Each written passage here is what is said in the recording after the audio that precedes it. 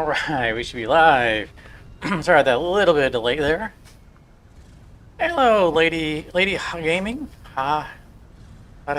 Is it Lady? I was going to say is it Lady HA, but I've heard you pronounce it before. Lady Ha Gaming. Welcome. Welcome to the stream. Why did this window just pop up on me? Hang on here.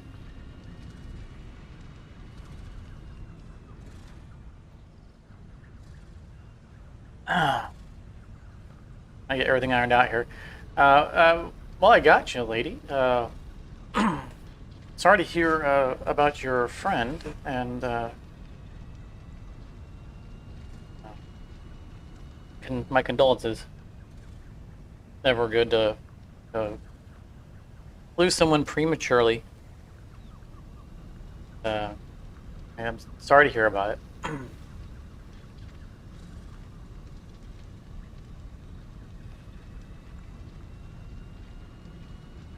Also, you had a question about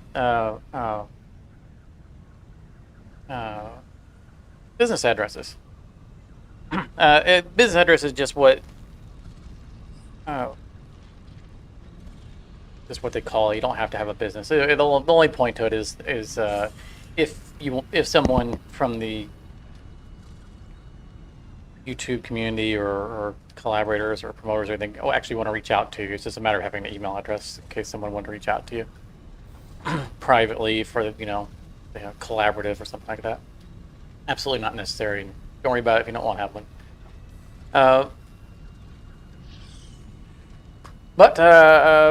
Happy Saturday, everybody, and welcome back to Pixel Perfect. We are going to, of course, resume our work on our 85 gigawatt diluted power plant today. And I've put in a tremendous amount of work on it, just from the boring drawing of pipes logistics side of it between sessions. As I mentioned at the end of last session, that it was clear that this was going to take a really long time, and it just wasn't going to be entertaining content. We would have had to dedicate an entire stream just to my drawing pipes and conveyors. Maybe 2 streams. There's just that much drawing of pipes and conveyors. Not even considering the math behind it, just mindless drawing of stuff. Now, I haven't got it all done, but I did put probably a good 10 hours or more in this week, aside from actually recording tomorrow's episode, on just getting just some basic piping and stuff done. And I haven't worked out the math yet on things, and the game has paused for me. What is going on? Ooh, there we go. I was worried a moment it was going to crash. Let me make sure we got... I don't think I have anything from here. I also, this week, went ahead and unlocked our Mark III power outlets, because we're going to need these for sure in this build, and probably we're going to need them today. Because we're going that far. Or we're going to try to finish the build today, but we may not be able to. It's just, there's still so much work to do. So we'll see. I don't think we have anything I need from here. I think we're good.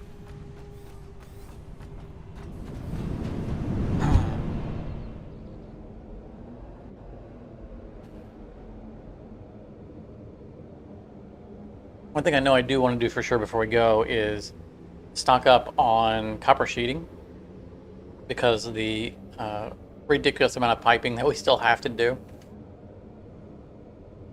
And there is still piping to do for like all of the power generator floors, but the initial guide piping is in place. You'll see what I'm talking about. But the machines aren't individually piped, there's just rail pipes running in front of them. That in itself took hours to get them all lined up properly. I think we have copper sheeting downstairs. We added that recently. Oh, we should also check, what does it take to make the Mark IIIs? But I know it's not AI limit. It's like yes, high-speed connectors. Okay, we have a bunch of them on us. So Mark III poles. There we go. Wow, 3 of them per. Maybe we should top off. That's going to be a subcomponent, so it's going to be downstairs, right along with the copper sheeting. Oh, I really need to move that. Get sucked into it every time. I need to put signs in front of these two. All right. You can see how slow we're making extra high-speed connectors beyond what we're consuming, because we haven't even filled this thing up yet. But that's all right. And we don't really need them for manual use, hardly ever. I think they're also used in programmable splitters, which we don't use. And as you can see, I've been tapping this as well, working on the place. You know what? Let's just max our inventory out. We're gonna have a lot of piping to do. Oh, and we're gonna probably need plastic. Oh, we're making plastic on site. The plastic. I think plastic is required for Mark II pipes. You would think it'd be rubber, but I think it's piping. Plastic. Plastic piping. Plastic. Okay. Which we are producing on site because we need it for making the canisters.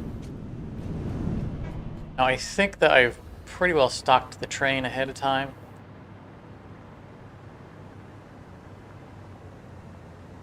Why am I not? Oh, it's in a perpetual cycle of docking. That's why. I didn't turn off the train last time I used it. And it started docking again, didn't you? Canceled docking. I can actually interact with it.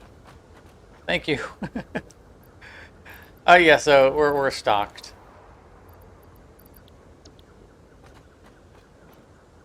Pretty good, yeah. Room for... Nope, that's even stocked. Okay. Let's get... Just to get heading to site. You're going to see something interesting on the way there, which is a sneak peek of tomorrow's regular episode. Let's see here. We're on our right.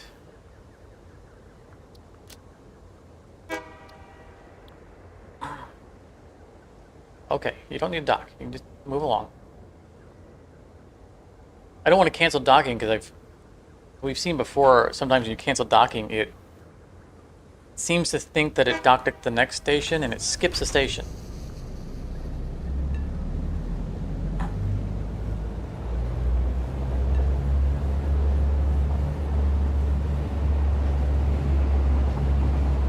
You're welcome, lady. So you've set up diluted fuel as well, yeah. It's just the diluted fuel is just so powerful. I mean, you get so much out of it. This is kind of an unreal. I would not be surprised if before 1.0 they rebalanced that recipe, because you're doubling your fuel production essentially. I mean, it's amazing.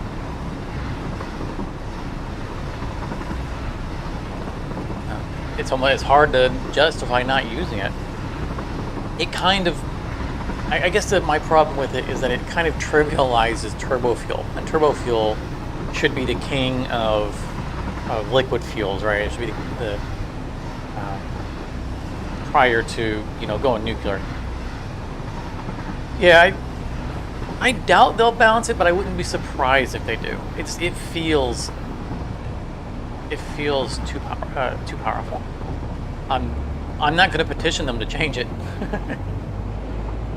but I wouldn't be surprised. It really stands out as an incredible multiplier.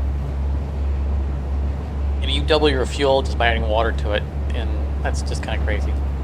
But here's a preview of tomorrow's episode.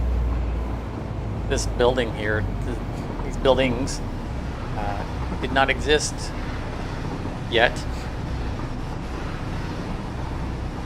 and that's the preparation. We're moving into aluminum, and that building is part of our upcoming aluminum production cycle.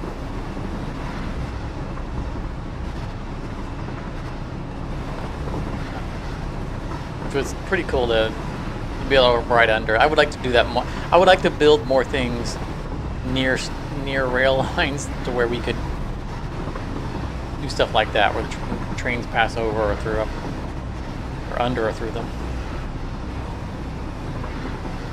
Oh, there it is. Tower of Power.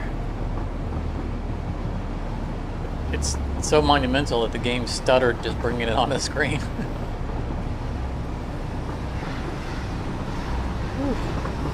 We've done, I mean, all of that has been done on live. All the machines, all that stuff has been done on live. You can see here, this is also prep for next, well, that's prep for 2 episodes from now. But we're going to be splintering another station off up that hill.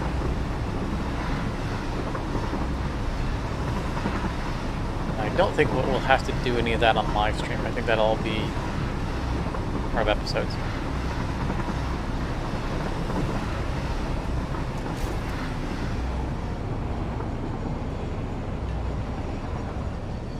Alright, jump out and run ahead. To unload. Can I get to it in time?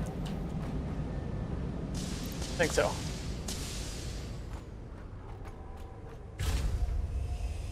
Excellent. Let's go ahead and turn off self-driving so it doesn't drive away without us. I was going to load up the back car with copper sheeting, and I forgot to because we have it in our inventory. Actually, I think I really wanted to just relay a bunch of it, but too late now, we're here. We'll go with that.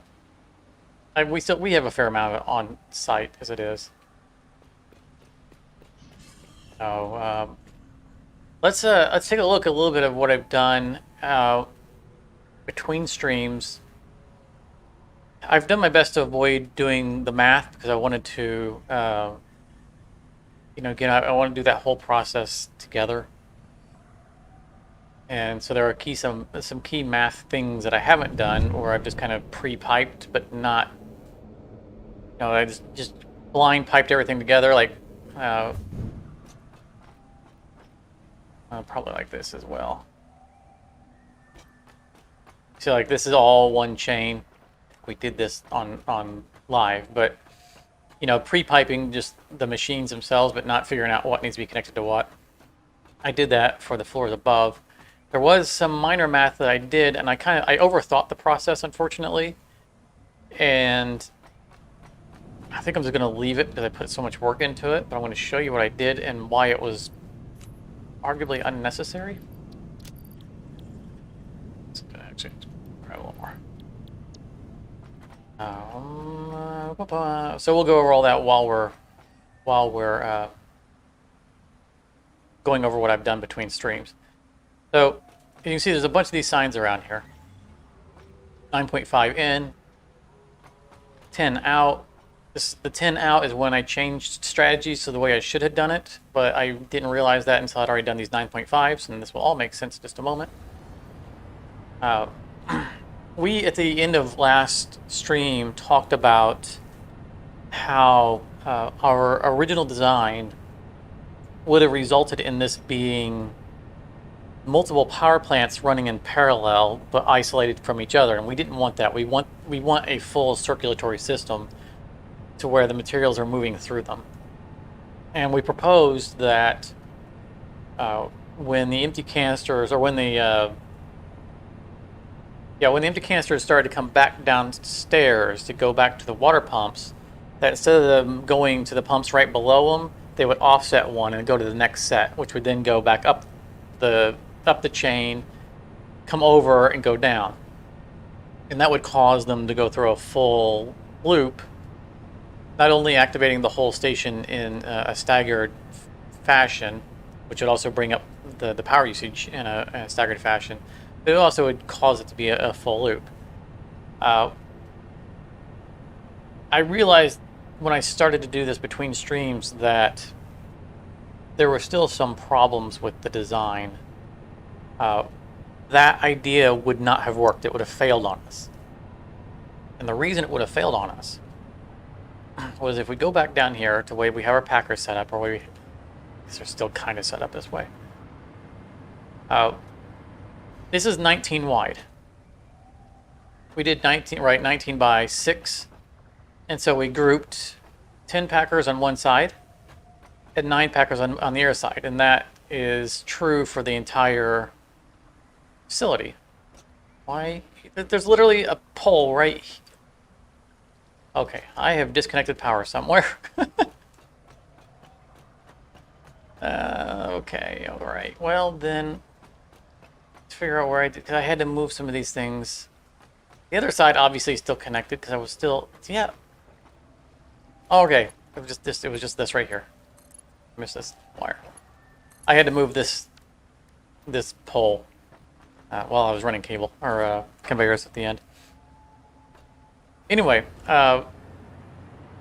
the eastern side of the plant are groups of 10. And we knew this originally because we made ourselves a note. Or east. I got them backwards, right? East is that side.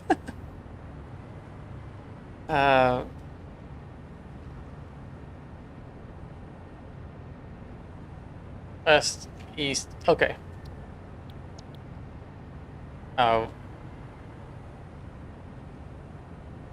Yeah, east is the 10, yeah, so, we have 10 machines split on one side, 9 on the other side. And the point is that if we did our staggered approach the way we originally proposed it, our 10 unpackers upstairs would unpack 10 machines worth of empty canisters, send them down here, and they would offset. Instead of going to the ones right below them, it would run in through these 10. And then those same canisters would end up in these 10 and so on and so forth until it got to the end where it would cycle to the other side. Well, the other side is 9 machines. We would be sending 10 machines worth of canisters to 9 machines, which would back up. The 9 machines would never be able to use those canisters fast enough.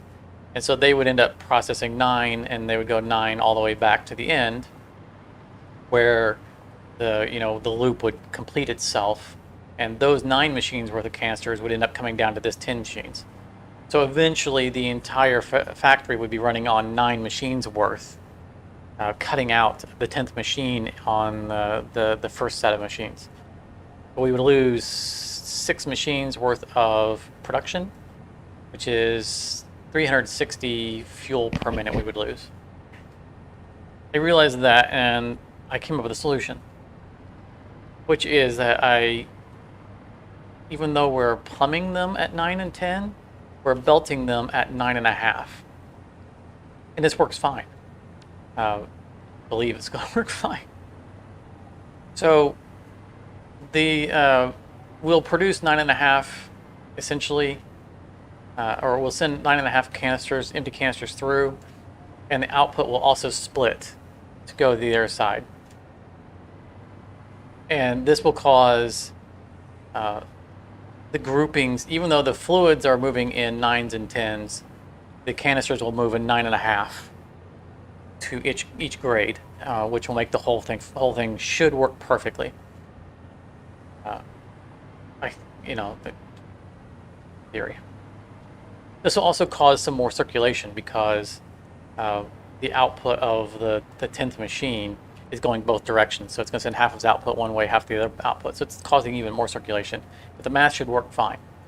So this was a good idea. And this solved our problem. But then I overthought it. I overworked it. And I made this work. But the fact is that we don't need this machine to split directions. We just needed to bring in on both directions. So I'm overcomplicating this. The only way we needed to fix this was we needed the empty canisters that are coming down to come down in 9.5 and then go into the machines in 9.5, which means upstairs, the unpackers, their output needed to be 9.5 and the input down here needed to be about 9.5. And that was the only thing I needed to do that to. I overkilled it before I realized that.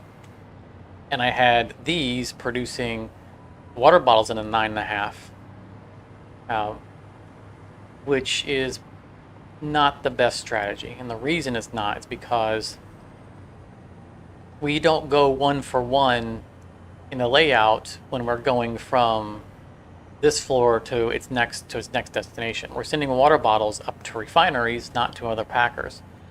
So the packer floors aren't laid out in 16, or 6 rows of 19.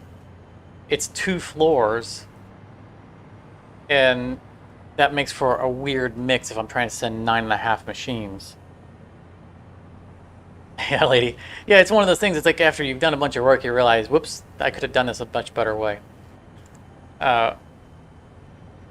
And basically what in fact, I worked against the grain. The math actually worked out better the way I had it. Bringing these in at 9.5 was the fix. I should have stopped there. I should have left the grouping for the output the same, and the reason is because the left side, right, the west side of this facility is producing 540 canisters, worth of product per minute. The east side is 600, is 9 and 10 machines.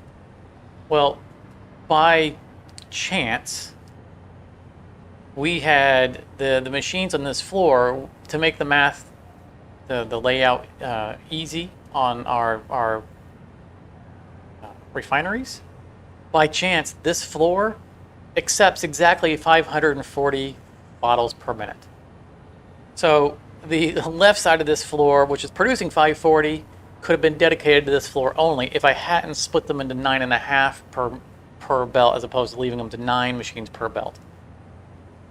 And so we could have had this entire thing supply this one floor, and then the west side could have supplied the second floor above. Super easy. I didn't realize that until I literally had belted all of the water bottles. I'm on a side that doesn't have.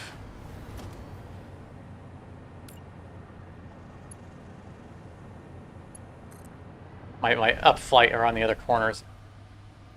You know what? Fine, let's do it there. So it came out with a lot of weird shenanigans of. Gotta stop doing that. A lot of weird shenanigans will land right here, where I had to bring 9.5 up, and I had to, go to 9 of the machines, and then split and merge, and then the other side is 9.5 coming around. I mean, technically it all works, but it could have been much more clean. And I spent hours doing this before I realized that the math worked out between the floors. I don't think I'm going to undo this. I think I'm just going to leave it. I don't think it harms the factory. We'll see. Because, things coming back down in places where maybe they're still processing. I don't know that's going to harm the factory. For now, we're going to leave it alone. But off of that lesson, I rebelted the unpacking floor to back to accepting 9 and 10 machine groupings, because it's only the output that needs to be the 9.5 and 9.5. So I fixed the top floor, and I went through here and I went ahead and grouped all of the refineries in 9s and 10s. So this is a 10 refinery grouping because it's the second floor. There's 600. This floor accepts 600 per minute. And then downstairs, they're all grouped in 9s. So the output of the packaged fuel is grouped in 9s in this one. So all the output for this floor will go to the west side of the unpacking plant, and the second floor will entirely go to the east side, and it will just all work itself out. Now, as you can see, we haven't started lifting up. That's something we'll do today. But that was the pre-belting day. In fact, I haven't even belted the machines to it, as you can see. We still got to do that. There's so much to do. And again, all the piping, none of the math is out. We haven't done the math yet on how these are going to accept their crude oil, or the heavy oil, I guess, in this case. So we still have to do that. We'll dig out the spreadsheet and do some math.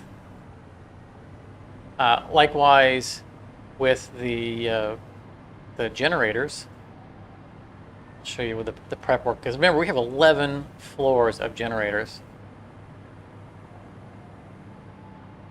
So we still have to do just floor after floor. Fortunately, so we still have to do belting on these, the crude conversion ones. I didn't get around to putting belts on these yet, but the belting here isn't nearly as important because this is the resin output, and the resin's just going to go into a sink. So we don't have to send this anywhere. We literally might just squeeze some sinks on these floors and just run it into it. Whatever it is a Mark V belt can handle, to send it and not worry about it. They don't have to go anywhere. So I'm not worried about the whole belting respect of these. Otherwise, they're pure fluid, which we did this on Livestream, right? We piped all this, but again, the grouping, we don't know what the grouping is yet. We haven't done the math. But if we get up to the generators, this is what I've done ahead of time, is I've just run the bar of all the pipes. But we still need to go through and find the connection points. Oh, these are going to snap straight. Oh, that's going to be even easier. See, this doesn't happen on any of the other machines. I don't know. Is that snapping on the machines or snapping on something? I don't care. I don't care if it is or not. See, like that one's not snapping. So normally on these, we have to offset it. Now that snaps. And then we draw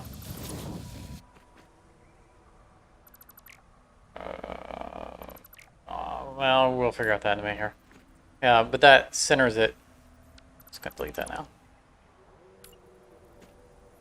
Normally we'll go through and we'll put all the cross sections in before we delete one, but that just gives the idea of what we'll be doing for the next 11 floors. But getting all this aligned is already done. The most of the time-consuming work is lining up all of these, and since that's already pre-run, we can just run down the line and go cross sections, delete, and run it. So that's not going to take too much time compared to what it would had. And we'll figure out the groupings on these. I think that we did some pre-math on the spreadsheet on how many generators take what amount. Yeah, you're still setting up the fuel generators, lady? Yeah. This is the longest part because you produce so much fuel compared to the consumption rate that you just need giant fields of generators.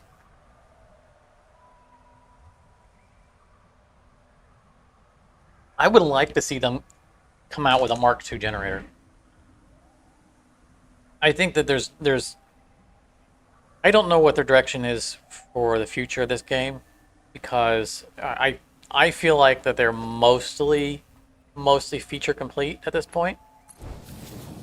And the reason I say that is because the last couple of updates have been centered around non-core systems. Finishing the map, right? They redid the Northern Spire, reworking the mobs. Essentially all the hostile mobs were placeholders before now. Now they're doing they've really made the mobs. They've given them all the hostiles their own unique look. They're doing a lot of work on their AI, the combat systems. These are all secondary systems. It has nothing to do with a factory game. This is the wrapping and the story and the environment around the core game. So that's all they've been doing lately, which it's great and very appreciated and very welcomed. But the point being is that they have been focusing so much on that I feel like that's an indicator to us that they are mostly feature complete at this point. So I don't know that we'll see much more in the way of new mechanics and new machines. I think we're going to see storyline stuff. Anywhere where we get away with this actually snapping into place, this saves us time. When it doesn't snap us into place, then we have to do some shenanigans. Seems like if I do one side, the other side stops snapping.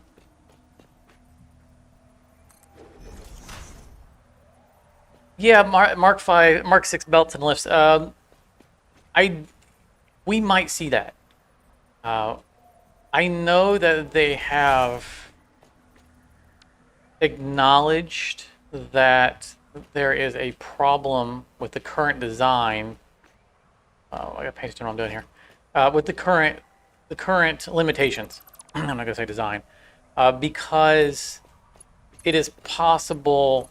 It's possible for it to be impossible to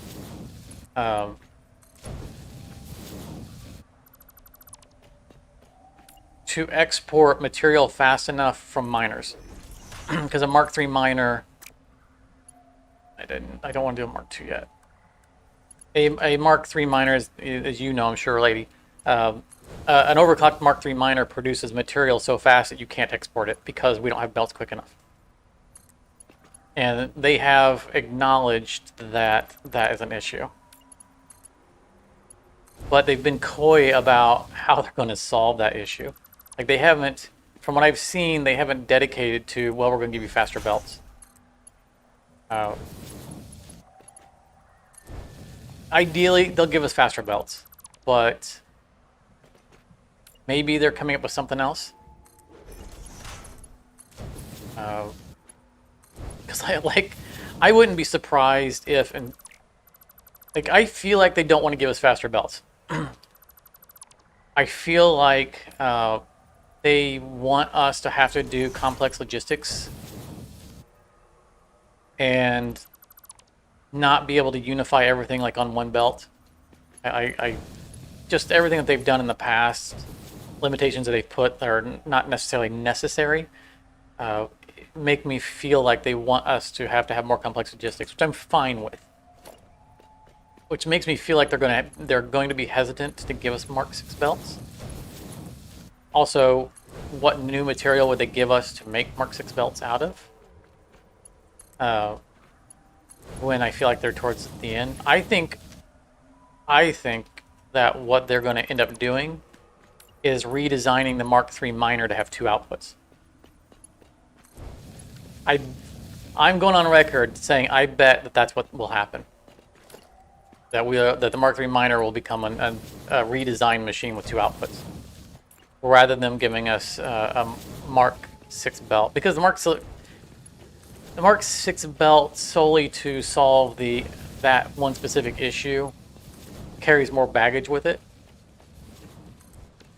because you don't have to use Mark 6 belts on just that.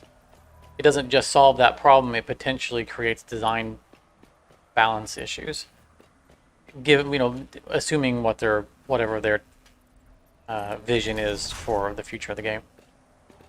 And I think that it's an easier solution to make that machine have dual outputs than it is to rebalance the entire late game to take into consideration faster belts than they had in mind when they originally balanced the late game.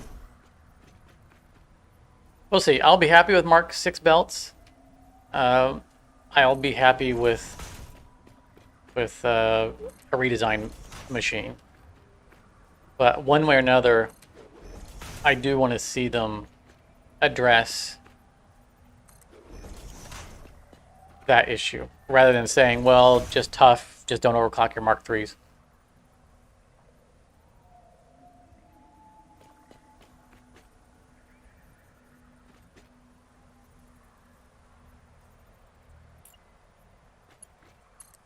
Sushi belt? You mean generic like output belts for mixing belts? I agree. I don't mix a whole lot of belts, but we're like for this factory, for example, we're going to have to use several Mark V belts for our singular output. So here we wouldn't even be using sushi belts, but we'd be using far fewer belts if we had Mark VI, and that might be something they don't want us to do. Welcome, T-Rex. Games that I'm looking forward to playing. I don't think I have anything. I'd have to look at my wish list. I've been so consumed by this series that I haven't been looking at the market much lately.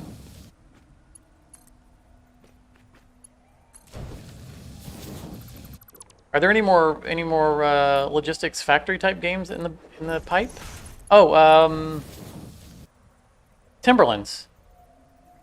Right? Is that the name of it? Timberlands, the city builder where all your characters are beavers.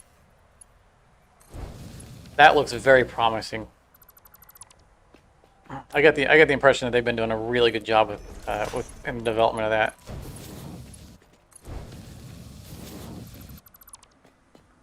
I like city builders, but a lot of them are just so generic that they don't really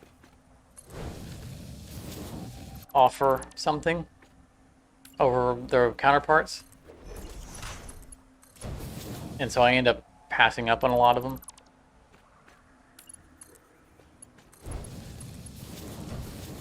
But again, Timberlands, I think is the name of it. That one looks really promising. So I'm keeping my eye on it. I'm gonna rebuild these anyway because I want them to come in. Even though these are facing the right direction, I don't want them to be treated as one belt because you can see they connect in the middle. I want them to connect to the actual connector.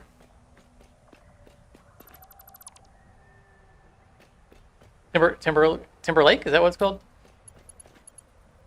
I thought it was Timberland. Could be anything. Could be either. Timberlake would make a lot more sense. Right, because they're beavers and they're getting timber from the lake. Oh, I'm not going to shift back and forth between the types. Let's go back over it when we're done.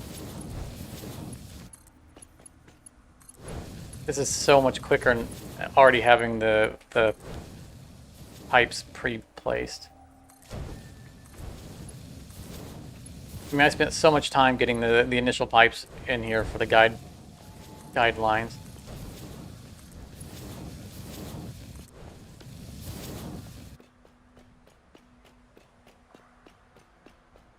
Okay, we're gonna do one more row here, then I want to bring up because I was just showing this floor and I just started doing it. eager to get this going. We were talking about some of the math. We need to figure out what is the grouping going to be. And I think that we did some of the math already in the initial spreadsheet on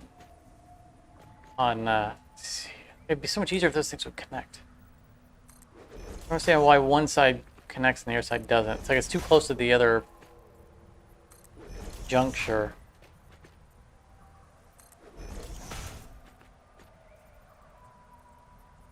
But I want to figure out our plan on how many on each floor, because we're going to be spreading one floor of unpacking across 11 floors. So that's going to require some very creative conveying.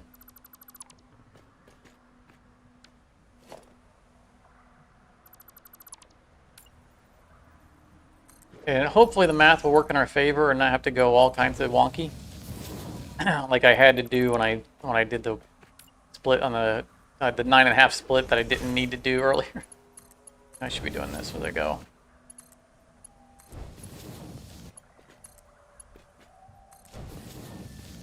Yeah, the builder game with beavers. It's exactly what it is. The builder game with beavers. I mean, it looks cute, right? You know, beavers. Connect that. don't think we can. We don't want to anyway, but yeah. But from what I'm gathering, they're actually putting a quality game together, not just going on the cuteness factor of, hey, we're beavers building things out of wood, which in the end is far more important. It seems really dark in here, doesn't it? I don't remember the floors being this dark.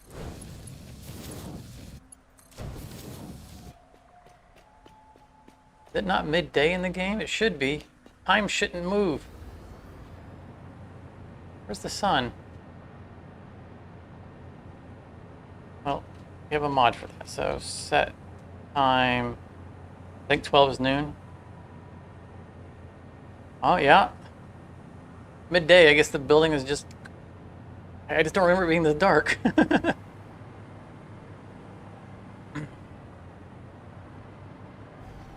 And you might think, well, you said you spent hours doing this between streams. Yes, I did, but I was also listening to podcasts, and not really. I was kind of on auto.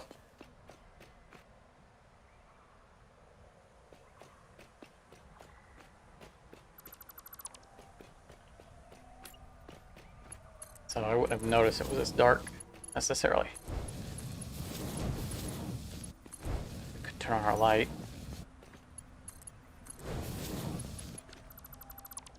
Pipe. Oh, the pipe. Light's so bright against the yellow, it's kind of distracting. We're gonna finish this floor, and then we're gonna look to do a little bit of math. And just kind of try to get ourselves a rudimentary plan. Where's the nearest power? Nearest power.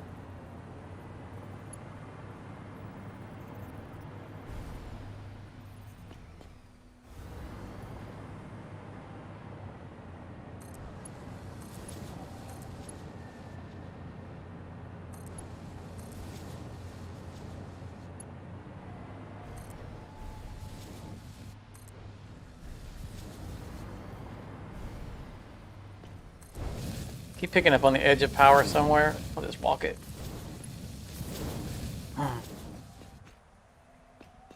Yeah, I'm upgrading the pipes. After I'm drawing them out initially in Mark 1, and I go back and upgrade them in Mark 2. It serves a couple of features. First of all, it's just easier when I'm piping the... because I use Mark 1 to go to the machine. It's easier to not switch between them, but also... I use the Mark II pipes as an indicator that I'm done with the area, so that if I glance to see a Mark II, then that's, to me, is kind of a... I told that I've done this, and I'm ready to move on. That row has been resolved. Yeah, I would like to see trucks. I mean. In fact, I had a discussion the other day with somebody on Discord who was an avid vehicle user, and he was outright offended that anyone suggested that the trucks could at any point in time be unreliable.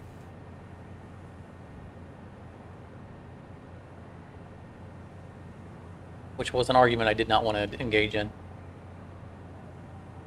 But... he ended up admitting that he spends a lot of time getting them to do exactly what he wants them to do. And the end result was they're reliable if you're willing to jump through extra hoops to make them reliable. And that was my main argument, or my proposal for me to find them reliable, is that I would like for them to give us invisible rails for the vehicles. I'm fine with them leaving the current pathing system, but if they could give us an alternative function where we could lay invisible rails the same way we run train tracks, then that would make them very reliable. And I would absolutely use them early game. I think they're cool. I would like to use them. They were fun to play with when I first started playing, but they're just not worth the headache.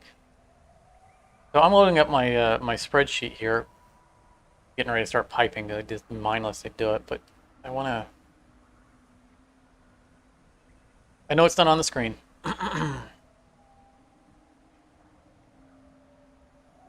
Let's see here. Bring them up. I can bring them on the screen though. Where's that going to appear? It's going to appear behind my head. Why is it so small?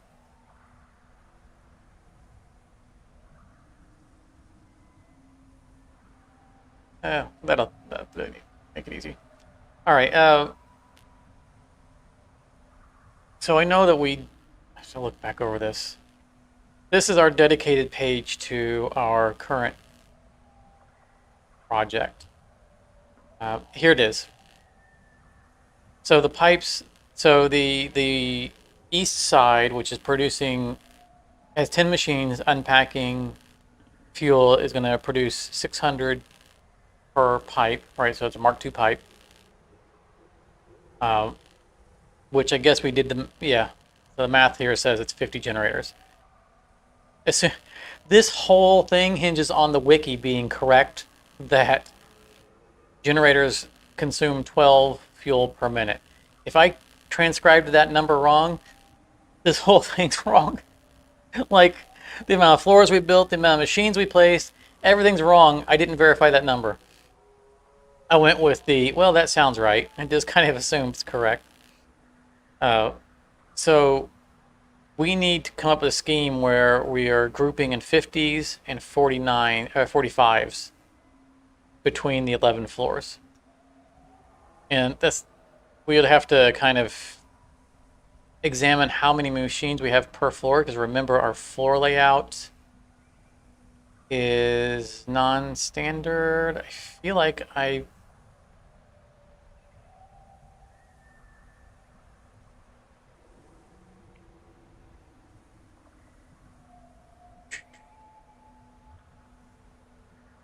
have no idea what this is. Oh, this is our water extractors. Here it is, our generator floor.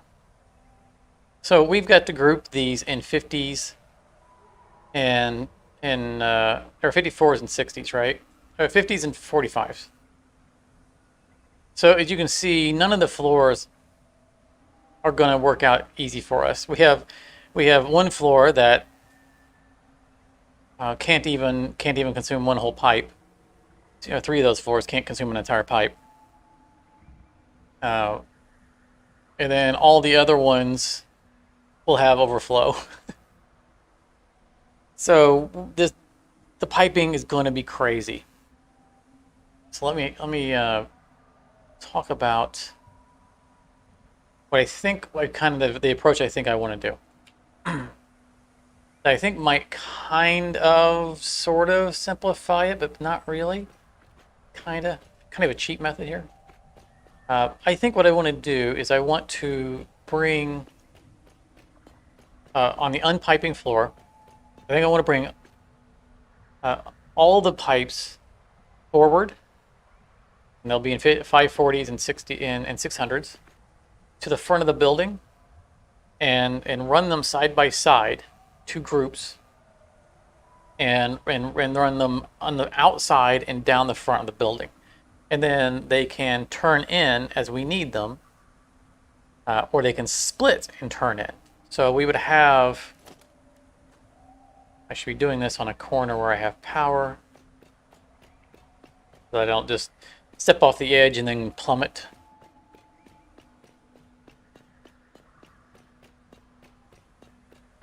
Okay. So we would have something like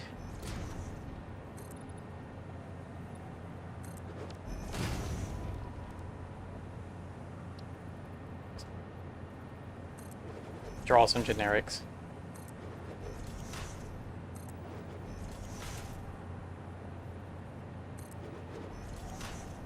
Not even a line. Don't care. I do care. It's driving me nuts, even though we're going to immediately delete this. So we would have rows of these. They would be six wide because we have 6 on each side. And in some cases,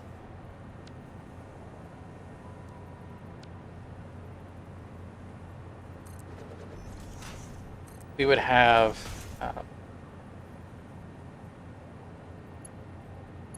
we'll say the rest of this pipe is going to end on that floor. The pipe would just go in that window. And if the pipe's going to have overflow,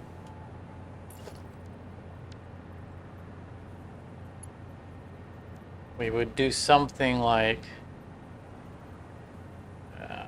we'll have to figure out a way of doing this, but it would bypass, and then it would go in. So we're gonna have to develop a method to where we can do that and have it go through the wall. Obviously, that's pretty close. So some of it would end up going. That worked. Going in to the building, and we can probably come up with a pattern to where we can, like, say the outer ones go in first, and then the next ones, and the next ones, so it causes a kind of a V pattern. You know, the outer pipes would be the shorter ones, and then longer and longer and longer going in until all the pipes are done.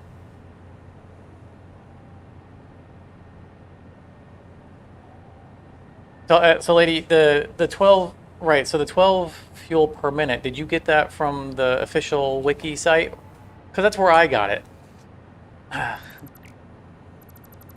We need practical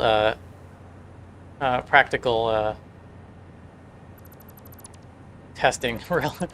I mean, at this point, I think that's right.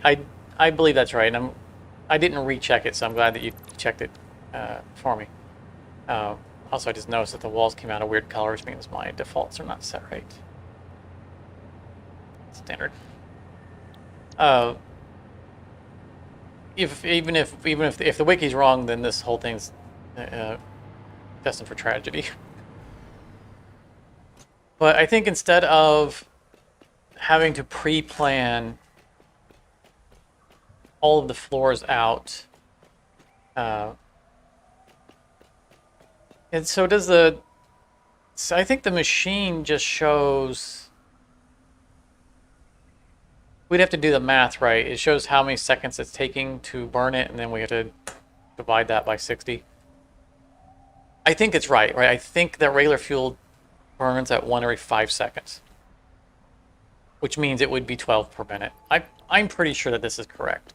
I mean, obviously we can't test it on our world, this world here. You could on yours, but we have no fuel generators burning actual fuel in this world.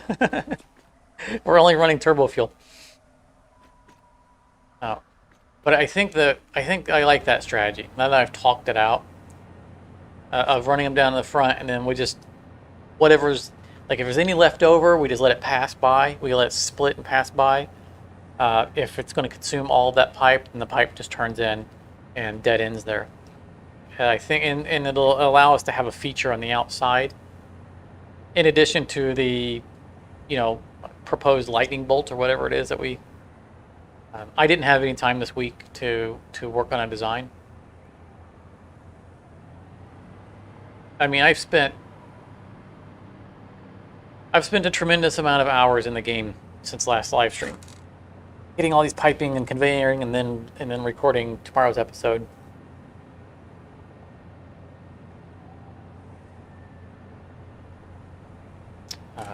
Which is rendered and uploaded already, so it will publish tomorrow on time. All right, we have one floor done.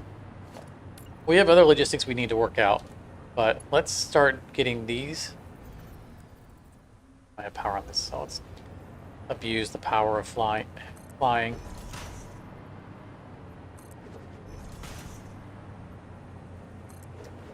Yeah, tomorrow's episode's actually a little long. I had to do a lot of cutting down on it. And it's still like 38 minutes.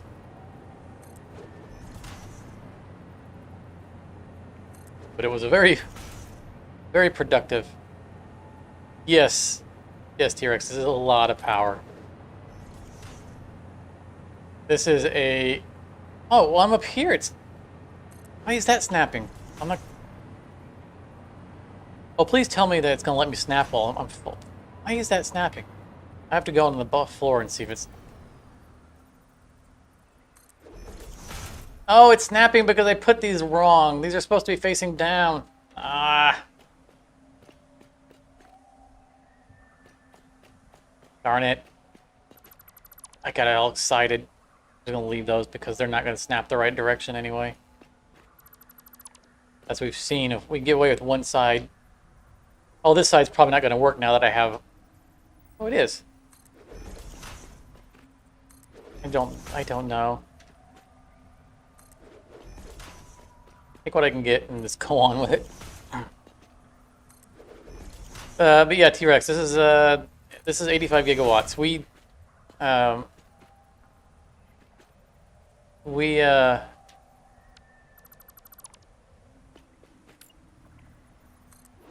We're not going to need... We will go nuclear, but we're not going to need to go nuclear.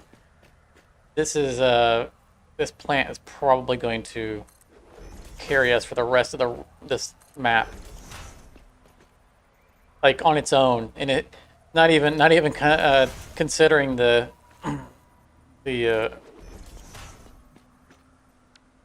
other power generators that we have running. You know, we have a turbo fuel plant, and we have the our pre-existing coal plants.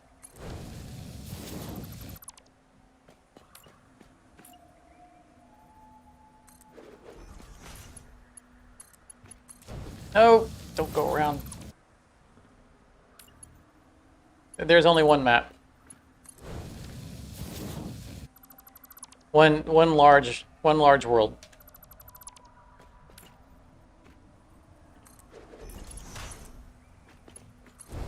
I mean, there's multiple starting locations, but they are just different areas around the map.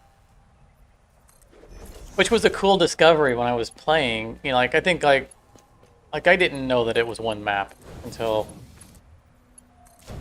like maybe my second or third run. I think my first two plays of it were in the starting area. And then I think I did probably one in a desert. And at some point I was like, hey, I recognize this. You know, like at some point I'm exploring, it's like, this looks really familiar, because you're seeing an area that you're familiar with, but from a different angle. And it's that revelation of, oh, it's one world. And it's just kind of cool. You know, you get to you get that rush of familiarity of like returning to an old home where you grew up. All right, lady. Well, I'll see you. We'll see you when you make it back.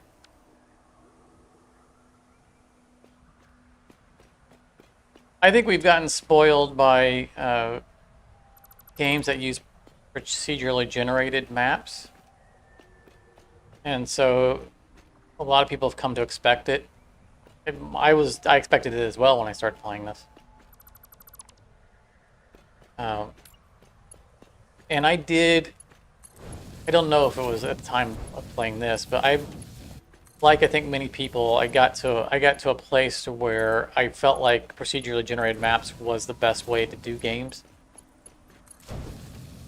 It's a good way for the right games, but playing Subnautica, you know, I played Subnautica from very early on in its early access, and I played a fresh run of it on almost every single update patch. I just started over, and because I enjoyed the game so much, it was so amazing. But Subnautica was another game that at first I didn't realize it wasn't a procedurally generated map. It was handcrafted. And we'll wait for the autosave. And Subnautica taught me the value of a handcrafted map, of why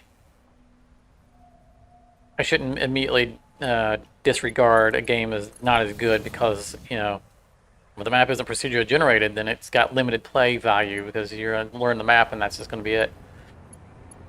There is so much more detail and story potential over having the control, you know, developers having control of a pre-built map. You know, being able to being able to put places for us to discover. A procedurally generated world can't really do that. I mean, you have things like Minecraft where, sure, there's, you know, some underground fortresses to find, but sometimes they generate weird and they are not tied in significance to anything. I was going to say, and like all the caves are generic. They're beautiful. They've done a great job of doing their generation, but there's nothing significant about any one of them. Any one of them you find can be interchanged with any of the other ones, and it also makes it difficult to put a story progression into a generated map. And which is something that, you know, game with a storyline to it benefits greatly from having a pre-generated map, because then they can control the flow of how you know, what order you discover things in, how the story unravels and whatnot. So I've come to really respect that there's a lot of value in hand-drawn maps, even if it might impact the replayability of, you know, well, once you've learned the map, you've learned the map. As well as the map, you know, a hand-drawn map is always going to be smaller than an infinitely procedurally generated map. Less to explore, more work for the, oh, don't delete those. For the developers to, you know, can do, because the larger the map, the more they have to draw.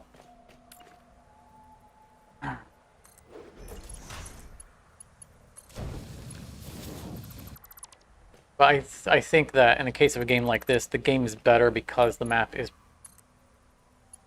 pre-made.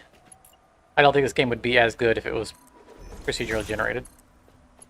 And I'd rather have a higher quality game than the infinite exploration, you know, replayability.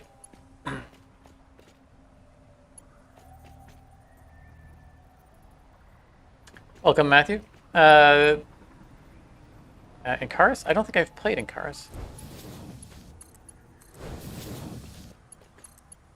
I mean, I played Kid Icarus, or Icarus, on the original Nintendo. That counts. That was a really good game, too.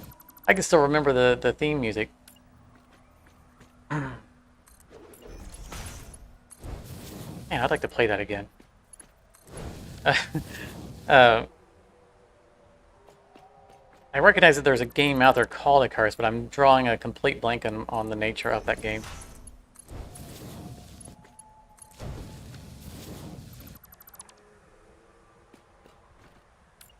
Yeah, large-scale handcrafted maps are,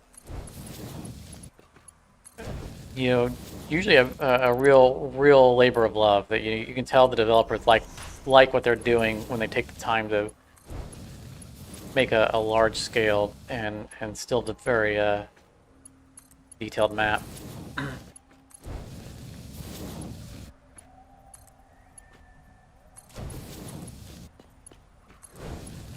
I'll have to take a look at it. Yeah, I love survival and base building. I mean, that's kind of what drew me to Minecraft when I first started playing it.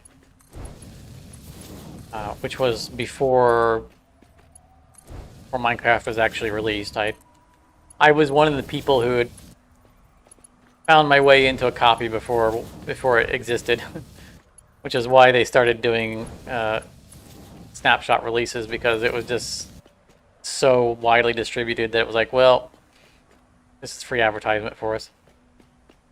Which direction are we going? This way. But yeah, it was, I remember my first Minecraft house, which was very basic. Of course it would be, especially back then when all we had was one wood type and cobblestone. It was, about all we had. We had rails, but we didn't have power rails. So I could, I built a little house on top of a hill, and I put rails so I could ride a minecart down the hill. But then you had to use the coal generator minecart to push the cart back to the top of the hill. But I had, I built a cobblestone tower right next to it, and it was just so cool that I built an underground tunnel between the house and the tower, and I would just stand on top of the tower at night and look down at all the hostile mobs. This was before spiders could climb walls, and it felt like a survival game. Like, I was building a structure to keep myself safe from all the hostile mobs, and then go out during the day and build. But I feel like Minecraft has lost that aspect. It doesn't feel like a survival game anymore. It's okay, it's just, but it's almost purely a building game now. It's not a criticism. It's just what it is. When I play it, it doesn't feel like a survival game anymore. And so it's nice to have newer options out there that are base builder survival games, where the base that you're building it actually functions as a survival aspect, not just a place for you to put your chests to store your goods.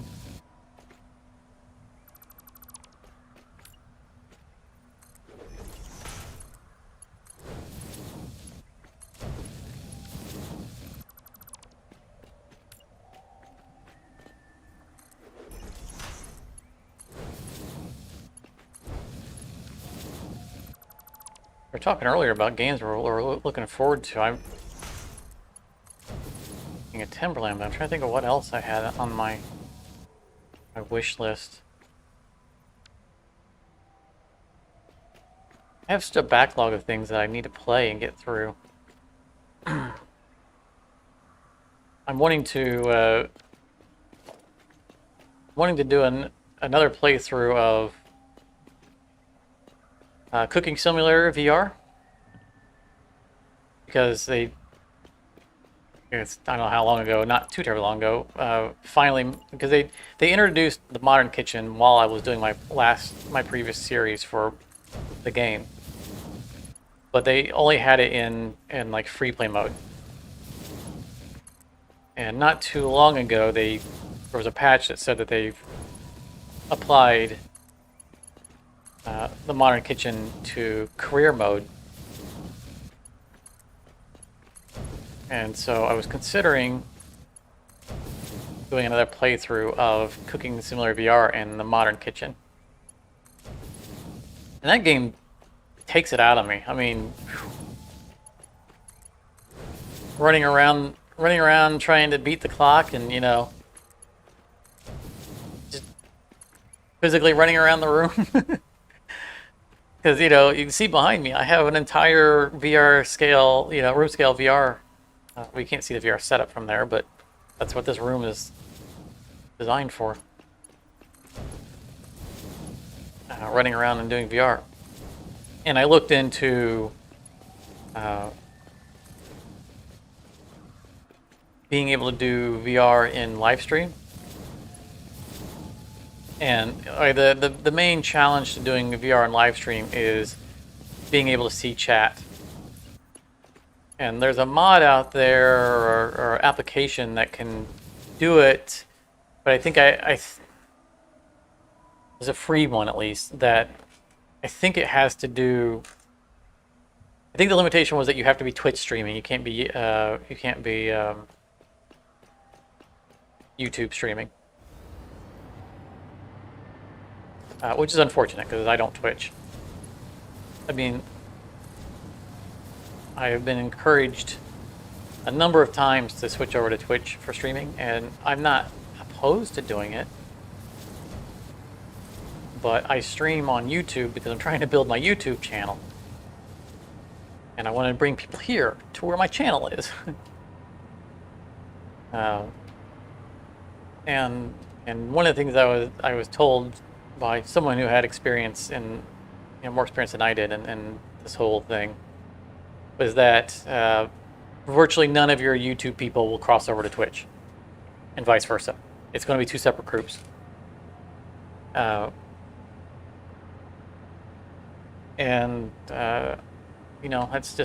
unfortunate. I'm not surprised, but that's why I've stuck with streaming on YouTube, even though from all the things I understand, you're better off streaming on Twitch. I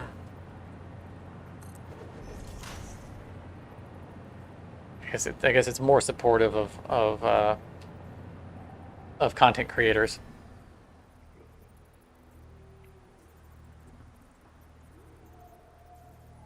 Hey there, Liquid.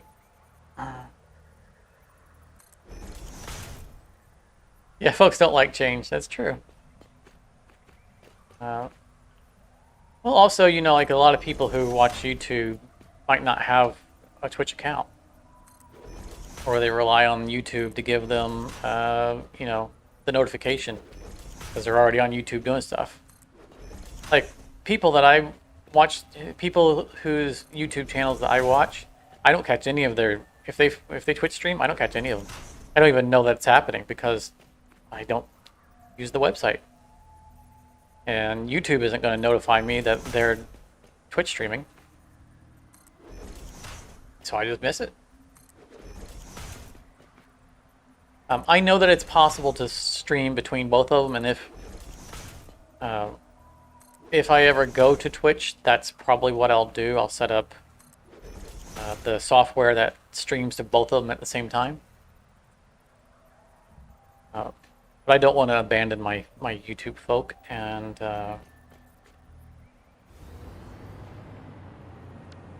this is what we do. But the reason I brought it up is that I think that the software I saw that would allow me to see chat in my VR headset only works for Twitch. Twitch has better tools, I think, for outputting information. APIs to plug into. And so it's easier for them to catch that data stream, to push it to... didn't need to do that, that's okay. To push it to your headset.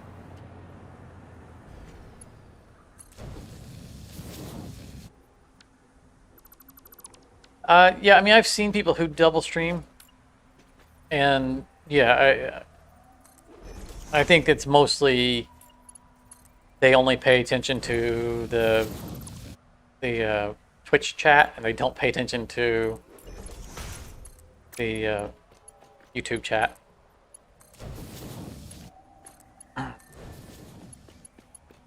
And I'm not surprised, I mean, if we talk about doing this, professionally,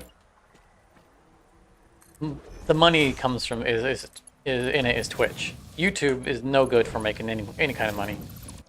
YouTube doesn't like to pay people things, and their streaming isn't set up well for donations. I mean, did I just delete the thing that I needed? I mean, you can do super chats and you can accept donations through YouTube streaming, but there's the whole... Twitch is built on it. It's not like it's an add-on. So I'm not surprised that people who dual stream pay attention to their Twitch chat. I need to delete that over their YouTube chat.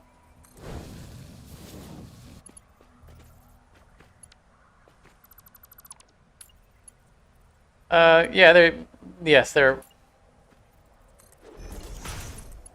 they're an exact turn perpendicular. That's why I do this weird spacing, is so that we get this nice angled turn like that. That's why this series is called Pixel Perfect, is because every little detail is mapped out, even if people don't notice it. Because I am OCD. And this is what I do even when no one's watching.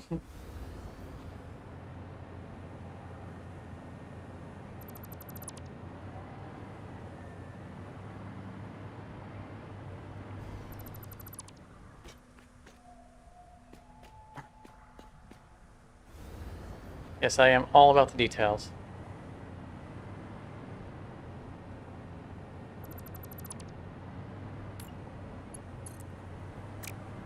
Wow.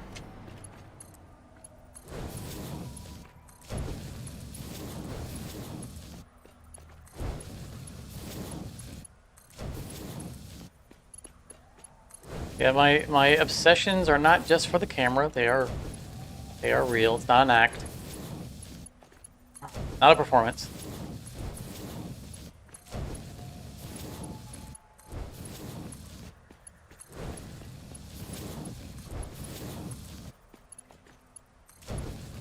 Everything I present is the real me except for my name. My parents did not name me Volcata. Alright, these just need upgraded. Boop, boop. And again, we're not sure exactly what the groupings are going to be, but most of these are going to remain connected. We will figure out the groupings literally as we are bringing the pipes down to the floor. Because we're going to have some weird, like just separating, you know, like 4 on a floor or something like that. So we'll work the logistics going top down as we go.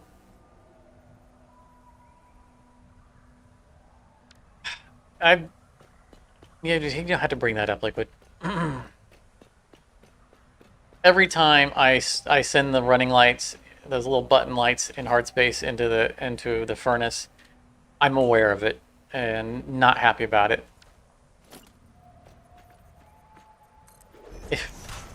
If they were easier to target, I would strip every single one of them. Well, that's an unfortunate placement for the hole.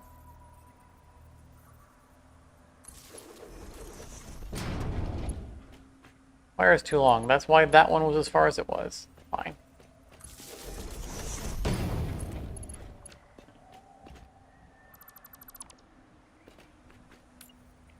You know, before Hard Space 1.0 came out,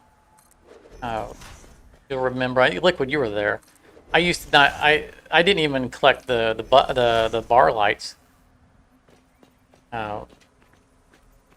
And I was so frustrated with myself that when 1.0 came out, that I started collecting them again, because I had made a conscious effort to make myself not collect those. You know, overcoming my OCD and letting them go. From my early days of playing, when I had to obsessively get all of them, and it felt like a guilty pleasure, like I was cheating by not collecting them. Like you know, I was allowing myself to break the rules, and letting them go became my guilty pleasure. And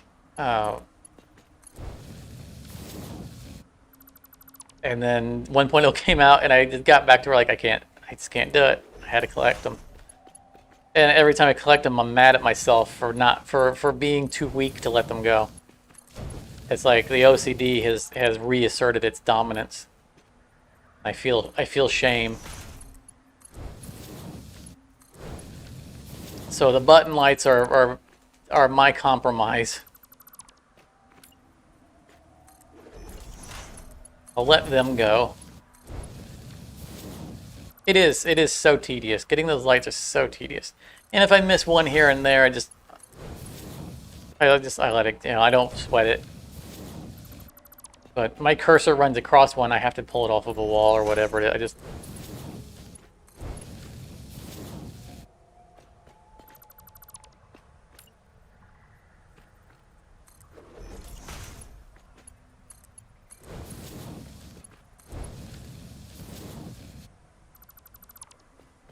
Yeah, I mean, fortunately, it's you know, in Hardspace, they, you know, to get our perfect salvage, right, the mini-me, at least they didn't make that a, you know, didn't require 99.5%, something like that.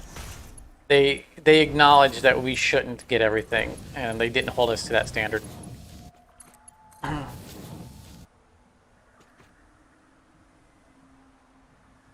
Well, they doubled the value of everything in the game.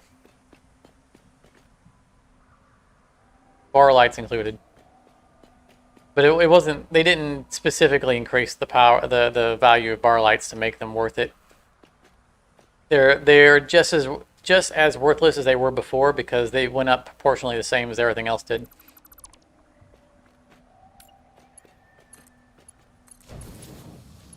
Though it is something that I do use as an excuse. Like, well, it's worth more now.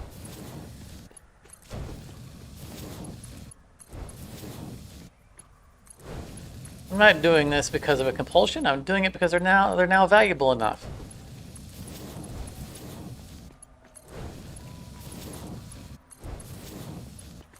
I know intellectually that that's not the truth.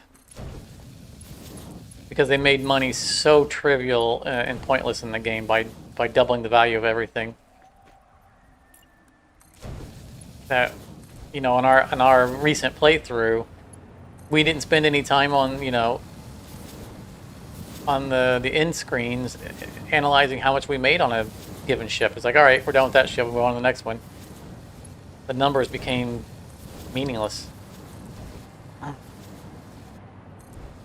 I mean, we do our first shift challenge on some of the ships, but they are a relative measure, not an absolute. You know, how much it's relative to our previous run through of it. Not there's no specific target, so the actual numbers don't matter as much as their relativity to the previous number that we got out of it.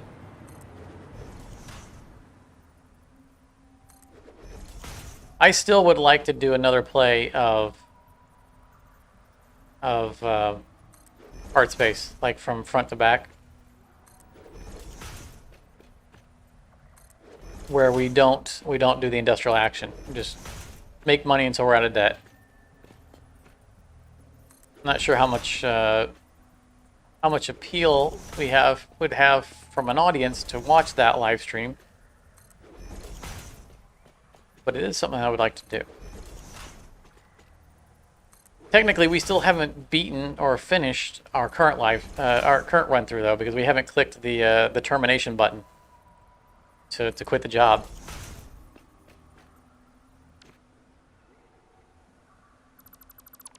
We haven't retired.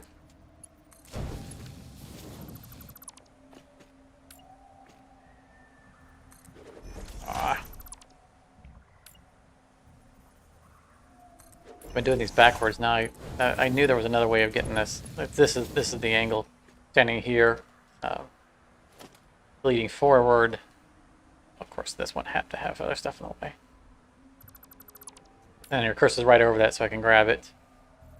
Grab, cursor, grab, grab. Just like that. That's the rhythm.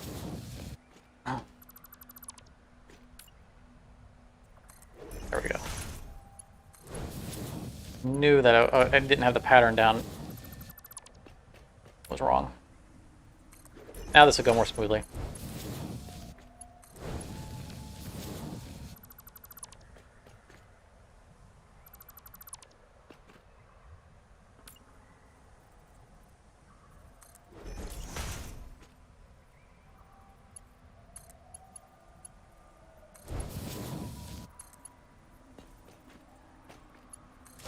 I mean, the only way I'm ever going to go after button lights in that game is if they give us a better way of collecting them.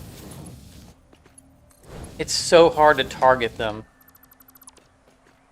that, you know, you end up with rows of them, and it's like, well, I can triple the amount of time I take to salvage this ship because I'm trying to pluck each little button. That even if they increase the value,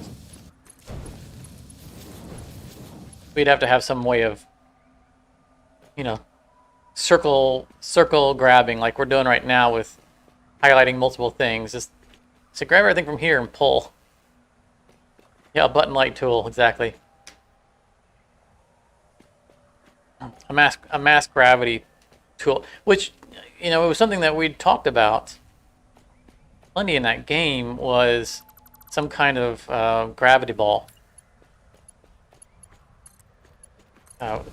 You know, the proposal for the gravity ball was, I didn't need to delete that. The proposal to the gravity ball was so that we could collect up a bunch of loose stuff that's floating around.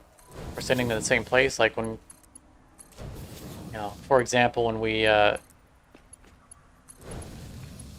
do an exo lab and they have all those cables floating around, the gravity ball would pull them all together and we could send them all as one. But that same gravity ball could be used to disconnect multiple objects in an area. So you drop the gravity ball, you know, near the edge of the ship, and where all the button lights are, and they would all get sucked off of it into a clump. So something like that would work.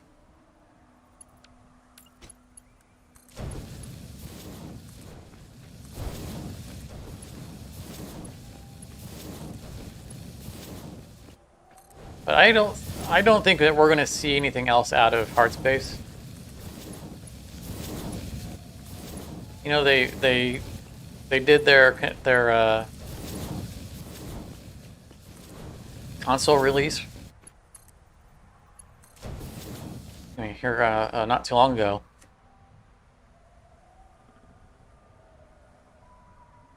Yeah, right. Subnautica did. I don't know if that was a dev version. I think the final version had it too.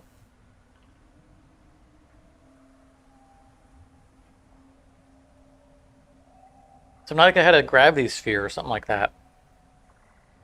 I never used it, but I think that it was part of the final game. Like, I never used the gravity sphere. I never made or used it. I never made or used the stasis gun. They were just outside of my tool sets.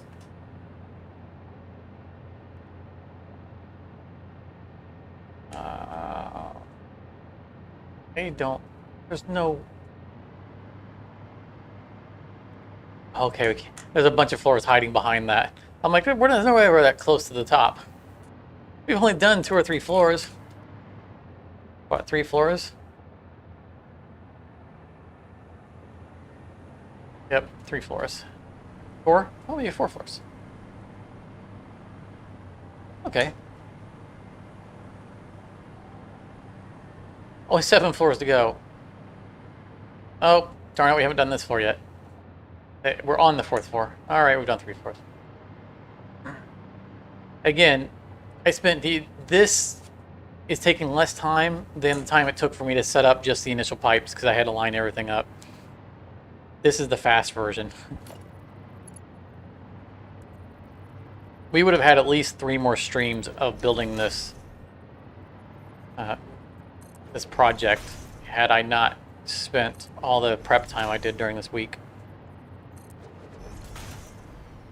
I still have my I want to finish this on this stream, but I still have my doubts that we're going to.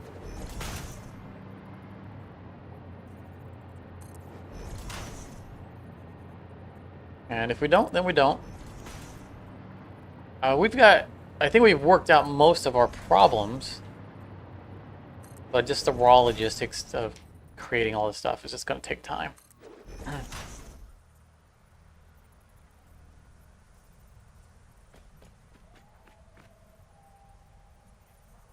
Yeah, I feel like the only thing I can remember that Subnautica took out from early development was the terraforming tool.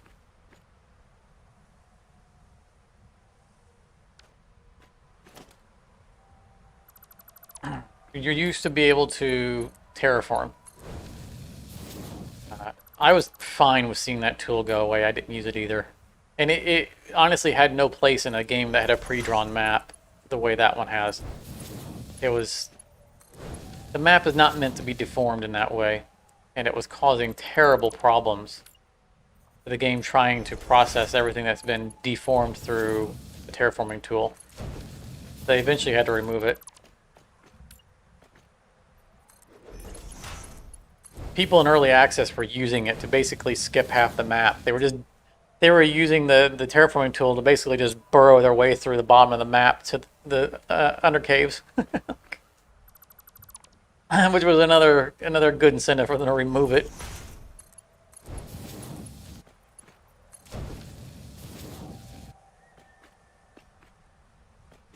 Yeah, I never felt like the terraforming tool had. I mean, I was okay with it being in the game because it's a single-player game, and how other people play doesn't impact how I play. So do whatever they want to do. But I personally, part of what I like about games like that is working with the environment, not changing the environment, which we've seen in this playthrough, right? You know, I've gone out of my way in this series to like not cut down trees and work with the environment rather than just paving over everything.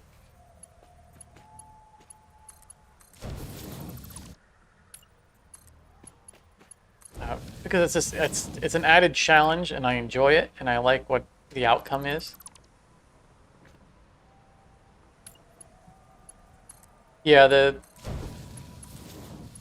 I had no use whatsoever for the terraforming tool in that game. And I wasn't surprised at all when they removed it. People who used it were not happy. Well, guess you'll have to learn to actually work with the environment.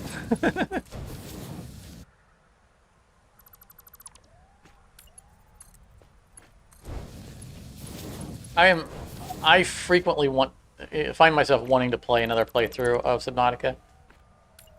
And the reason I haven't, specifically the reason I haven't, is because they've talked about wanting to port some of the new buildings. Yeah, terraforming water makes sense. Yeah, yeah, really.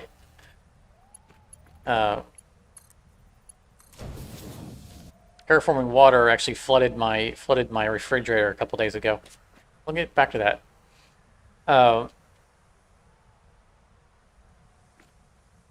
Totally lost what I was saying. What was I saying? Oh, the developers of Subnautica have stated that they want to backfill out of plastic. Backport some of the buildings from Subnautica Sub-Zero to the original Subnautica. And I'm all about that. All about that, because I love base building, especially in Subnautica. So once they do that, I'm right on it. I will be playing back to that game. I might do a series on it, might live stream it. I don't know. Who knows when they'll do it? But I am all about that, because I have Subnautica below zero or Sub-Zero. I think it's below zero, and honestly, it's disappointing. The game is pretty disappointing in the face of Part 1. For a bunch of reasons that I'm not going to get into, why I think that they ended up kind of boning that game. But they did add a lot of cool new stuff for bases in that expansion that I very much would love to see in in the original. I keep wanting to say Part 1, but technically, I think it's Below Zero. The name of it is. It's technically an expansion of the original, not a Part 2. Which again is, in my opinion, the reason why the game failed. My opinion. Because they originally announced we're going to do an expansion for it, and that was going to be the expansion. And so the initial design of it was for a smaller map. It was supposed to be kind of a subplot just thing. And it was going to not take them as long to make it. And it was going to come out at a lower price point because it was an expansion to the original. And then they took too long to make it, and they charged us full price for the game. They didn't charge us expansion price for the game. So they treated it as if it was still the expansion, but they got stuck with the smaller map that they had designed originally. And it basically became a Part 2 that was supposed to be a full game. They charged us for a full game and went for the full development cycle, but didn't actually build a full game out of it. And that's why I feel like that game kind of failed on us. The map is just way too small. It doesn't have the life that the original had. Not supposed to do.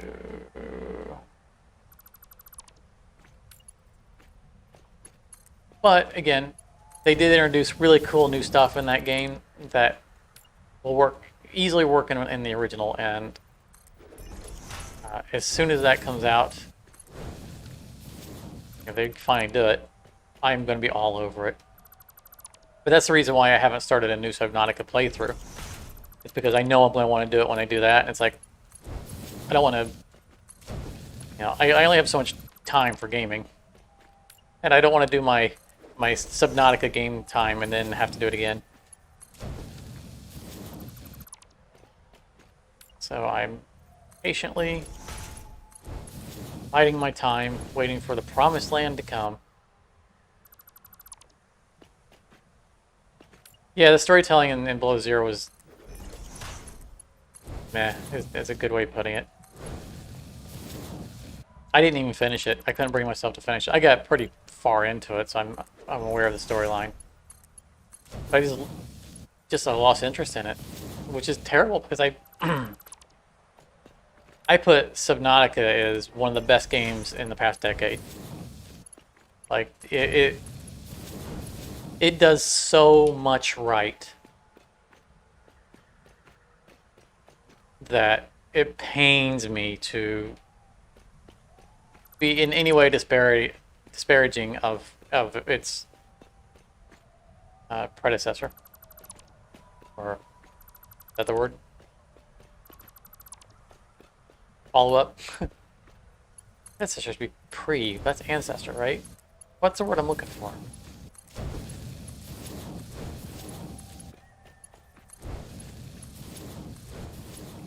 I don't feel like that's the word I'm looking for, but I feel like they failed us pretty hard on the expansion.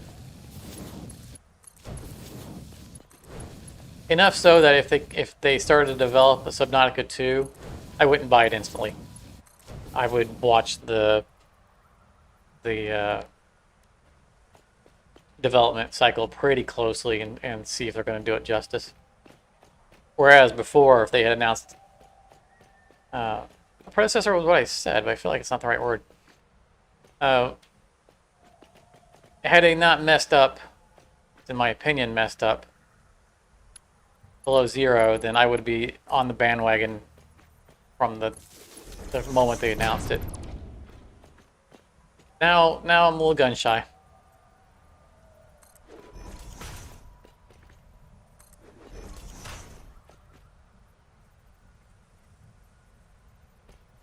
Civ Beyond Earth was the worst expansion you ever played. So there was.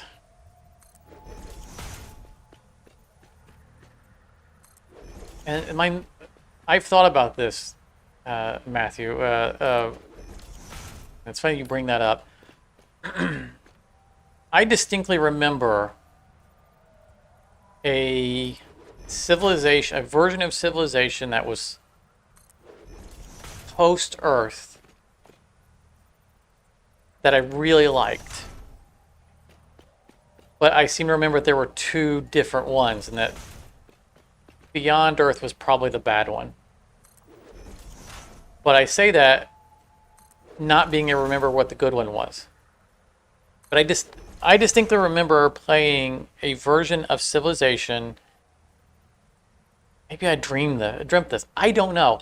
I feel like there was a version of Civilization where you played through Civilization regular, like Civ 2. And then instead of winning the game, you launched into space and colonized the planet. And then that became a new game. Like you beat the other countries, the other opponents to the other planets. And you could establish, you get a very prime starting spot. Why is that wrong? What went wrong here?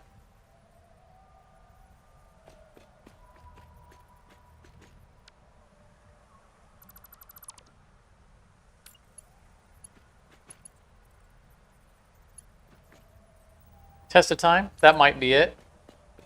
I know that I played it, I remember loving it, and then I remember not being able to find it later on.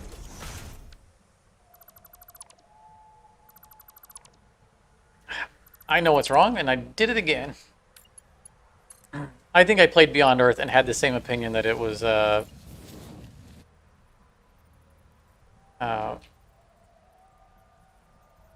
subpar, to say the least.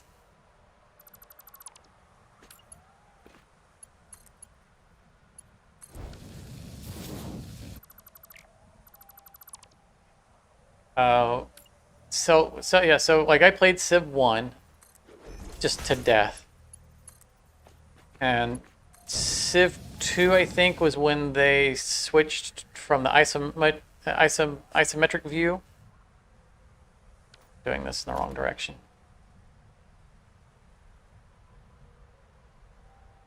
Right. No. Okay, yeah, so I delete this. So allows me to click on that core. But I don't remember what Civ 2 added to the game. I don't remember it being a groundbreaking game. I remember 3 being pretty good.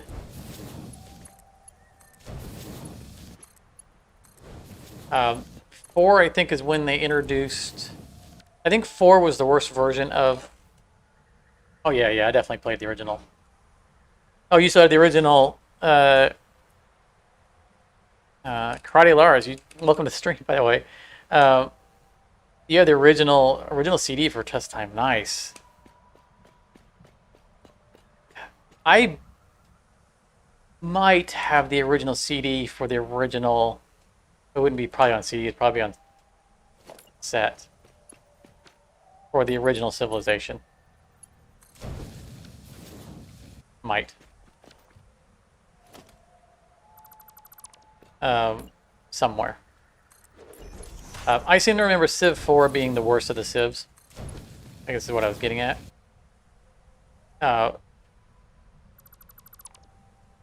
Because they had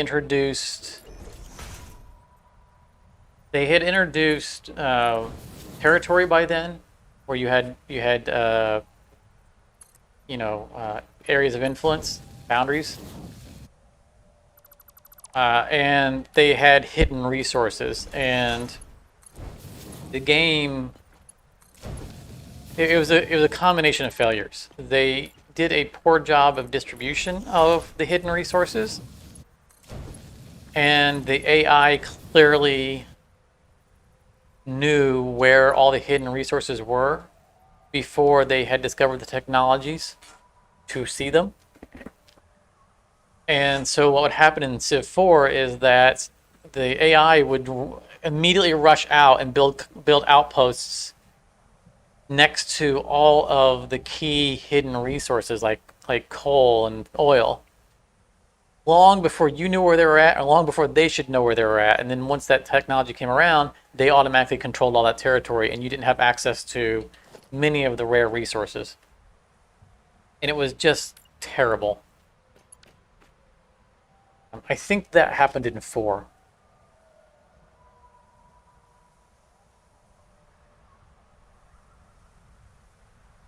XCOM Apocalypse was that XCOM 3? Or was that the first person XCOM?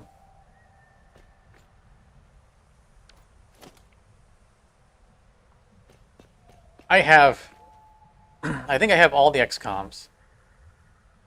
I didn't play the first person one. Yeah, the Cityscape version. You talk about a game that was ahead of its time.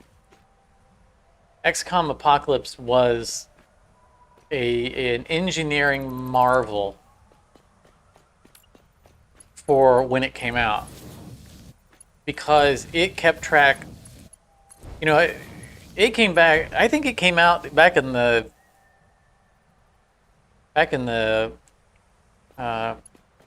floppy disk days. But that game kept track of so much stuff that games didn't keep track of at the time, right? That XCOM 3 kept track of the entire city. You had factions throughout the cities. It kept track of all the buildings, the layouts of the buildings, the occupants of the buildings, because you know the buildings could become could be raided or could be infested, and you could raid them. So it knew where the aliens were hiding. It kept track of how long they'd been in a place, whether or not they were spreading. You had political systems, because you had factions. You had to manage your political systems with all of them, relations with them. It was, you know, it had a living economy. You lost access to things in the game if a faction either disliked you, or if a faction joined. You got infiltrated to a certain degree by the aliens, and therefore joined with the aliens. You didn't like the Diablos, which were the gang from the slums. That was the only way to get incendiary grenades.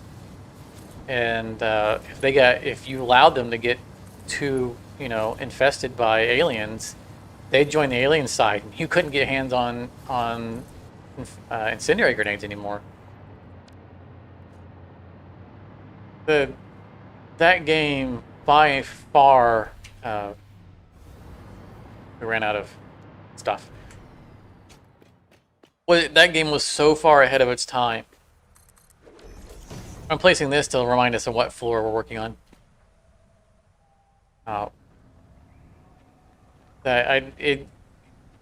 There's no way that game got the proper recognition that it deserved from just how good it was.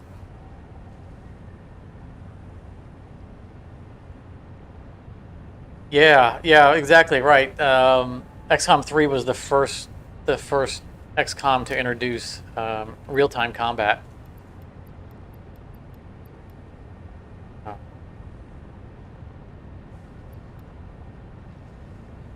And they did a great job of it. They executed moving us from 2D to 3D, or from turn-based to real-time, worked well. They did a great job in the way they designed the system. Everything was right about the game. I have no complaints about it. They did an awesome job. And I've talked about the possibility of doing an XCOM live stream, doing a XCOM 2 War of the Chosen live stream. It's still on the table. do a full playthrough of it. And the thing would be that, you know, I would accept submissions from viewers to have put their likeness or a persona in the game and make them actual XCOM agents, which would be pretty cool. Because that's one of the cool things they did with XCOM 2 is that you can create a character pool that it will pull from, and so the characters are more personal. And I think it'd be awesome to have some of my viewers in the game. I'd feel really terrible when I got them killed, but it'd be awesome having them in the game.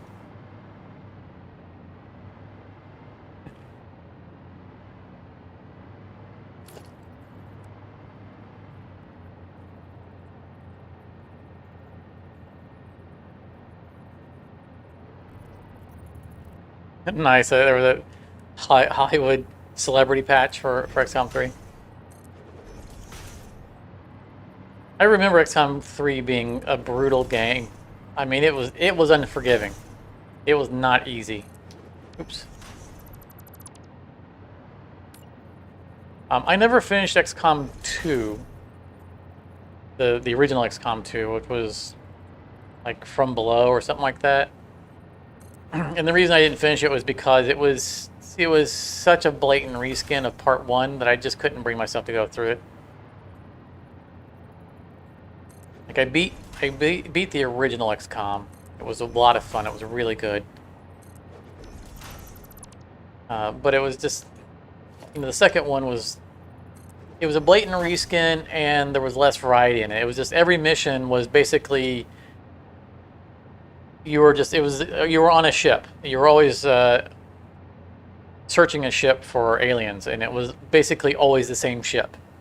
It was just, they phoned it in so hard on that game that I just couldn't bring myself to finish playing it. It was not compelling. Like I don't mind a series doing more of the same if the original was really good. If everything I loved about the original of a game is in its follow-up, I'm not too picky about it not being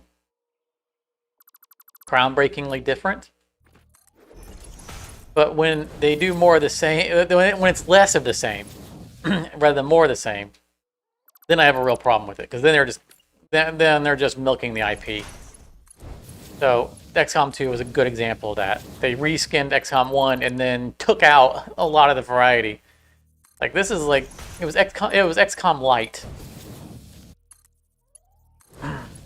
And no. You know, if there had been, you know, land locations, and that was not right.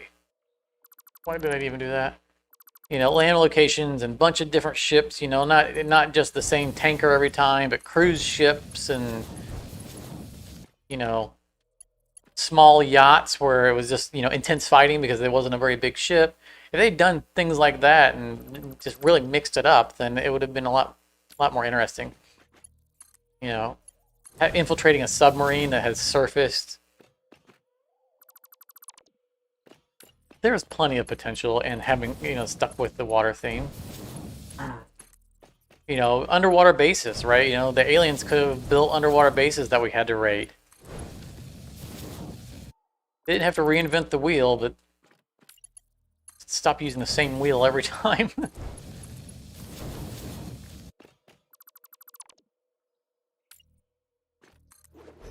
Oh, nope.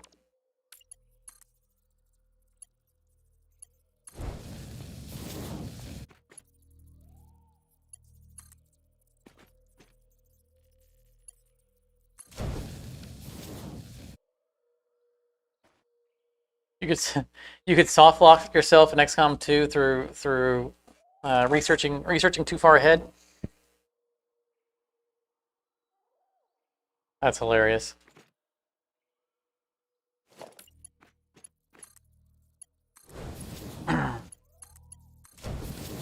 I did something similar in Morrowind. Restarting our wrong commander. uh, in in Morrow, Elder Scrolls 3 Morrowind, there is a final. There's a place that is the final fight in the game, and I discovered it and figured a way into it too early, and I hadn't triggered. I didn't know where it was. It was just a place I had just discovered just by exploring, and managed to get my way into the final chamber and fight the end boss, not even realizing it was the end boss. And dug out their citadel. I seem to remember it being underground and it was over a lava pit or something like that. But because I hadn't completed the storyline yet, he was immortal. Just the game wouldn't allow him to be injured. And I didn't even realize that was the end boss. It was like, this guy just won't die. And I had real strong enchantments on my, like my wands and stuff, so I could essentially indefinitely replenish my health and mana over time with wands. And I ended up knocking him into the pit, I think, and he couldn't get back out of the pit, but he couldn't ever die, and it was like,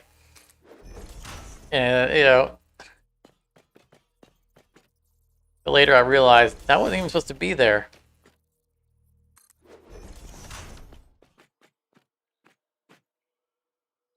I feel like I even got access to the end room and couldn't trigger the ending or whatever was supposed to happen there.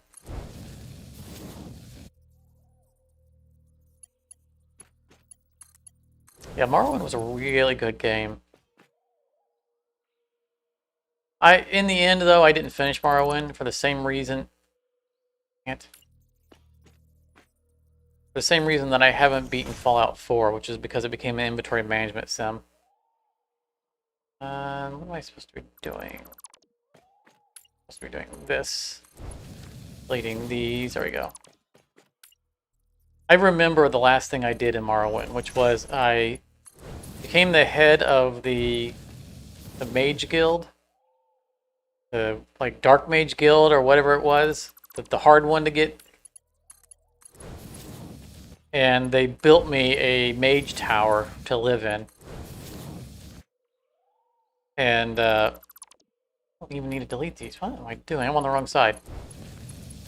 And I spent so much, because it wasn't near since the tower was out in the middle of nowhere, it wasn't near those striders that you would use to ride between towns. They were the quick travel method in the game. It wasn't anywhere near anything like that. And I had so many trips worth of rare items that I had collected up and kept in my house that I was living in, which still had dead bodies in it from when I had murdered the people who lived there originally. That I just got tired of trying to move all my stuff. And I just never got around to finishing the game because I couldn't move forward until I was done moving into my new house. And I just couldn't finish moving everything.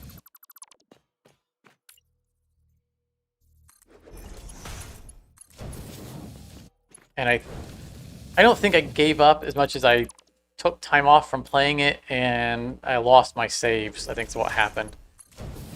I had a terrible incident where I had a hard drive crash that lost everything I had ever done in computers up to that date, because I'm bad about having backups, and I keep everything in one place.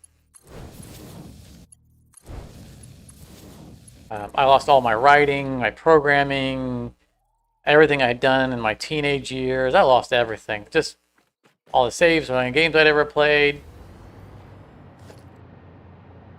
I think that's one more over there. Okay. I think that one of the victims, the casualties in that crash was my Morrowind saves. There was no way I was playing through Morrowind again.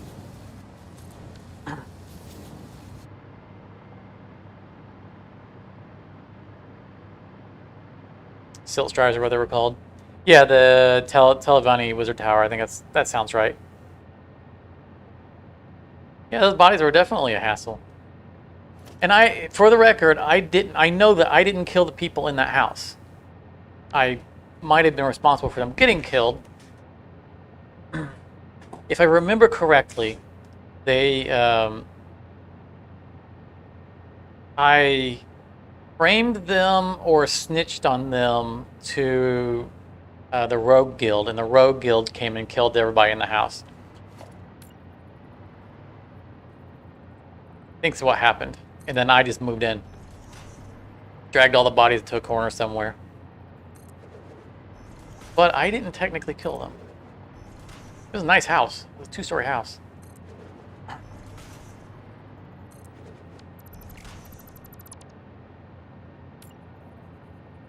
Plenty of shelves for me to put my shiny enchanted weapons, obsidian weapons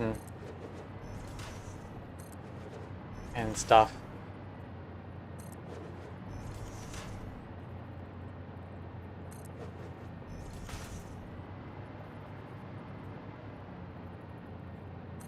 Liquid, I'm pretty sure that they were bad people. That I turned into the Assassins or Rogue Guild and got killed.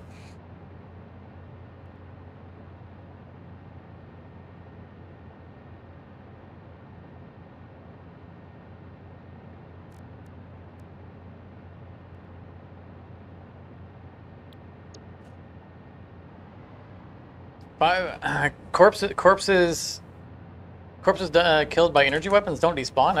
I don't remember that being a thing. I do remember energy weapons disintegrating bodies.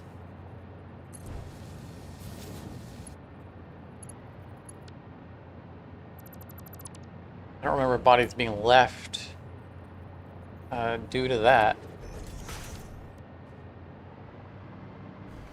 But I also don't remember bodies despawning in general. It's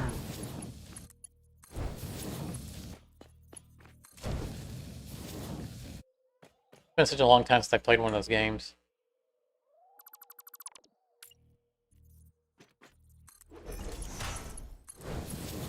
And I rarely beat them, and I always have another excuse for why I don't. It's not because I didn't enjoy the game. Like I said, I didn't finish Fallout 4 or Morrowind 3 because of inventory management, boredom. And I didn't finish Skyrim because enchanting is too powerful. Like, I can't not level my enchanting because it's so critical to the game for you to have enchantments. But you hit level 100 enchanting, literally level 99 enchanting, the game was fine. You hit level 100 enchanting, the entire game instantly becomes trivial. And it's like, can we have a little balancing here?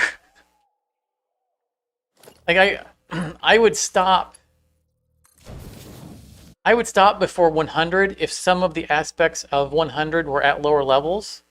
You get so much at level 100 that enchanting in Skyrim that is just you can't stop before you get to 100. And when you get to 100, the entire game just instantly becomes trivial. And I get bored with it. Yeah, alchemy was broken in Morrowind as well. That's a true statement. I seem to remember alchemy being basically infinite income.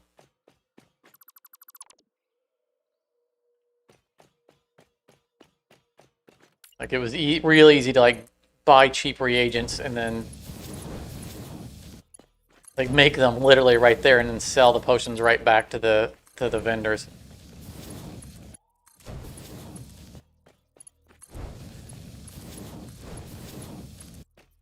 I know that I spent more time in potion shops than I did anywhere else in Morrowind.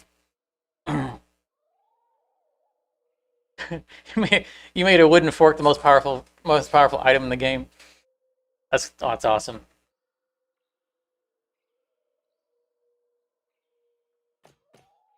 And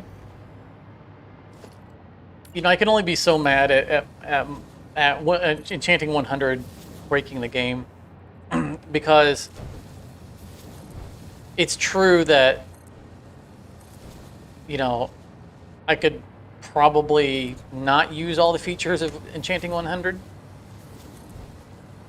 or like intentionally make lesser enchantments. You know, it's something that game developers struggle with, which is that players absolutely will ruin the fun of a game for themselves, and that a good developer will put restrictions in the game to prevent people from ruining their own playthrough. And I'm pretty good at avoiding that in games. Like, yeah, I could do that thing, but why cut that corner? It's when it's bypassing, say, the spirit of the game. Well, and you know that, Liquid, from watching me play Hardspace Shipbreaker. Like, I refuse to use, you know, in this case it's bugs, but there are a number of bugs within that game that people happily use. Or even not even bugs, just, you know, sending everything to the barge. You don't even have to use a bug for that, but you can barge your, you know, practically your entire ship, not exploiting any bugs. Technically, you've beaten the ship. You know, you get the money out of it, and then you move on. It's like that is a perfect example of players, ruining the fun for themselves.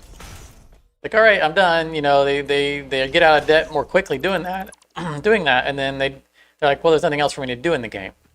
And so they get bored of the game and they criticize the game for it being too easy or something, or just not long enough. It's like, no, you did that to yourself. You know, just because you can doesn't mean you should. And you know, a lot of times developers have to be mindful of those, leaving things like that in games, because players will min-max the fun out of their own experience. Turn that.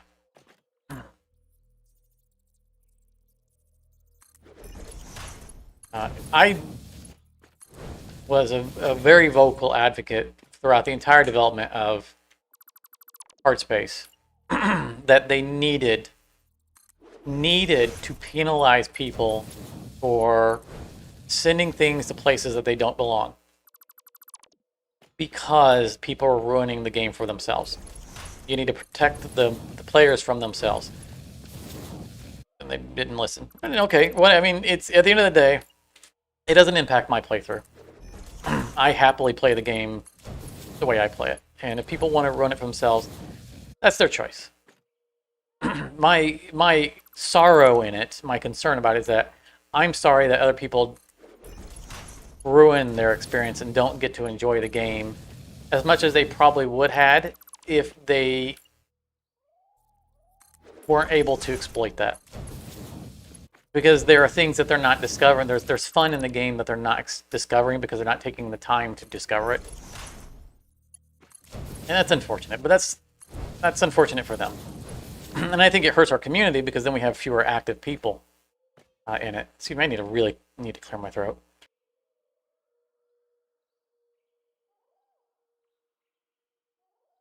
All right. So my genuine it isn't, my approach isn't that I feel like people should play it my way. It's my concern for the health of the game and the health of the community that I voice it, not because I feel like everybody should do things the way I do things. Which is a problem we run into. We run into that a lot in this game, Satisfactory, because it's so easy to get in an argument on, like, Discord of, no, this recipe is better than that recipe, and that's the only way to do it. And I hate seeing that toxic approach. You know, someone will talk about, oh, I'm doing it, you know, I'm using this recipe to do this, and someone in chat will just jump all over and like, well, why are you doing it that way? You can do it this way, it's better. And it's like, no. Just no. You know, let them do it the way they want to do it. There's multiple ways of doing things. There is no right way. Sometimes there are more efficient ways of doing things, certainly. It's true, but it doesn't make another way wrong. It doesn't make another strategy wrong. And it's toxic to jump on people and say your way is not the right way. And I've seen it way too much, and it's the minority, right? Most people that I see like in Discord around this game are not like that. But you get the few people who are just like, it's my way is always the right way. And I just really don't like seeing that. So that's the disclaimer when I say that in Hard Space, I was vocal about them needing to close up that loophole, not because I wanted people to play it the way I do, but because I didn't want people to ruin it for themselves by not taking the time to learn the strategies and realize how much variety there is in the game, and that the community suffers for it. So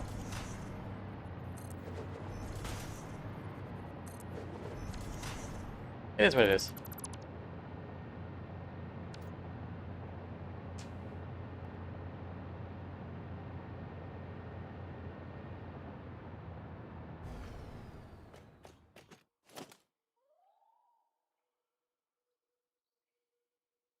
Oh no, karate, the industrial action in Hard Space was just pure pain. I appreciate it from a storyline standpoint, but from a perfectionist like myself, just the industrial action was just pure torture.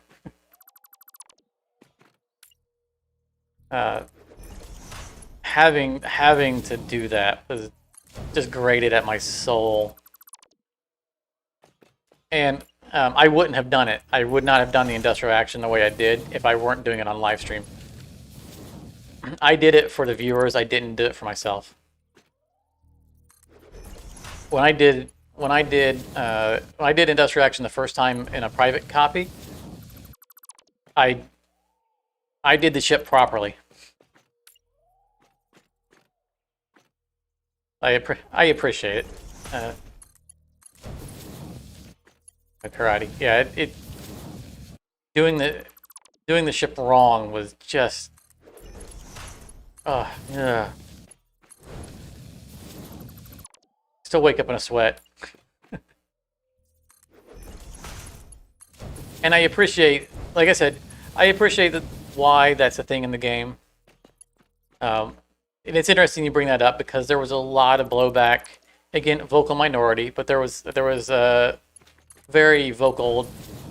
I'm not gonna say a lot of blowback, but vocal blowback on the industrial action aspect of the game by people who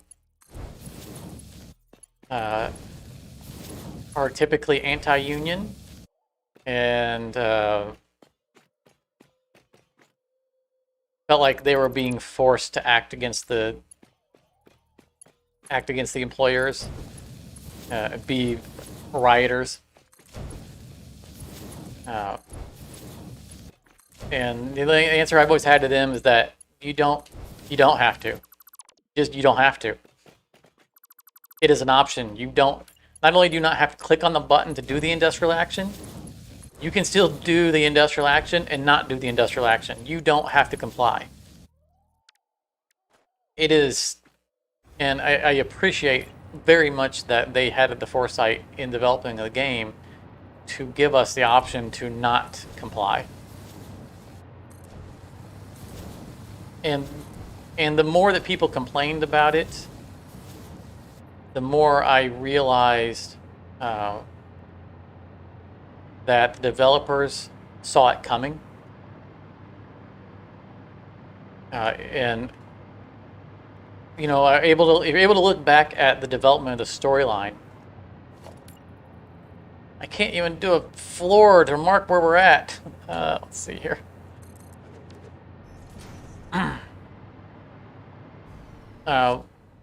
We truly, the character in Art Space, truly is as absolutely neutral as they could make him or her.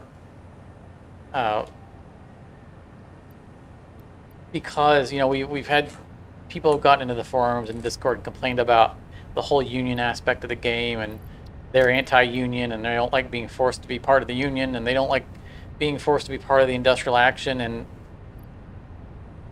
if you really look at the game, you never are. Your character never, you as a player are never forced to ever agree with anything that happens in the storyline. You are a passive observer through the entire game, right? You receive emails about the union, and you receive, you know, communications, you know, talking about the union, but you never have to say, I agree with this. No emails require your response. You never have to respond back to your other you know, fellow cutters. During the industrial action, you can work as normal. You don't have to trash the ship. You can be 100% anti-union in that game. And it didn't really click to me. We don't need to upgrade this side yet. Until people started complaining about it, how well the developers had managed to skirt that issue by intentionally making it so that the player never has to interact. They did an excellent job of making you part of the storyline, but not part of the storyline. And so no one has a valid gripe about having to agree with a union, because the player never does. Whether or not you, or the character never does, even if the player does.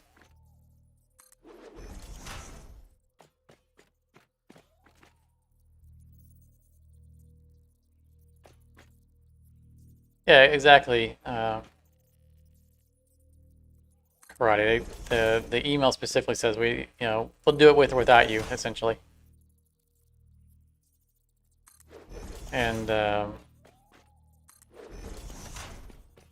Blue, the character who's spawning all that, even when she talks to you, she says, you know, just says things like, I just need someone to listen. You don't need to agree with me. I don't need a response. So yeah, we are a passive observer throughout the entire game, and I appreciate the development foresight that they managed to insert a potentially contentious topic into the game without forcing the people who are playing it to agree or disagree with it, and still be able to play the game. So kudos to them. Good foresight. Well done. Well done.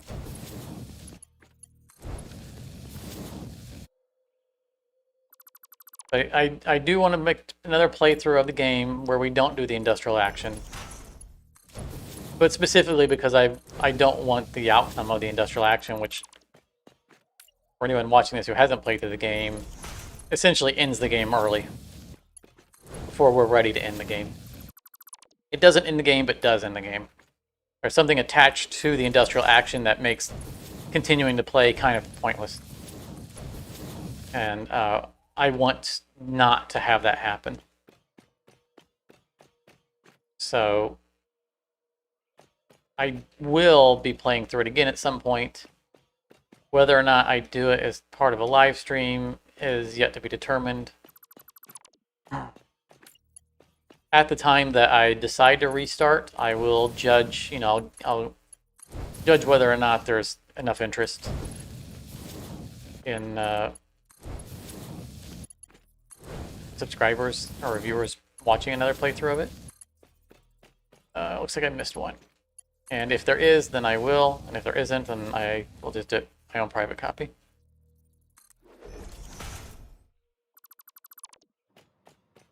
These are supposed to be... Well, not yet, but we'll just go ahead and do it now. I'm getting a little out of order, but the end process is the same. End product is the same. Boop, boop. Oh, I shouldn't have made that one Mark II, because that's the one I'm going to copy. Why did I do that? I don't need to delete those. It was just that one that I... Okay. Let's mark 1, just so I don't have to keep changing.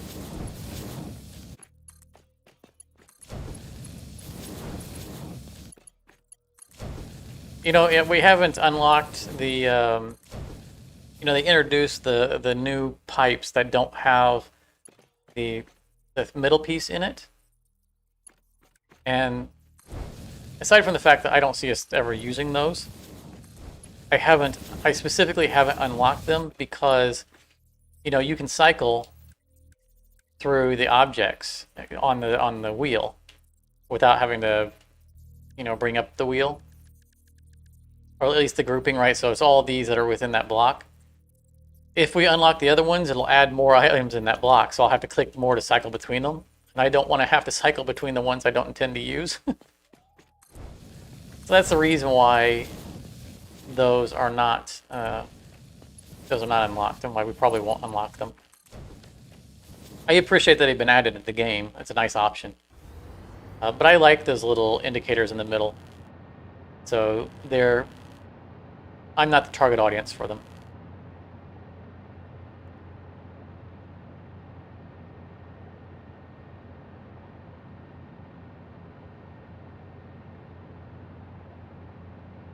Yeah, working while commenting promotes errors. Yeah, well,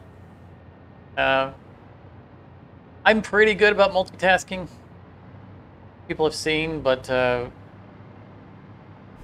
know, the long-time Hardspace viewers know that I am susceptible to getting off on a tangent and then not realizing what I'm doing, and you know, it became their own mini game to see if they could get me to run out of fuel.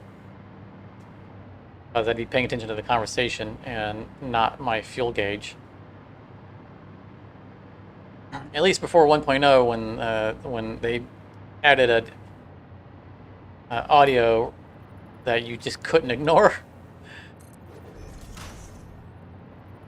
I was like, you are really going to run out of gas. You need to go back to the hub and to the master jack and buy more fuel.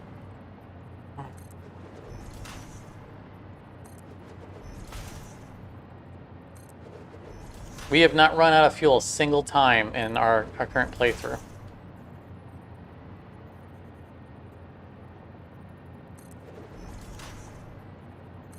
But I do get off on tangents and miss the system sometimes. Usually I'll realize if I'm doing something wrong, I'll realize it, and then I'll pay attention again. If I'm doing something on automated, then I'll end up mix and matching what I'm doing and then go, wait a minute, where was I?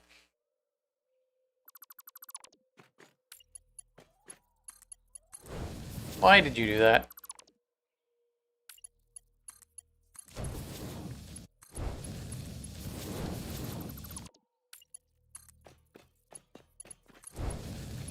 And again, it looks like I'm not doing anything, but I'm deleting these pipes because you can see the pipes are connected. And I want to break them up.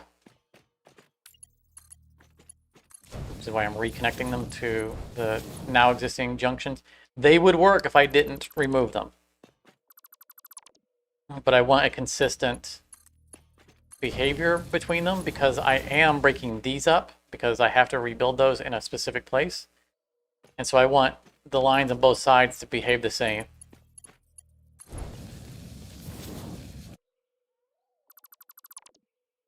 I did not need to delete that, but that's okay.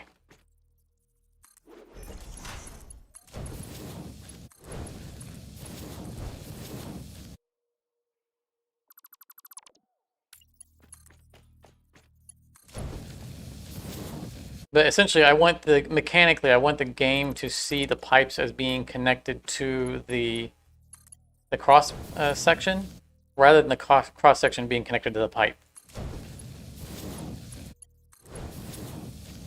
Just a subtle mechanical change.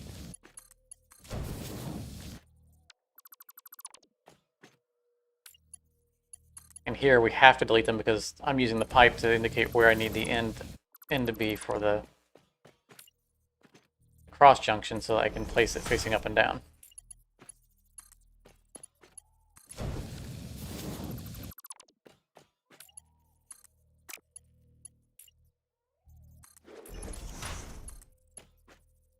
Nope. Get rid of that first. Thank you.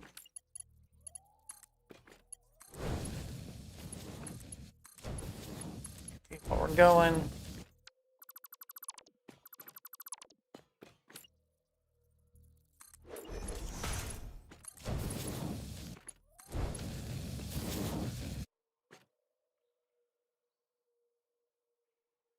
Yeah, like every time. Yeah, I really was. I notoriously ran out of fuel all the time in that game. I get really good at making my way across the yard with the grapple pull and the hand over hand action with our gloves, because I ran out of fuel so often.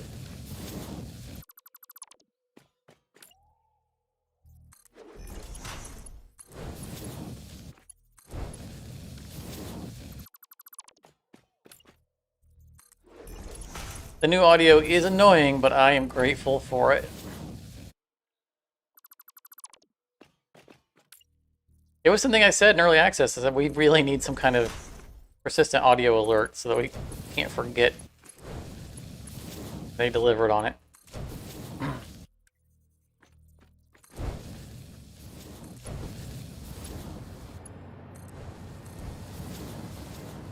I am so grateful for.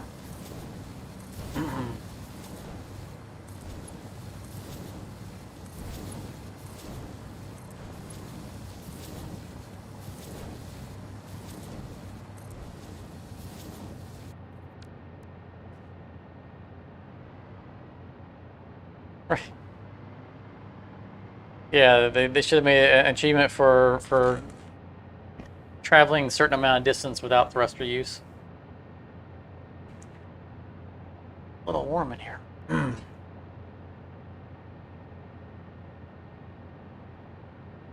Let's see here. Next row.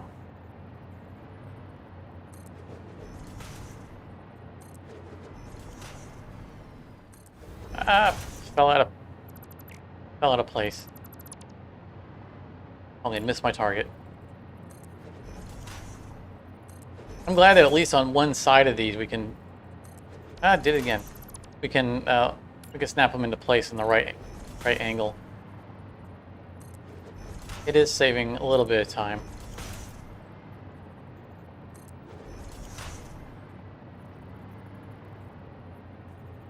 And this is loads faster than my old method. So I'm glad that I took the time to invent a new way of doing this. Discover a new way of doing this. Having the exact same output, just different setup to get there. And the way what prompted me to figure this out was when we did our live stream for building the circuit board facility, and I realized that basically all the refineries on like the second and third and fourth floors were all off by 1 pixel. And I moved all of them on live stream, but I didn't move the pipes. I'm like, you know what, I'll just do the pipes off of live stream. so we could finish the facility. And that's what I did. I had to come back later and tear down and repipe the whole thing off camera, just to move them all 1 pixel because the angle just wasn't right. And I was like, I just took advantage of that time. I'm like, you know what? I need to see if I can find a better way of doing this. And I did. Yay me. I still don't recommend anyone having to go through this because it is still tedious. But it is faster and it is a little less tedious. I hold absolutely no one to this standard.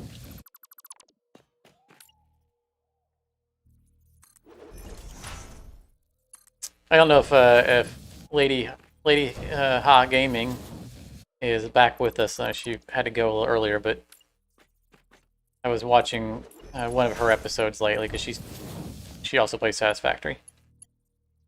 And she was just running along, putting cross sections right in front of all the machines, just willy-nilly, nice and simple. And I was envious. I was like, oh, that's so much easier than what I go through. Why can't I be like that? I mean, it was still all nice and organized. It was, you know, they're all straight lines and snapped into place. That's just not my way of doing it. But it was just, I was jealous to watch someone else do it and it not be so painful.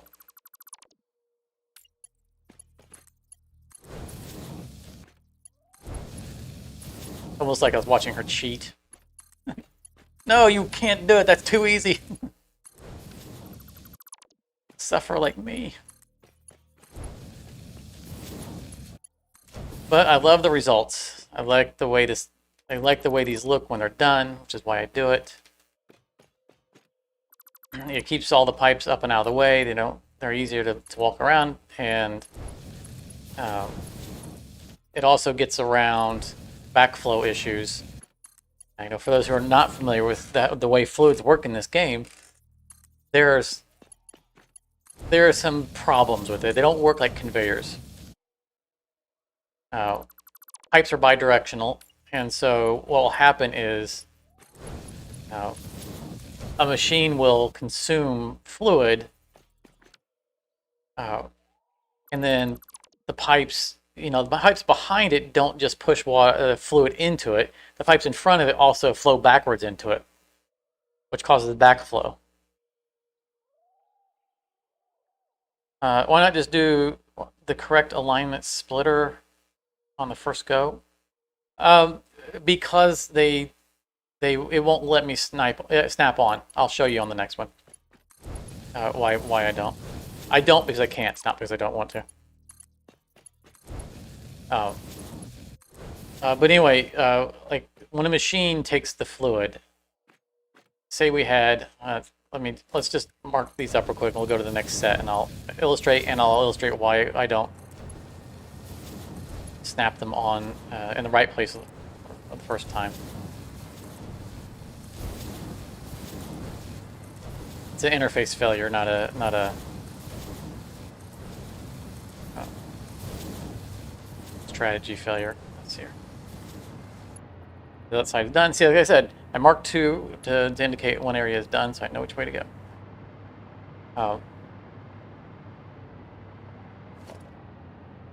So one of the benefits of piping above the machine is that if you pipe equal to the machine or behind it or under it, like if we did this, it's off. Don't worry about that not being lined up. It doesn't matter. The pipe will still get there.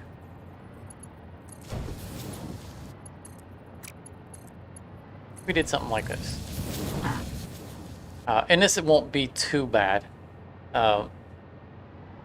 When this machine, because they're not both going to consume at the same time. When this machine consumes fluid, it eats fluid from this pipe. And normally we would have, we have the pipe, we have fluid coming in from both sides. Well, once this pipe is no longer full, this pipe and this pipe both try to flow into it. Well, now this pipe's not full, so that pipe and this pipe flow into it. Well, this pipe is holding the fluid that's getting ready to go into this machine. And if the timing is bad, and if you're not really full, this machine could fail to get enough fluid to actually run.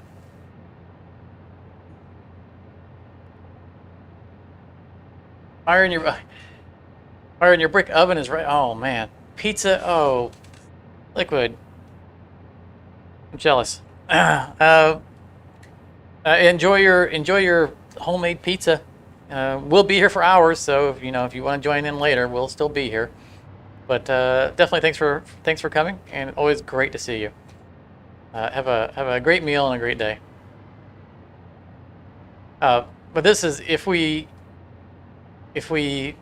attach from above, like we do from over here, then we don't have that problem. The reservoir in that pipe will not backflow because it's gravity fed.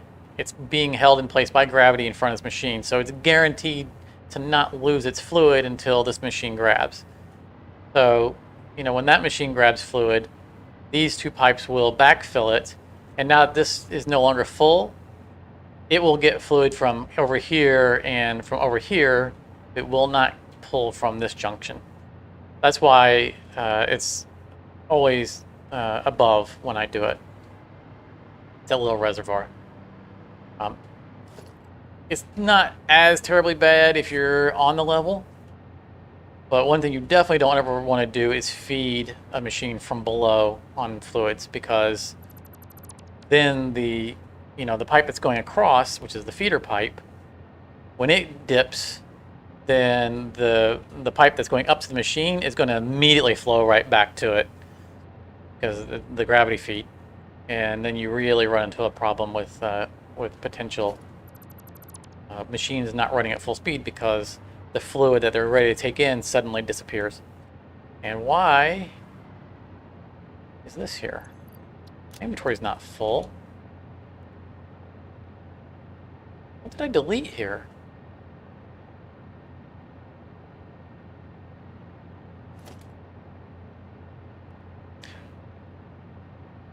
That was a lot of sheeting. Oh, it must have been when I was doing, okay. When I was setting this stuff up off camera, there were pipe stackers here, too high for the alignment on all of them, and I marked all of them, went all the way around, marked all of them, and deleted them all in one shot on the ends, and then put these replaced them with those, and so I must have had a full inventory when I did that, and so it was the output of all of the doubles I had queued up on the mass delete. Okay, that makes sense. I just didn't notice. Now the question as to why I don't pre-place these in the right place. So right here, you see the line. I'm holding in the control key, which is a snap to grid key. And you'll see it leap into place. Boop, boop. So that one is lining up perfectly, and we want it in the up and down.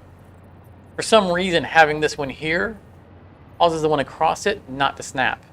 You see, it's just passing right through it. That's not snapping. So something I think is wanting to align with this, but since it's not facing this, it won't snap now. And so if I angle it, now it's snapping because it's snapping to the machine in front of it. But that's not the angle we want it in. So we end up having to delete it. See, that doesn't even work. But at the very least, it now gives us a place to, we know that that's where we need a cross to be, so that when we draw a pipe to it, the pipe now ends right on the end of where the cross section would be. We can attach to that pipe, adjust it, and there he goes.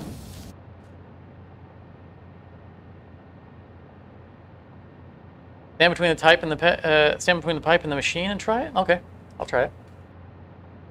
Let's get this side first, because we know this side works. And this is the one side, whichever side we do first interrupts the other side. So let's get the side that we know works, and then the other side will either continue to not work, or maybe your workaround will work for us. If your workaround works, then phenomenal. That's going to save us a lot of time, and we'll be awesome.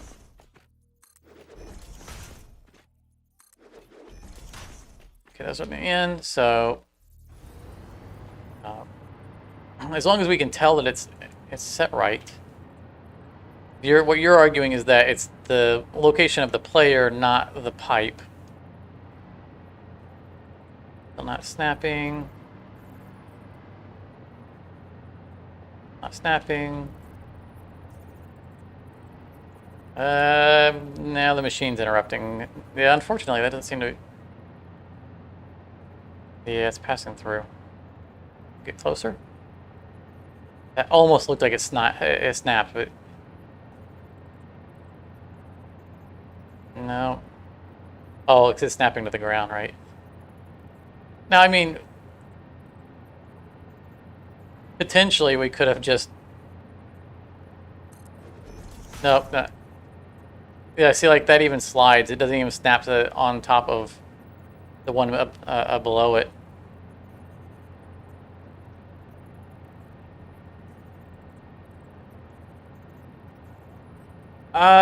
Conveyor splitters are... Yeah, I think it's a whole thing of between pipes just having a different behavior. Although I don't have a... I never use the snap on conveyor splitters. I always manually place the conveyors.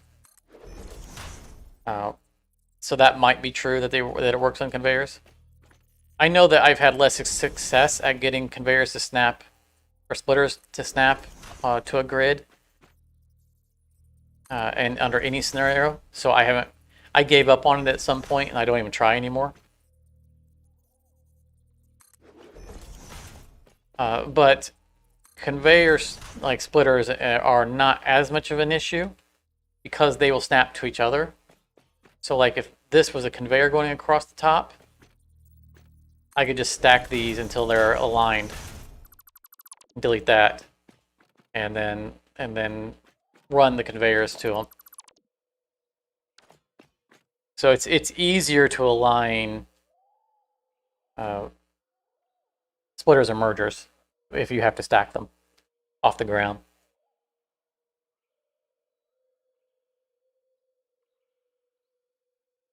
Whereas, as you saw, we can't stack these. They don't lock onto each other. So I can't bring them up off the ground, which is unfortunate, because that would probably also make this a little bit easier.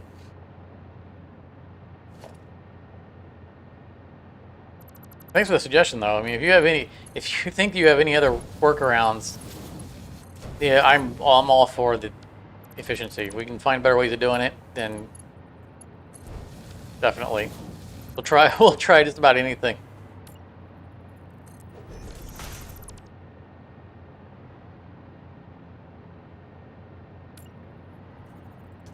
You're talking about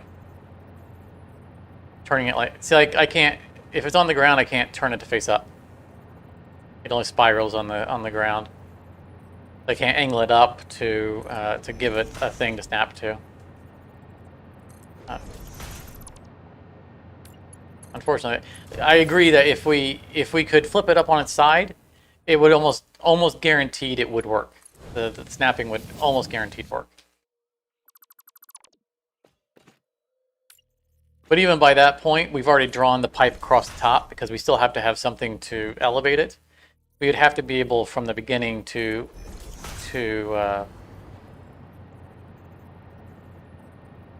stack it up without having to put the pipe across.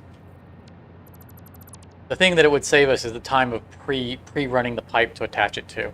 The deleting and replacing it, really, once we get into the rhythm, is trivial compared to the setup time to be able to do it. It's like that. It's just bump.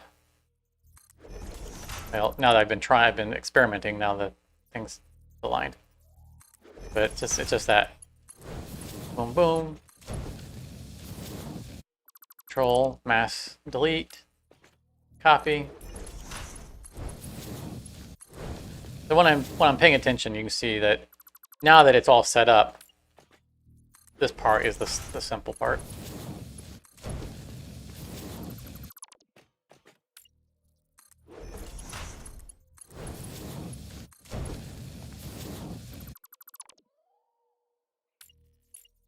Oh, I look back for that one. It's supposed to get the one in front of it. There it is. I almost fell in that hole in front of me. Hello there.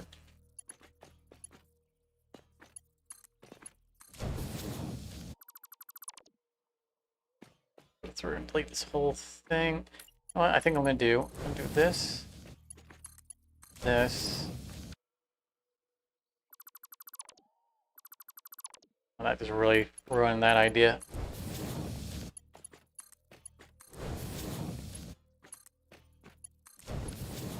I forgot about these guys.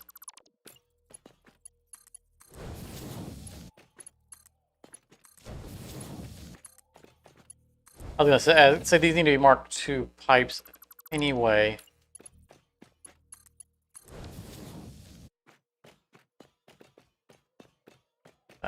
The first time I draw them, they can already be... Oh, no, don't delete the machine. Yeah, I think I've just created more work for myself than I saved.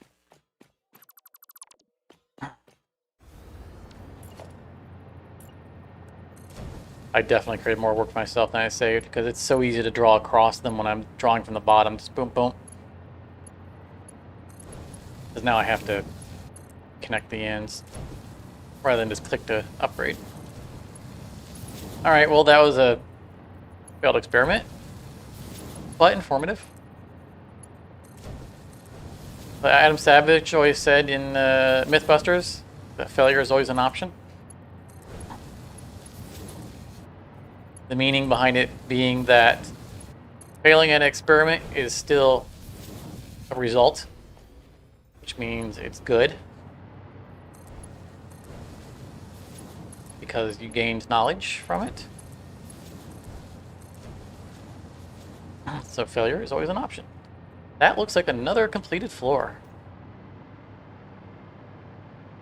Go to a corner that has power so we can fly up.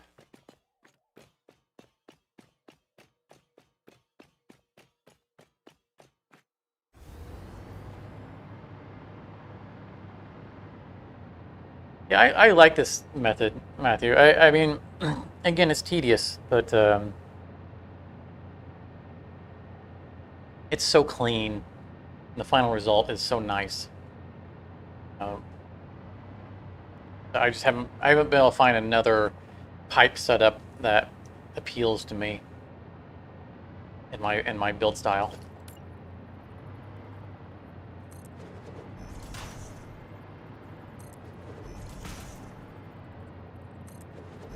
And just setting up this row isn't too challenging. It's tedious, but it's not challenging. So basically, what I do is I go in, so we're lined up with the pipe front. We go back one, go up two, and then just drag the max length. Right there, and then I just stop on a line, so you can see right here is a line. And pipes will go seven foundations. So 1, 2, 3, 4, 5, 6, 7. And I don't even have to draw the pipes now. I just draw those. And I just go every 7 until I'm at the end. And then I just go back and draw the connection across the top of them. And the way I did this was I literally did just that first pipe like that, counted my 7s all the way, and then just went sideways with, okay, I line it up with that side and then line them up all the way. So that's how I get these set up to where we're at. And the ones that are on the end, like I said, if you do them just one inwards from where the pipe face is, then when you delete the ones on the end, they're already aligned. That's why these are already aligned.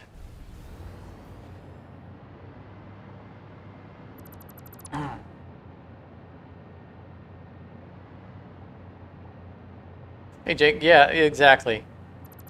Once you get your, you get your method down, and it's something that you're happy with, and you just, there is a comfort zone in it. Like this is a wheel I don't have to reinvent. And so it allows me to focus on doing other things. Whenever I'm setting up something that's related to piping, I already know roughly the amount of space I need to have available. I don't have to think about, well, how am I going to run this? I know how I'm going to run it ahead of time. And so I can focus on other design concerns. And while it is a bit tedious, it's also something that I can do reliably and kind of mindlessly.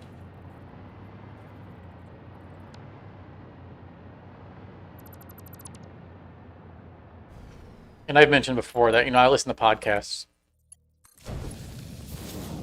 So as long as I have a method down, I can be focusing on the podcast and just click, click, click, click, and just move along.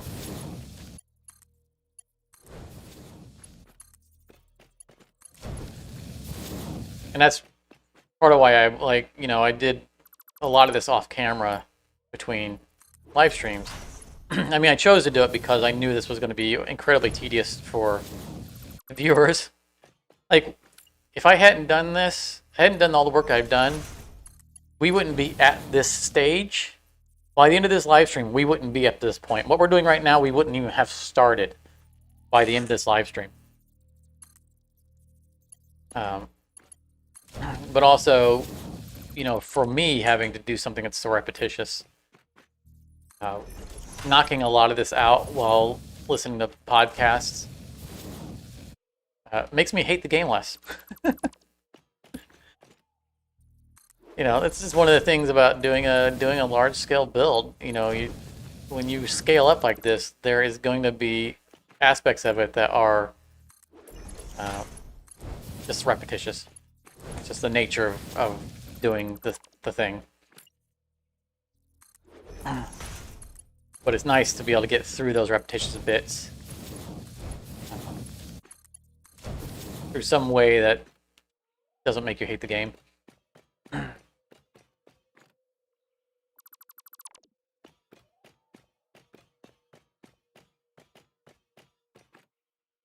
not going to come back through and do them. So what we're not doing this time is we're not doing the in-betweens back to the way we would normally do this. It's still easier to upgrade these later. Because as soon as I click button here, just barely move the mouse and it already aligns itself. And when I'm coming back through with the Mark IIs, I'm having to realign because my mouse isn't in the right place. It's much quicker to do it like this.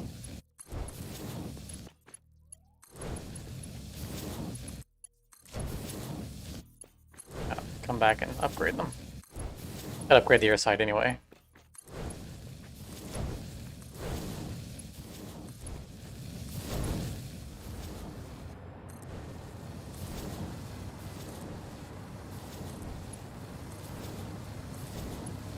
And as we're doing this, these floors are going to be mostly done, right? We'll work out the math on a 4x4 basis going down. We're out of copper sheeting, and we'll have to break up a couple of the groupings. But for the most part, we're just going to have to come through here, and probably do something like this. On most of these floors. In fact, I probably should be doing this already, but I'm not going to worry about that until we do the math as we come down. But we'll need to connect the rows once we're done doing all of them. But while we're here, let's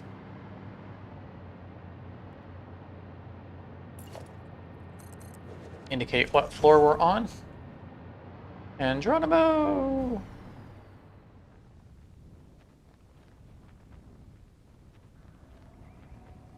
I don't know if we have enough copper sheeting with us. Probably don't. I meant to fill up my train with them when we were grabbing them, and I just blanked it. Yeah, this is no way this is going to be enough.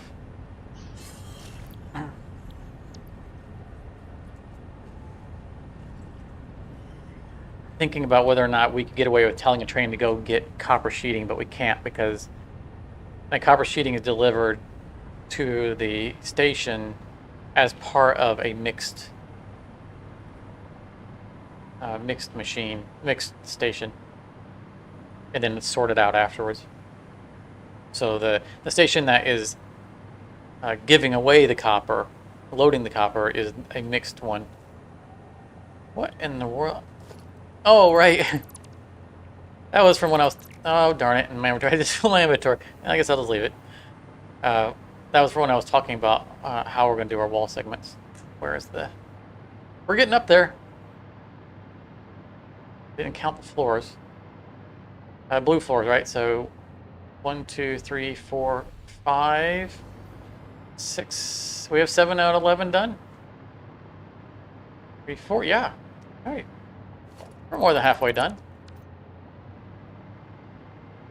Tubular.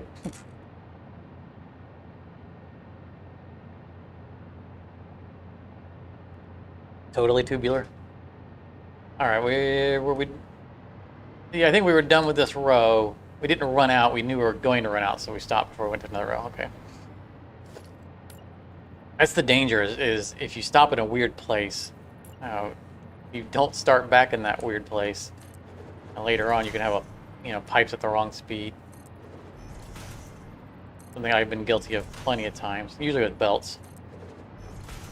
Because I have the very bad habit of drawing all my belts in Mark 1 because that's what's on my hotbar, Mark 1. And so I just Mark 1 everything, and then I come back later and I upgrade. And that has gotten me in trouble way more times than I can count. And yet I still do it.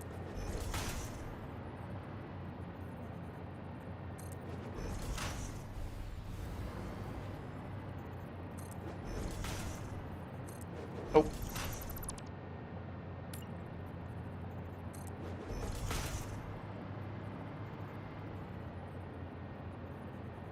It's actually taking me longer flying because I'm having to settle myself between, poles. And it's definitely easier to do this from the ground.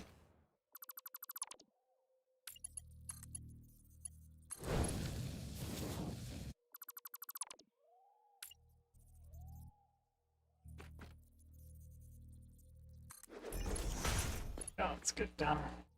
The bottom piping done too. There we go.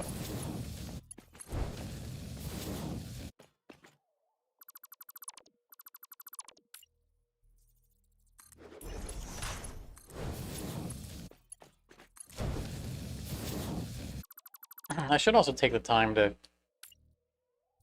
look into background music, royalty-free background music that I can play during streams.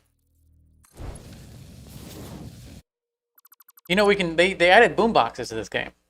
We can play music in game. Is there even music in this game? I don't remember. Let's take a look at the options. Music 0. I don't even remember what the music is. I've had this turned down for such a long time. I don't remember the last time I had music turned on in this game. I didn't even remember there was music.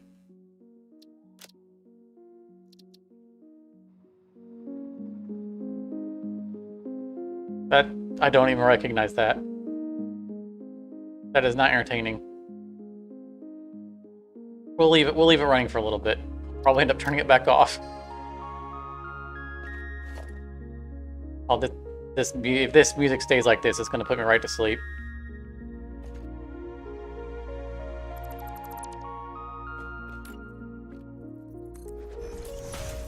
What kind of music is this?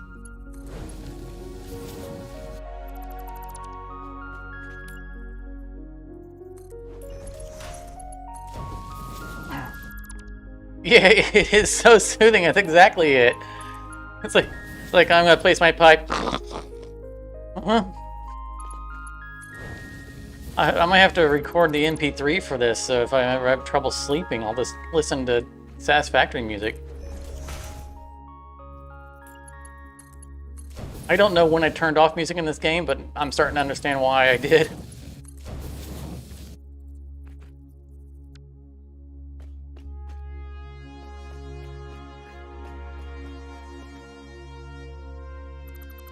Oh, this next track isn't starting out any better.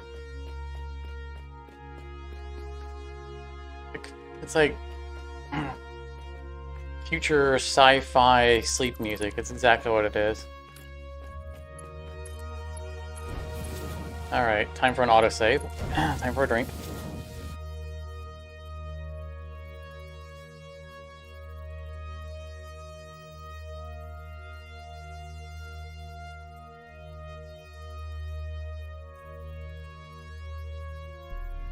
Alright, there it is. You know, when it autosaves and the game freezes, I should freeze on camera too. People start refreshing our browser, not sure if the live stream is frozen. It would be a way of upping my view count, because every time someone refreshes, it counts them as it as a new view. Although it would wreck my view time, average view time.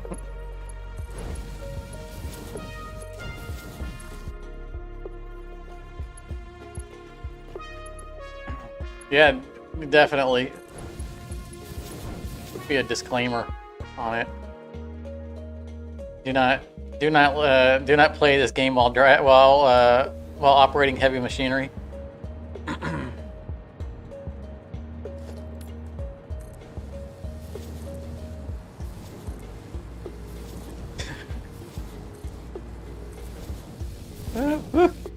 Come on.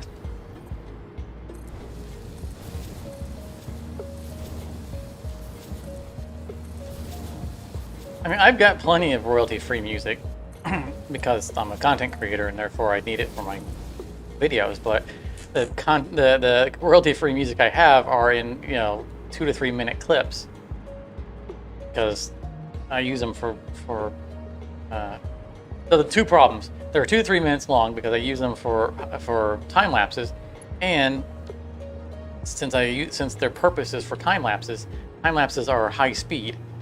And so the pacing of the music is high speed to match the tempo of time lapses. So if I were playing it just as casual background, we would basically be in a rave.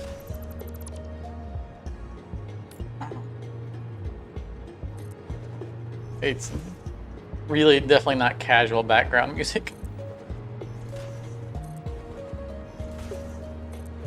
I spend a fair amount of time, whenever I do a time lapse, I spend a fair amount of time going through my library of time lapse music and trying to find something that fits the tempo and fits the mood of whatever I'm building. So usually what I do is, I have the time lapse. I'm in my video editor and I have the time lapse built. And I'll hit play on the music and hit play on the video editor at the same time and listen to the music as the time lapse is playing. Then I'll back it up to the front, pick a different piece of music and do it again. And I'll watch the time lapses over and over again against the music to see if it tempo fits right and if the mood of it fits what I'm building. And that's how I pick the music. And quite a bit of time. The time lapses take me a lot longer, both to film and edit, than really any other aspect. I've got a long time lapse in tomorrow's episode, longer time lapse than I usually have. I like it. It came out well. Pleased with it. Oop, nope, not that.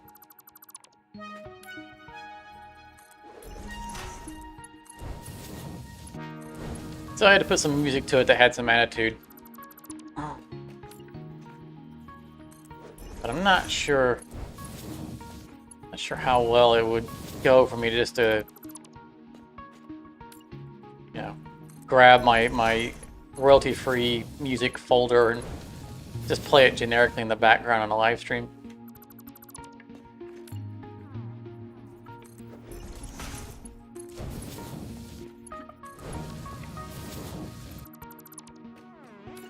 Boy, that in-game music is not getting any better, though.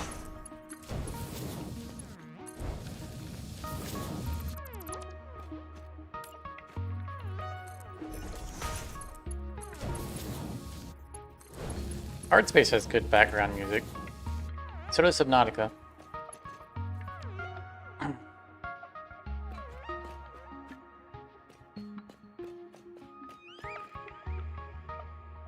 Subnautica is one of the few games where I've actually listened to the soundtrack outside of the game.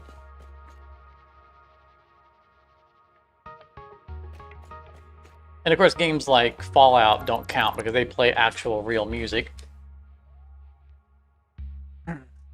But that being said, I've listened to the Fallout 3 soundtrack a lot. The GNR station. I love the music from that game.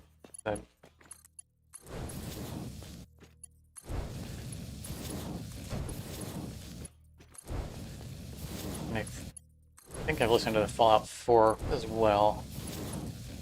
I have a copy of that or not. Specifically, I know I've listened to the Fallout 3 a lot.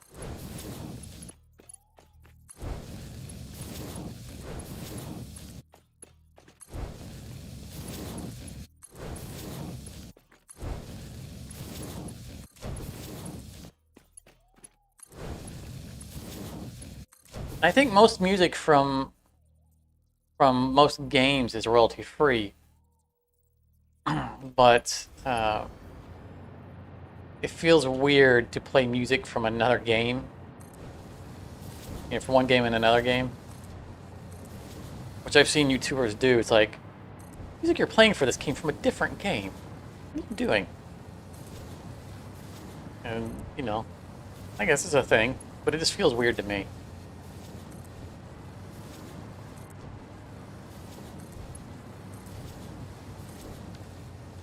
But from a legality standpoint, it's probably okay to do in most cases.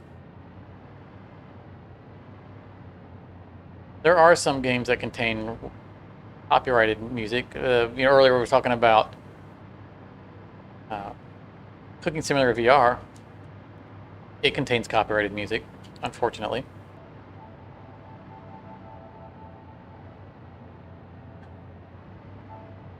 You have. All right, Matt, you have solutions to... All right, let me get the first one in place here. The side that we know works, and then we'll try your solutions. If you found something, then I am all on board using it.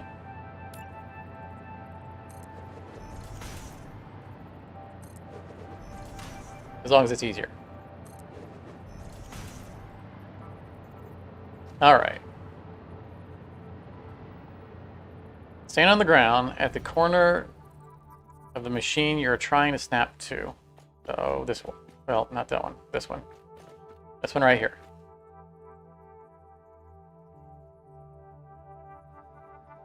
Move the pipes and the machine farther apart. You're saying not run the pipes right in front of it the way I have the pipes run? Because I do know that if I run them further out here, that it will snap. Like if I were to run the pipes out here,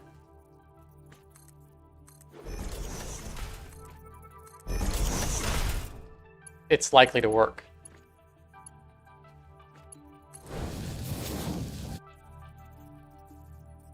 Or can work, and then in that time. There are some scenarios where it being farther out will snap. But not under the as close as it is scenario. Is that what you were talking about, Matthew? Because if I'm standing here, at the corner of the machine, it's still not giving us the snap. Right there's where it should snap.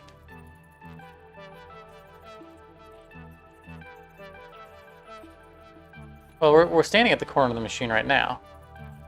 This is... Let's see here. That line. That's technically the corner.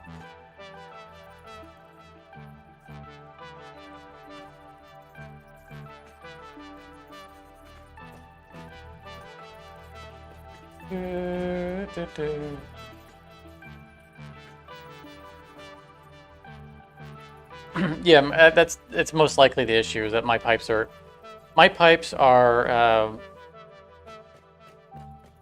one step, or I guess 2 steps removed from the yellow. So it's yellow. Well, that should have been yellow. So right here is the you know, the line. You can see where the line's lining up. The bounding box of it's lining up with it. I'm 2 steps out, or 1 step out. Yeah, because it's normally on most machines, like at the refinery, like this, you'd have a yellow clipping error. On this machine, it doesn't. It's 2 out of the clipping error. So let's pretend that there's a clipping error on this machine, because just this machine doesn't want to show it.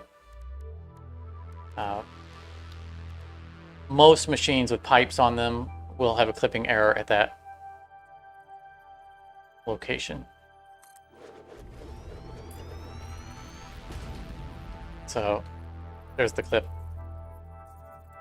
1, 2. That's where I would normally line it up.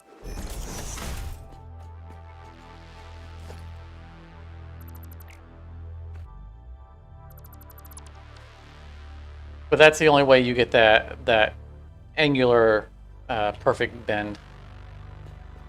And it's high enough up also that it makes it real easy to run conveyor belts underneath it. I appreciate you trying to find an alternate method. I mean, that's how we discover better ways of doing things, right? We've got to try. And, you know, maybe with some experimentation, you know, there might be a value of moving them out. If it does make it easier. And I know that when I've moved it out further, the turn of the angle, it just doesn't look right.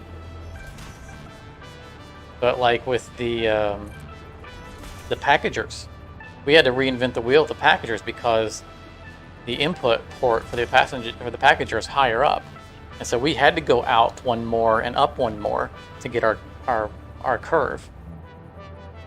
But if we did this one on another step out, okay, right there is the current step. We went out 1 more.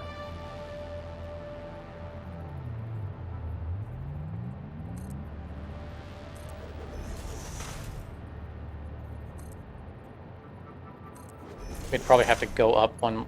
We could try both.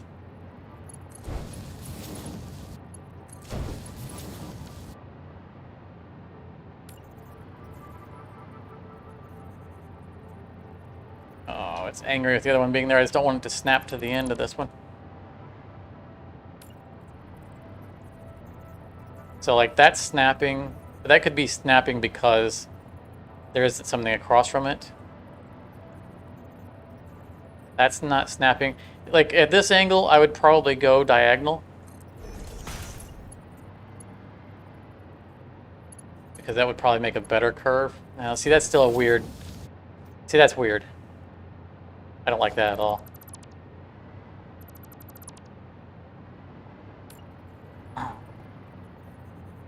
But if it would consistently snap on both sides, then, you know, going up and over 1.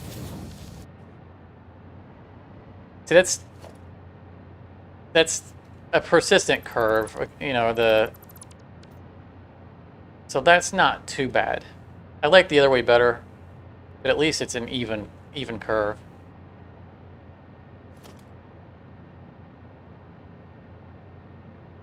Hey there, Mark. Welcome back. Things are going. I think we're on floor 9 of 11 of the generators. We're making some serious headway. That's for sure. Still ways to go. We are chugging along. I'm not sure whether or not we're going to finish the project tonight. I really want to finish the project tonight. But, you know, from personal experience, I know that these, even the mundane things take such a long time that probably won't get done. So I'm going to amend that. I would like to have it functional tonight. Like, if we forego building the facade, that will save us a lot of time because it's going to take a long we have a lot of facade to lay out, right? We have a lot of walling and figuring out how we want windows and making sure the curves look right on the outside, and still would like to draw a giant lightning bolt in the front of it. All of that stuff is going to take a long time. There's virtually no chance we get that done tonight. But I would like to get the plant working tonight. That might be feasible. However, it will take us pretty much the whole night to get there. Probably. I mean, this is the lion's share of the mindless piping. Once these last couple of floors are done being piped, that's most of the systemic piping that needs to be done. We still need to math out and group the water lines from the bottom, and we still need to run the crude oil. But the machines in the building will all be more or less piped at that point, and that's one of the biggest tasks we have. So I think things will pick up once we get these last couple of floors done.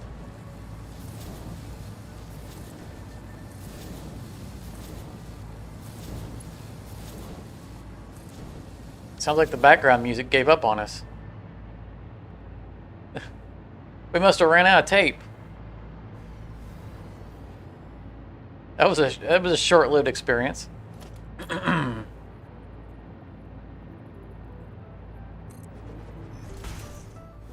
Whoop.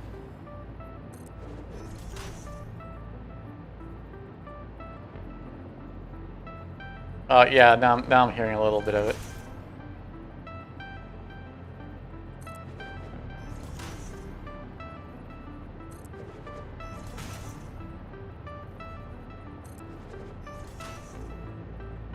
I think that's the theme music that's playing now. That we always hear in the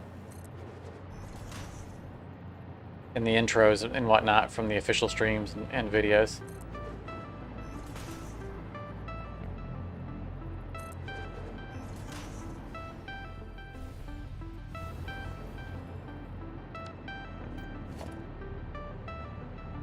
It is really subtle on this side.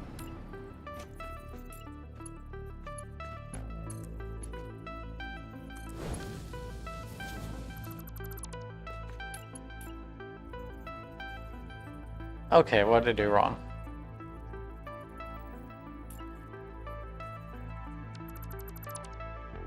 Did something wrong there.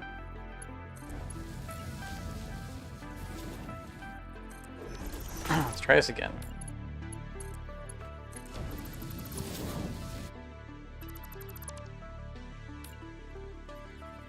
That's correct. Pipe should end one step away from the actual connection point.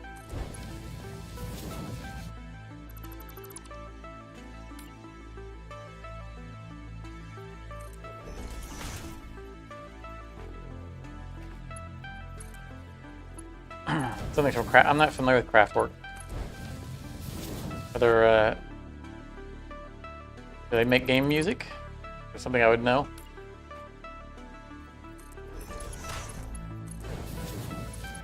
Is that a modern day pop band that I'm just showing my age and not? Okay. Got the right thing.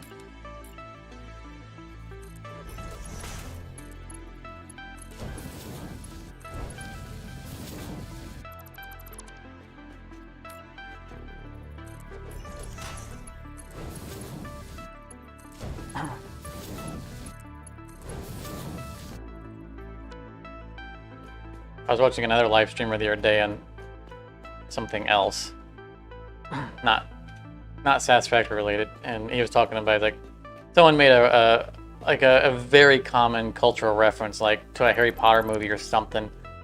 He's like, "Oh, I don't watch any movies or TV. I have no idea about anything, any modern culture."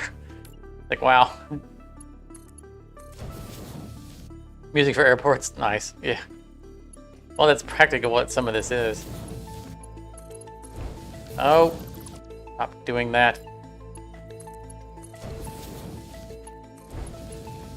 Is that even a valid shape?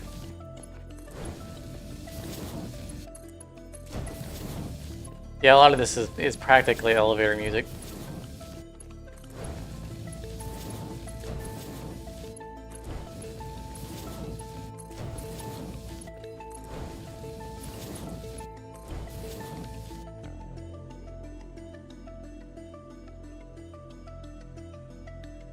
I have to keep caffeinating. It's gonna put me to sleep.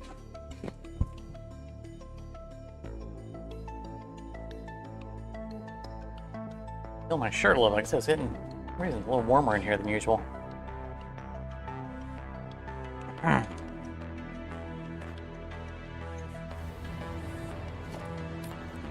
my ceiling fan going. Yeah, I haven't unlocked the boombox yet. It's a new thing, and I only discovered that it existed from one of the dev chats. Like, oh, boombox, that's a thing. And I keep forgetting it's a thing. So I'm guessing it has to be unlocked in the awesome shop. Seems like an awesome shop thing. And I know that there are tapes that we can find around the map that's music from other games. Read something about that.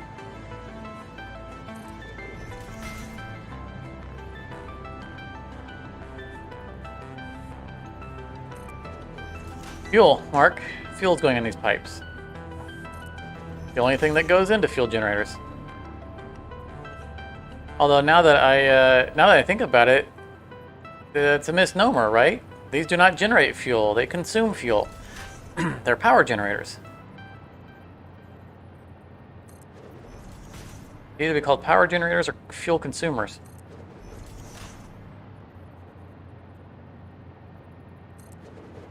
We will be generating 6,800 fuel per minute. That will be flowing through all the various pipes. Of course, Mark II pipes can only carry 600 per minute, so it will be multiple pipes.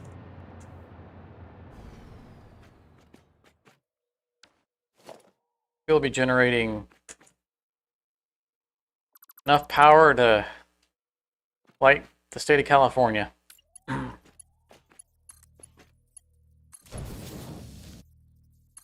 We're not going to start singing "Everything is Awesome." Not even nice to put that in our heads. No. Not gonna do it. Not gonna start singing from Frozen either. Let it go. Oh.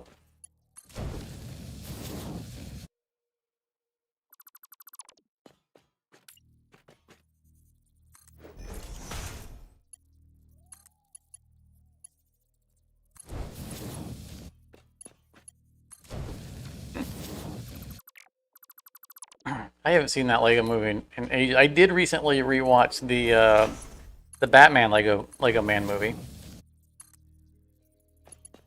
which was a really good movie. That's hilarious.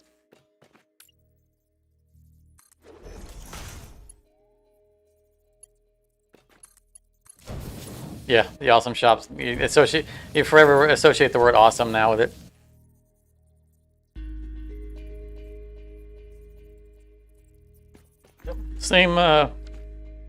Same build, Mark. We've been working on this build for over a month now. This is episode 5 of this live stream 5 of this, and we do it once a week. I mean, it's a mega build. All right, we've got, I don't know how many hours into working on this. You know, we've averaged like 9 to 10 hours per stream. For 4 streams, so that's like 40 hours just there, and then this week I put in probably another 10 hours at least on it off camera. So I'd say there's at least 50 hours into this project.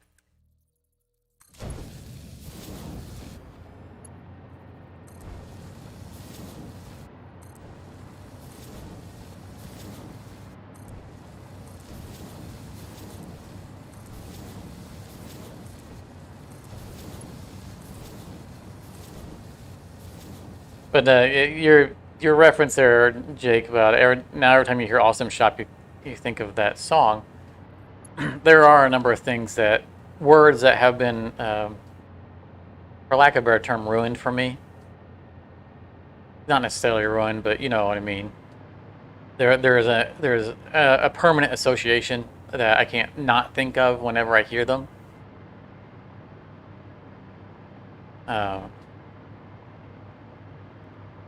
One of them that I think of off the top of my head is blue. Just the word blue, the color blue. Which the reference is from Monty Python and the Holy Grail. For anyone who's familiar with that. Might be familiar with the reference I'm talking about. The significance of the word blue. I'm trying to think of what else.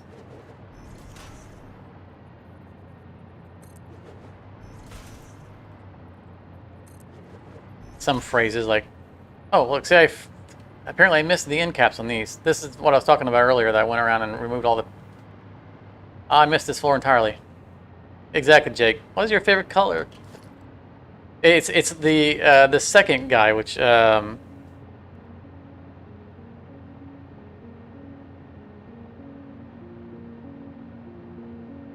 It wasn't Sir Lancelot. It was Sir Lancelot. I think blue is Sir Lancelot's favorite color. And then I think it was Sir Robin who went after him. Oh, that's easy, and just trudged along. Yeah, swallow. Yeah. What's the airspeed? What's the airspeed velocity of unladen swallow? What's your airspeed velocity of unladen swallow? But it's specifically when Sir Robin comes up there after seeing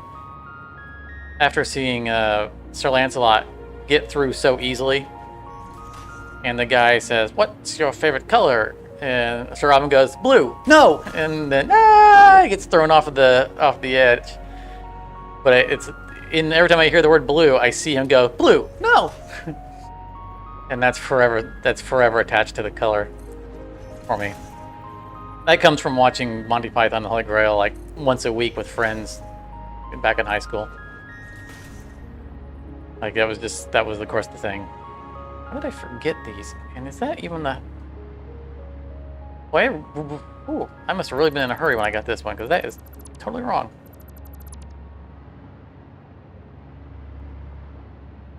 All of these wrong as well. Up to there is fine.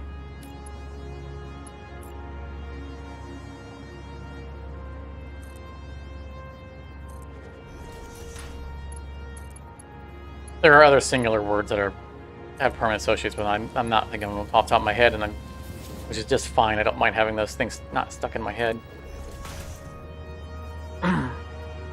The phrases like, not gonna do it, which is Dana Carvey's impression of George Bush. Not gonna do it. Not gonna do it. Which is always followed up with, wouldn't be prudent at this juncture.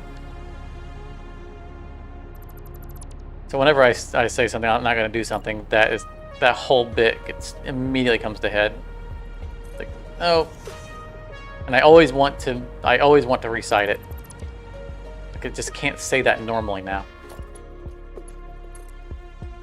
Not gonna do it.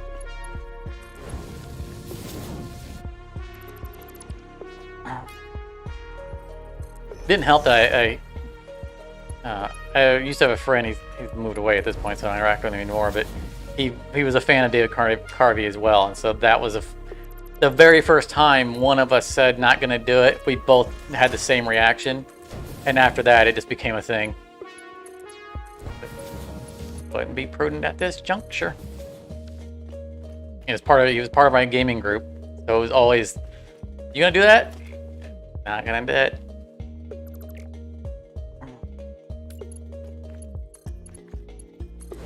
You know, we would just annoy everybody else in the gaming group with both of us making that reference.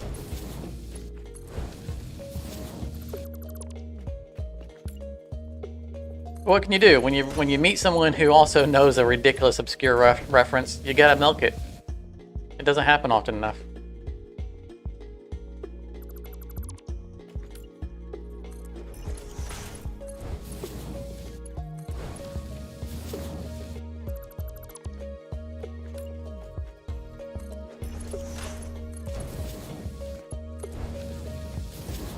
I actually saw Monty Python and the Holy Grail. I saw a screening of it live with John Cleese. I was in like the third row or something like that.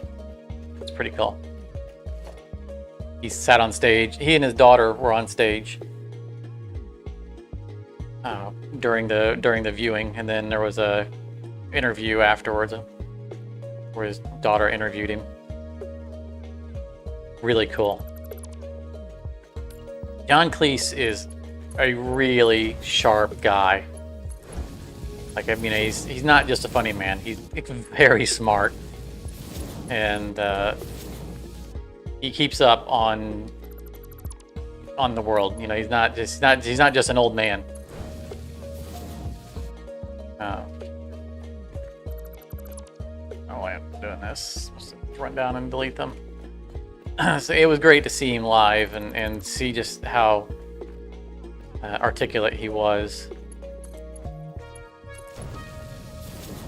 and how unafraid he was to voice opinions that may or may not always be popular. It's like, you know, it was literally the, you know,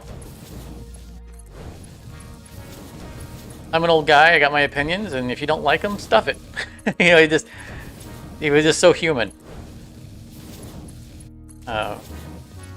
Fortunately, I agreed with all his opinions. I'm not going to get into them because they were political opinions. A lot of them were, and I try to keep this channel unpolitical. We're here for gaming and fun. But just to say, I was very impressed with him. I've seen him 2 times now. I saw him for that, and I saw him. He was touring with Eric Idle. And for those who are fans of Monty Python, Eric Idle. I don't know if Eric Idle is still touring. He was already starting to have mental challenges. You know, I mean, he's just old, forgetting lines and bits, and I know he was struggling. I mean, he did great in the performance, but he was already age was already starting to show wear on him. And Cleese was just, you know, as a friend of his, was real good at finding the things that he wouldn't have problems with, and tailoring the you know, because they were doing readings from a lot of their famous bits, and it was clear as a bell on all of it. But Cleese has talked about it that, you know, I think Eric Idle's getting like Alzheimer's.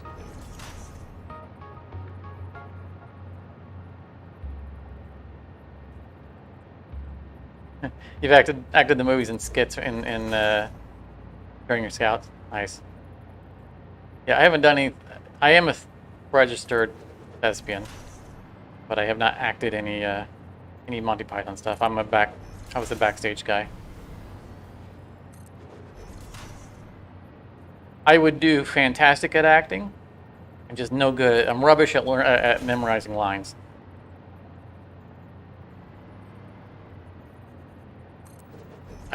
I did live action role playing for over a decade, and my characters were very planned out, very immersive, very authentic, and very believable. I have no problem becoming the subject. That was not right.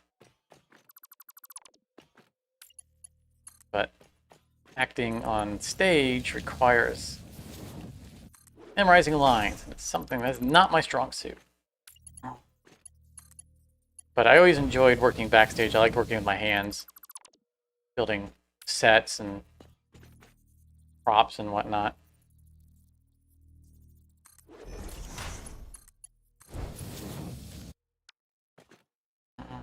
Let me think. I don't feel like that's right. It is not right. I need to do that to there. Also, I need to get this. But I expect, like, acting out Monty Python skits would probably be a lot of fun. And probably wouldn't be as hard because they're so familiar, you know, at least for me, for being so familiar with the material. There's not quite as much memorization of the material that you've seen 18,000 times and can recite by heart anyway.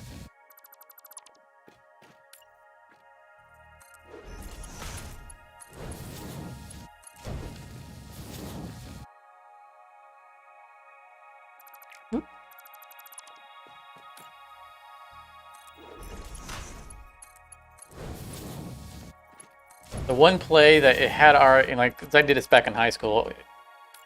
The one play that had our school done, I would have switched over from backstage to on stage, would have been Inherit the Wind. I did my English class. We read the entire book, which is, you know, the play essentially. And we read it out loud, you know, over multiple classes. And I had the privilege of getting to play the lawyer. Bertram Case, I think, was his name. I loved the role so much. Had we ever done that as a play in the school, I would have dropped everything and auditioned for that part.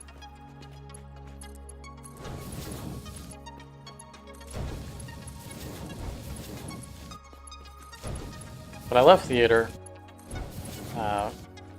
The only reason I didn't go into theater professionally is because there is absolutely no money in it.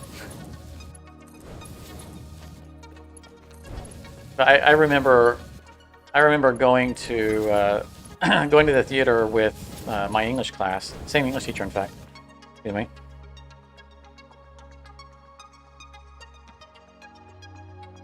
All right. I got a little bit there. And we saw The Crucible at a professional theater. And I was on the edge of my seat. Just so good. And I looked around, and my classmates, there were a number of my classmates who were asleep in their chair. Oh, you heathens.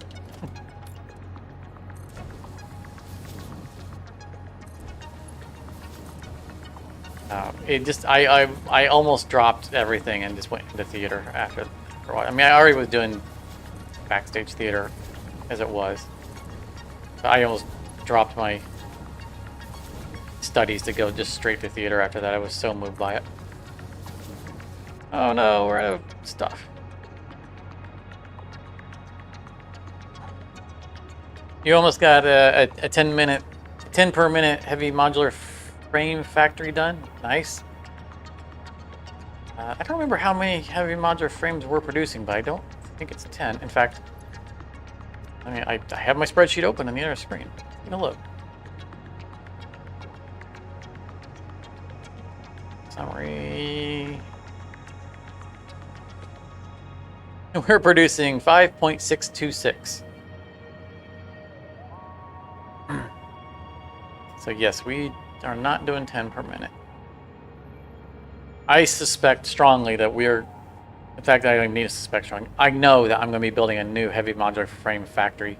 It's already kind of in the plans. I don't think that we are going to upgrade our existing factory. I think we're going to build a new one. Because fused modular frames are a thing. I'll have plastic. Alright, that's to remind us we need to come back to here. And what side of the world are we on? We're on that one, so our plastic's over here. Yeah, fractional frames. Well, that's just why the math came out, right? For the amount of machines that we had on it. Take a drink while we free fall.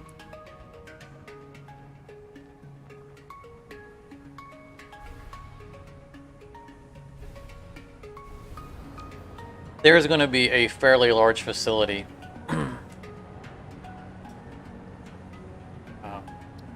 that's going to be responsible for heavy modular frames or fused frames.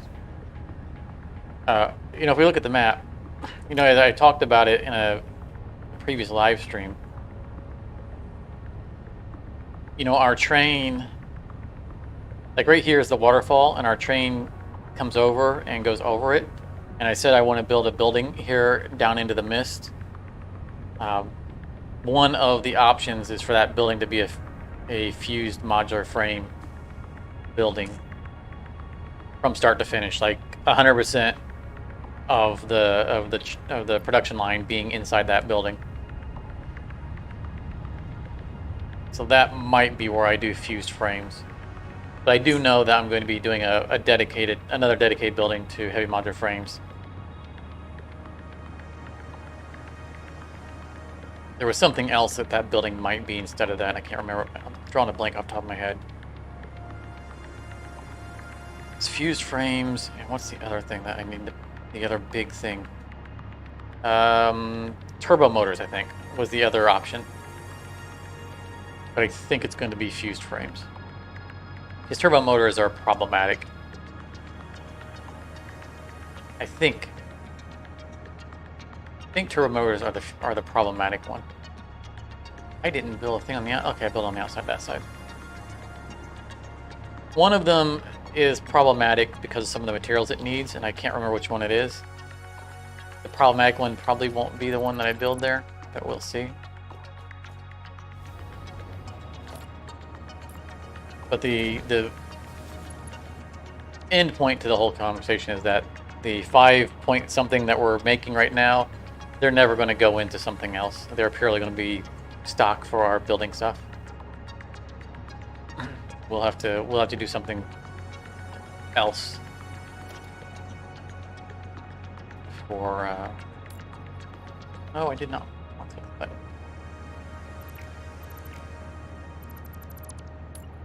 For fused modular frames. But that's down the road because our next big project is aluminum, and that's going to take probably 3 episodes to build.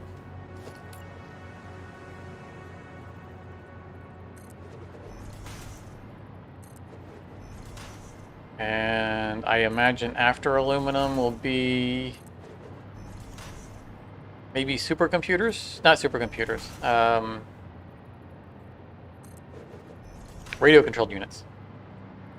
I looked down as if I was looking at a cheat sheet. I think after aluminum will probably be radio-controlled units. And then I'll just look at what tech we have unlocked at that point. But I know radio-controlled units are used in some of the milestones to unlock, so we're going to need those. And they require aluminum products, so we could technically make a few of them right now, but we're only producing like 30 aluminum ingots per minute. 30 or 60. And it's not even a real manufacturing.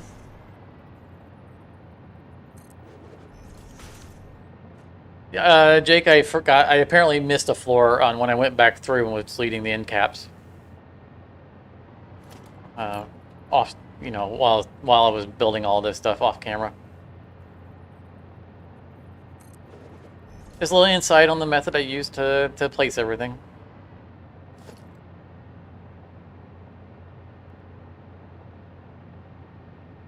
Nope, no, don't delete that.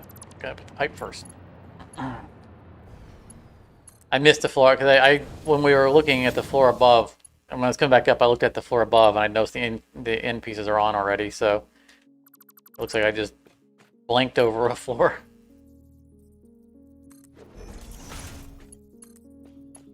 At least the floor it was done. I didn't, you know, like my concern when I saw them was that maybe I like ran out of material while I was building the floor and went away to get material and then came back to the wrong floor and just kept working. In which case this floor might not have even had pipes all throughout it. But it looks like we got everything.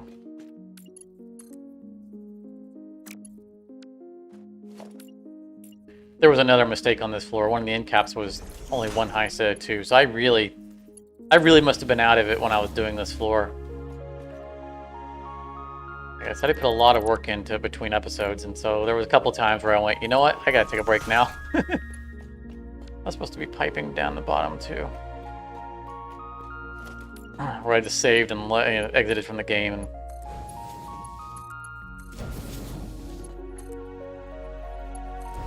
took a break.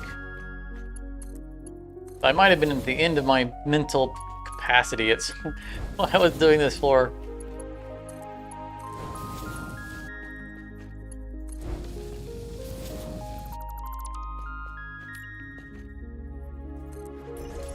Fortunately, all of it's temporary, so any mistakes we will catch. These were all just guidelines, so we can build the actual setup.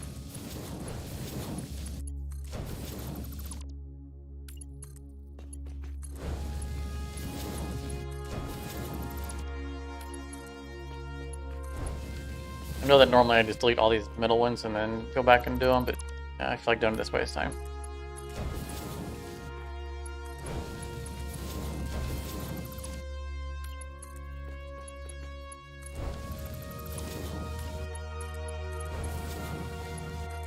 Get a rhythm going. I think we only got one more floor left, right? And that's the smallest floor of all of them, I think. Which is to say that I think it's only 3 machines shy, but still a little bit less to do.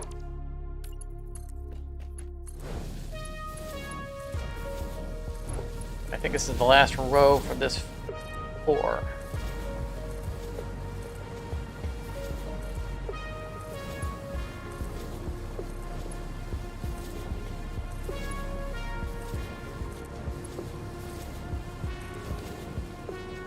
Ah. Let's take an aspirin before the stream.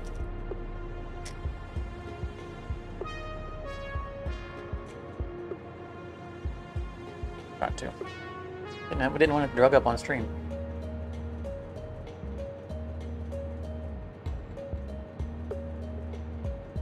Something to take the edge off of some joint pain. I've had muscle pain in my arm for a few months now. Torn muscle or something? I don't know what it is. Whatever it is, whatever happened, it never healed right. So I've been sitting here doing this for long enough, it starts to hurt more. All right. Right. Yeah, it's last floor. Excellent, excellent. Knock this out, and then we can start figuring out what we need to do next. I think the next big challenge we're going to have in this is going to be how we run the plumbing for the water to go up to the packagers. Like I've got a pretty good image, you know, as I mentioned earlier, about how we're going to connect these pipes to the pipes coming down. So I think that's going to be fairly smooth and easy to do. I don't think we have to do much on planning that out. That lined up? Yeah, it is. But we do need to figure out how we want to run the water. I know that last week when we placed the water extractors, we more or less figured out how the grouping is going to work. We just need to figure out the routing.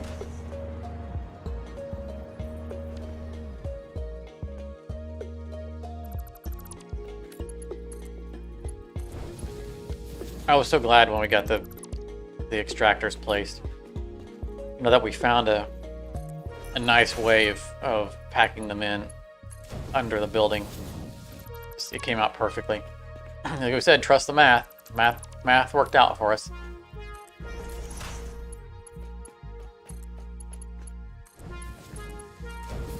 I know we had to group them in fives because there are 120 apiece, and 5 machines is 200, so, or 600. That's a Mark II pipe. It's funny, last week I got those backwards, right? I think I called them Mark VI pipe because I was thinking how they run 600. And just now I said 200 because I was thinking Mark II pipe that runs 600.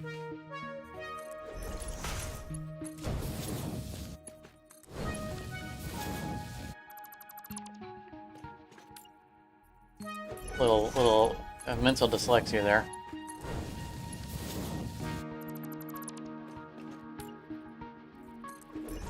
So it's mostly we need to figure out how we want to route them. We already know how we want to group them.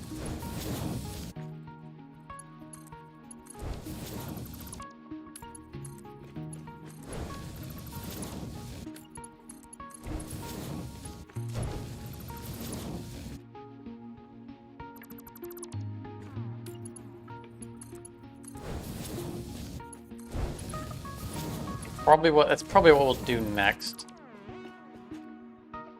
Is head down to the bottom, see where they come out in relation to our water packaging machines. Decide if we want to do a unified, pulling them together. I kind of want to pull them together. It's just a matter of spacing and how well that's going to work out when it comes time to deliver the water on the next floor.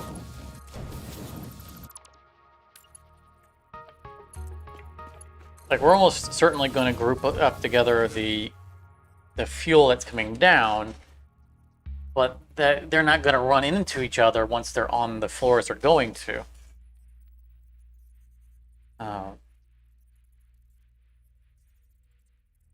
So it's easier to deliver them across multiple machines.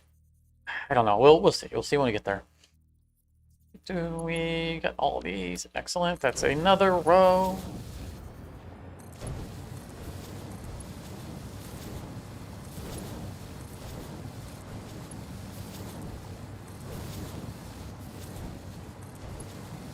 More rows to go.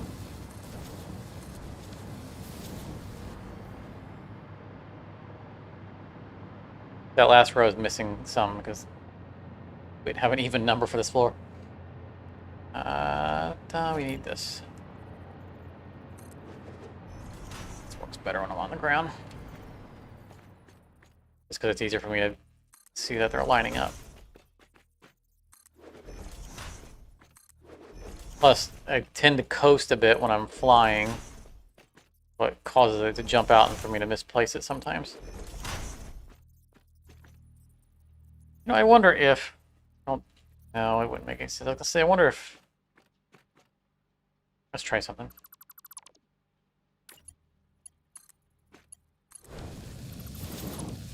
Because the other side stops snapping when one side is done. The only thing that... There's two things that happens when I place a junction on the pipe.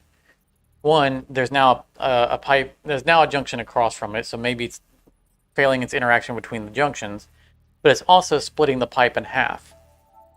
And maybe it's trying... It's not happy about being lined up with that split. Let's see. Nope. Okay. Because I broke the split.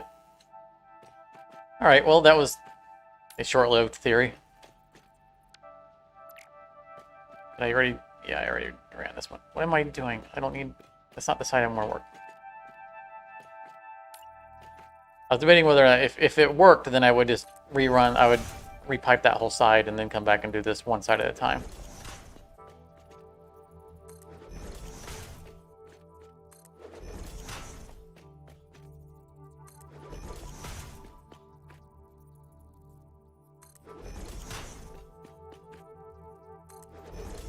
Oh, I just realized we were doing all these pipes. We need to paint them. Oh, no. We could have pre-assigned a color to them, because fuel has a color. It's this one right here. Oh, man. We got to repaint. I won't do it right now, but all this piping we were doing could have all been pre-painted for us.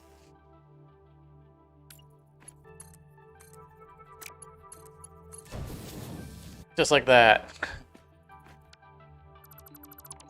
Oh boy.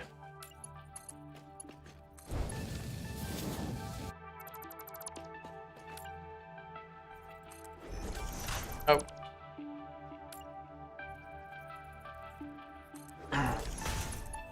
So I also noticed another thing this week while I was doing this, which is, you see the center of this pipe is yellow and not the color we assigned. The reason is because that yellow is standard color, so anything that I assign to standard, like if I assigned this to standard, that's the color that the middle of the pipe would be. See? And that's super cool. And I did an entire floor like this and themed an entire floor like that, and then the next time I loaded the game, it was all back to the one color. So these will turn back to just normal orange when the next time the game's loaded. So unfortunately, that's not a thing. But it does show that these are a 2-channel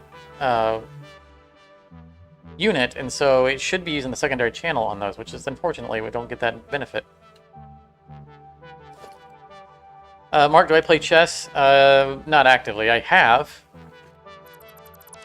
I've studied the strategies for chess and whatnot, but so I know how to play it decently, but it's not. There's a fundamental aspect to games that not only don't appeal to me, but don't work well with the way my mind works. Which is to say, games that start in a preset state, I tend to not do as well at, because I'm clever. Which means I'm very good at thinking on my feet and adapting. And when you get into games that start out in a pre-existing state, then you have pre-existing strategies, and you end up having a rote memory book of these things work, these things don't. and I don't do as well at games like that. The more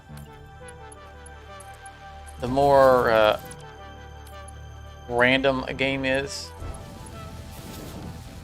the better I am at it, especially if it's a competitive game.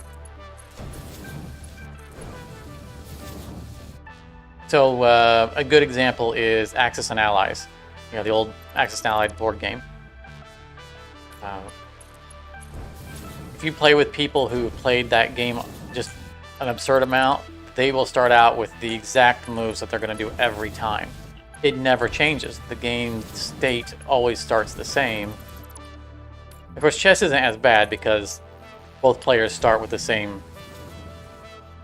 You know, no one has an advantage other than who's going first. That can help direct the start of the game.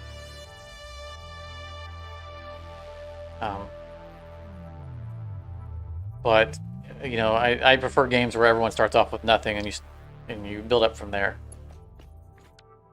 And so I don't find chess as fun because of that. Because it's that type of game. I appreciate it for how cerebral the game is.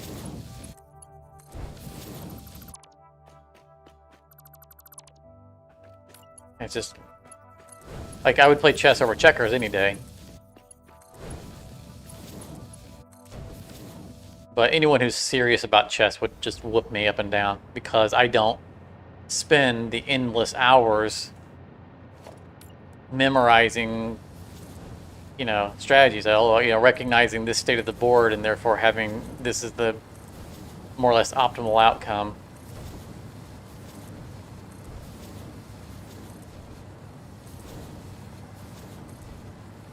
It's just not my strong suit. But I do like chess and its design and its principle. I've played a fair amount of it against, like, you know, computers. I've played it a bit against people, but don't typically. I am a big board game player. I love board games. Especially, like, you know, resource management, worker placement games. I mean, that should be no surprise. We're a resource management game. So, like, you know, the Euro games, that's what they're usually referred to as, are games I love to play. And I have a pretty expansive library of board games, all of which have not been played thanks to a pandemic. They've been collecting dust. So now, me and any friends who really want to play board games, we found online alternate options. I also really like cooperative board games. Ironically, Pandemic being a good example of it.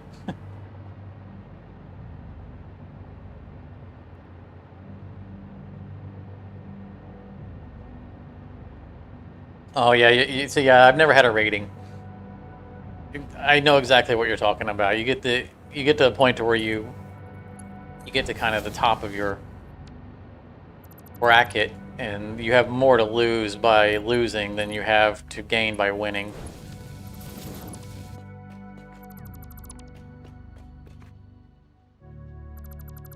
I've been there. You know, I've talked before about how competitive I was at, like, Street Fighter 2 and Mortal Kombat. I was definitely on par with world champions. That is not... That curve isn't right. See that? Something's wrong.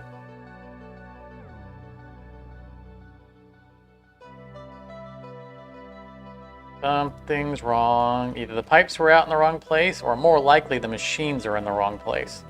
Because the pipes, I stopped aligning the pipes with the machines long ago because I knew that they were the pattern on the flooring. It was right here. Oh yeah, that's too close to the machine. That's the correct place for the pipe. These machines are wrong. Yep. Machines are wrong. Good news is I don't have to rerun the pipes. Machines are the easy thing to move.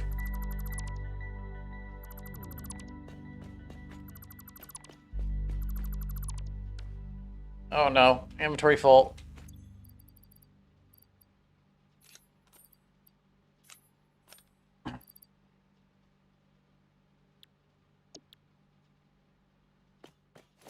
Yeah, I mean, best of luck to you on moving your was it the ELO?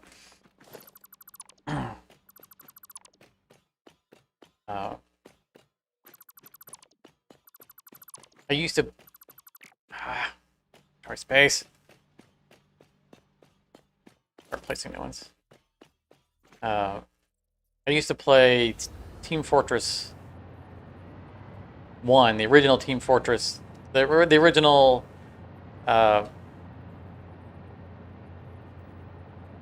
Team Fortress for on the Steam engine.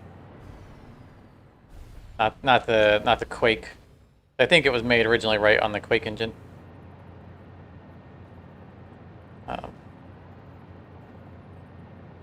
I played competitively on Team Fortress Classic, I guess is what it's called now. And our clan was Platinum, which means nothing now, but Platinum was the highest tier.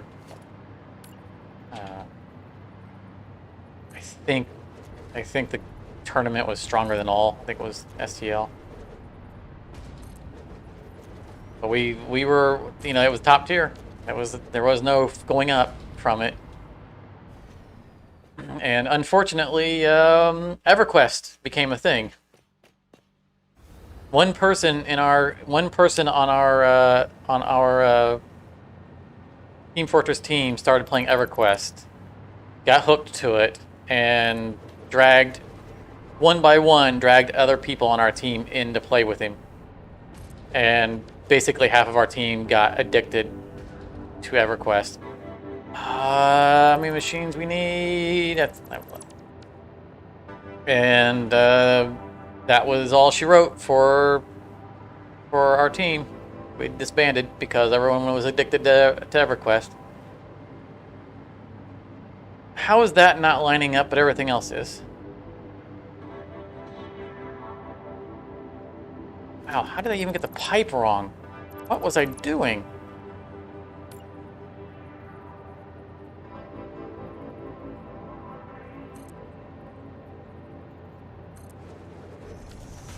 I really hope that was the last machine I needed to delete, because if it's wrong, then our math for everything is wrong.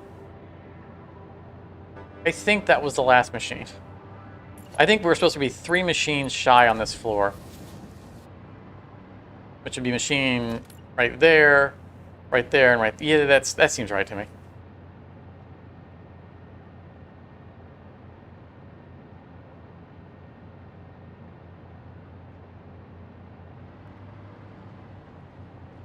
And then I put it wrong. How much more can I mess this up?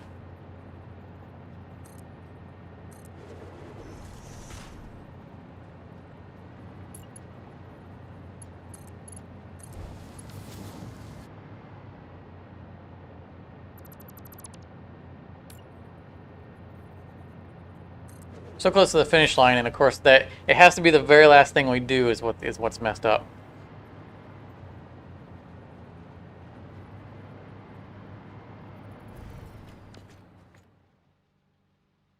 I don't remember where I was, so I'm just going to delete these and just...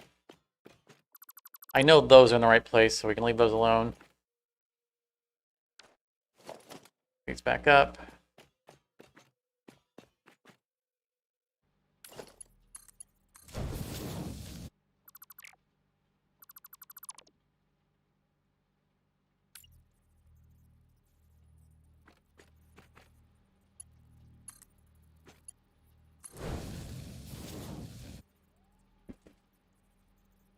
Hey, Jake spotted that the pipe stand was in the wrong. Yeah, yeah. It's just cascade of failures right here on the last row. It would be nice if we could attach like splitters and stuff straight to the output, which would go back to a discussion we had earlier when Lady Gaming was with us about how currently we cannot. You can't. There's no point in overclocking Mark III miners or fully overclocking them because it's not possible to export the material that they're creating fast enough because we don't have belts that move fast enough to do so. And if we could, another solution, I said that I don't think they're going to give us Mark VI belts. I think what they will do, because they've acknowledged that it's a problem, I think what they're going to end up doing is they're going to give us a new Mark III machine. You know, rework the existing Mark III machine so that it has 2 outputs as opposed to 1. I think that's what they're going to end up doing. It feels like that's what they'll probably do. But that would be another solution. If we could connect the splitter directly to the output, then it would split before it had to cross over a belt, and therefore we could get around the limitation of speed. Because right now, no matter how close you put the splitter to the Mark III machine, there still has to be a belt between them, and that's going to be the delimiter that keeps the machine from ever pushing its full pace out.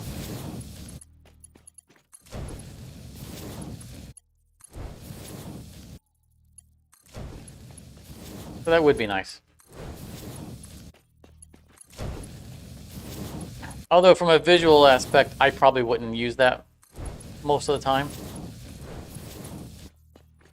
Because, you know, if you attach a splitter straight to the front of a machine, then the going both directions would be dragging right across the front of the machine, which is going to be a nightmare for logistics, and it's going to look terrible.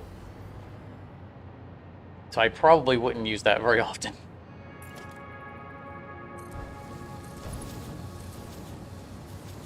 I'm missing things. Why?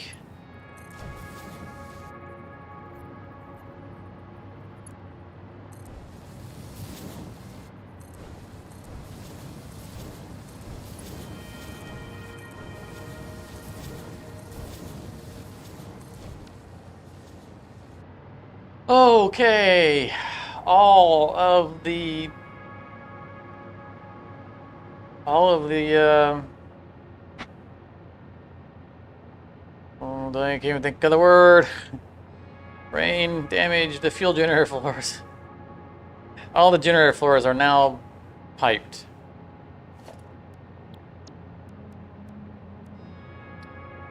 I don't really want to spend time repainting all of these belts,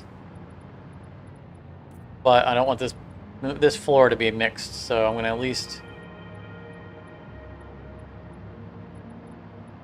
fix this floor, and then I'll worry about repainting during off-camera time.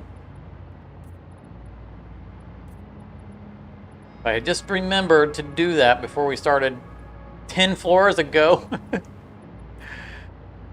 We wouldn't have to do any of this.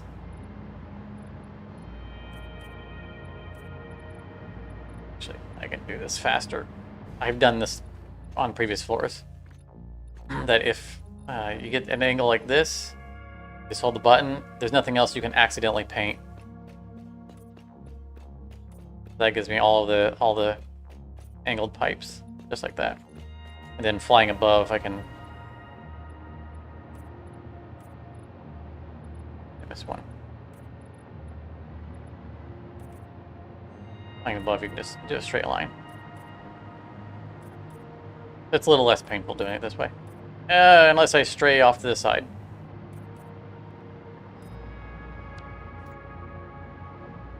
I think the default color is still blue for these, so let's delete them rather than repainting them. Yep. Excellent. Now we're just going to paint this floor. We're not going to bother repainting the other floors.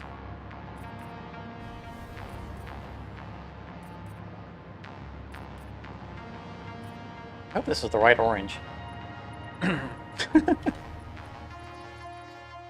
It just, for some reason, it looks a little off to me. It looks a little burnt. It'll be easy to test because I have the pipes above us pre-painted. Because ironically, I had the pipes set to this color when I was doing the floor above us, and I think that's the last thing that I piped.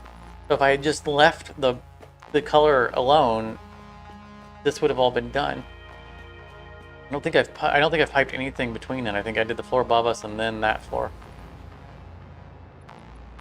Yeah, see, these are our... Yeah, customization already applied, so... You can see I did all this off camera. All this is done.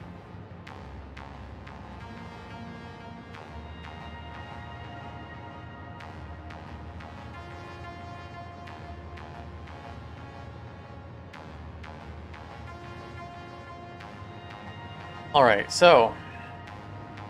With the generators done, we need to address the water extractors, and we need to address where we're going to bring up oil. We need 1, 2, 3, 4, 5 oil extractors. I doubt we have that much material on us.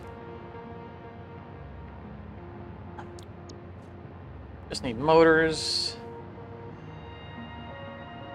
Let's worry about that later. Let's figure out where the water is going to run first.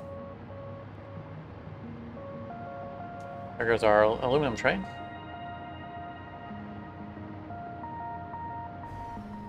I noticed while I was working on videos that, I mean, you can barely tell that our base is way down there, but from our base, we can see this building real easily. This is definitely one of those, you can see it from space buildings. Geronimo!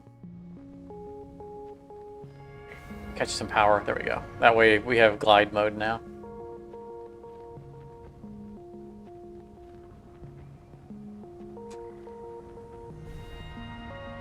Alright, so we know we're going to group in 5s. So that means we need to figure out how we want to group these machines to accept 600 apiece. All right. I need to look at my spreadsheets.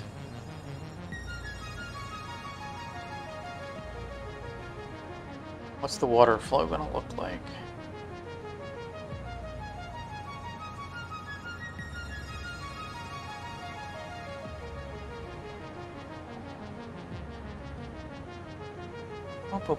Where am I looking? Where am I looking?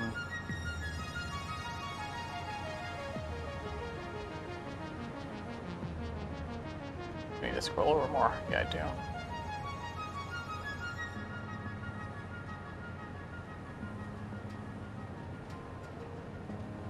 So it's 114 Packers,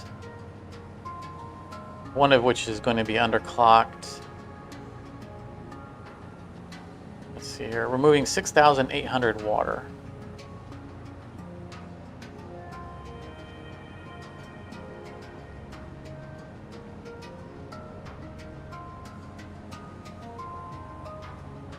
I didn't do a math thing here. We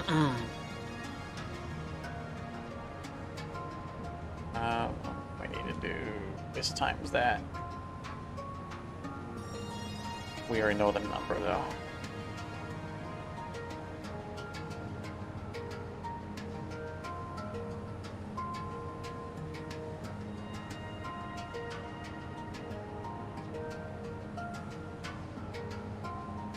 And right, so if it's 600 water per pipe, we don't need the spreadsheet for this because these consume 60, right? So it's going to be 10 machines per pipe.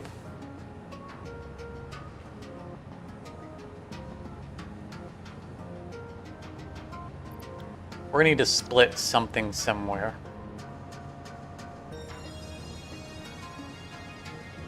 It's 100. It's 113 and a third machines. But let's see here. We already know we're 19 wide. Oh, this is gonna come out weird. We're 19 wide, then we're 601, and we're 540 in another. Just still 5 water extractors because they're in 120s, they're not in 60s, so we can't get away with doing 4 extractors.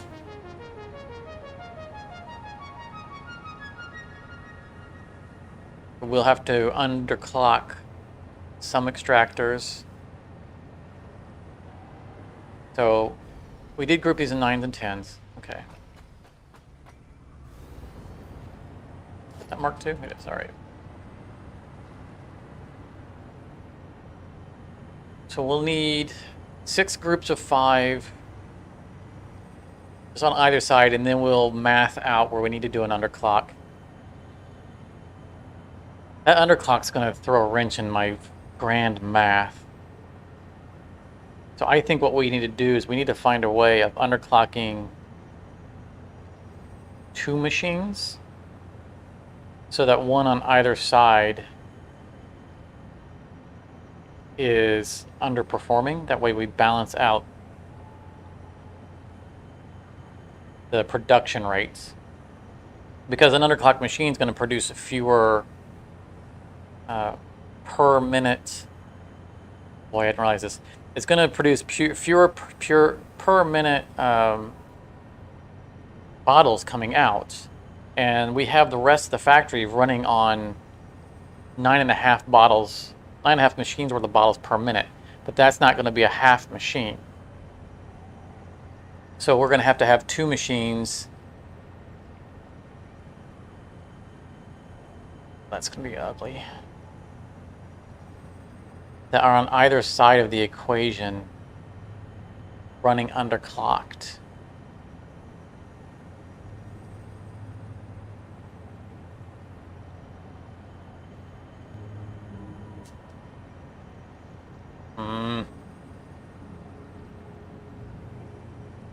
That throws a real monkey wrench.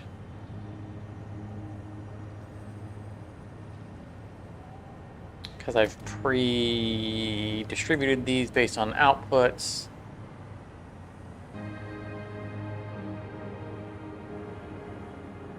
It wouldn't do us any good to overclock the 114th one, because we are running 100% our accrued. So there is a source that would end up running out anyway. But even if we left the last one running at full speed and just overclocked, say, a water to, in the end we would run shy on crude, and the whole factory would run slower for it, because we're circulating the entire thing, and that one machine would slow everything down.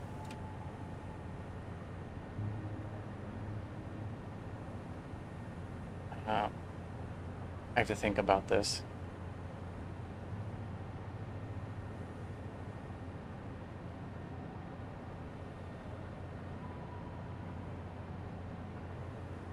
That one machine at...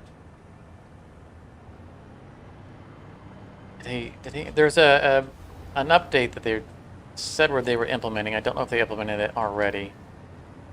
To where the output was supposed to update immediately. Like normally if you underclock, the inputs don't update. But I guess on the output of this, it doesn't really matter.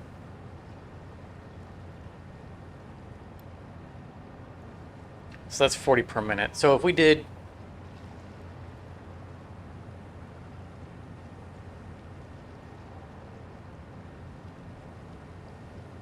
If we did 2 machines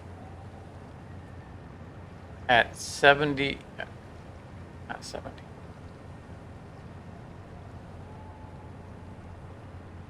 This is 120 per minute normally, so it's shaving off 80. We would have to take 40 off of this one. So if we had 2 machines running at 80 per minute, at 100 per minute. No, 80 per minute. Yeah, because we're underclocking this by 80 per minute. So if we had 2 machines that were underclocked by 40 per minute instead of 1 machine underclocked by 80 per minute, we could balance them so that... I don't know if that helps. I don't think that helps. That just makes 2 bottlenecks. This is because the whole circulation of the factory is going to pass through anything that's under speed. It's going to infect everything down the line. Okay. So I think the answer here is that we need to have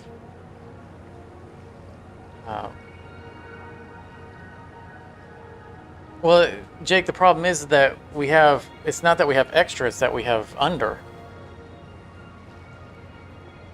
You know, if we had an extra machine, like say we had 115. If we were using 114 and a third, that would be our extra machine. But we have a perfect 19 by 6 grid. And everything is calculated off of that grid. But we aren't really 19 by 6. We're 18.99 by 6. Because there's one machine in that massive grid that's going to have to be underclocked because we don't have enough coming in. And it's not the water that's the problem, it's the crude oil. We don't have enough crude oil to bottle. And we can't get around that. There's no way of getting around that because we are fully overclocking every one of our oil outtakes. So we can't squeeze any more oil out of them. I think the solution is going to be that we need to isolate one loop, which is going to require some repiping and reconveying, but then the rest of the factory can run as one circulatory system, and we'll have one little slice that is running on its own clock. That is its own little loop. It's going to definitely take some reconfiguring of our current setup, but it's better that we realize that now than later. Because if we had fired up the machine, if we'd fired the whole thing up, it's reasonable to believe that we would have never noticed it. Because by the time everything got saturated, we would be long gone. And not looking back at it to see that there were machines all running at, less than 100%. But that one machine will drag the entire factory down. Because it will bottleneck everything.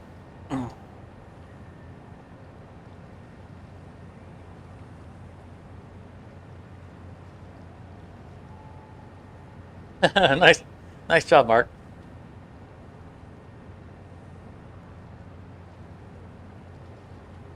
Yeah, like I say, I understand the basic strategies in chess, but I'm definitely not a competitive player.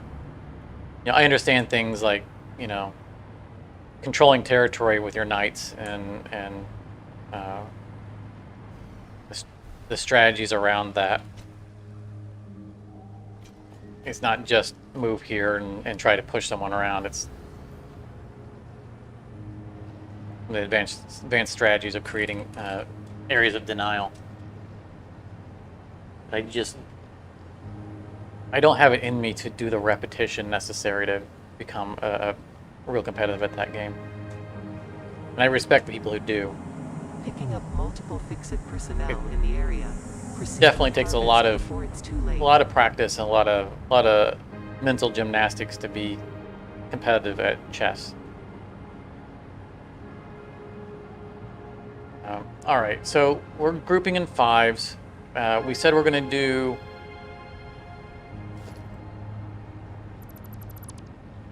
3 and 3, 2 and 2. So let's start with the stuff that we know we can do. We'll figure out the math on the, because I've got the idea and an abstract on how we can do this. But we're going to have to go through and we're going to have to segregate a slice of machines from all the stuff that we've already done.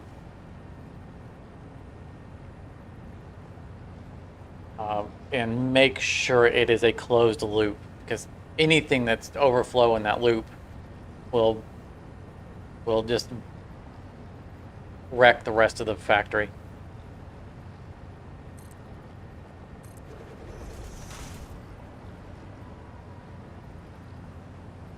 I'll make sure this is the right distance for these.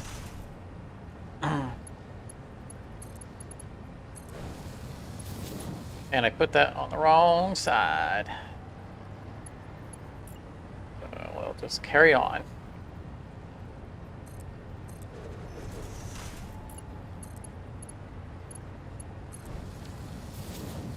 If this works out right, then we're fine.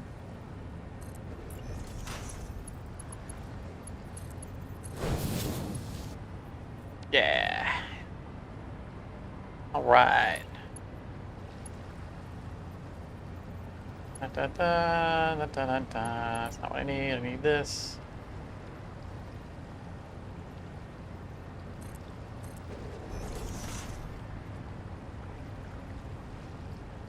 Honestly, paranoid that I'm going to fall out of the sky because I'm looking at where I'm placing things, not looking at if I have electricity or not.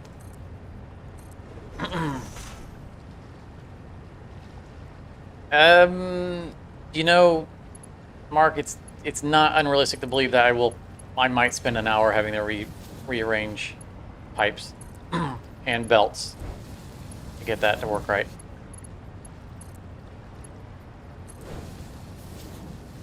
It's entirely possible. We'll have to, once we figure out what the scale is of what manipulation needs to be done, then we'll know.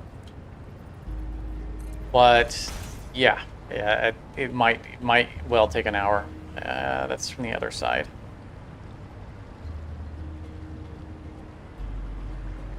Oh, it's not. Right. Which is why I'm saying, let's just get what we know we can do first. Like, no matter what the outcome is, this needs to be done.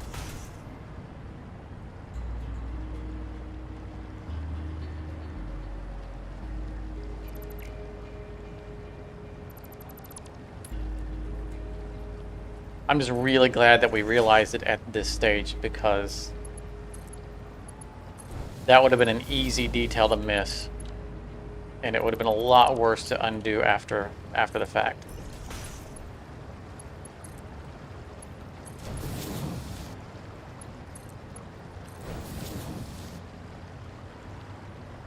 And we're doing water pipes in orange. I don't really care, because I can't pre-assign the water pipe color because that's a custom swatch. So we'll have to repaint these manually anyway.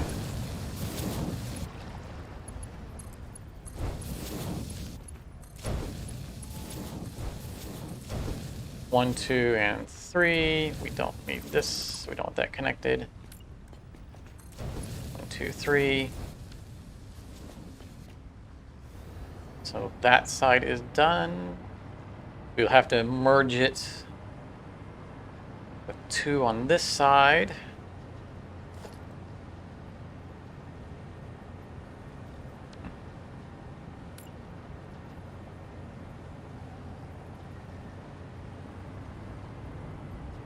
One on the inside, just like that. Too high.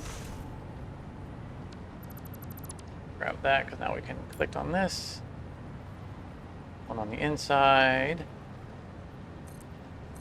Boop.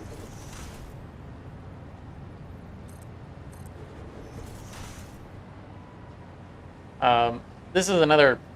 See, this is I'm doing this on the old style. We could be doing it on the new style, but I don't trust it to lock on to water pumps because water pumps are not truly snapped to the grid. So I'm going to just stick with the old style of doing this.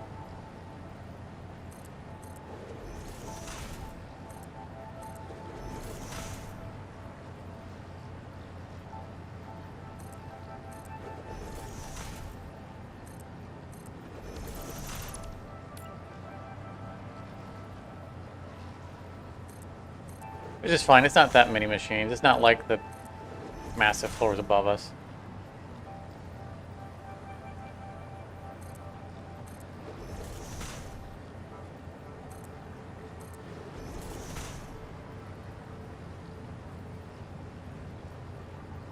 Did I do before or did I do after? I did after. I gotta do before on the one on the right because it's the last machine.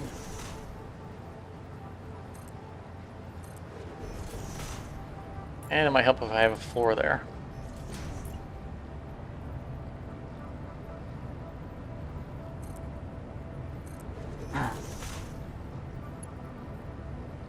Okay, so we know that we're... let's just type them and then we'll group them.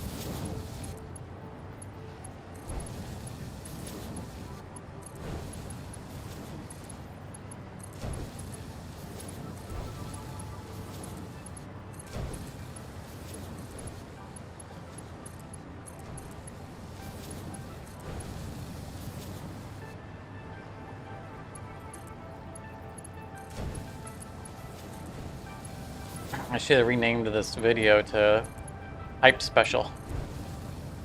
Special all piping episode, but we are almost out of copper on hand.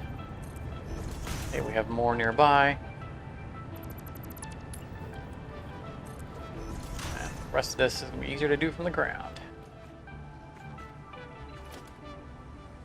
Boop, boom, boom, boom. This is the rhythm that this is what I've done forever, so this one I have much more muscle memoried. See how quickly I can do this. Just like that. I said this way is faster than my new method once it's set up. It's the setup for the new method that takes much less time than having to align all of these stackers.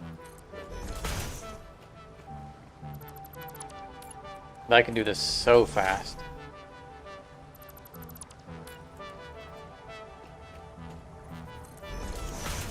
Once it's set up.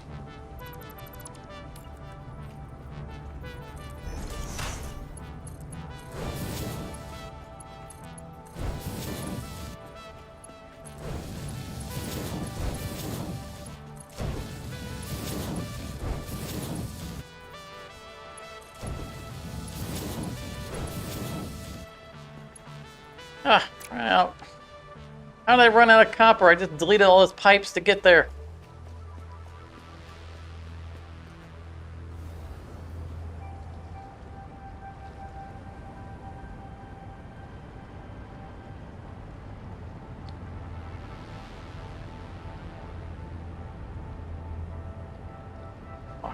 Yeah, I put a sign on here because this one's been a bad boy and it keeps not telling me what's in it.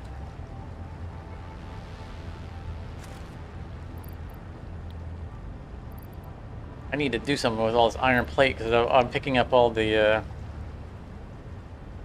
I'm picking up in stands and whatnot, and it's been filling up my inventory. Stacking poles. But we don't have a bunch of stacking poles here, so pre-placed, so it's not going to be as much of an issue.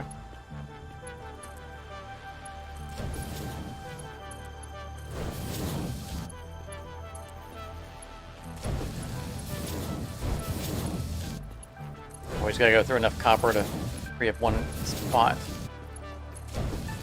Which, as we have seen, is not that big of a deal. Go through a lot of it.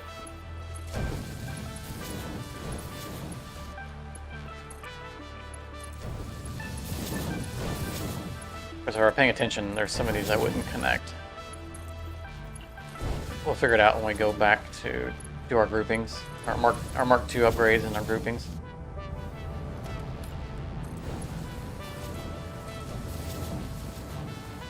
It's gonna be 4 on the left, 2 on the right, 1, 2. So that one we don't need.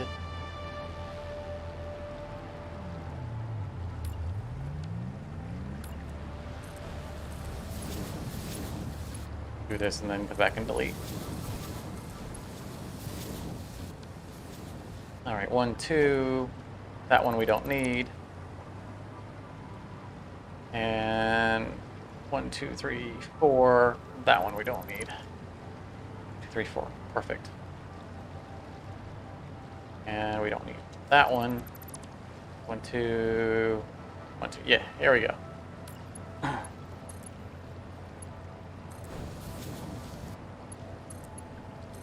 And those are our groupings of 5. 34, 5. Works out just so nice. I love it when things like this work out. It's so cool.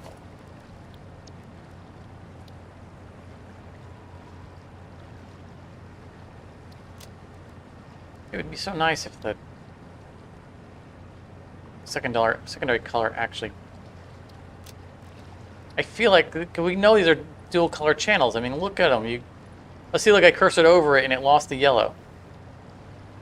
You see, these are definitely. And then as soon as anything interacts with the color channels, it resets to being monocolored. Like boop boop. Now it's all orange.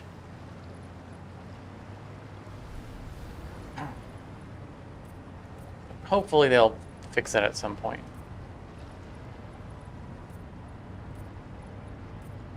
And we'll go ahead and paint these.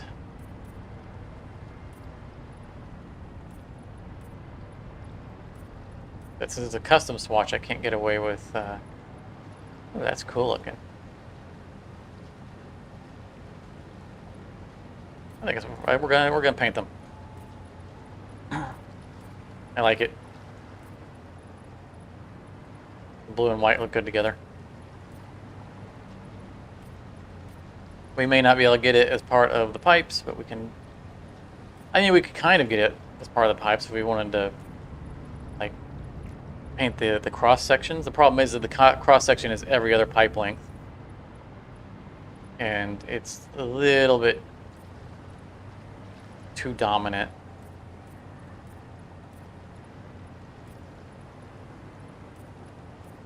Which is why I usually won't paint the pipe holes and the poles, because they're usually fewer and far between, and so they add an accent to it.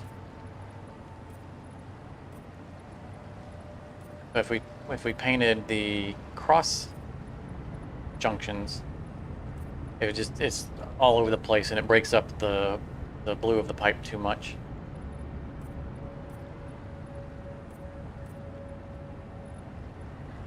I think I do like this blue and white for the machines, so we're gonna go with that.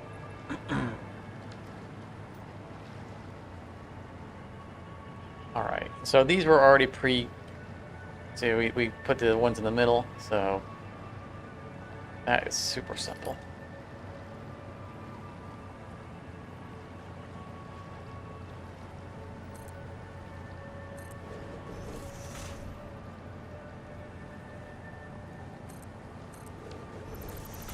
Away, you. Of course, those are the ones that we used to align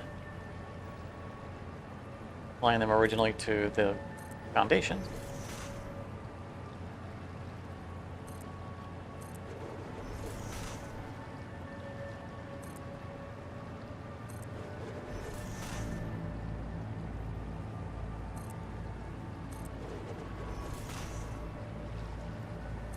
Should have been doing these one short so that, well, no, because I have to draw the line back and then I go back. All right.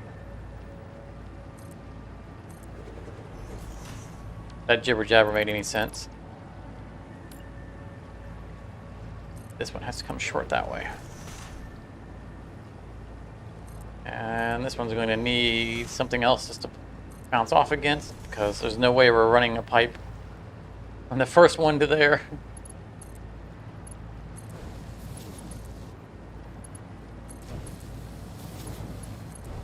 Pipe will not go that far.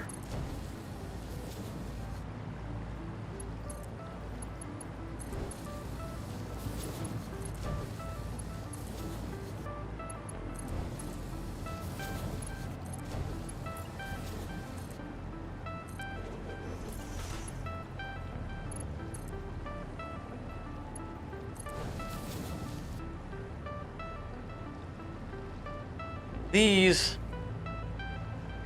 we're going to boop up on top because we're going to need to be able to pull the plumbing outwards when we connect the two sides.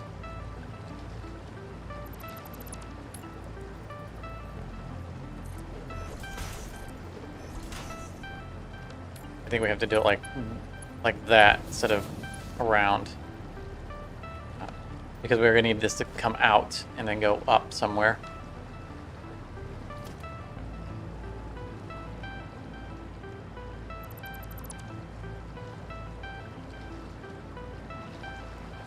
Ground, because I can do this much more quickly on the ground.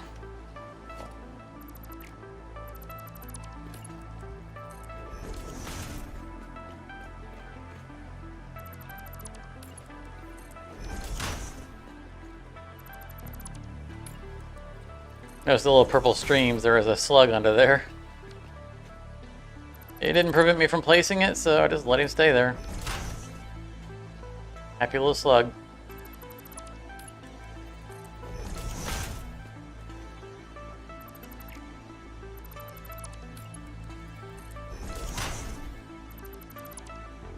Why did I do that?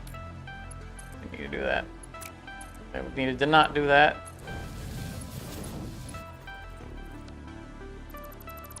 Need that pipe. Both of those pipes.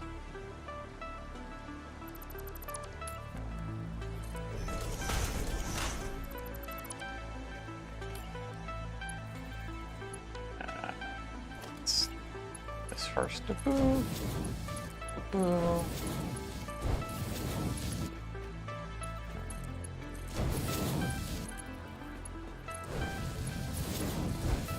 Here. 1, 2, 3, 4. All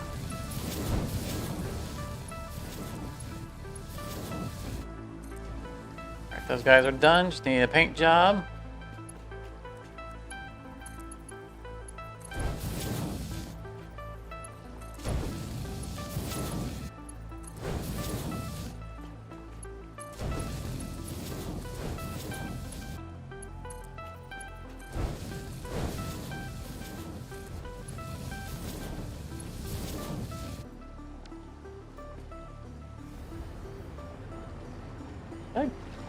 I cut those. I connected those around the end, didn't I? I just got done saying I can't do that.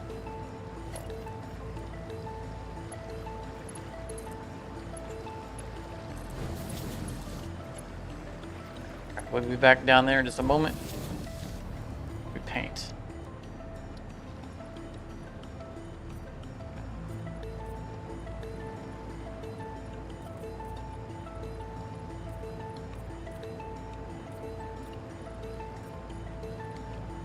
Also, repainting the machines makes it easier for me to know that these are machines that we're already done with. Nice visual indicator. Look at that slug down there.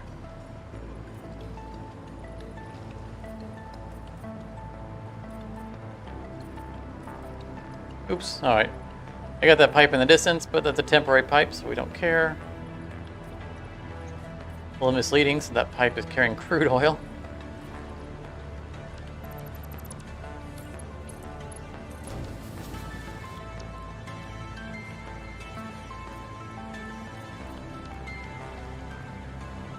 Alright, that's another row done. Oh, we did some of these already. Awesome. Well, that just saved us a bunch of time. Did we do these on the last stream? I don't think I did this between the weeks. I'm sure I didn't do this between the week. I know that we had done a little bit on that end because we were working out the math.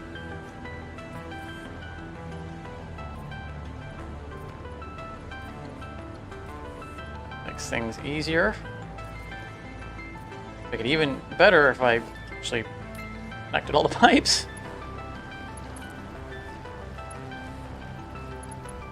I don't think I did this during the week. We had to have done this during the last live stream. I didn't realize we moved this far.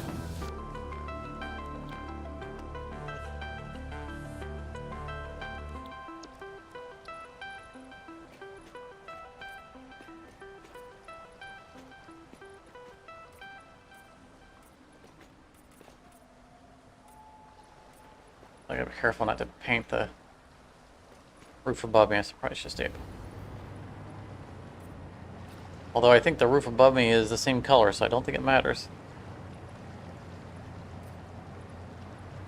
Because it's our water floor.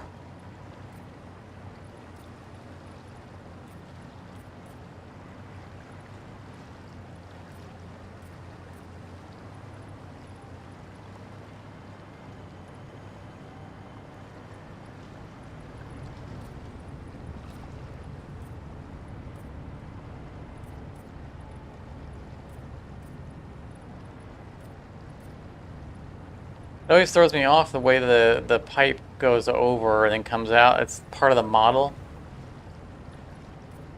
And I think that was them being lazy, because if you remember, the original water extractors, that pipe came out straight and therefore was off center. It didn't come out in the middle. And they moved it. But rather than redesigning the model so that the pipe came out the middle, it looks like they just wrenched that over. It's all connected.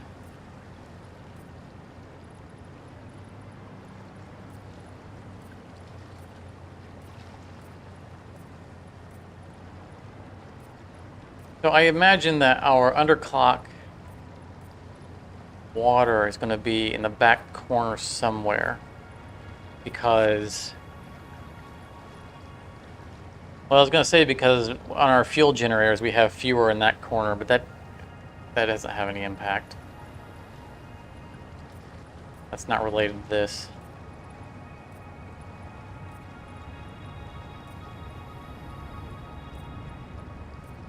Now this piping right here might not be permanent, probably isn't.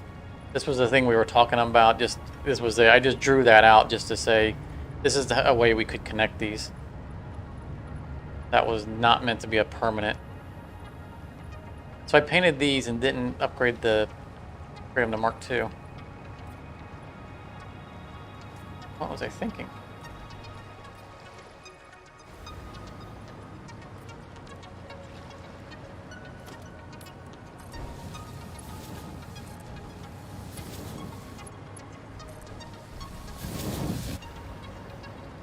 Oh, good grief. I just painted these things and now I'm painting them.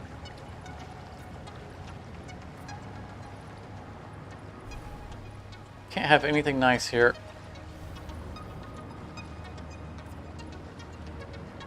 All these Mark II, right? Yes. All right, so I missed it. So most of the plumbing is done here. I haven't connected the 3s to the 2s. Same goes for the other end. I didn't connect those because they're going to connect through the foot or around the foot. That can wait for a moment.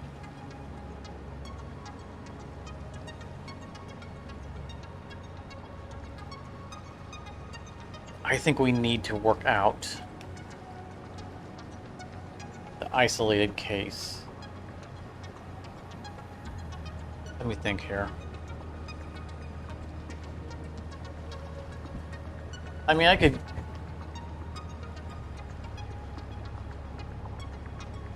gotta think about how this gets done. It's going to produce only 1/3 of the water. Means we're going to have one refinery producing 1/3 diluted fuel. That 1/3 diluted fuel is going to make its way upstairs to be unpacked.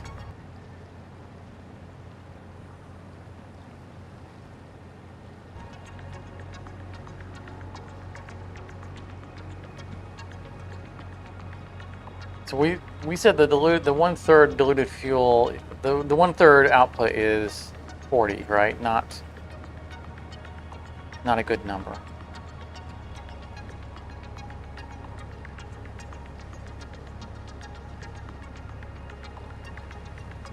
The reason it's not a good number is because we're burning 12 per minute in a generator.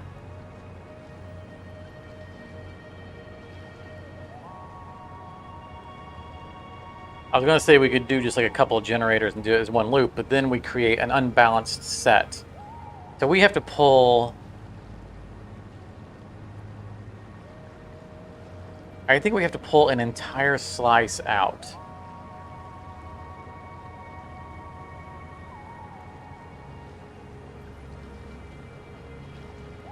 Like I was thinking that we could, you know, like these underclock, right? This underclocked one is going to be a group of 4.3.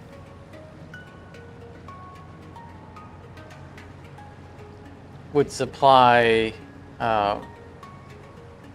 9 point something packers.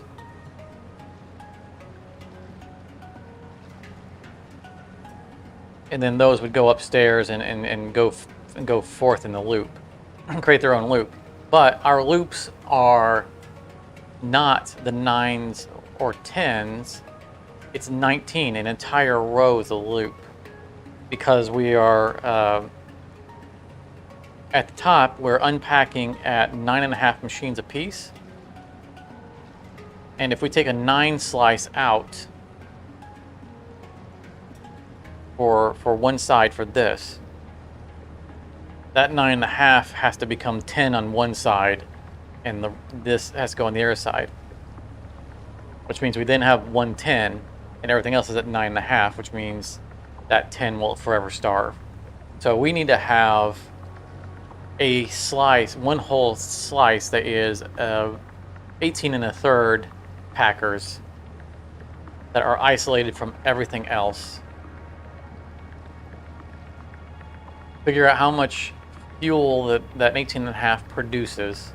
They become their own loop, and we underclock one power generator that is part of that isolated pipe.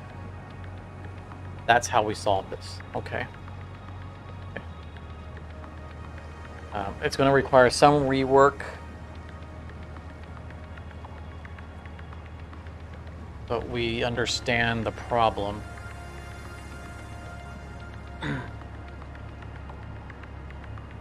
Which means we know how to we can work our way through this problem.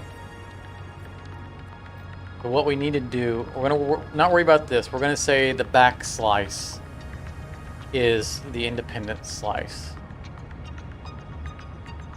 And when we go to start up, we'll just have to give it its own set of canisters. We'll just, and for the rest of the factory, we'll pretend like the back row doesn't exist. That means this going up and that side going up have to be in an isolated loop.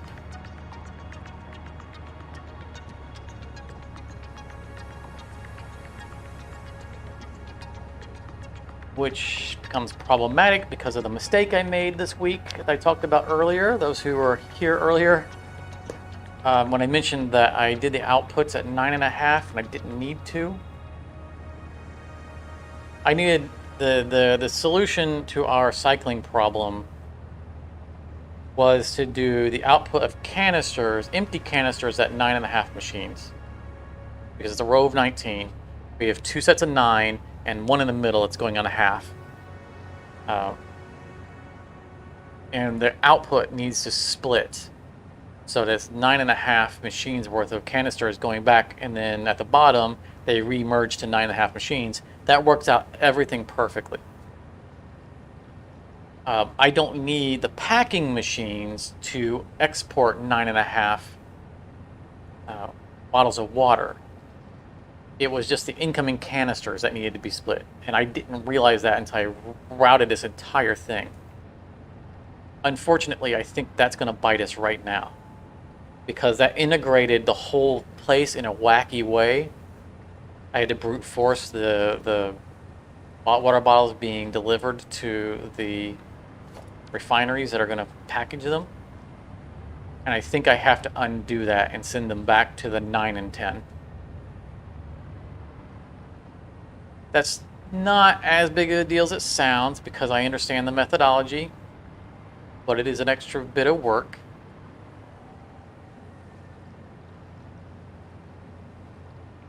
But that integrates the rows in a way that we now need them segregated, because we're going to pull a slice out. And we can't pull a slice out now because of the wacky way I delivered it. How did that get painted purple? Well, anyway. So, this is our row we're going to underclock. We're going to shift it back to being a 9 and a 10. Just start now. The input is fine. For now. The output is not. So let's get rid of this. Okay.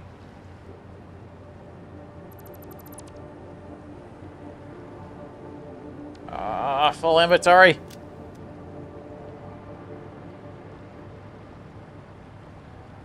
Thought we had made room.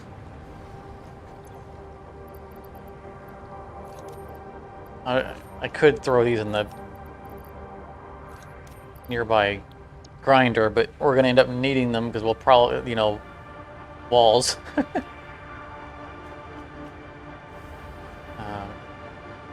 So we'll just leave them, use them later.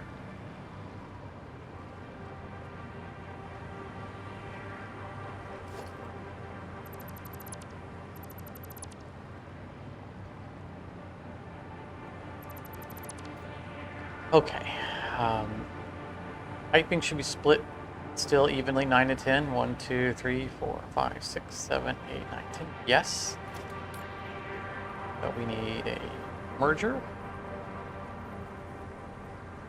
Number 9 and number 10 going the same direction. We're putting this back the way it originally should have been. I'm thinking we're probably going to just have to, or just redo all of these.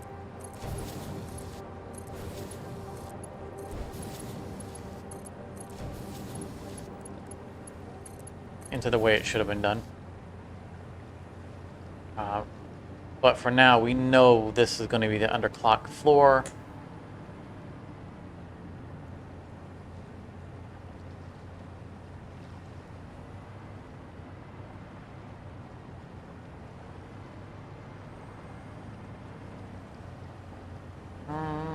You can see how I had to make...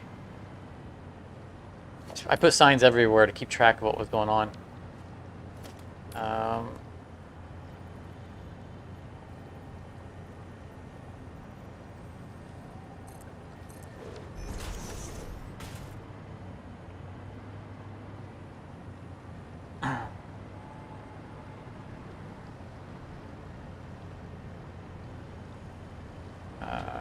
Let's see here.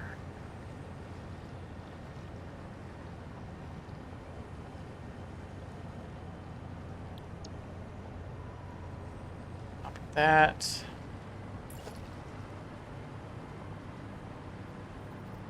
I think we resolve this back slice first so that we don't forget where we're at.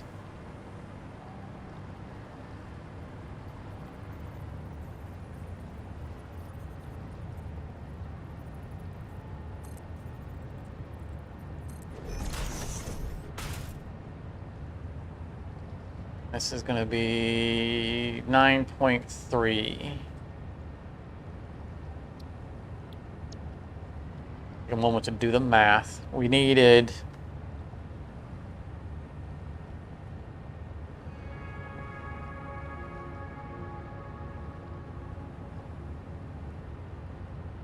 spreadsheet.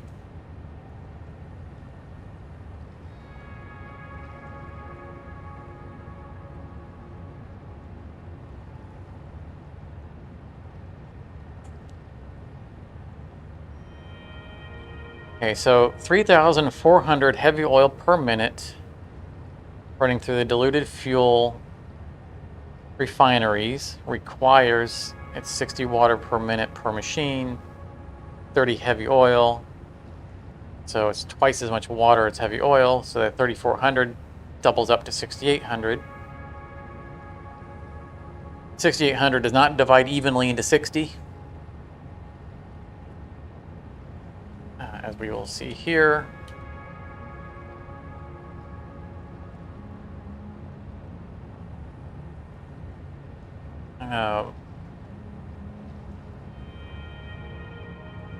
So we need to have one machine underclocked to 0.33. So we have 19 machines.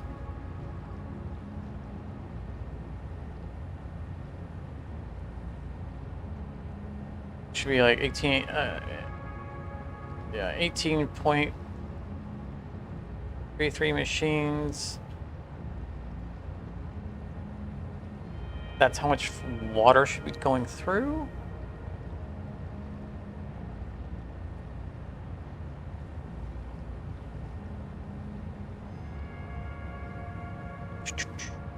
Or to my spreadsheet. I just want to verify the math.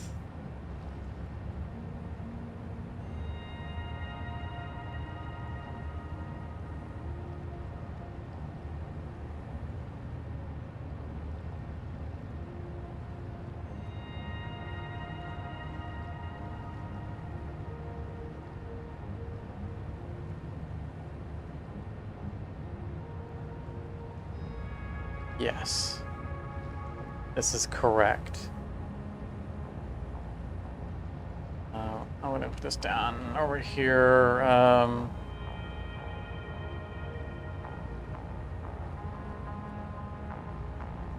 Isolated slice.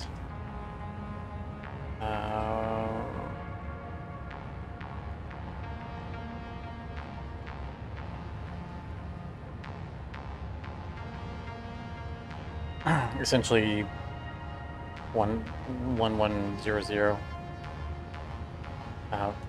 The significance of that math was that if we subtract that from the 6,800 that is our total, it leaves us with exactly 5 rows of machines on the dot. So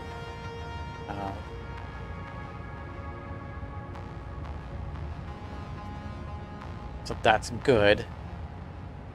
Let's go ahead and underclock this bad boy.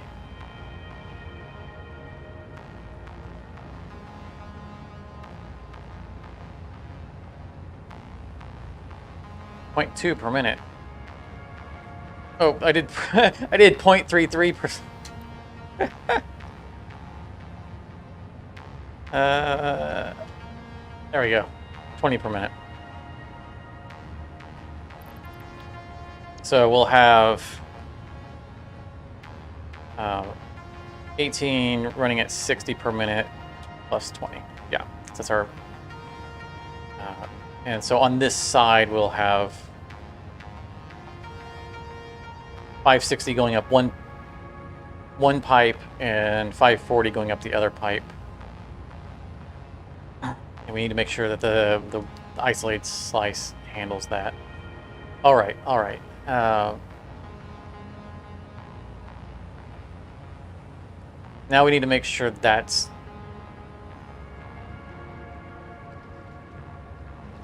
works out, right? So if we're doing 560 from one belt, this is what's important.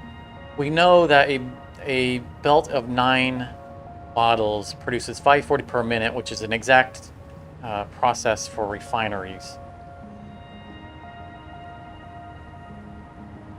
Refineries are processing 60 per minute, so we have to have an underclocked refinery, which is fine. That's right.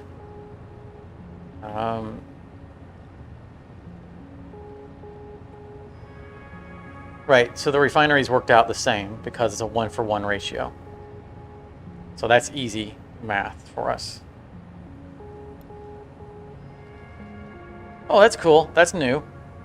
Say that's the update they were talking about. Oh, I'm finally seeing it. Where the input rates are now reflecting the underclocking, and it's doing so immediately, even though the machine hasn't run, to show us that update. Because previously you actually had to turn the machine on and run materials through it, and the next time it started a cycle, all those numbers would update. That's sweet. That's good. That's good.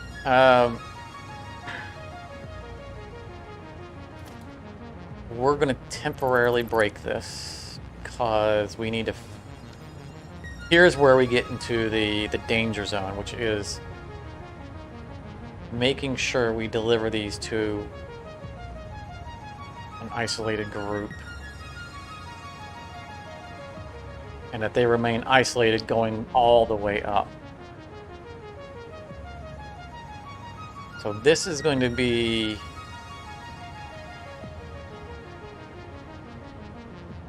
.33 in.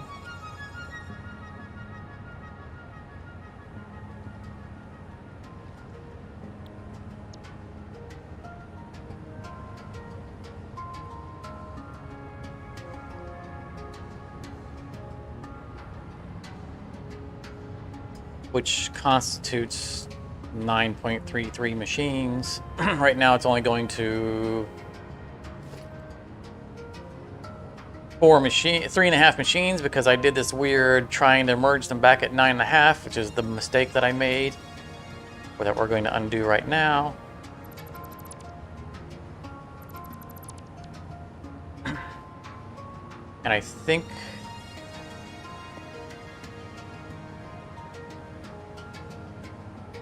it'll be less painful right now than we otherwise thought it would be. Yes, this is actually, I mean, the rest of the factory I'm going to have to finagle with. But because I had preset these up to be a split, this thought it was going to 9.5 machine, now it'll go to 9.3 machines. And just won't have a contribution coming from the other side. Because the other side is now a solid 9 machines, not 9. This is actually not going to, this part is not going to require as much rework. So my goof up actually worked in our favor here. So we're gonna make this our 20 per minute machine.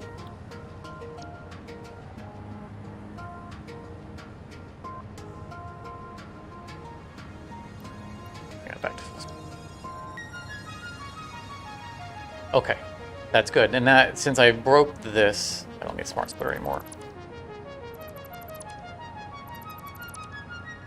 This isolates it down to 9 per minute, 9 machines worth per minute, which we now, because we downstairs, we change that over so it's no longer split. That means this will auto work itself out. Yay. Yay! Not out of the woods yet, but that is, you know, a little silver lining.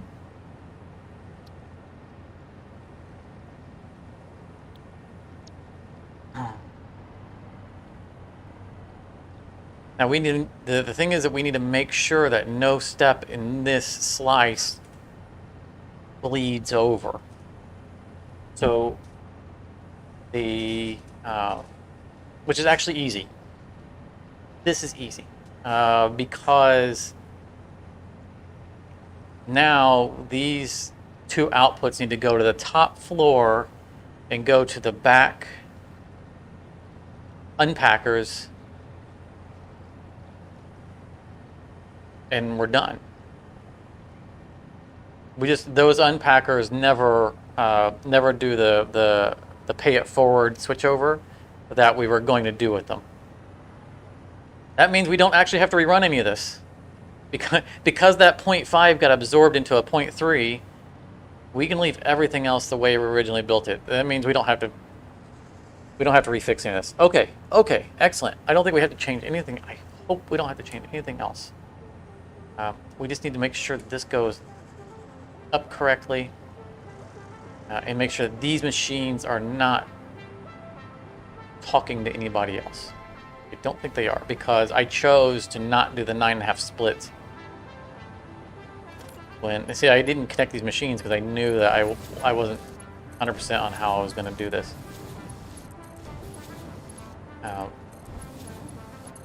I realized it wasn't necessary to do the 9.5 split, and I didn't force myself to adhere to it at this juncture, which is fantastic. Works in our favor. Okay. This, however, is now 9.3 out.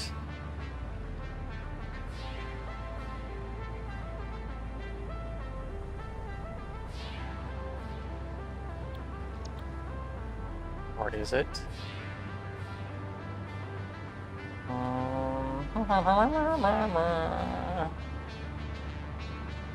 1, 2, 3, 4.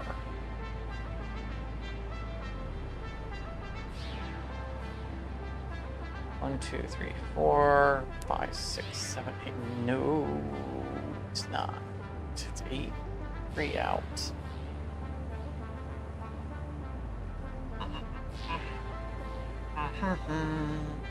One, 2, 3, 4, 5, 6, 7, 8, 9. Okay.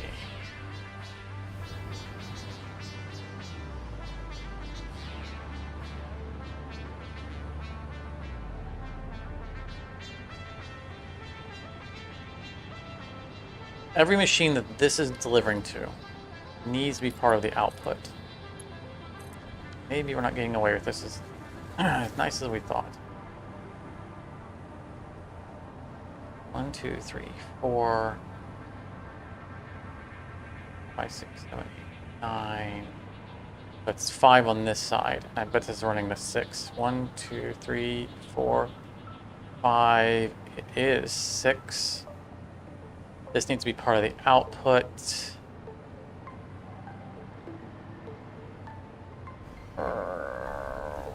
Okay. So we didn't get away with things as easily as we thought.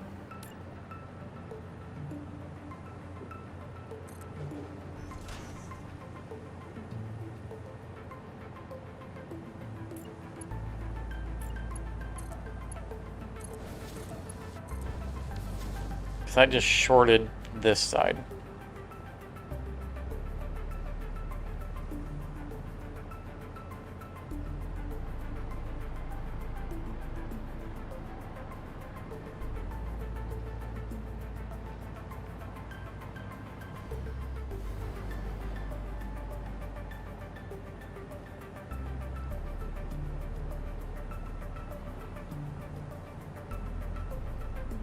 How was that ever right in the first place?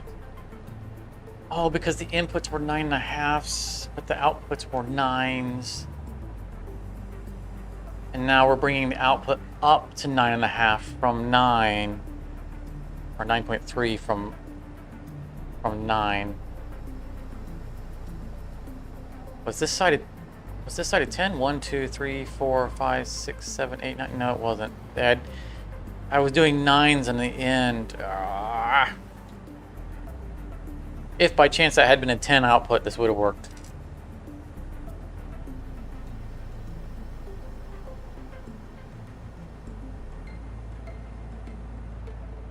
Okay, so that's a problem. That makes this output 1 less.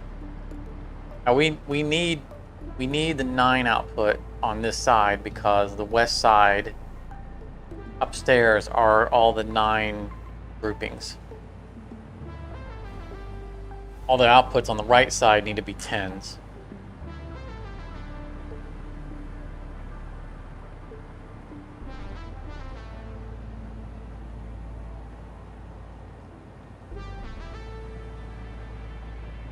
Okay, well, let's just go through our signs. I stole from this one right here, so this is not a 9 now, right? 1, 2, 3, 4, 5, 6, 7, 8. Yippers. This is where we get in trouble. This is where we get in trouble. How do we solve this?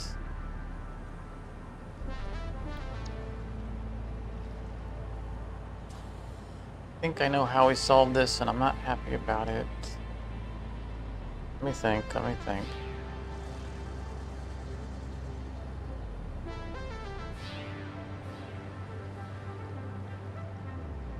Okay. I know what the problem is. I don't know what the solution is. The problem is that every single cluster on this floor is a 9 out because this is the 540 output floor. There's no way I can reconfigure this floor to have all 9s with a 9.3 because that's one extra refinery.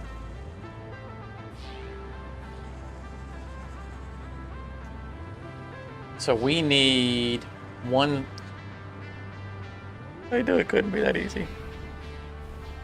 Okay. Put this back.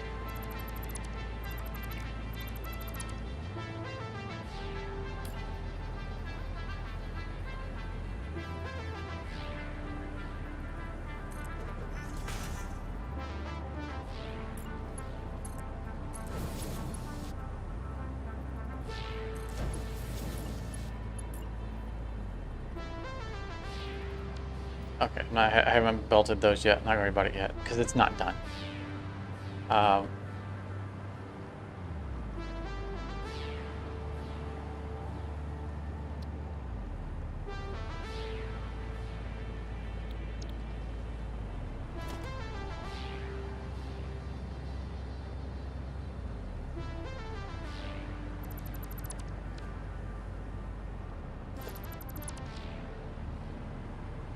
We need, so we're going to leave this alone. And the reason we're going to definitely leave this alone is because we need this segment over here to be the 9 alone, isolated. The whole floor has to be 9s. And we have a 9 and a 9.3. So the 9 needs to use this for its input-output loop. We're going to take the 9.3 from the floor above, which means this guy right here, this 9.3 output, needs to skip up a floor, and then we need to isolate a 9.3 on the floor above.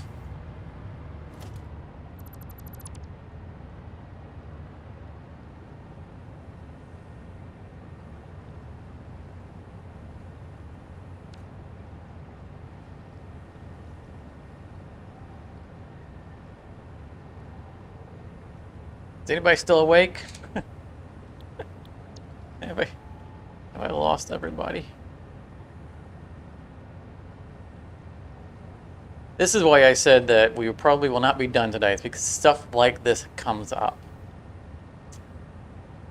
It's never that easy.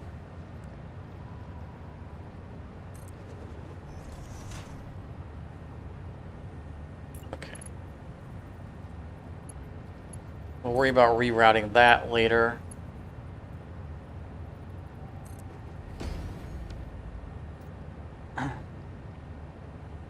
Yeah, Jake, math really rarely is.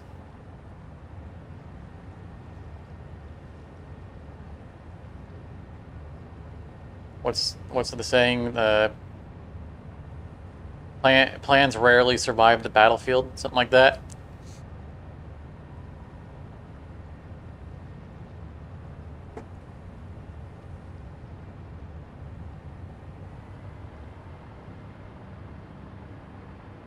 Okay. You are no.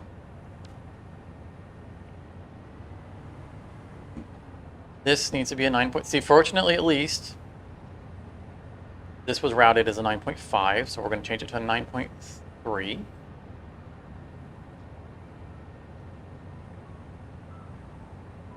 Going to put our reminder 1100. This is the aberrant one.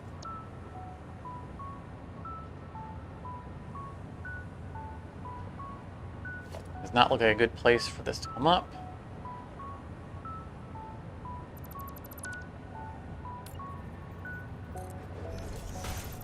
The reason I put that there is because that's what it took to make that turn. So we will adjust accordingly downstairs after we get this belted.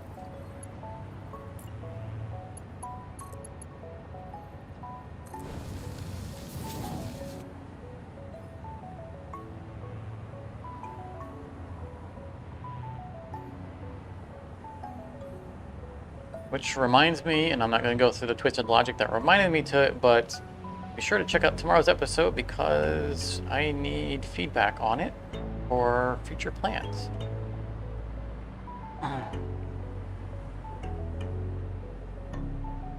Because it's going to direct how we unlock technology. Let's see here. 1, 2, 3, 4, 5, 6, 7, 8, 9. That's the one. So you now are going to be on your own. There's a smart splitter.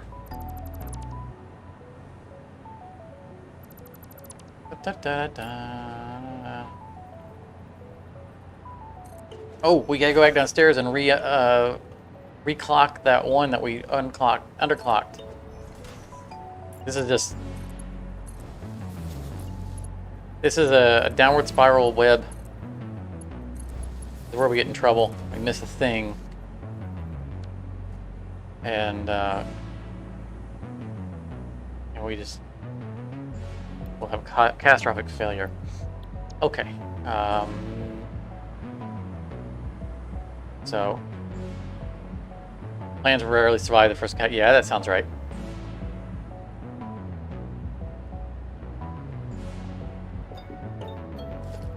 That sounds like I'm going to leave that there to remind me if we have a belt coming up there, because everything from this side, I think what we're going to end up doing is we're going to end up undoing my goof up. And I don't think it'll take us too long to do, because the strategy is there.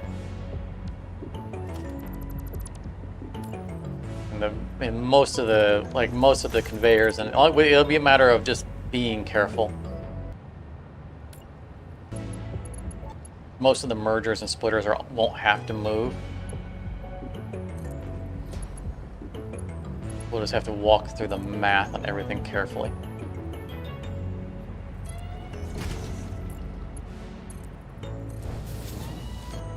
But I want to deal with the isolated slice first.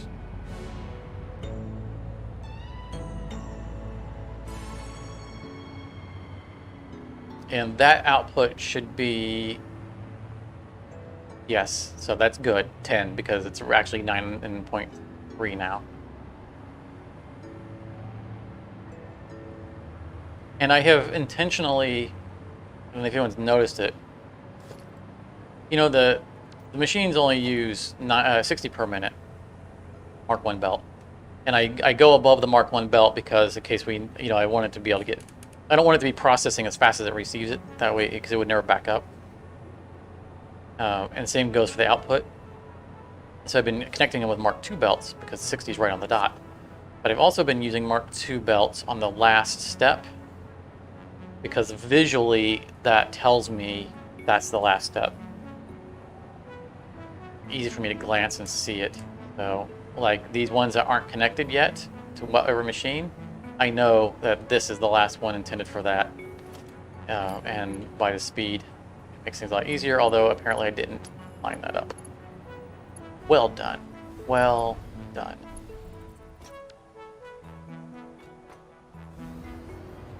But it really made it stick out when I was doing the merging.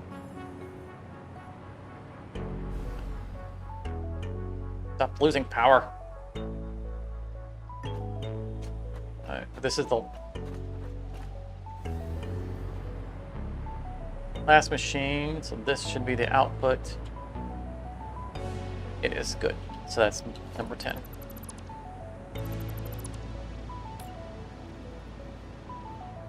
But anyway, while I'm actually built, I mean, it's more obvious once all the lines are already drawn and there's just missing conveyors. But like when I pre-counted these, I came through and just put down like just some of the mergers in the middle and then pre-belted with the Mark IIs, so it was visually obvious to me which ones were intended to be dead ends.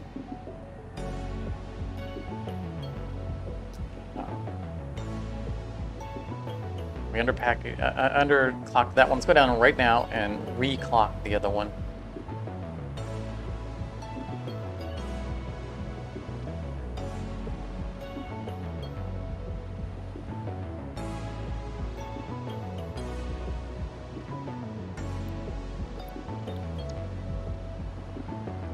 Definitely reclock that one. Yes. Okay.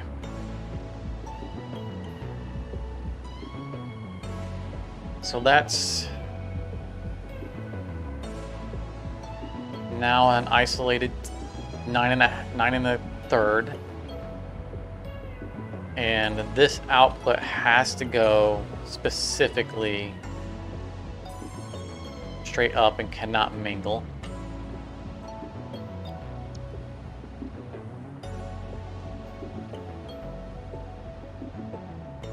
This entire slice will slowly mingle because the output up top is a 9.5 and a 9.5 of empty canisters going downstairs.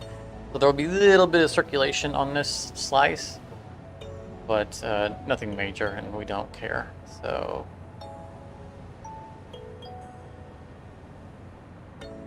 I don't want to. I want to run this immediately right now, but we haven't worked out how we're going to group our belts to go up to the top floor. Let's do this.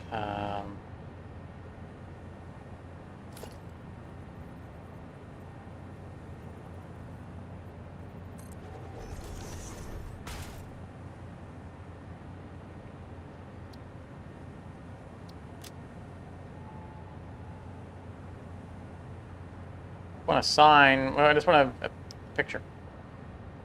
Hey, don't do that.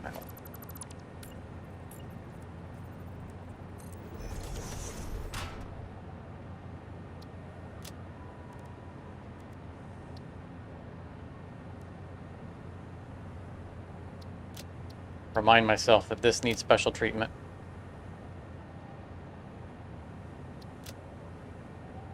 That's not right.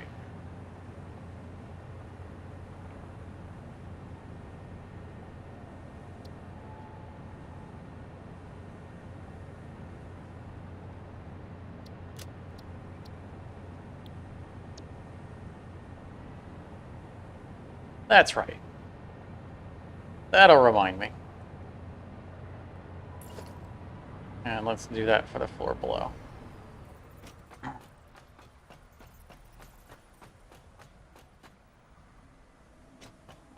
Because the 9 has to be segregated as well. There have to be an equal number of 9s and 10s. For the whole circulatory system to work. This week I had to do so much of this week that I actually set up a new button configuration on my mouse so that I have a button for copy and a button for paste, so I don't have to go to the keyboard every time I want to copy and paste from signs. I used it like one time and went, this is the way I'm doing it from now on forever.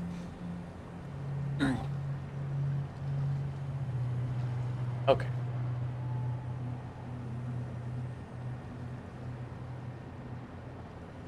I think that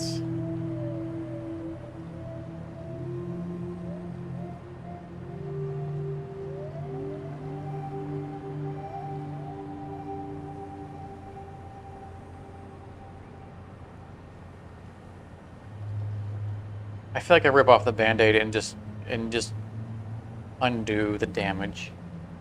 It'll make things more reliable. All the outputs are fine. But I did the outputs right after I realized that. It's purely the inputs. I couldn't really come up with how I needed it, and I just kind of brute forced it.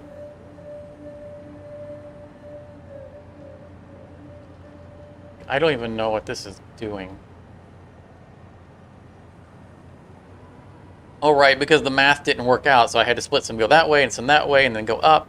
It was truly a brute force operation. We're just ditching this. We just work on it methodically. It'll be fine. This is already a 9. This one's fine. We'll group 9s all the way down, and then on the other two end, we will group. The math will work itself out. There will be exactly 2 9s that we'll have to pull together from 2 rows, because we don't have 9 deep. We don't have 18 deep to do 2 sets of 9s on, or one set of 9, 2 sets of 9 for each row. So let's fix this row first. Let's turn this 9.5 to a 9. At 1, 2, 3, 4, 5, 6, 7, 8, 9. Why did that say 9.5? Oh, because I see all the stuff I had to do to get this to work. It was just, I didn't even feel good about it when I was doing it.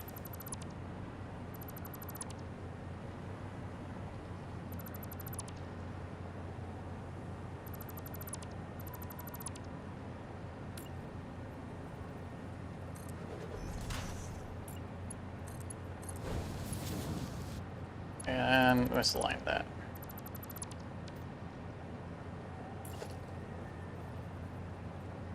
Wait a minute. Was this 9? If that went to 9.5.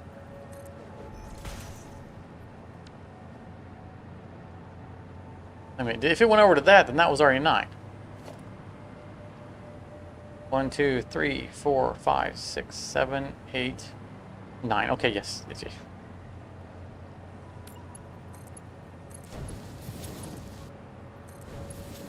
Pay no attention to the man having a mental breakdown. All right. Get rid of that. Get rid of this. We're not even going to bother putting stuff back yet because this is all going to be remathed. We know that's 9. That's good. It's done. That's conveyor splitter. So good. We don't have to. Not a smart splitter. Change this to 9. Good. It's done. Then let's make this 9. We'll have to push that down. That's fine. 1, 2, 3, 4, 5, 6, 7, 8, 9 right here.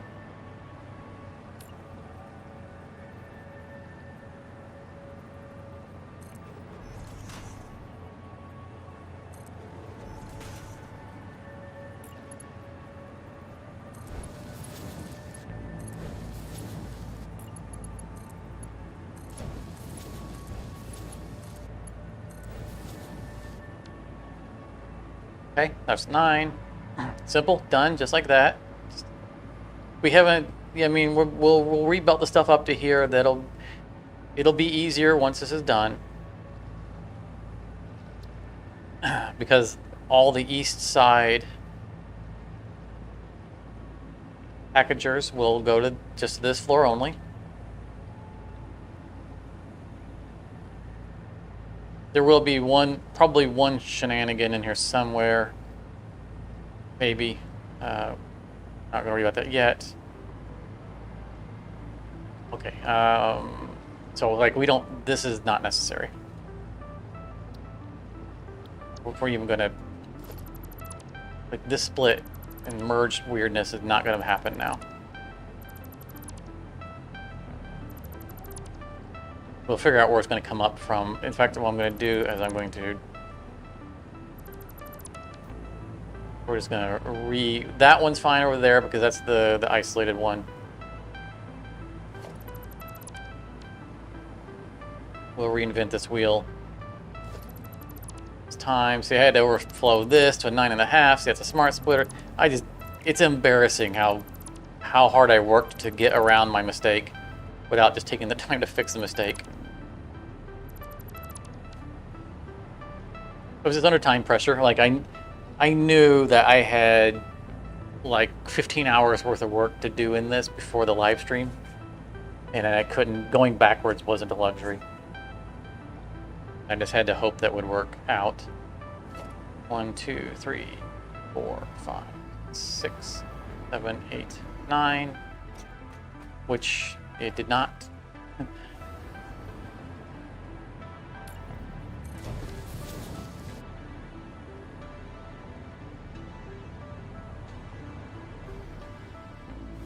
Okay, so that's a niner. We're good here. No weirdness. Just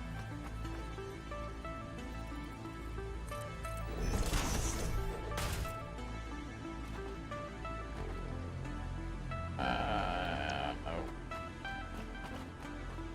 Not too lazy to get off the ground. Thank you. One of the great things about the hover pack is that it greatly extends your range to interact with stuff. Greatly interacts it, or in range, increases it. Although this is, oh, well, I had it right before. It was water coming in. Goofy. Copy. Oh, it's hit the wrong button and overrode it. All right, water coming in. Okay, so that's our 4 9s for this side. Now we just need to, like, the math should automatically work itself out that we have 2 sets of 9 perfectly. Like a 4 and a 5 and a 5 and a 4, something like that. That's normal splitter, okay. 1, 2, 3, 4.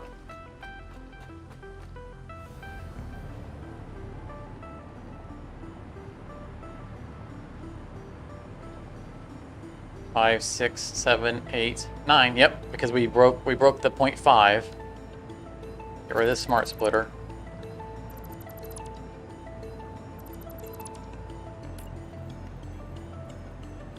Like I said, we don't have to redo everything. A little bit of adjustment here and a little bit of adjustment there. 2 sides are already connected by a belt. I don't know where it's going to come up from, but no, I'm not even going to delete that. No.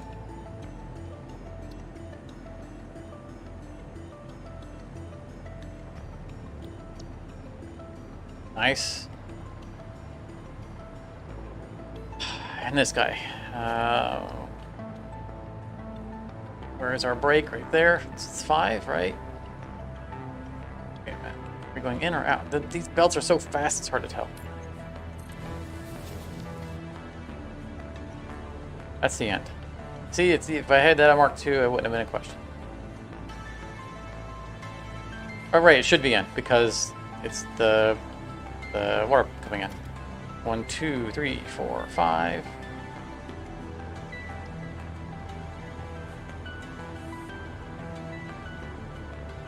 Six, 7, 8, 9. Yep. All right. Perfect. See, it's already done.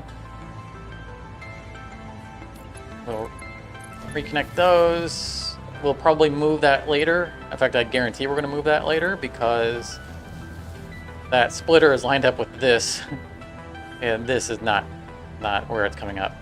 But that's okay. Once we figure out where it's coming up, we'll just migrate.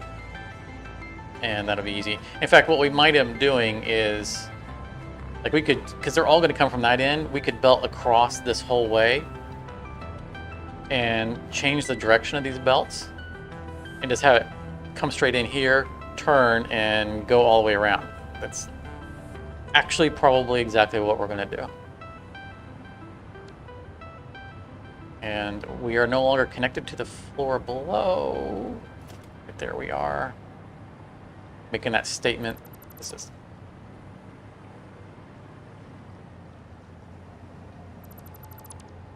go. So let's get all of our 9s up to the top, up to this floor. We marginally painless.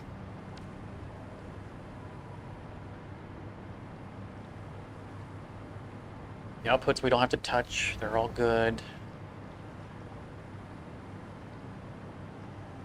Coming together. You're not going to a floor above anymore.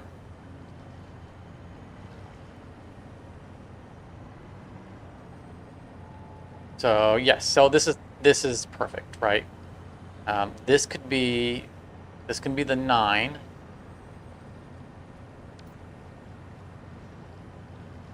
We might have to fix the outputs. Hang on here. We have to fix the outputs. It's 9.5 still. So okay, we gotta fix the outputs now.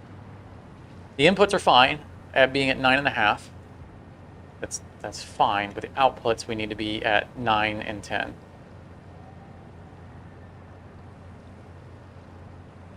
I need to get rid of. Let's. Where are we at? Where are we at? Where are we at?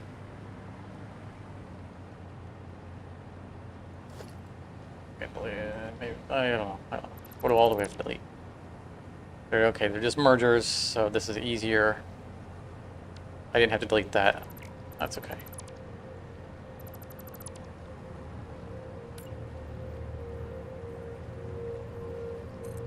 Our break is right there, so that's a 10 going this way. So we've taken that out of the merge. Nope. No longer a 0.5. Now it's graduated to a full 1.0. Congratulations, you're now a whole machine. Now we have 9 going that way, 10 going this way. Perfect. This is the inputs we want to leave alone. Good with those being what they are. We need to turn all of these into 9 and 10 out.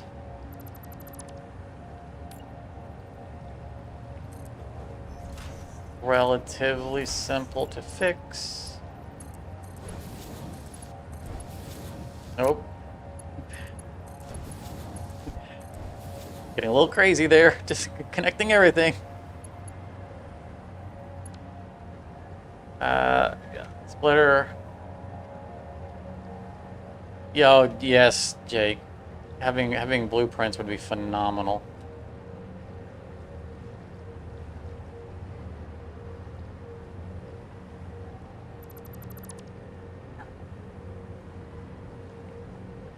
I know that Factorial uses blueprints. I never got to the point in Factorio to where I could utilize them because I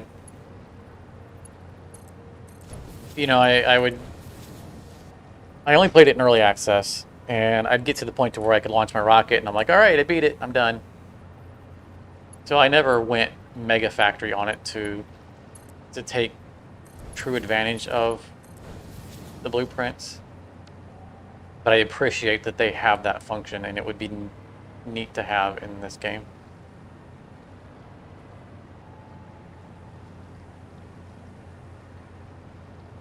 Space Engineers has them? It's been a long time since I played Space Engineers. I've played Space Engineers. I want to say I played Space Engineers since it went to 1.0, but I'm not even positive it ever went to 1.0. Did it? Space Engineers seemed like a game that was just, would always forever be in development. It'd never actually go to 1.0.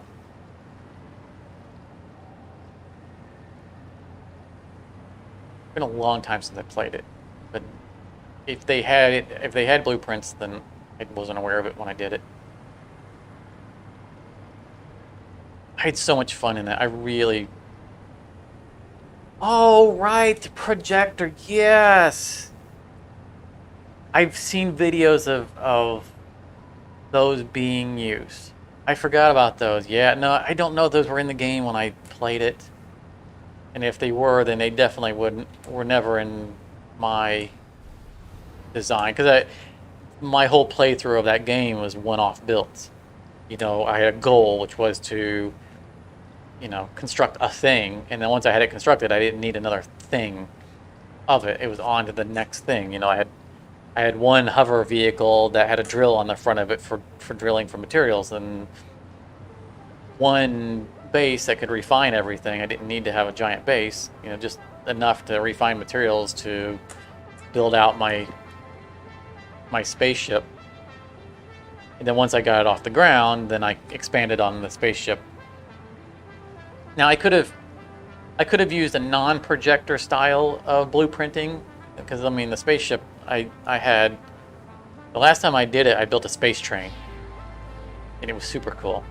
And it had, you know what, I'm talking and I've lost track of what I'm doing. It was modular, and each module had massive storage. It had 2 sets of massive storage containers, I think, in them, or a refining, like I think is a massive storage container for raw material of a specific type, and then refineries, and then a container for the refined version of it. And they were on both sides, and you could walk down a platform in the middle, and then there were airlock doors in between each train car. And I had that whole thing set up, and I had consoles with buttons on them that you could bring up on the screens for what was each in each individual container, and you could press buttons to like shut off the containers, turn them on and off. It was super cool. It was just so fun. Like that ship, after I got it into space, it could never land again. And in fact, I almost crashed it on one of the planets because I got into the gravity well, a little too close to the end of the gravity well, and was barely. By the time I realized that I was losing altitude, and then pulled out, I was barely able to get out of the gravity well before crossing the point of no return. It was like one of the first or second moon, out from the starting planet. And it would never taken off again. It was so heavy by that point, and it didn't have planetary thrusters anymore. It just, it was just whatever the ion or whatever it is, the space ones.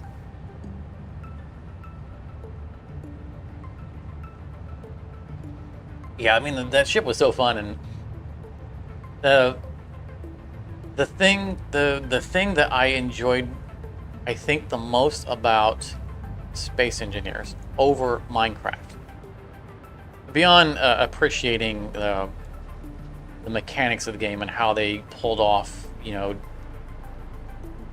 Lego physics, the thing that I never enjoyed about Minecraft, or I felt that I was always lacking in Minecraft, and I was talking earlier about how I don't consider Minecraft a survival game anymore, is that your base in Minecraft is not functional. It means nothing.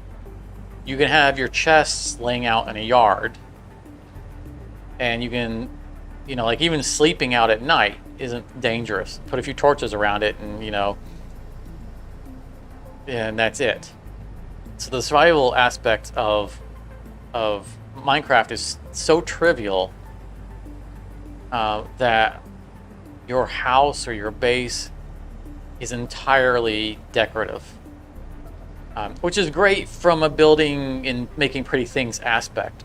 But when you're talking about survival and putting effort into making a base not only look pretty but look functional, that is something that is the thing I enjoyed the most about Space Engineers.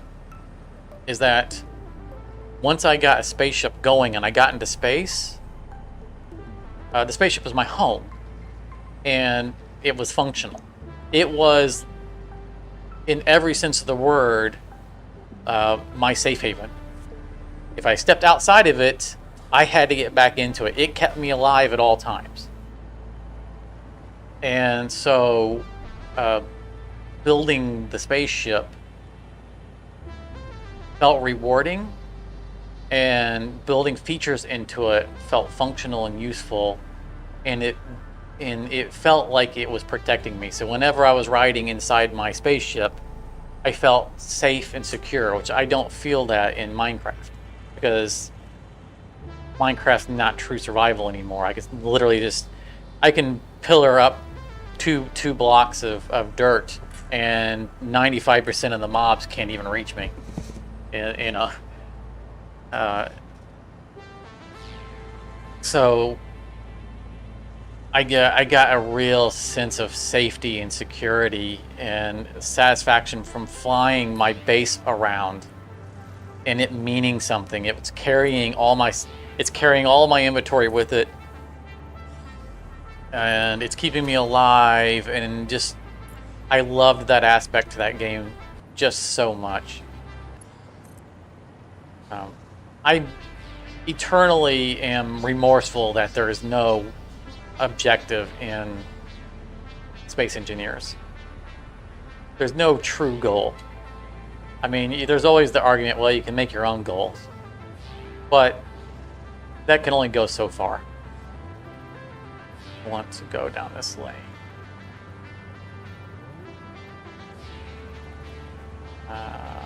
Let's put that there for a marker.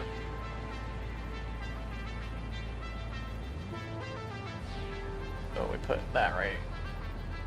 Boop. Boop. If they put, you know, built a story and I know there are mods, but if they built a story and a goal and a reason to go to other planets and hostile, like, you know, you have all of these weapons you can put on your ship, but there's no naturally hostile anything. There's nothing floating around in space. And I've played with mods that add NPC stuff, but that needs to be in the base game. It needs to be built into the game. There needs to be a story in it. And I feel like they've done such a great job of building such a fantastic engine, and I feel like they've just been lazy, not build a game around it. And I don't like games that are purely, you know, they're really just an engine for PvP. It's the reason I don't play EVE Online. That at the end of the day, all the content in the game is player created, and then the game itself is just an engine. Okay. That's going to be too close because we need it to come right here. But we're just gonna start turning these around, 'cause I think this is the best way to do this.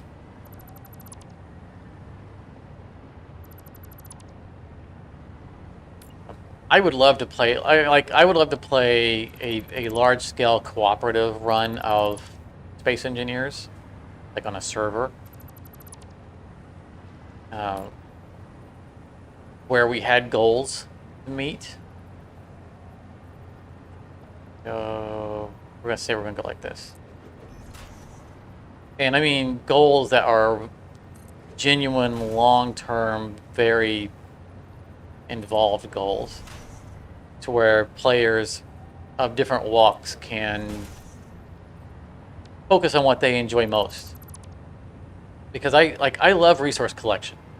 I would genuinely join a server like that, build my space train, and I would spend hours online just flying around collecting resources and come back to the space station and just dump it off for other players to use. Here, whatever. Do you want to expand the station? You need to build something? Do we need resources for a goal? Here you go. And then, you know, just dump off my materials and then fly away again. I would have a blast doing that. I would do that all day long. There's something meditative about it. And, you know, as long as what you're doing is contributing to something, then it feels like not wasted time. It's the same reason why I generally only play Minecraft, or at this point will only play Minecraft on multiplayer servers, because I'm a redstoner. And what do redstoners like to do? We like to build giant farms that make 14,000 times materials than you could ever use. And there's just no reason to go big if you're playing alone. So, you know, I love to build those gigantic farms, and then here, you know, have whatever you need. Or run a shop, you know, if we have a working economy. That's what I mean, I like building in the game, but I love redstoning, and I love how, you know, how much can I do, and how big of a machine can I do, and just watch it go. Where do we want to do this? Just go around? I feel like I want to keep it close to the wall, but if we have less or fewer turns, that might make sense.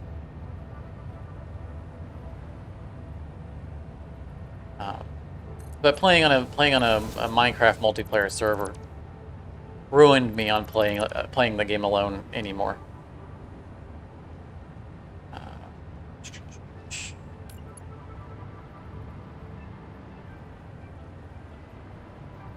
And let's just put it here.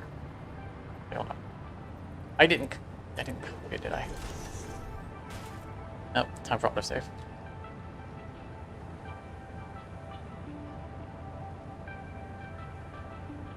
But the other thing that Space Engineers needs is the other problem I have is that it suffers the same problem that most space games, interplanetary space games, suffer, which is that there's no true reason to go to the other planets,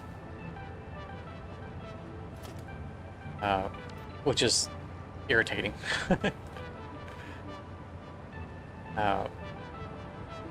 You know. It's like, all right, I visited the other planet. Now what? Like, there's nothing on the planet that we need. All the planets need to have a unique resource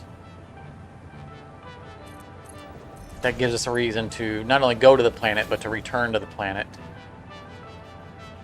How could that not have been? Oh, it was even. I didn't like the way this is running. You know what? Make me feel a little bit better about it is to put it up on.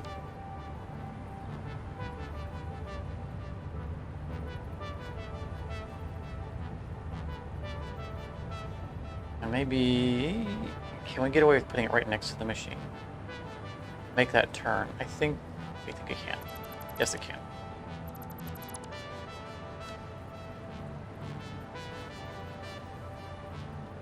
Like, you know, I set a personal goal when I did the space train of visiting all the planets and touching down on them, just as a goal. And then, of course, I had to make a ship that was capable of landing. So I had a second. I had my ship got so large and unwieldy that I had to build a mining ship for my spaceship, which my spaceship had drill on it, you know. I could pull it forward onto an asteroid and drill, and it goes straight into the cargo. But the ship just got so massive that it was just too unwieldy. So I built a smaller space ship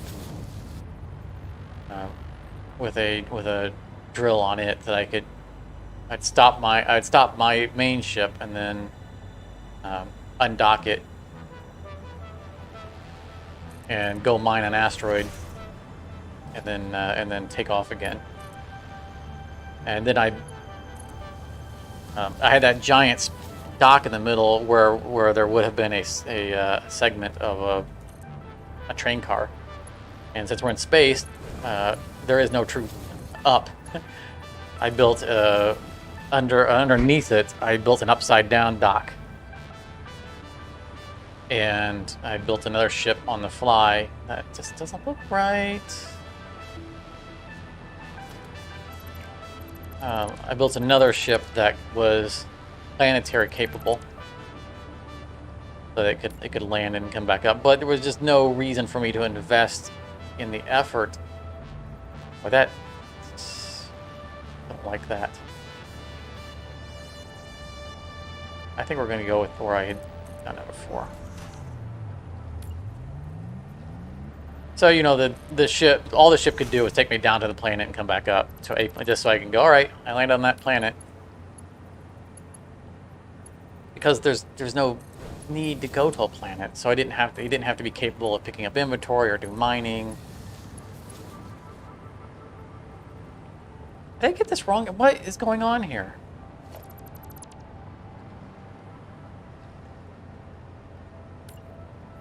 Am I going crazy?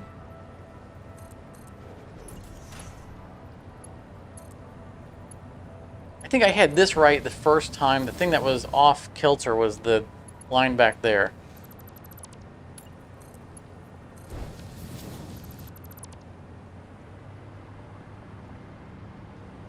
But like, you don't even need a spaceship to go to a planet. You know, your jetpack can easily take you down to a planet and back up. Like, even when I play a round of Space Engineers, you know, you need like platinum or something like that that's not on the starting planet in order to make the thrusters you need to get off the planet. And so even on the Earth, you know, the Earth planet that you start on, you know, I jetpack all the way up into space and carry enough, you know, oxygen bottles with me to find a nearby asteroid and bring back just enough. You know, we don't need that because we got one over there. Just enough to get the engines built. And then later on, when I'm in space, I hit an asteroid hard, you know. Well, not hit it, mine it. Okay, so this is going to pass real close. That's okay, because we're going to put these up on stilts. Let's go ahead and just do that while we're here.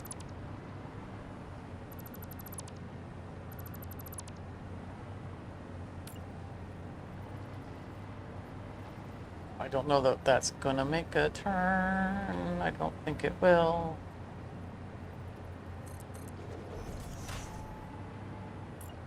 Might be awkward. Oh, perfect. Excellent. Never a doubt in my mind.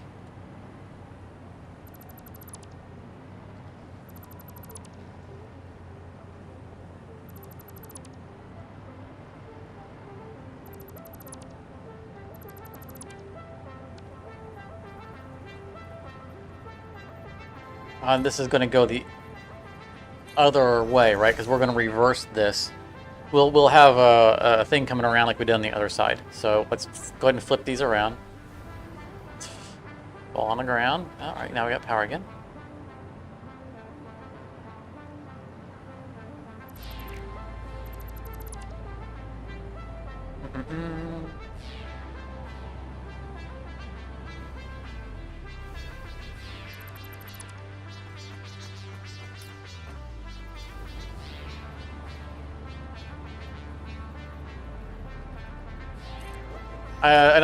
Another building style game that I would love to have the time to play is Eco. Has anyone played that? Because that's a cool game. I played it. I own it. I played it before their big mega update. I don't remember what the number was on it, but they basically revamped. It's unrecognizable from what it used to be. From what I understand, unrecognizable in a good way, but probably turn that splitter. But it's a game that requires crazy amount of time that I just do not have. Also, every time I joined a public server, someone always cheated. There was always an admin who cheated. And it's like, ugh. Move on to the next server. But the game, those who aren't familiar with Eco, it was, if I understand it correctly, it was initially started as a educational project to teach impacts on like ecology, and just evolved into an awesome game. but the whole ecosystem of the game is live. Literally, everything is kept into it's kept track of, and there's metrics on it, but there's pollution and deforestation, and it's a multiplayer game. You have I don't remember. I think the maps are procedurally generated, but they're small. You're on basically you're on a continent, so all the players are together.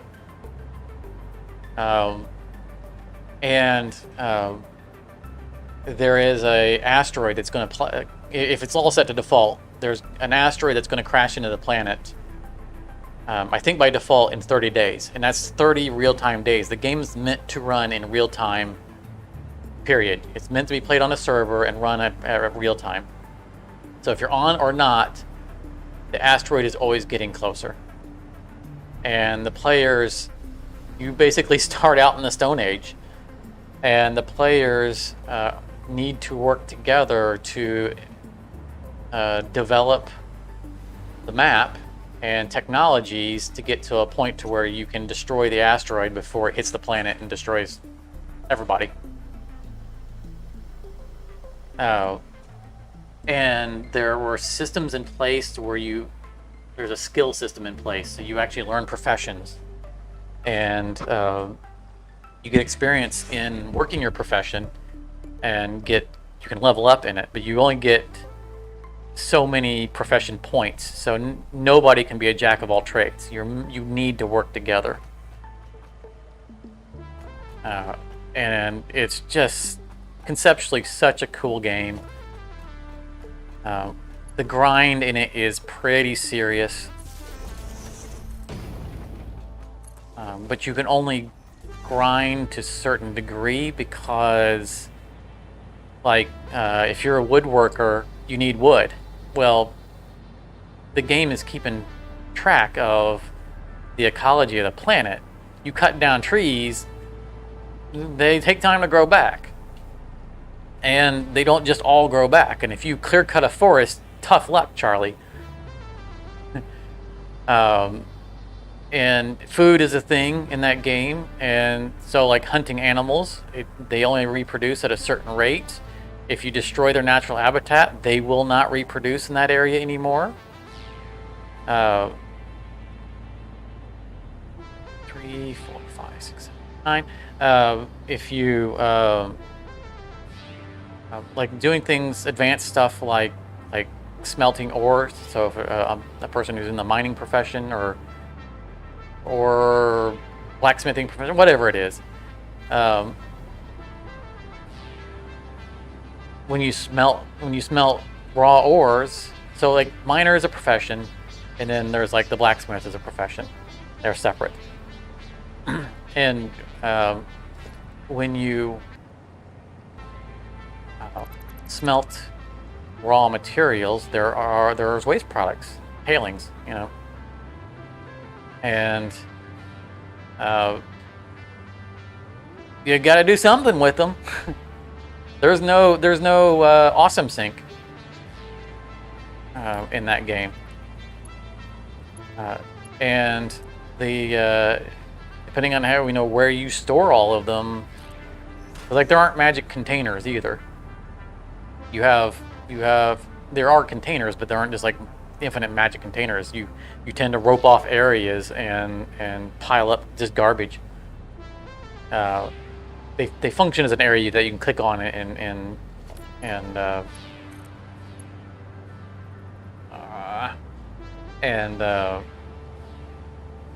interact with them like you're interacting with a chest, but they are still and out in the open. And it's cool because you can visually see the stuff stacking up in them. But how you dispose of your tailings and whatnot impacts the soil around it and becomes unsuitable for like agriculture. And of course, like wildlife won't grow, can't live around areas that can't even grow their natural foods. gonna just go like that. No, we're not. We're gonna go up and over. Yeah.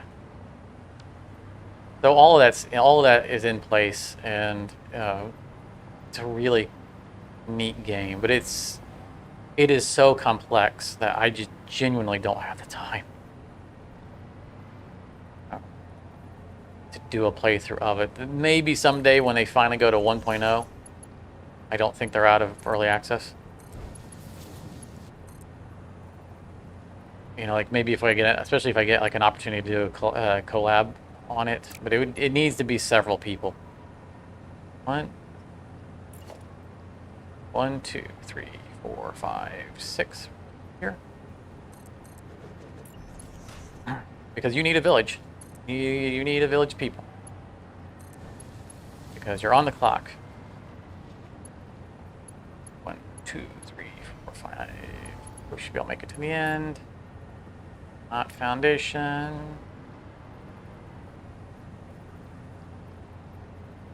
We're going to be right there. 2.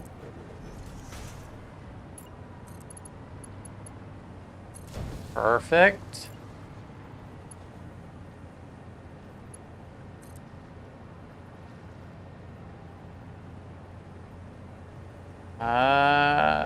Three, I think.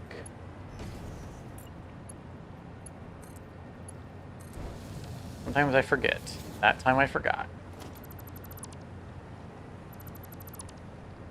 I knew better, right? Because 1 is the bottom, and then it's 2 off of the bottom, and every 2 after that.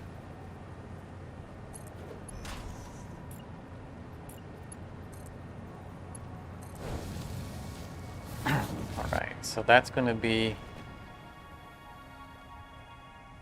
9 coming around this way, so we need to make sure we've got that all connected.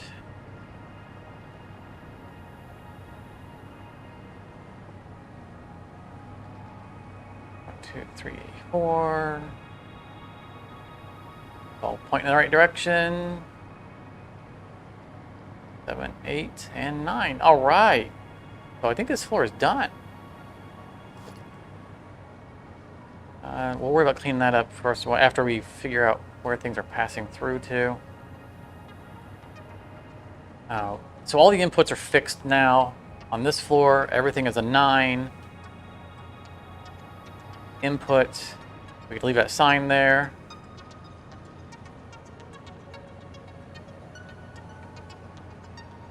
I don't... Okay, I said this floor is finished, but it's not. It's essentially finished. I think we still need to connect some of the water pumps up to it. But the floor is belted now. Yeah, we just need to connect these 2 inputs to 2 of the 9s. That's it. That doesn't need to be there anymore. I don't think we need to make that turn anymore because we're not dodging anything. 1 square in, which is right there. That one's already connecting. Targeting of these is always weird. Come on. Thank you. That's good. That's good. Delete.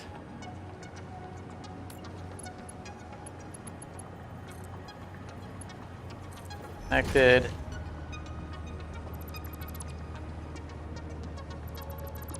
Dead signs everywhere. Like, all right, I'm done with this row.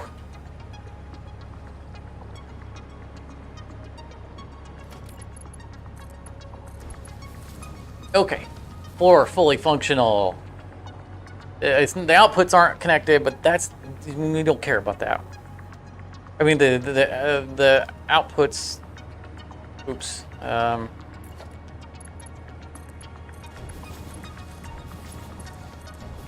They're grouped appropriately, so.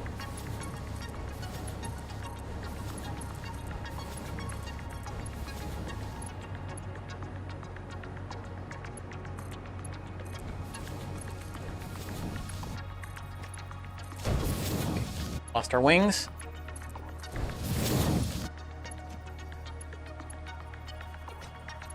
It's like I've forgotten how to jump. I spend so much time in the air.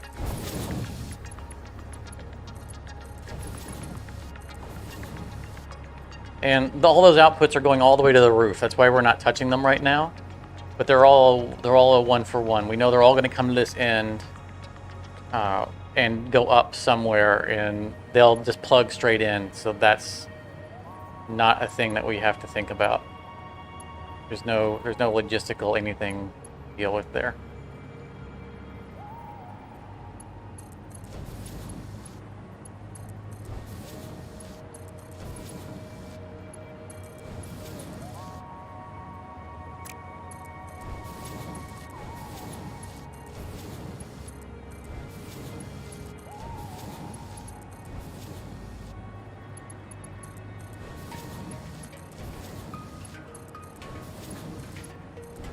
I definitely think we're going to have a part 6 to this.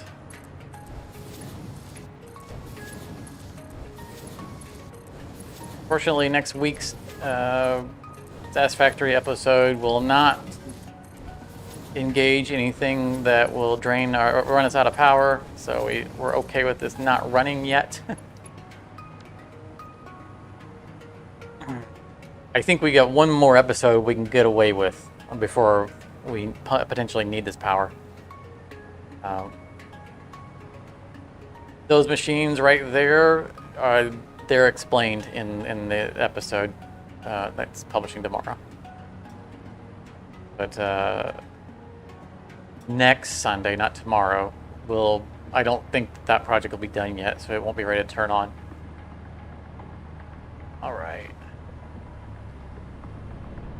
Okay, so east side completely done. That's all the 540s. This gone. Gone. You're gone. Don't drop us. Gone. This is going off of our pattern. It's going to come from the other side. This will be our wraparound for the 10, the 10 machine ones. So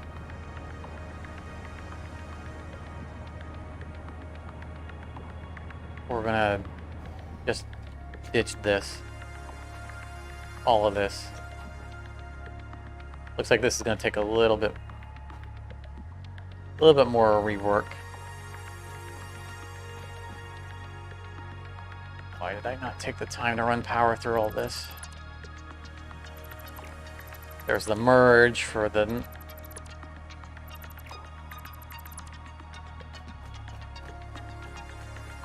Okay. So we need groups of 10 all coming this way because this is the side it's going to come from. So everything's going to start going forward as a group of 10. We won't need that. I'm going to take the time to redo this. I'm just going to...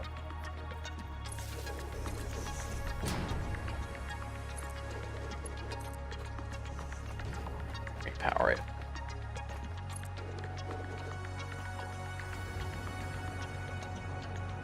So 1, 2, 3, 4, 5. That clearly needs to be replaced. 3, 4, 5. Do it while we're counting it. 6, 7.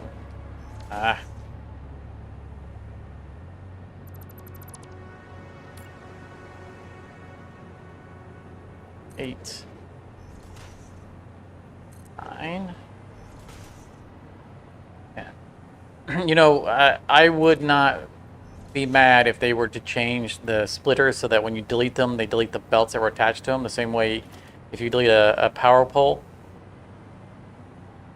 I know that there's a lot of people who would not be happy with that, but with the way I play the game, if I delete a splitter, yeah, I'm gonna have to, you know, the inputs are just gonna be dangling, and so I need to rerun the cable, the conveyors anyway. I don't attempt to attach the conveyors to or splitters to conveyors, only conveyors to splitters. And same goes for mergers. Okay, so that's 10. Get ourselves a sign.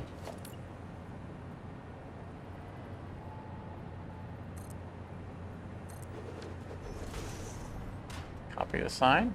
I don't remember what I had on the clipboard. Oh, I pasted. Okay, well then. I guess that's good enough anyway.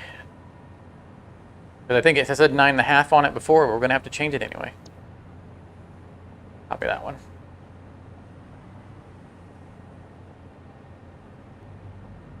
Yeah, 9.5. Right, 10. Yes.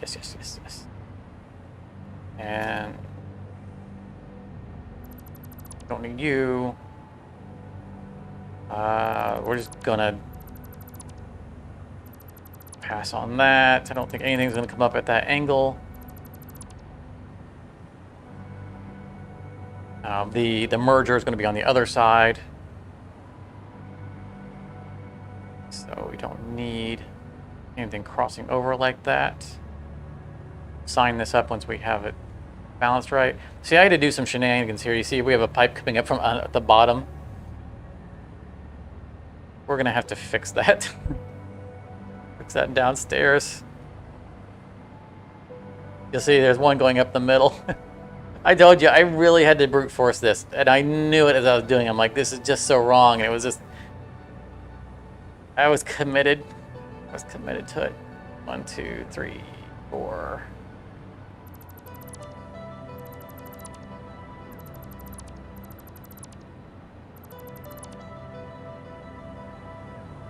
Just you're gone. You're gone. Let's take this whole thing. Because anything that's left on this side is going to go from the other side. Like, right there. Not going to have any weird crossover, nothing.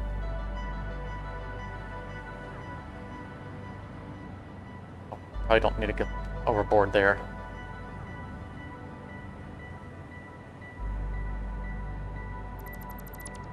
Like, whatever.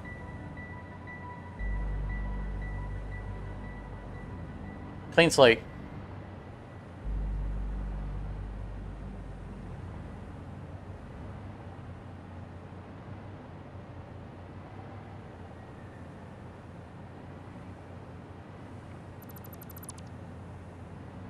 Okay. 4,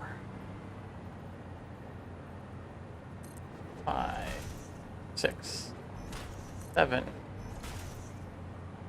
8, 9, 10. 1, 2, 3, 4, 5, 6, 7, 8, 9, 10.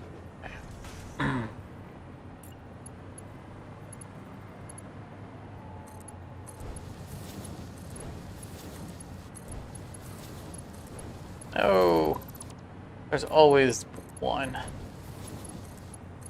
Run it for her body.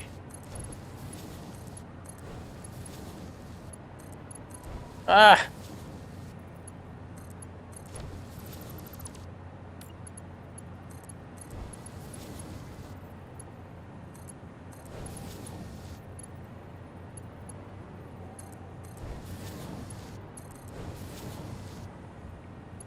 Good for those.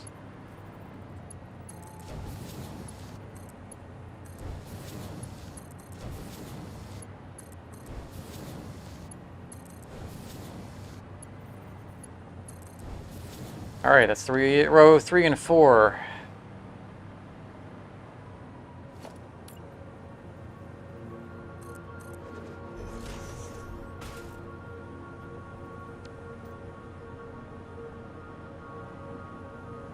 See how much easier that is with the having the button on the keyboard or on my mouse. Just boop boop, and pasted both of them. It's so simple. That guy might actually be where he's coming from. Yeah, we can leave that one. That's perfect. Straight 1-to-1 ratio there. In fact, I think we're just gonna follow suit here while we're staring at it.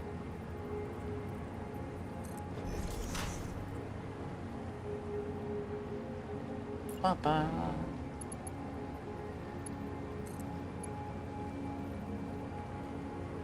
Oh.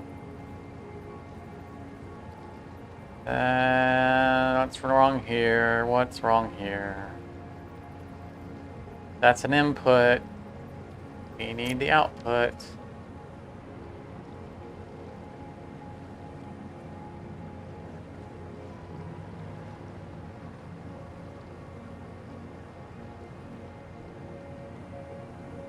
It is an output. What? Did I... Why are these going that way? Oh, because this is the funny floor that I told you that I had to do a weird thing. I guess we're fixing that right now. Look, I even missed some belts. Oh, man.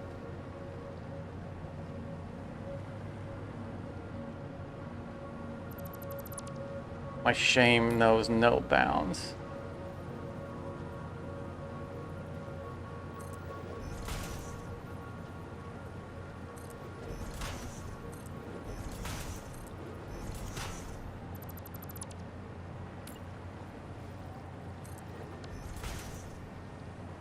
Okay, 1, 2, 3, 4, 5, 6, 7, 8, 9, 10. Please end there. It does. Thank you.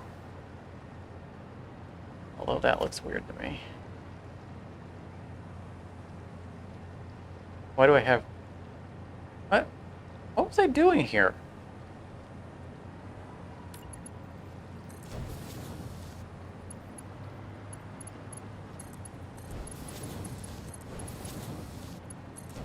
What happens when I don't have you guys here to keep me honest?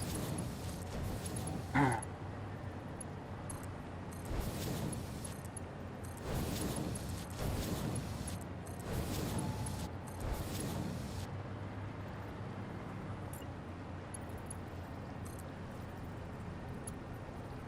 Yes, that's an output. Thank you.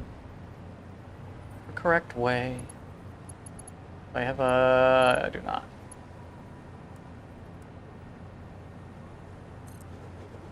Hopefully that doesn't run into anything.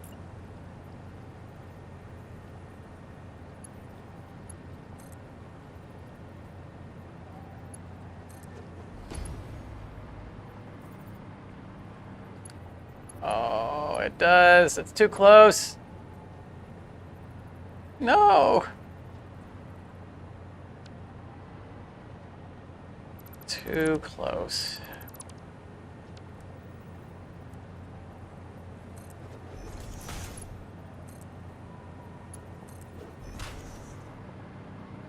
All right, all right.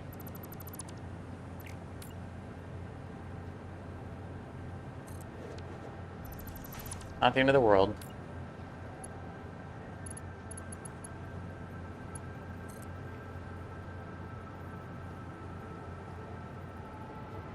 How did I... Oh, I deleted the wrong one.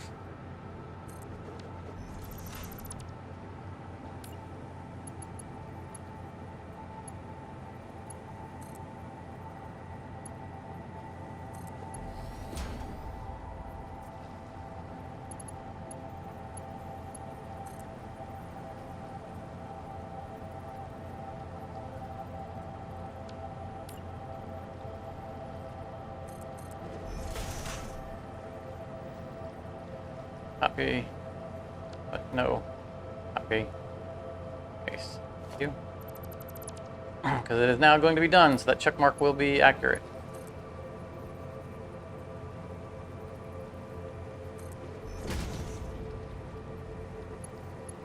I'm under something.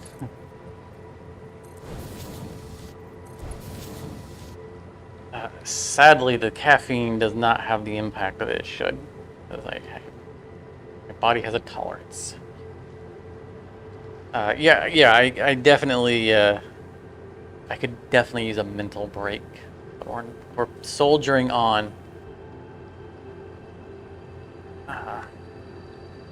Get another aspirin though. My arm's hurting.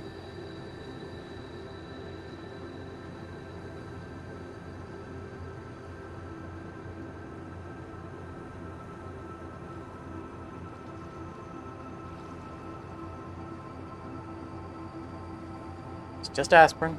I'm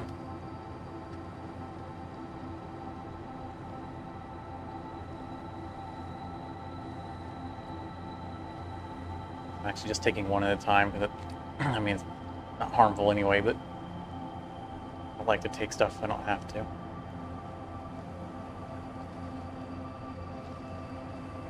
Aspirin's great for reducing swelling, blood thinner. You have sore joints, that's what it's perfect for. Okay, so those are done, right? Yes. 2 middle ones are done. We'll need to run the outside ones, but I want to...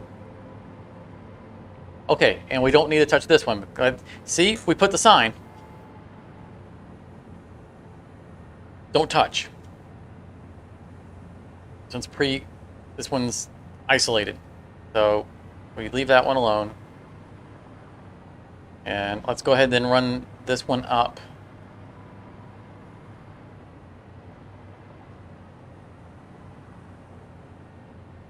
I want to do that because we need to bring 2 of them over here because one's going to go right here and then the other one's going to go around.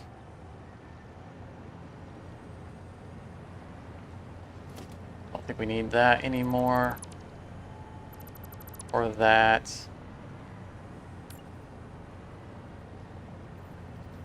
I can't stress how unhappy I was with the way I was doing it before. Just knowing it was wrong all the way. And just feeling stuck because I was committed to a mistake that was going to take too much time for me to fix. Because if we didn't have this problem where we had to segregate one segment into the 9.3s, if everything had mathed out, even though I had done this the hard way and brute forced it, it still would have worked. And I was operating under the I know this isn't optimal, but the math would still work on it. And time constraints pushed me to not go back and fix it, which is so antithetical to my personality.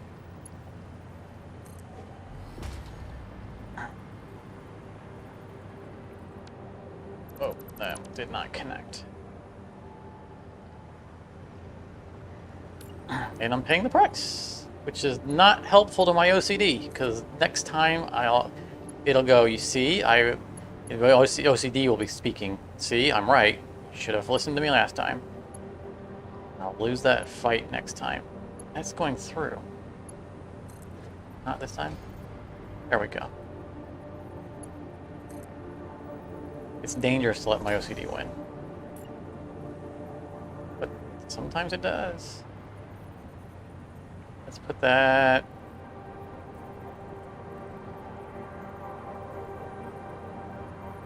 Let's put it right here. Why not? I don't know what's on my clipboard, so we'll just grab that, put that there. We're gonna have another one coming up right behind it. That look, I do not like that. Do not like that.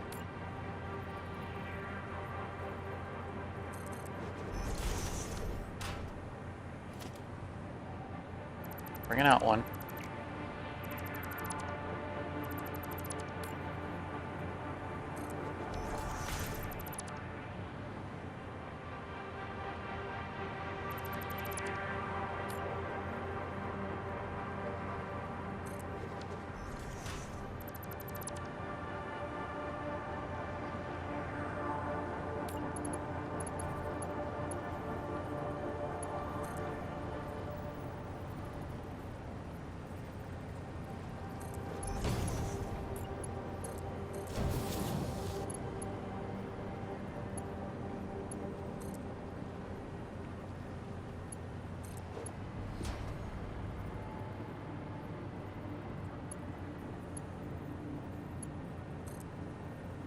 We were talking earlier about phrases and words that were that are forever associated with something for us.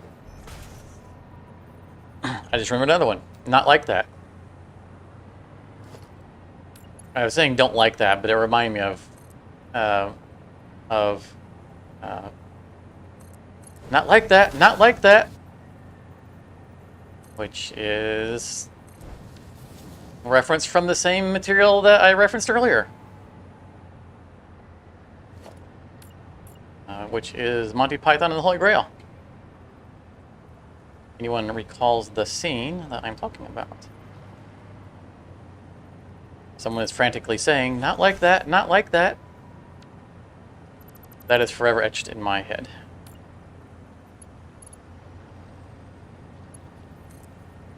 He's going to tell, he's going to tell, he's going to tell, he's going to tell. Going to tell, going to tell.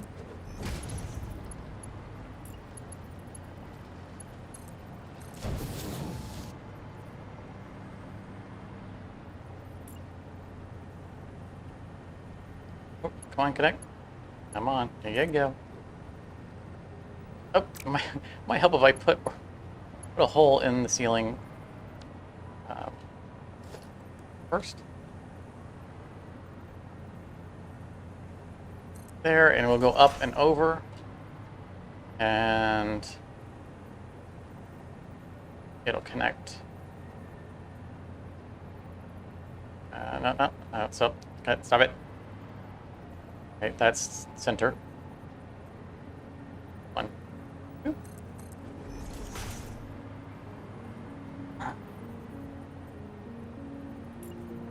I suspect our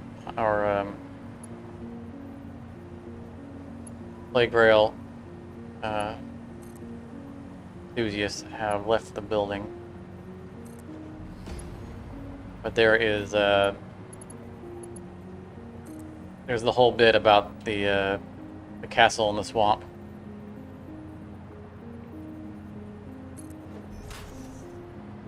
And the prince that doesn't want to be a prince, all he does is wants to sing. And his father is adamant that he's going to rule his swamp. Let's see here. 1, 2, 4, 5, 6.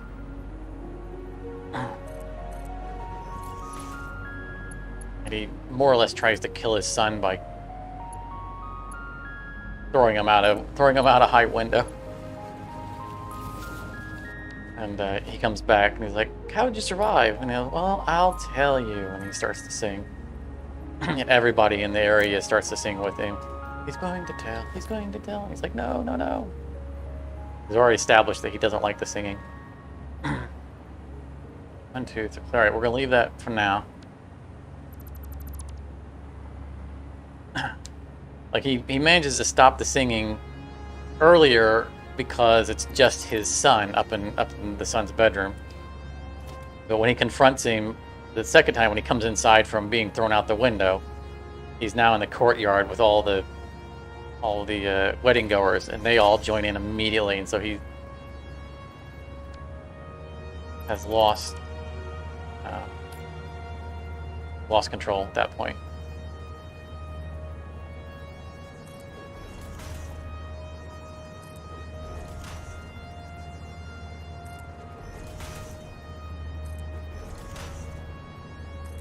Trying to get his son to marry a woman he doesn't want to marry because of her huge tracts of land.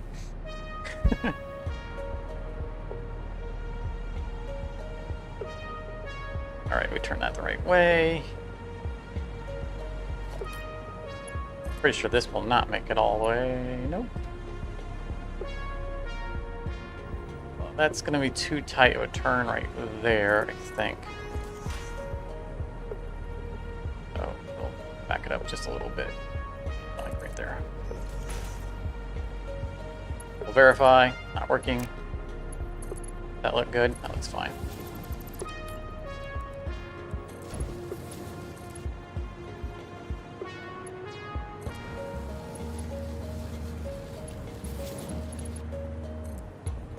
1, 2, 3, 4.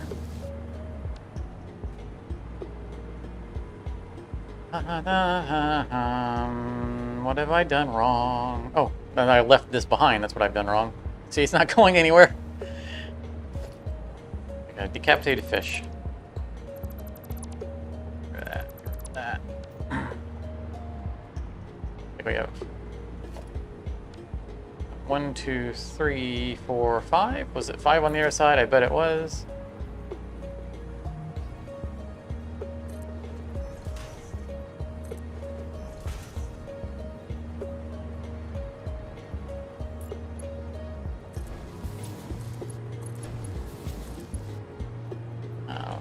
Or 2 for the last one. We are running out of Mark II belt material. We're going to need to fly around these floors after I get done fixing these and make sure that I reattached everything to the machines. Just one quick up and down the path to make sure I didn't forget to reattach a flipped machine. Do we see a problem here?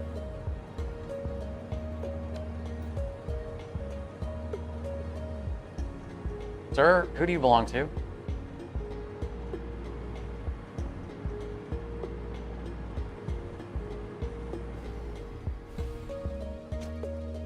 Oh, I haven't addressed this side yet. Right.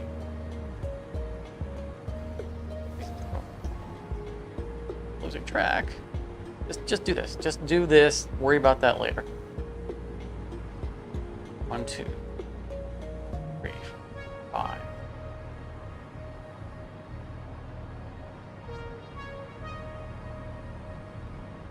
Six, 7, 8, 9, and 10. Very good.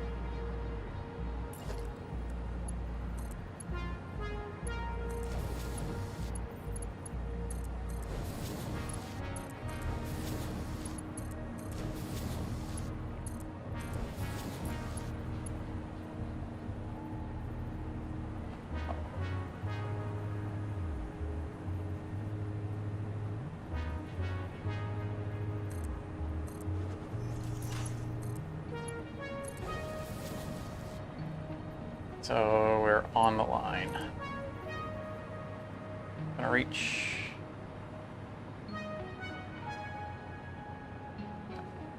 Far enough? I think that's like one step too shy.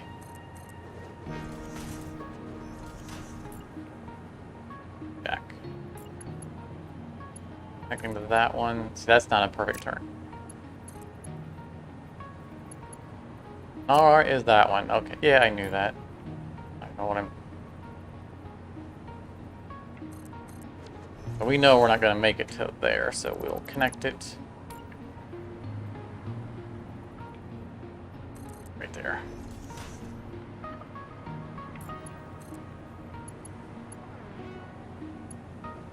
Keeping these off the ground will allow us, because we're going to have to do these outputs, right? These are going to have to go somewhere. So it allows us to snake out our outputs. Go up to the top floor. The other important reason as to why we're bringing these up off the ground. Okay.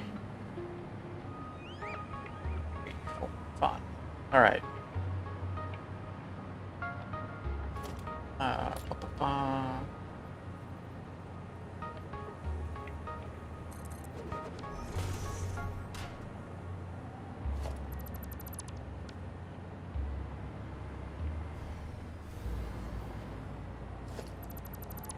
You anymore.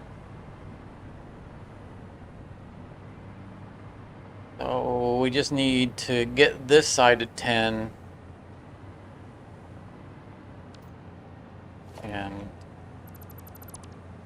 bring all the outputs, make sure all the inputs are coming up, and then I think we're done with all of the water to refinery floors.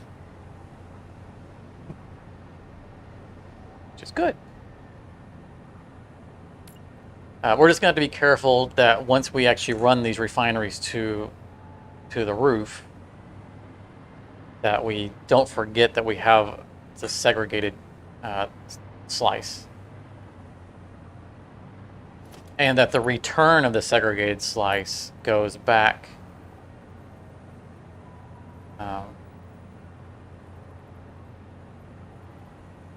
to different floors, because it's a 9 and a 10. Oh, that's going to cause a problem. The outputs are split to 9.5, but they're not going to the same pairing. No, they are going to the same pairing. They don't have to go to different floors. Never mind. Because the packagers are one floor apiece. That's ignore that. The line, they come up from different floors, but they go back to one. Okay, so that's not. We don't have to worry about remembering that. Not a thing. Why was that a Mark IV? I kept looking at these thinking they look not right. That's why they look not right. These are Mark IVs. That's a Mark II. These are Mark... Oh, good grief.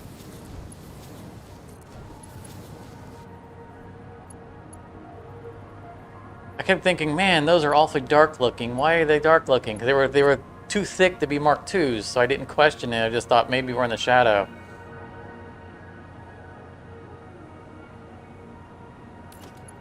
That was not the case. 1, 2, 3, 4, 5. We know this is 5, right? 3, 4, 5. Yay! So we just need to split this by this last one of the Mark II. Here's the end of the line.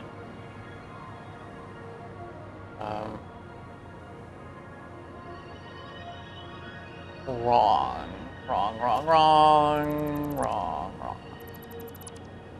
These all need to go that way because it's not going to come up on this side. No!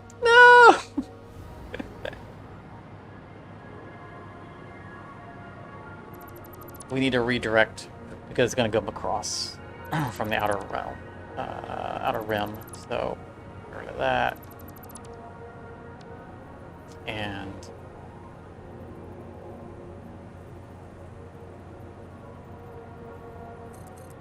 we need to flip these.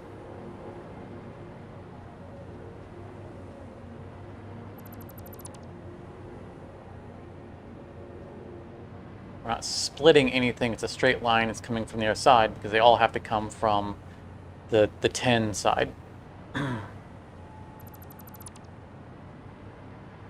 I'm ready to be done with this because I'm losing track of what I'm doing. Mental fatigue. I don't need to take a break from the game as much as I just need to engage a different step. But I actually need to process a new group of things. Because I'm losing track of where we're at. I'm just relying on visual cues to say this is something that has to be done. Oh, is that going to make the turn? I'm just relying on things to work themselves out, which is not good when you're doing logistics.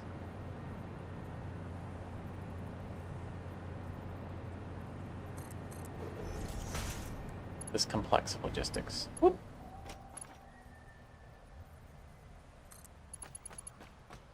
It doesn't reach. Oh, it does reach. Okay, well then I don't need you. I didn't mean to be rude about that. Just, you know. Hate you. 1, 2, 4, 5. So we need to run that to the back. I don't think we have enough material on us to do so.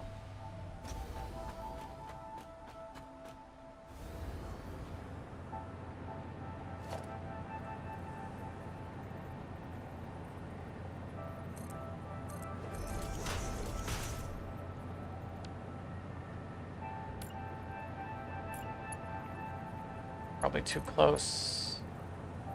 Wow, I just really want to do weird things. Oh, because I have it turned on. Oh, because it's the wrong machine.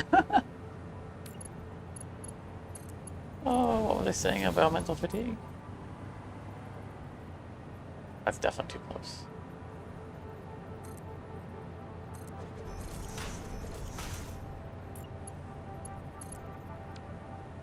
Why even tried that? Oh, we need to back this one up one more too, yeah.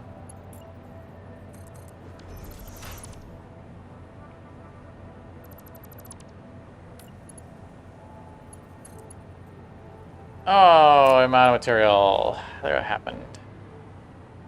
What side of the world are we on? That is... We're in the back.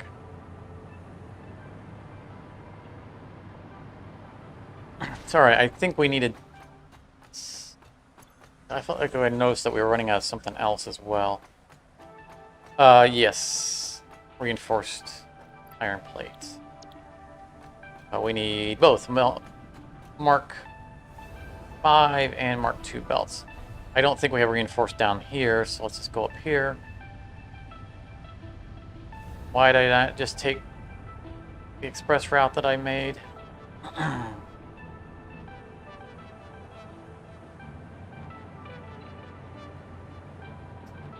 No reinforced there. That's fine. I know we have it here. Just not here. Here. Oh, there's that miner that I needed yesterday. Okay.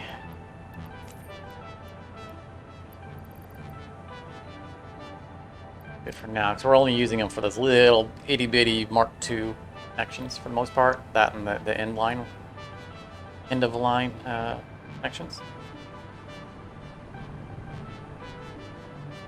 And as you can see, we have a very slow speed of aluminum sheeting going down through here.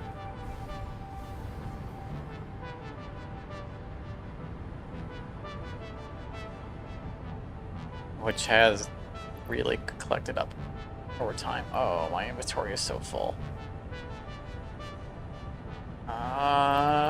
I don't think we have a place for those. Oh, goodness.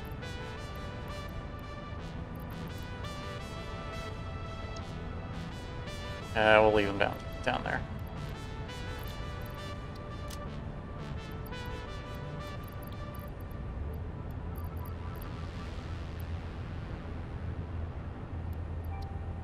Couldn't fill my inventory up. Because we're almost done with this belting, right? All we need to do is bring finish connecting these 10 together, and then bring the 10 grouping from the first floor to the third floor. Speaking of which, we should... Oh, we are on the third floor. Okay. The express lane. Wah.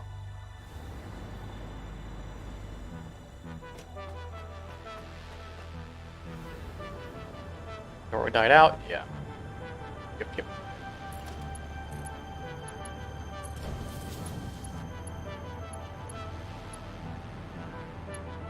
Trying to connect to everything along the way.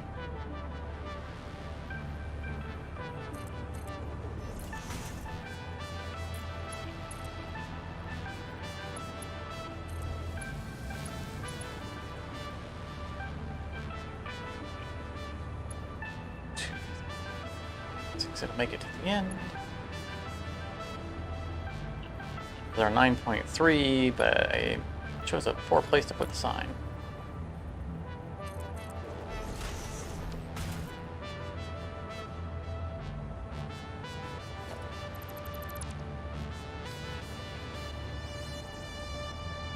We are going to want to go up and over.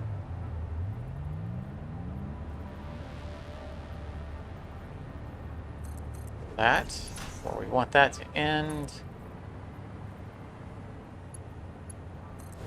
Good, it reaches.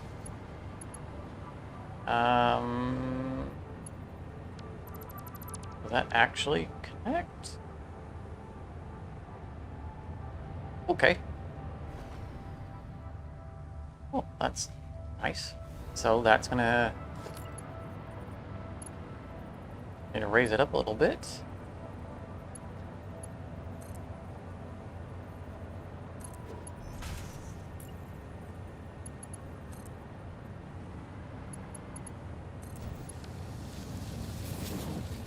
Okay.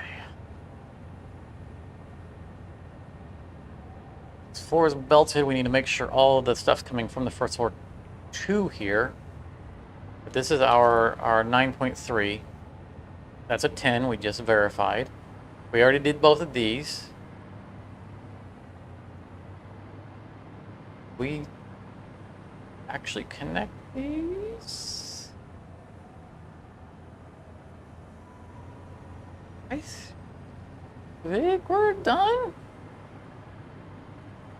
He says confidently. Oh.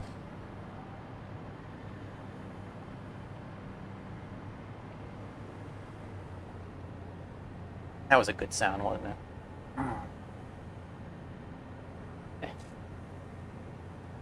That's fatigue setting in. All right. All right. I think all of this is now belted. I think it's all connected. Both floors, I think, are all connected now. Then I'm doing a quick once over to make sure things are connected to the machines. Like right there. This is, of course, the outputs, but earlier I mentioned that we kind of need to do this.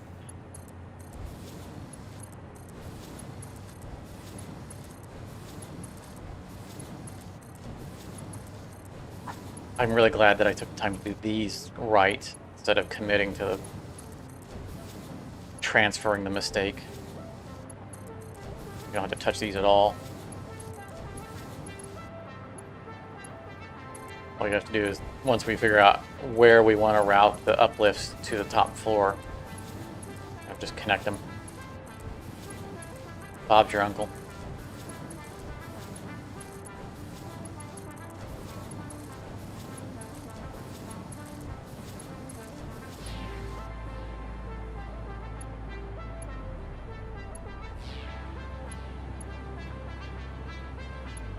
Let's just take a moment to make sure these are all connected.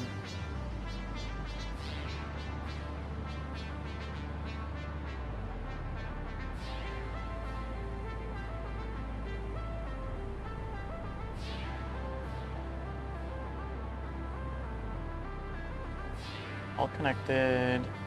These probably are not. They are not.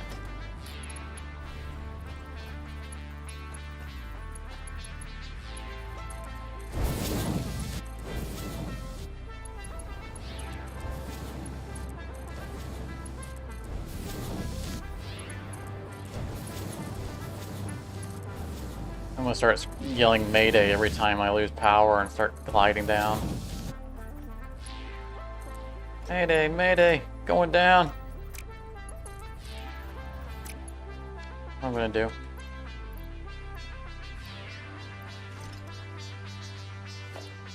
I'll do that. While we're in the dead zone.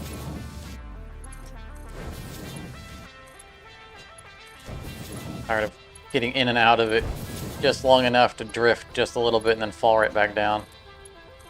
And it makes it a pain to do the Blade Runner jumping when you end up catching air on accident.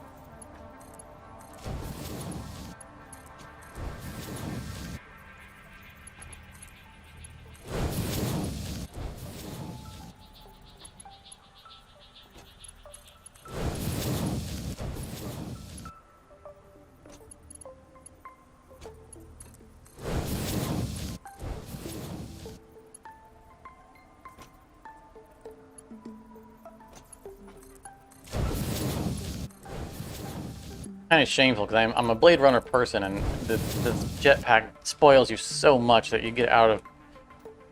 I had to remember how to jump properly. Okay. Oh. This is the side of it that we genuinely missed. This is what we were. This was the ones that we needed to double check.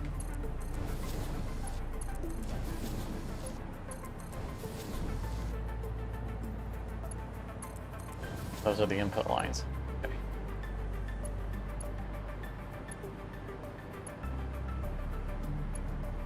All right. Next.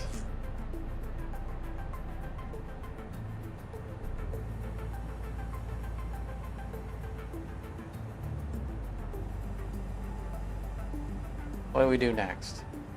So we're not done with these floor. We're done with the floor for now.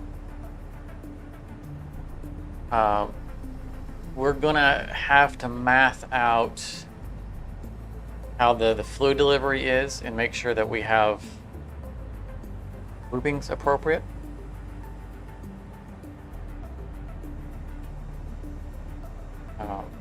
For how much is coming down from the crude conversion floor to this floor.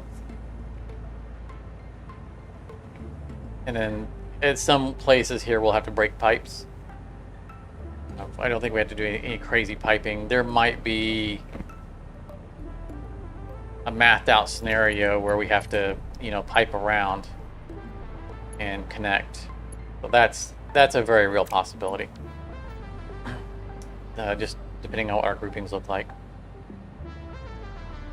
I don't think that the fluids. Think about this. Okay, so the crude to fuel conversion has to be part of the isolated slice because they can only process X amount of crude or of fuel. So the place that's underclocked, we're going to have to underclock one of these. So the next step is to figure out how we're going to group these to that.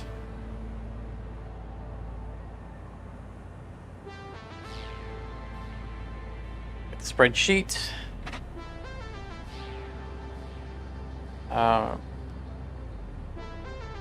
Heavy oil out is 3,400, so we're right. It's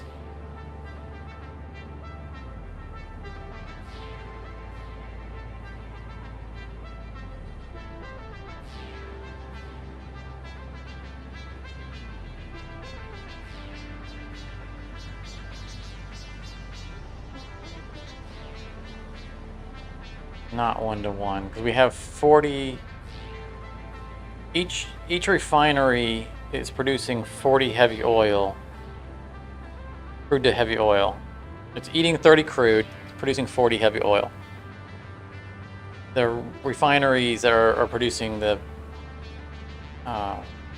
fuel are only eating 30 heavy oil at a moment. So it's 40 coming in, 30 being consumed. So the machines aren't 1-to-1, which I guess we knew that because we only have 85 refineries on these floors. Interestingly, we have an exact number of refineries.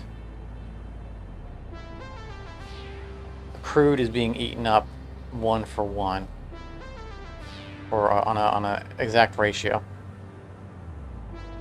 So we won't have an underclocked refinery on these floors. That means we're going to have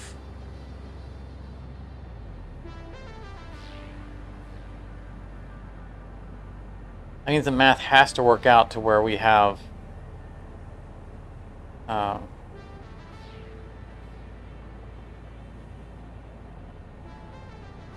solid number of refineries that can go to an unsolid number of other, which yes, okay. Let's see here. How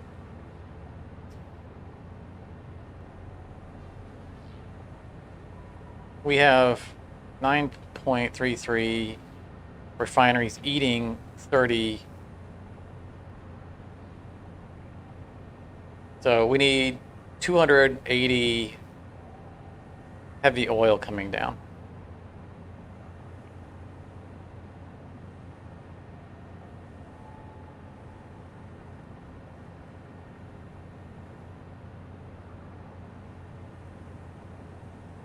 So we need to dedicate 7 refinery outputs to our oddball set. And our oddball set is right here. So let's just claim the first 7. Just say that's going to be our thing. 1, 2, 3, 4, 5, 6, 7. Break the chain. 2, 3, 4, 5, 6, 7. Okay. This output needs to go to the input. There is one thing I realized after we had placed all the machines, which is that there are several scenarios where we should have flipped machines. This is going to be one of them. We have like these machines should have been flipped, or the machines below them should have been flipped, because the heavy oil is coming out the front and it's going to go in the back of the machines otherwise. If we had flipped the machines, say, below us, then they could just go straight to the floor and done. So now we have to route all of them around. Not a big deal, but it could have been cleaner.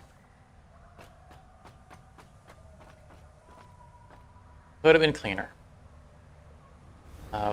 This is isolated, right?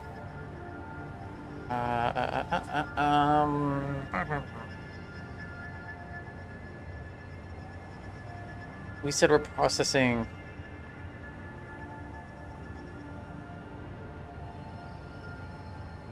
9.5 of these machines. 1, 2, 3, 4, 5, 7, 9. This right. 1, 2, 3, 4, 5, 6, 7, 8, 9, 10. Of course, right. That this should be the 9.5. Yeah. 9 1/3.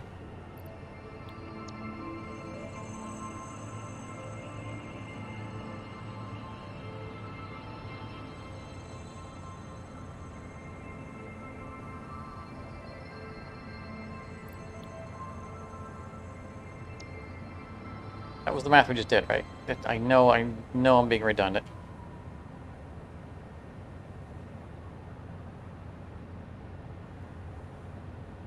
Yes, okay, so that's right. So that is now, that line is broken as necessary. And can we can just run this straight up. Need vision on where we're at. Corner 2N, let's turn our light on.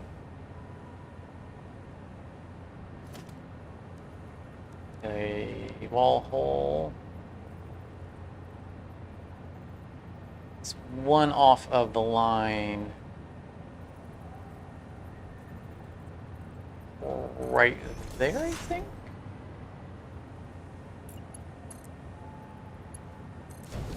That not right, is it? Is it? It's parallel with the smokestack, so that must be right.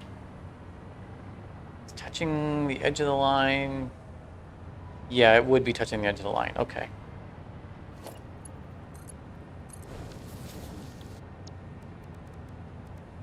What's the color we used? It is.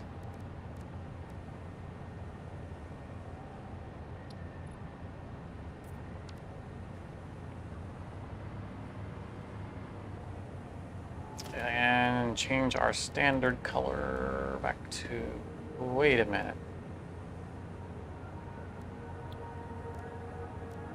Oh, because it was set to orange before. pipes are set to orange. I want the holes to be yellow. Okay. So that has to make its way over to here in some kind of orderly fashion. It doesn't look too crazy. Which I think we're just gonna do this the easy way.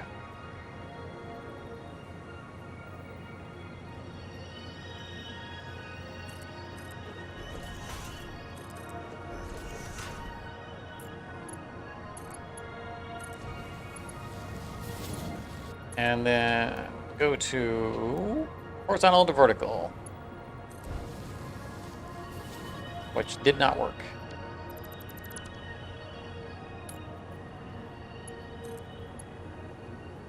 Why sometimes it draws us the straight line, sometimes it doesn't. There you go.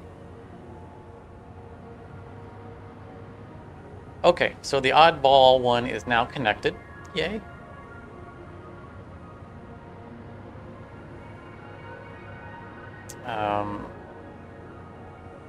We need a closed loop for the 9.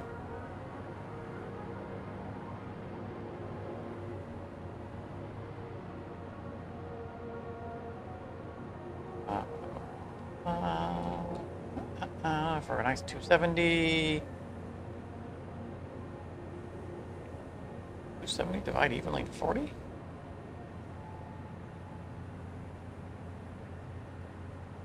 Didn't think so. Ruh-roh.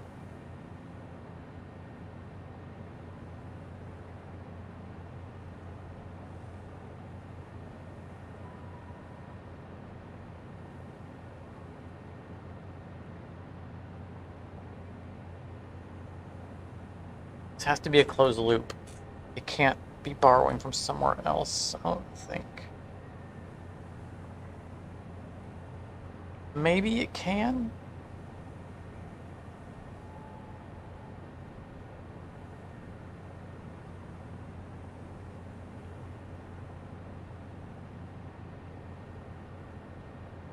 The rest of the conversion refineries don't have to be on a 9-10 ratio for the fluid parts. I don't care how they intermingle. Because they're in the entire the rest of the factory is its own circulatory system. So we need to think about what will be the impact of this. If we send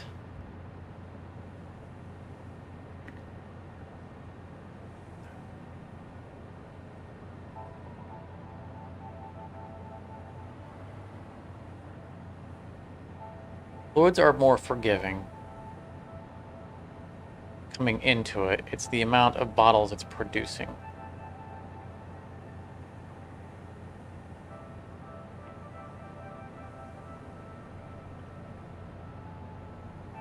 So if we can parse out the rest of the system to work together, I don't think it matters.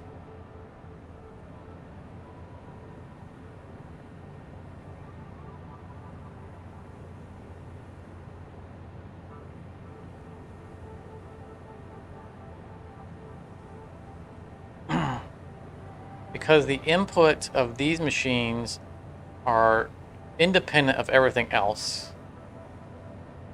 Because the input is coming from an external source, which are the crude oil extractors. So these don't care about the loop. But wherever they're outputting needs to care about the loop because the outputs have to not back up. So they have to process the heavy oil, whatever heavy oil this is, wherever the heavy oil is going, those machines have to be able to run at full pace. But it doesn't matter, the grouping isn't as important as long as they're all running at their full pace at all times.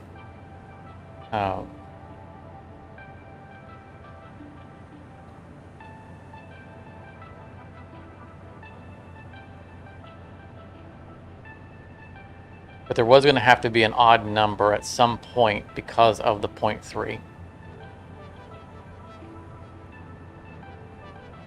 So the 7, the ones that we just segregated, right? I think it was 7.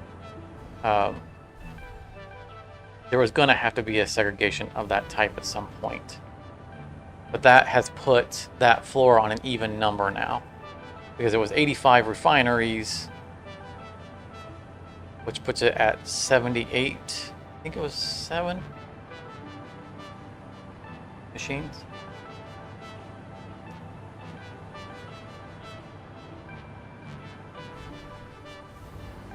One, 2, 3, 4, 5, 6, 7, yes. So we have now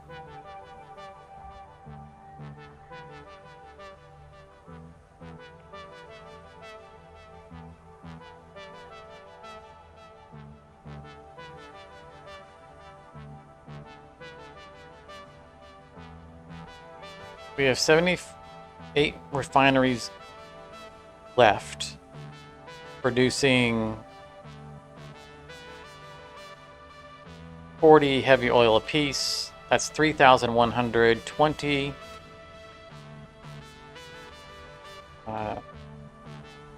Consumed at 30 per minute per machine. That's 104, which is correct. We have 104 left.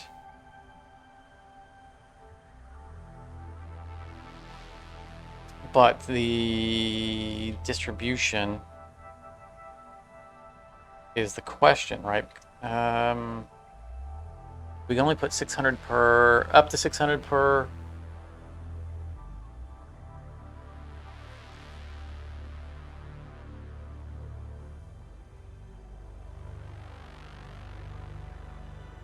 What's the the minimum amount of pipes we could get away with? 6. It would take 5.2 pipes to process, to carry the last 3,120. We're going to need 6 pipes.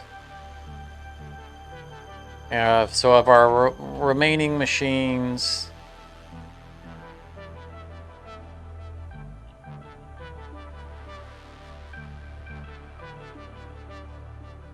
that would be groupings of 13 machines.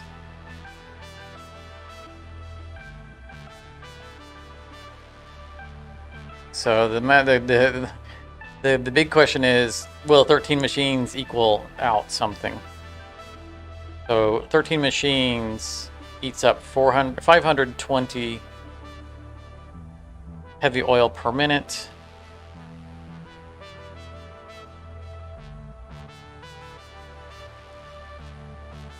No, wrong. They're eating 30 per minute, so it should be 13 is eating, that's 390 per minute, which is not going to be a good number for us because we're producing 390 doesn't divide evenly into 40. So the remaining 78 machines cannot be evenly divided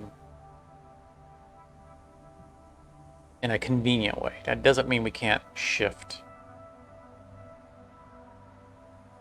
a little bit. So let's, what's the middle ground?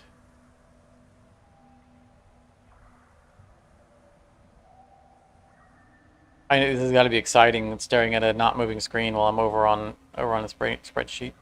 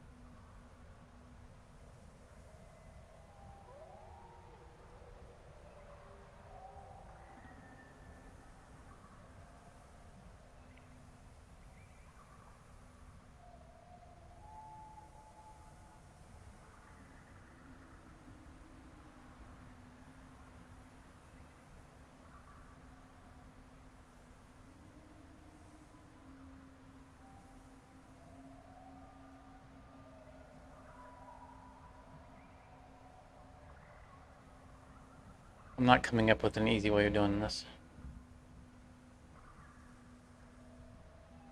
I'm going to brute force this. I'll go over some cells.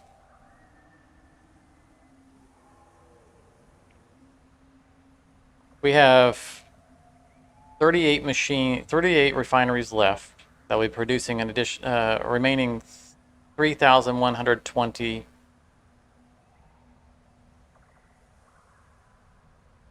heavy oil.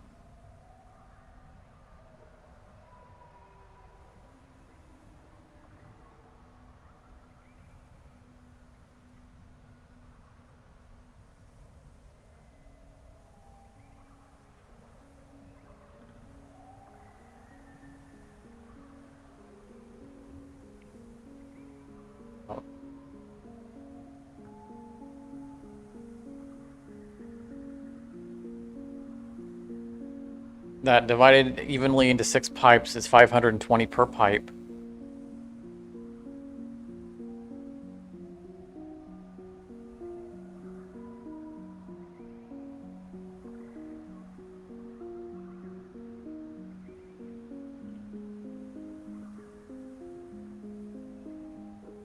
But we can't do 520 per pipe with any combination of our 78 machines, because they're producing, oh no, they're producing 480 per.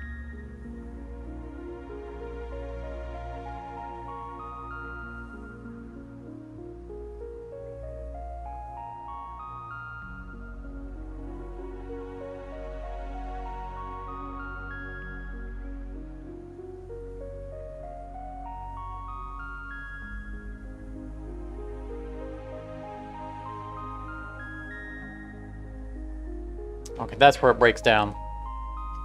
So we can evenly divide the remaining 3,120 heavy oil into. So right, we have 78 machines left. They're producing 40 heavy oil apiece. That's where we get our 3,120.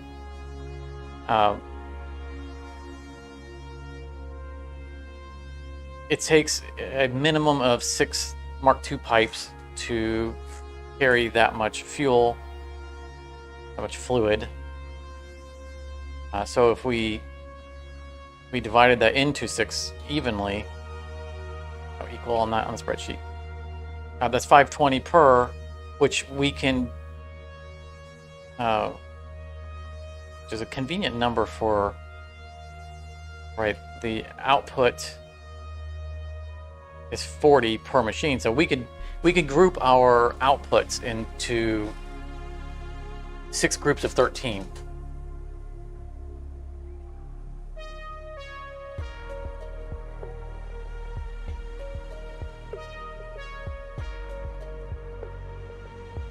Yes, which would come up to 78, right? So that would very nice and neatly group all of our inputs into exactly 13, or into exactly 6 pipes, groups of 13. The problem is those pipes are carrying 520 apiece, and they're being consumed at 30 apiece, not,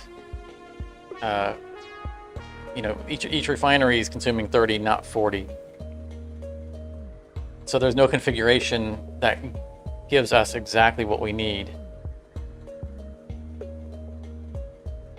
to come out with an even number of receiving machines. So we need a combination of machines, of inputs that match with outputs, and then have an odd number left over where the remainders match. So, for example, instead of grouping them in 13s, if we group them in 12s, we get 480. This is kind of the logic that I'm working through on the other side, but I need to track what I'm doing here, what the numbers are. And we can do a remainder if this matches, right? If 480, which will divide or evenly. Okay, so that becomes our matching point, where we have 13 machines in.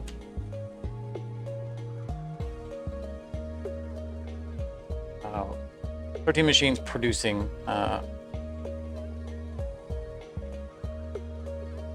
heavy oil is an exact to 16 consuming.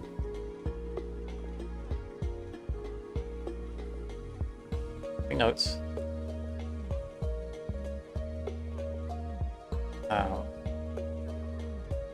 Which is the exact number, and so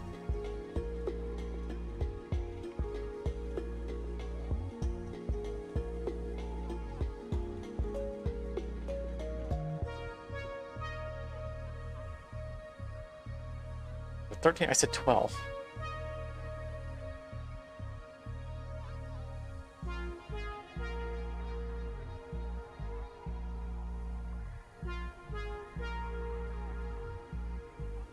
Machines producing 40 is the okay, yes, 12, not 13. Like 13 was our original number.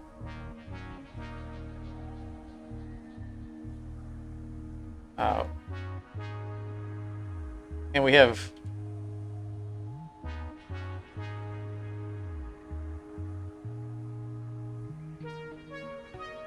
we have 78 remaining machines, right? Divide by 12 is 6.5. Which means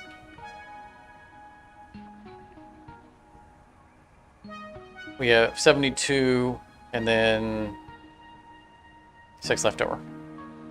So we'll have 6 machines left over.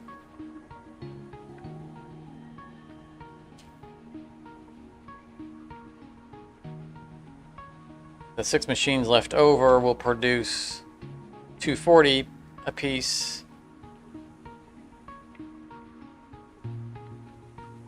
We already pretty sure is a even, yeah, it's definitely an even number. Awesome. 6 producing 240, and we're consuming at 30, so it's gonna be 8 machines. That's our grouping. That's our grouping. That's it. We got it.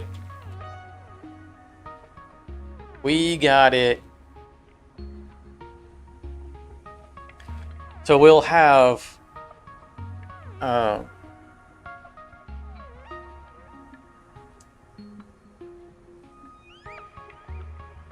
6 groups of 12 and 1 group of 6.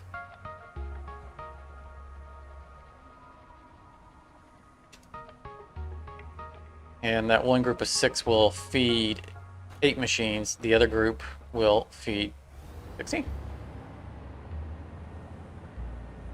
And again, the fluids outside of the one that we had to isolate because it's producing a third, took care of our odd number of refineries. It put us on an even number, which allowed us to divide everything else up. So that was kind of our enabler. Okay, groups of 12. What was our layout? We have notes? No. We'll just put the 42. We didn't actually. Alright, falling out of the sky.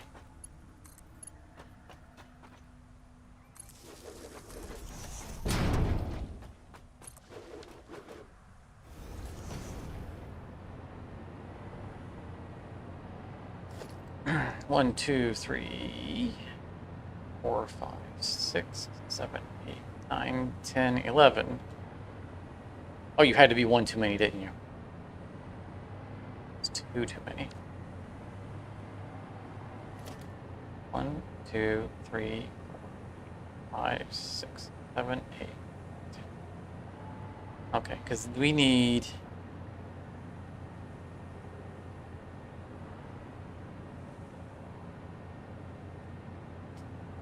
we make this our, like this 3 and this 3 our group of 6.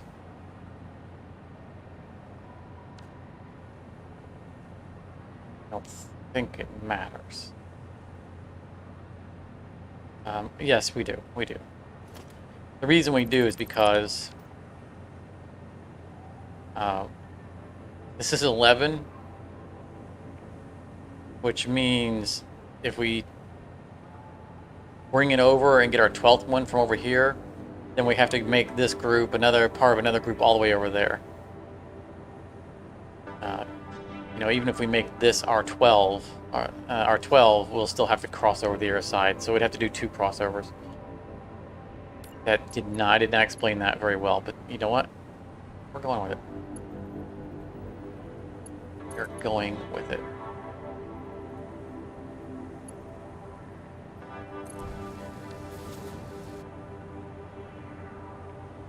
And we should put a sign. I have no signs to copy.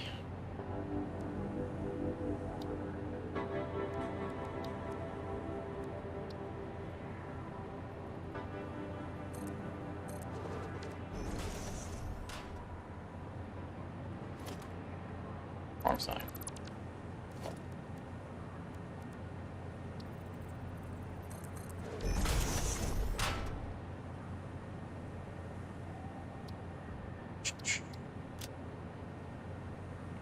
Right there. That was convenient.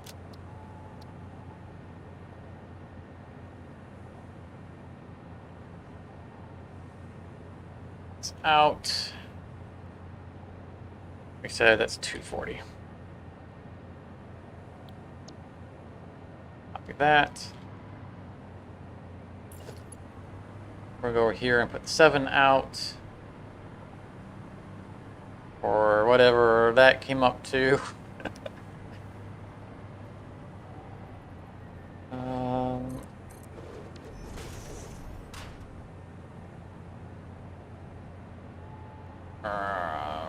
Was 270 because plus no 280.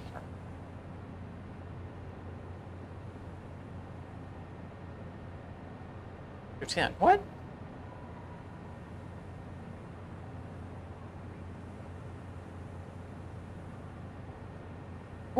$40.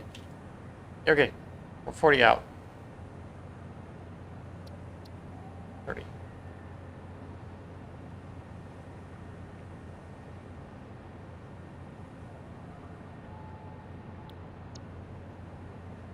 Okay.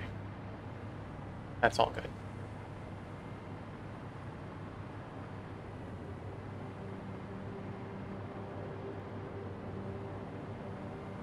This leaves us with 8. 1, 2, 3, 4, 5, 6, 7, 8. We will need to merge those. Do we merge them up here or do we merge them downstairs?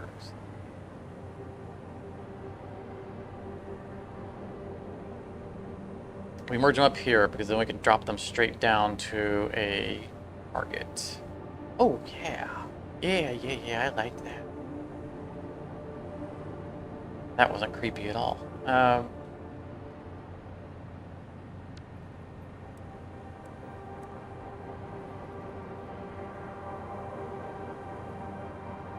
One offset of center, I think. Oh, of course, that one turned the other way.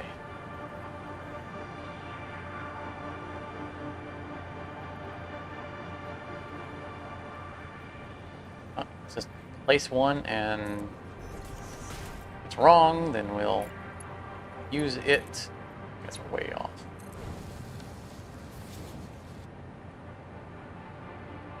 Or maybe not off at all.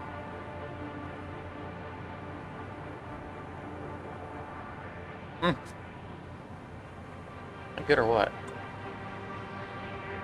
I expected to come around and see this side slanted. The reason I liked this is because we're going to need to merge these two sides, and this will give us, we can pop this thing up and do a junction, and that will be our gathering point. I think this works out for us. What we need is not that, it's that. This thing is keeping me from placing where I want to. Right there, back one. Yeah, I knew it. You need to place this one further forward. Oh, I don't want to delete this.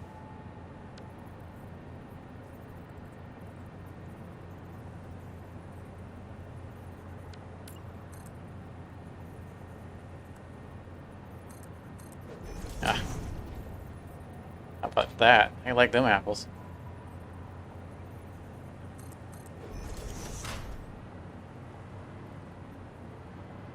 Hope I got that right.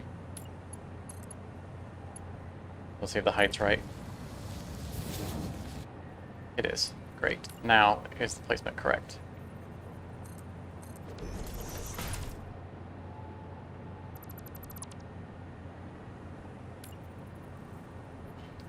One back from center. Yes. Excellent. You're not the boss of me.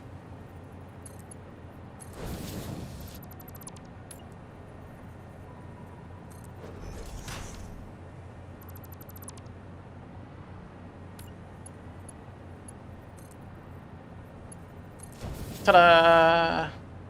No! Oh.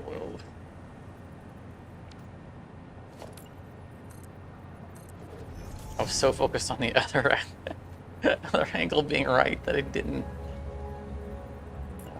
see that.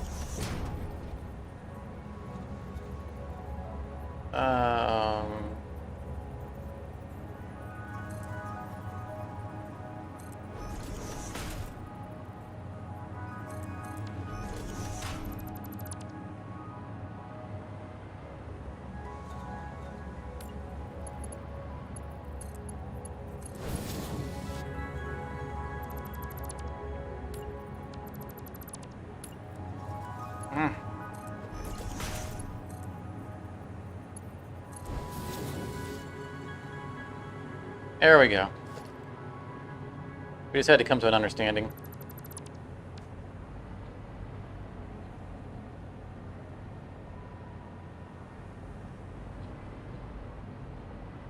And it's a line. That's a line. On that line.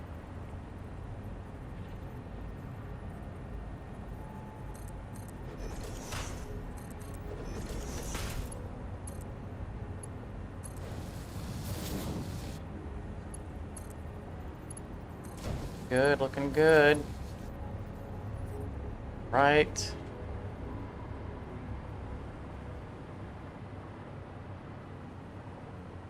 This isn't, I don't consider this to be the utmost ideal alignments, but because we're gonna have to do weird groupings over there, but we're just gonna go with it. This one we're gonna kind of brute force because the numbers aren't friendly. And a little bit less important.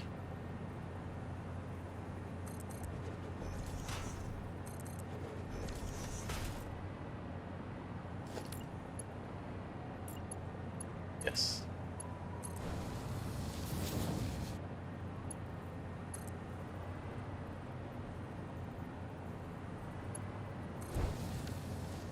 Okay, we had 8 on there. We need it to be 12. So 1, 2, 3, 4. Break it. And this is what I was talking about earlier when I said, you know, when we just went ahead and just ran the rows of the piping and just didn't worry about it.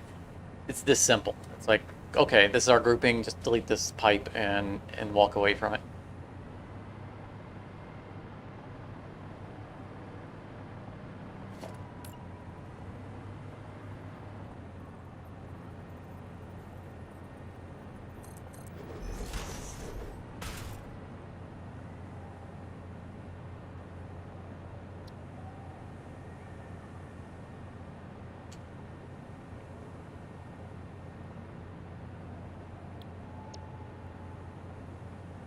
copy that because that's going to be the standard for all the other ones.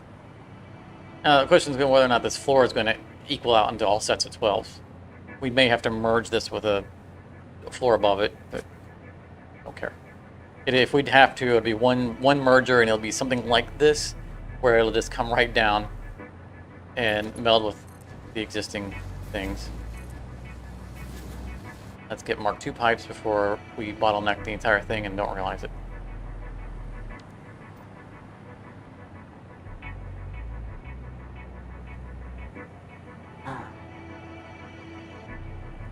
Okay, so that takes care of both of these rows, right? That's our 7 that we need. 6 on the end are together. That groups in. They don't have to all come to this end, so it's fine for us to push towards the other side. So let's do that here. 1, 2, 3, 4, 5, 6, 7, 8, 9, 10, 11, 12. Make it right there. And we can merge it over here somewhere. Woo!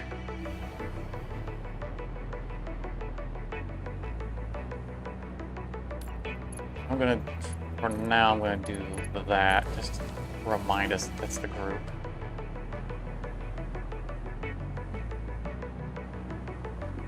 There's no more output that needs to come out on this side, so this stands alone from here.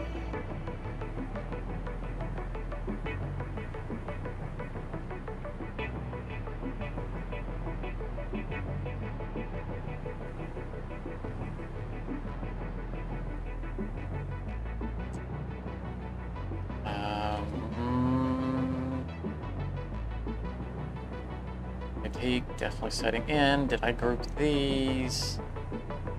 It's 12 up, 16 down. These are separated out.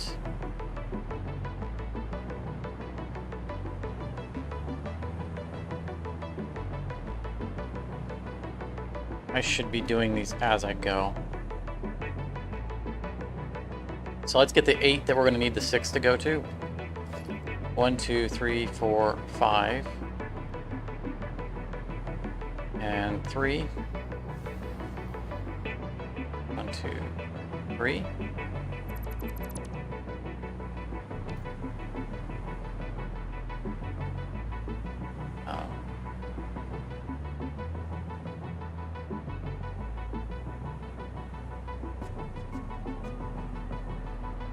How do I want to run this?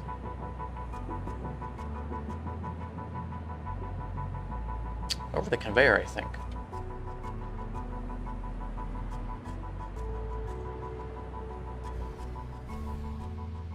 With that corner, right? The last corner, right here.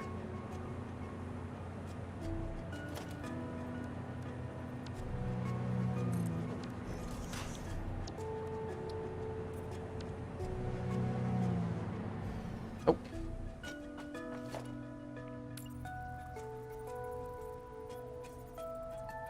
Hey, I think that's the alignment.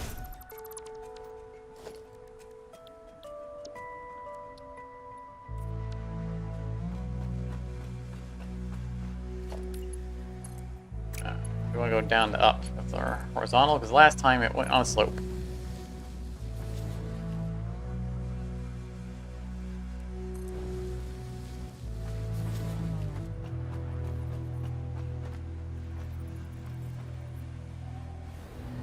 Okay, and we were 2 in, so we want to go 1 in. There would be 2 in, we want to go 1.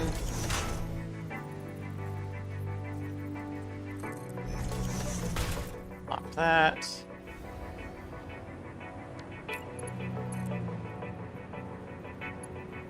Oh. I think we goofed that up. Yep.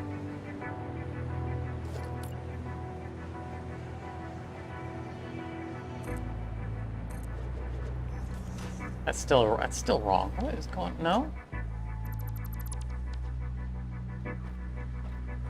That's right. Why did that look wrong to me? Oh, it's wrong to me because that hole needs to be in one to line up. Okay. I wanted to pass over the belt.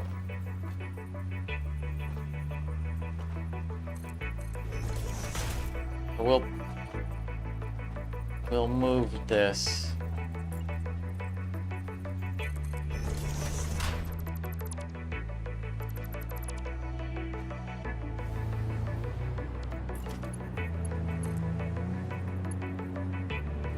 That's not going to be a good turn, is it? It's not.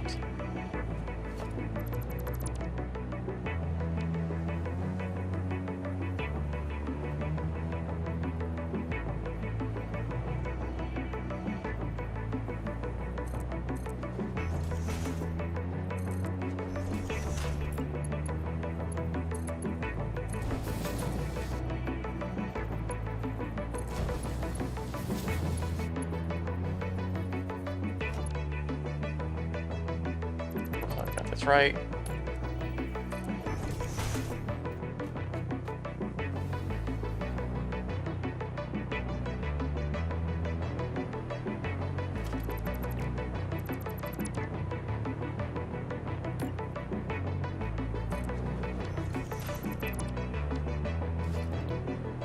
Might easier to paint this before I put the pipe on it.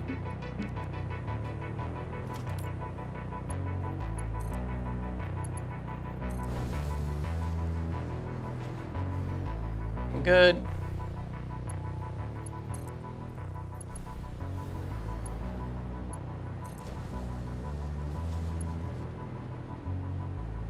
Straight, excellent. Oh, that's not going to take that turn very well. I don't want to put a...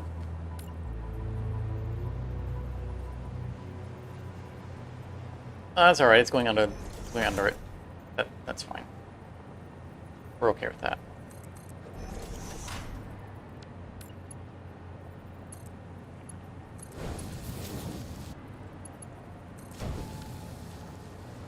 Okay. That's done.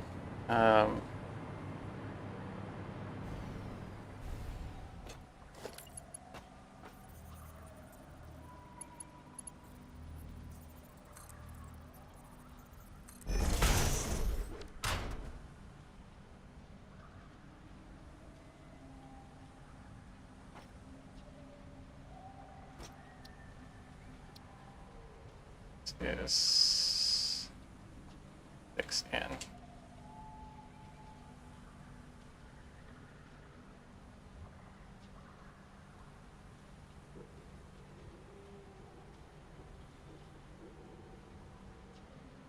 Like this. 6 to 8. Because this is one of the edge cases. Edge cases?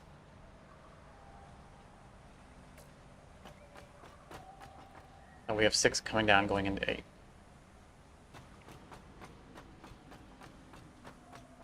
Okay. That's resolved. This should be 12 going to 16. Almost certainly not. But the pipe above us is 12.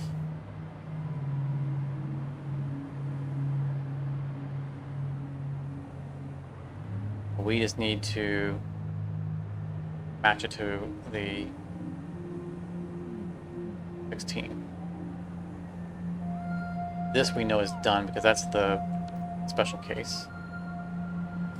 1, 2, 3, 4, 5, 6, 7, 8, 9, 10, 11, 12. We need 4 more.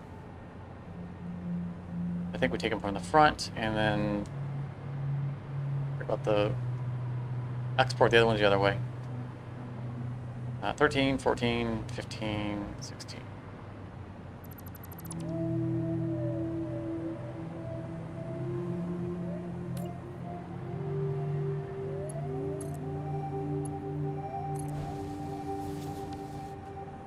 Excellent.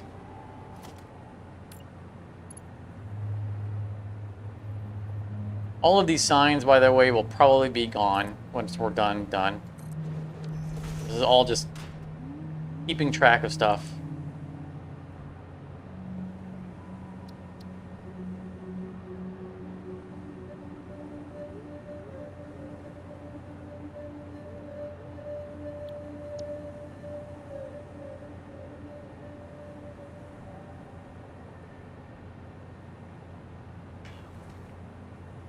All right, and I think we had one more grouping of 12 up here. Is that? They're on the far side. Yes. And then we have the leftover that will merge from above. Just verify it. 1, 2, 3, 4, 5, 6, 7, 8, 9, 10, 11, 12. So let's send this downstairs somewhere. Let's just put a hole in the floor just to earmark where we're roughly at.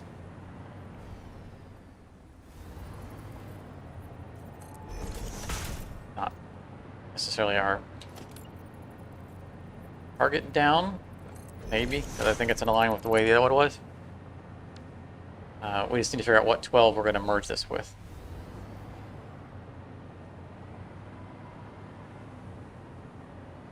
We want to start over here.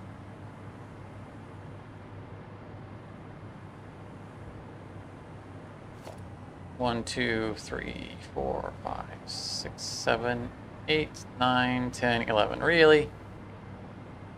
Just had to be just one off, right? 1, 2, 3, 4, 5. Game, don't jump on me. I'm counting. 1, 2, 3, 4, 5. 6, 7, 8, 9, 10, 11, yes. 16s are, so it wouldn't have mattered. All on top. 12, 13, 14, 15, 16. Break it there. Hey, look, and it lines up exactly with where the belt's coming in.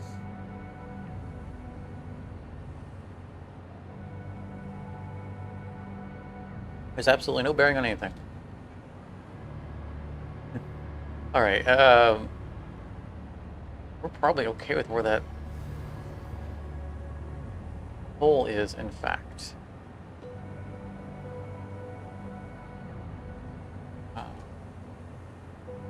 2 in, which means right there is our stack. We're gonna need to end on this will allow us to. Oh, that's gonna actually need to stay.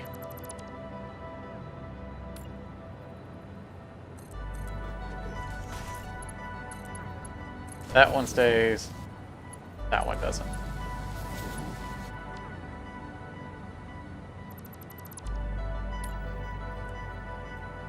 I think I put it 2 in instead of 1 in. This is I did. It's not part of a turn, it's part of a end cap.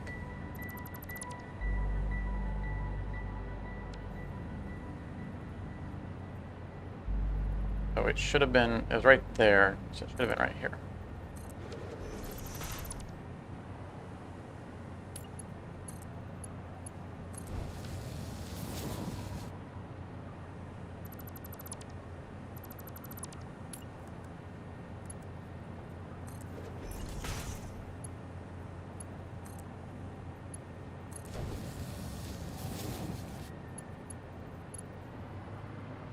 So we've got the system down now. We know where everything needs to go.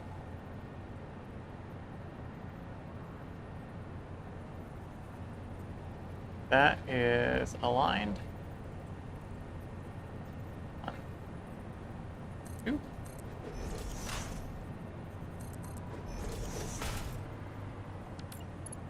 Getting easier.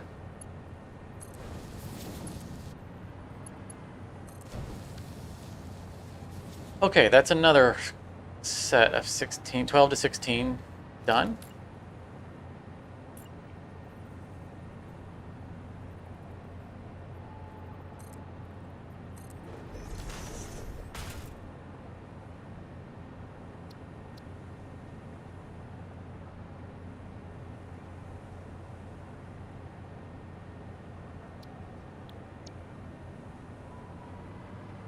Excellent. Oh, not a power.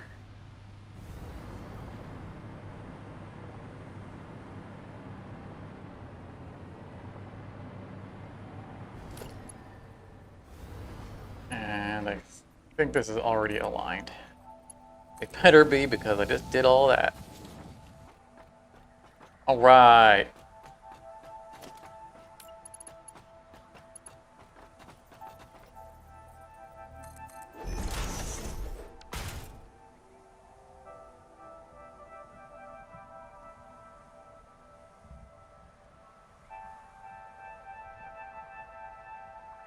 Next autosave.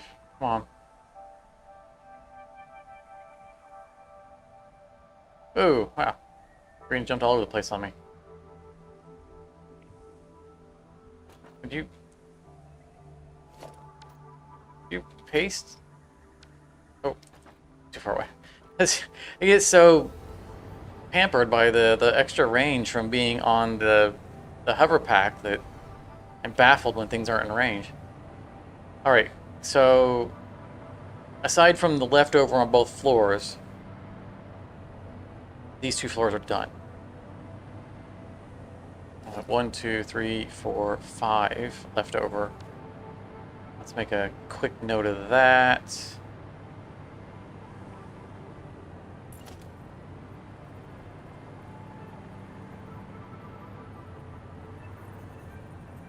Why can I not turn the sign? For some reason it's turning my bar at the bottom. I think that I'm on. There we go. For some reason it thinks I hit the ultimate alt key. Even though my hand's nowhere near it.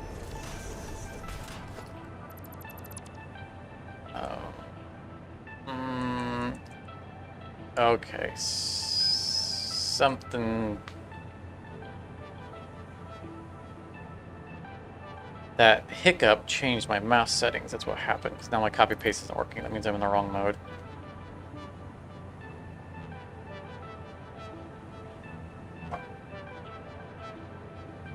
Nope, that's definitely not the right move. Again. Nope. Definitely not. That should be the right mode. Why is it not pasting? Because I was in dismantle mode.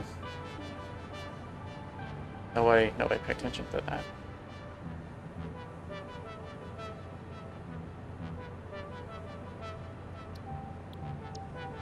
Alright, we'll probably update that sign in a minute. How many left over up here to group?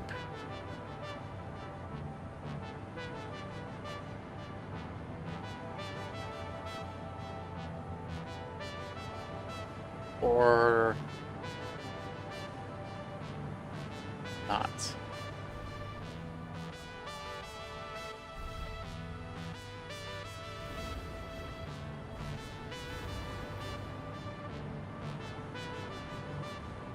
I mean, here are we not fueling? That's what we needed. 1, 2, 3, 4.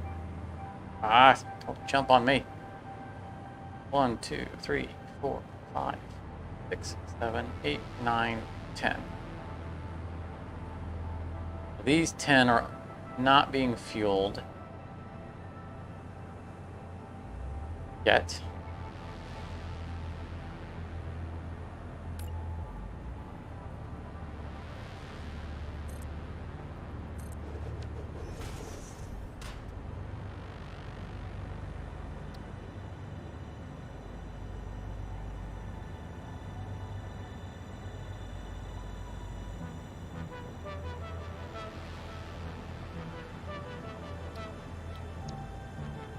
So we need to pair that up with 6 on the floor below it. And this needs to be paired with, well, we're doing these in 12s, so 7 on the floor above it. It's a weird number. But I think we had an odd number on this floor, didn't we? Yes, you can see there's 3 left over there, and there isn't a refinery right here. So there is an odd number on this floor, so that brings it back to an even floor. That's good. It'll be fairly easy to match these up right overhead.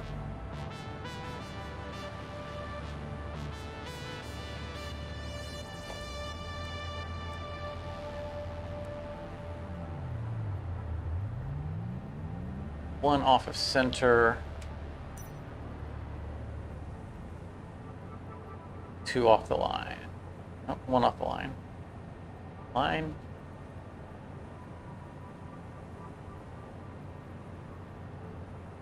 Off the line.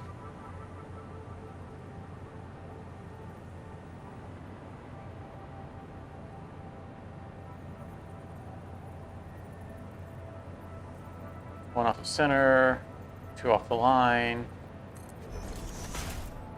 I think that's correct.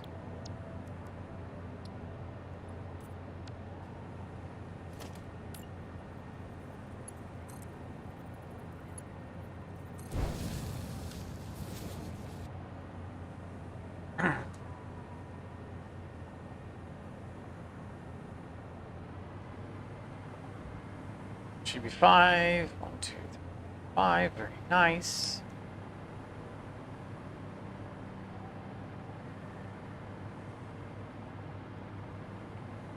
Okay, that might not have been the ideal place to put that. 6, 7, 8, 9, 10, 11, 12. All right.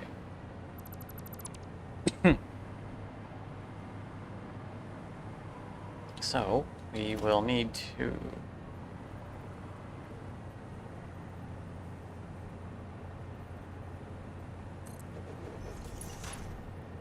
that give us the perfect turn. Will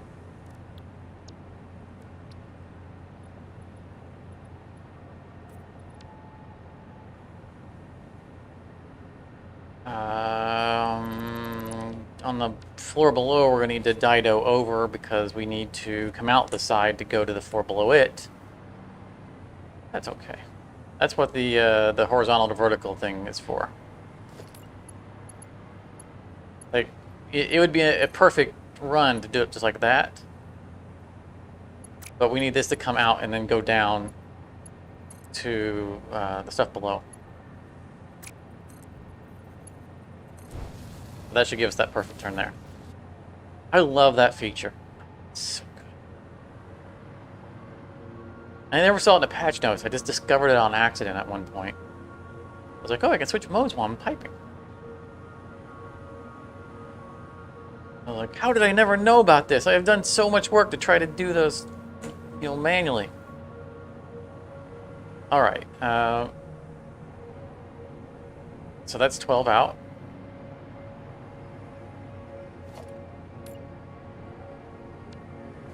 Let's do this.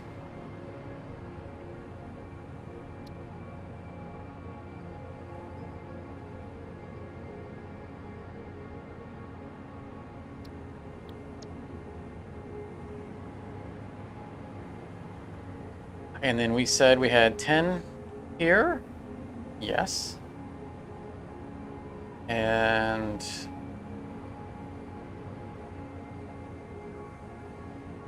need 6 more here.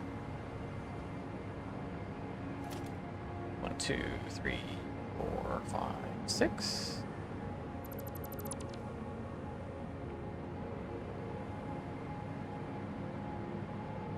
Group these. I think those are inset. Oh yeah, those are inset way more.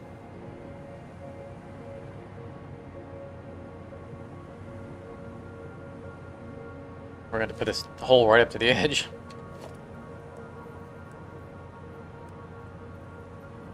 I think this is going to establish where our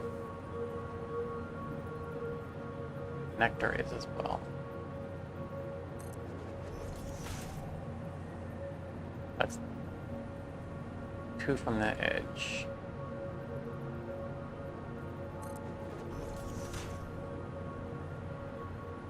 What I need to do here is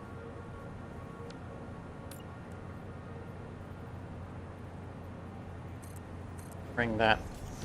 Get ourselves a pipe port. Bring it in by 1.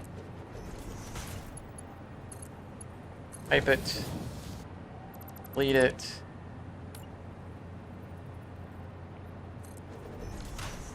A little bit of that. Good stuff. Send it to the floor below. What in the world just happened there? Oh, got rid of the floor somehow.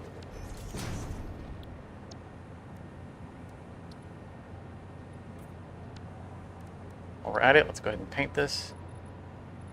That.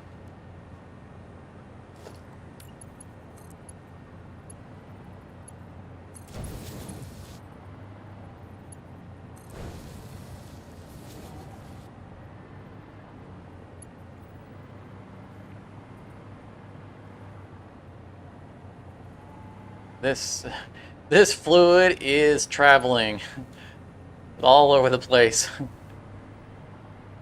All this open space. I don't want to intrude in the open space because we're going to need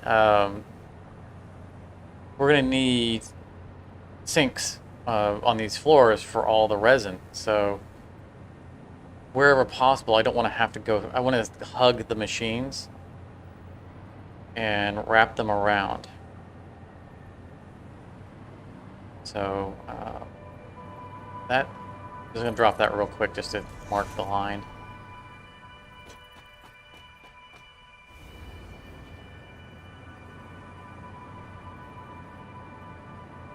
I think maybe we're okay with just doing that.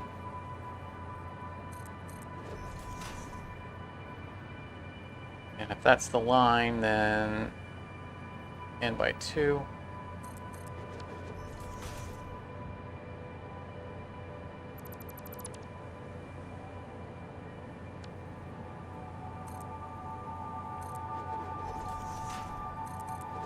That, a little bit of that.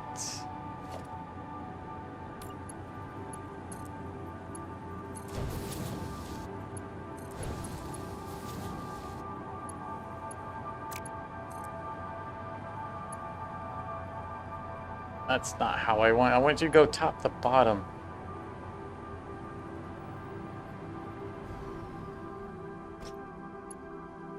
If I do it this way, it slopes. That's no good.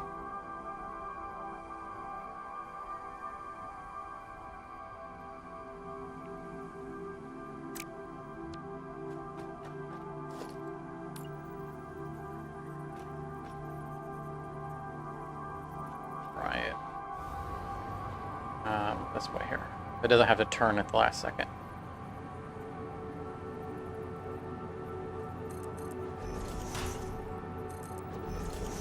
I think this will work for us.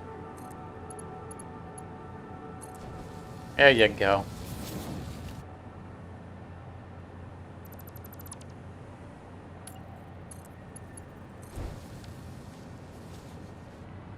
Excellent. We have heavy oil coming from upstairs, mixing with the heavy oil coming out down here, piping down on a floor, going to some machines on this floor, and then the rest of it going down here. I said there was going to be one oddball setup. That was it. It might also be helpful to actually connect this. Guess we can do that as well. Let's see how this pans out. That's fine. Yeah. I should put that closer to the pipe.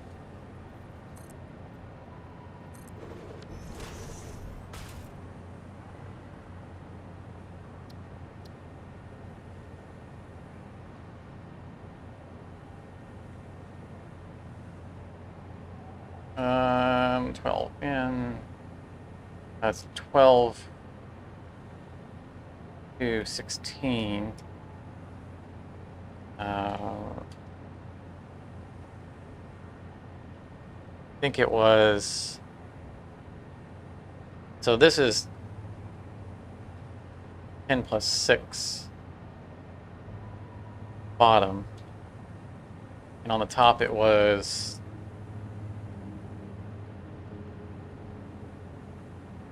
5 to 7, I think.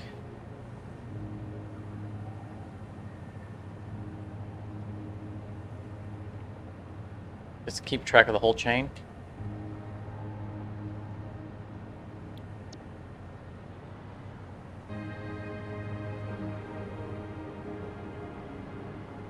Ooh.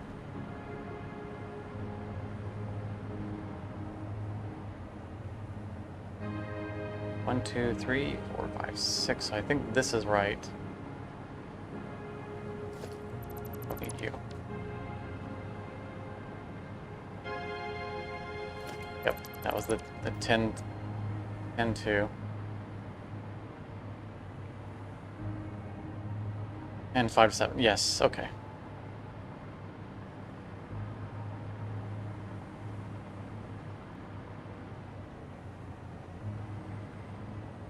All right, so now we have to keep going between more floors because we need the top crude floor to go to the bottom heavy oil floor. So we're going to see longer pipes. That's okay.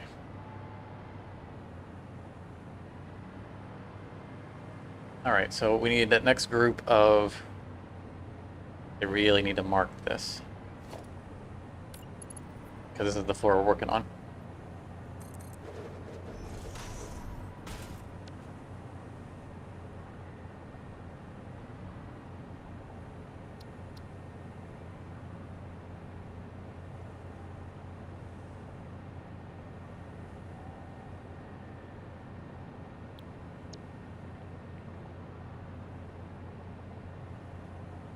Oh, train.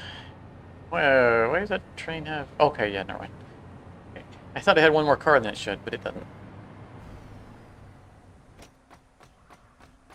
All right, so we're grouping 12s. So 1, 2, 3, 4, 5, 6, 7. So that's our 7. I should have done 7 plus 5, not 5 plus 7 on this floor because this is the floor. First number is the current floor. You.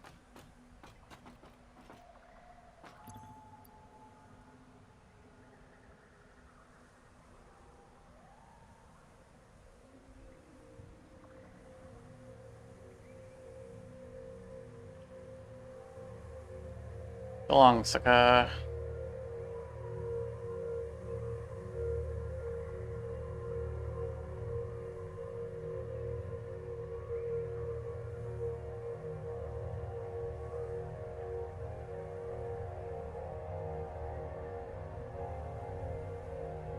Man, the amount he got through there, it's a good thing that we have the slow. He must have been doing some serious spamming to get that much through the slow. Really glad that I implemented that. 1, 2, 3, 4, 5, 6, 7.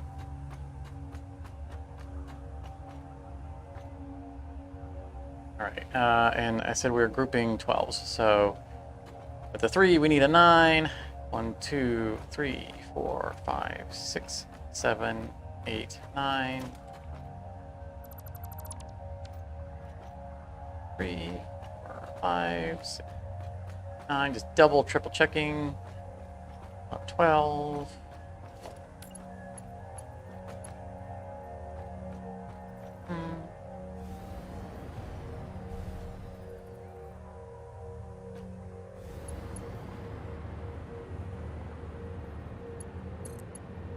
So let's do them across the top. Yes, Matthew, still at it. Did you return or did you just wake up? Because I don't know if I've just put everybody to sleep. Um, we've made tremendous progress. I don't know when you might have stepped away, but we fixed all the belting, all that's done. We're piping all of the heavy oil output from the crude floors to the diluted fuel floors. So this is cakewalk compared to what we had to do earlier. But yeah, there's always more to do.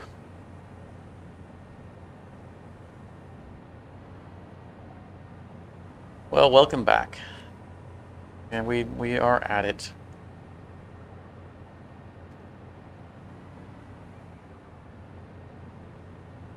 I knew this was going to take more than just one more session, but I was hoping to make more progress. And if we didn't have to fix my earlier in the week mistake, we would be a lot further along. But the reason we had to fix it was because I realized an error in the design that would have wrecked us. So it was better that we figured that out now than later.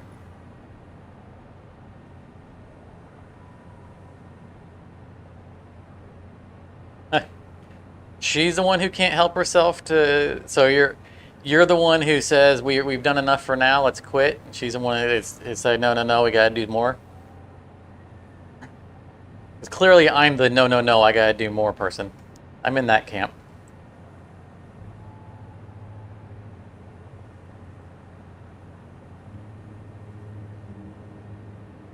I'm the keep going until I start making errors from mental fatigue kind of person. A little bit more. A little bit more. If I do this now, I don't have to work on it next time.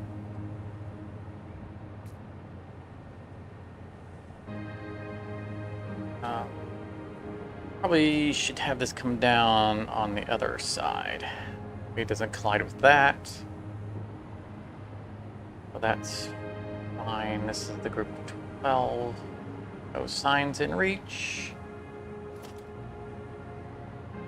There's where all my signs at. There we go.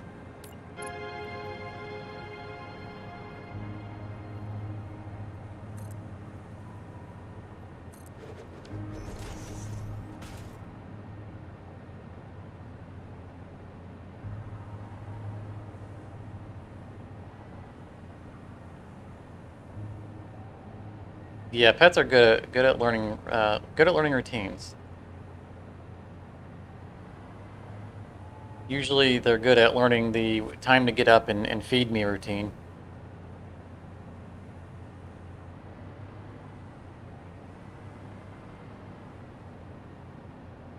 I do not currently have any pets, though I am absolutely an animal person. Which is why I don't have any pets, because I just get way too attached to them.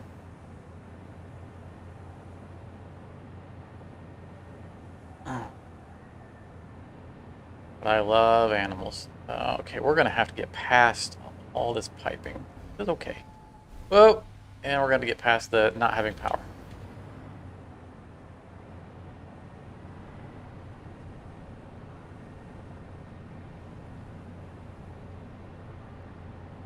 I had a miniature collie when I was growing up. And amazingly brilliant animal. And if I got another dog, it would probably be a border collie. You know, which are the black and white ones that you always see doing tricks with people. And not because I want to do tricks with them, but just because they're just so wildly intelligent.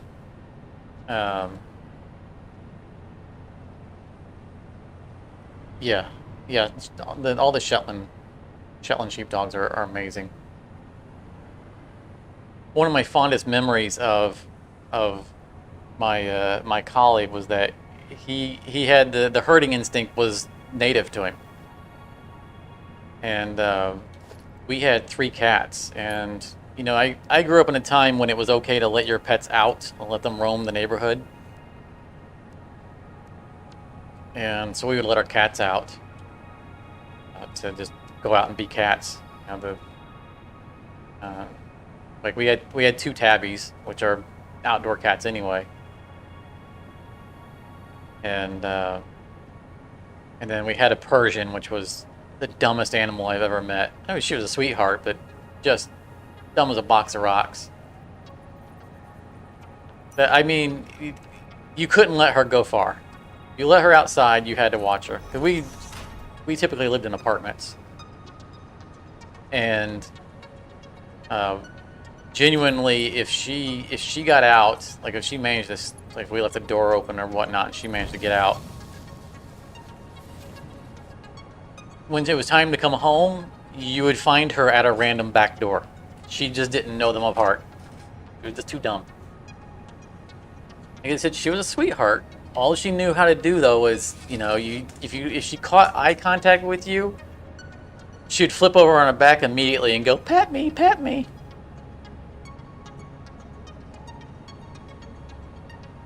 It hurts people. Nice. Yeah. Sounds right. But yeah, our collie, our collie, you know, when it was the evening and it was time to bring the cats in, we would just open the door and say, "You go get the kitties," and he knew exactly what to do. We never trained him. He would just straight out, and it was like watching him herd sheep. He'd get past them and he would circle back and forth until they came in. It was just blew me away. Like, we didn't train him to do that. He just knew to do it. And it was just awesome to watch.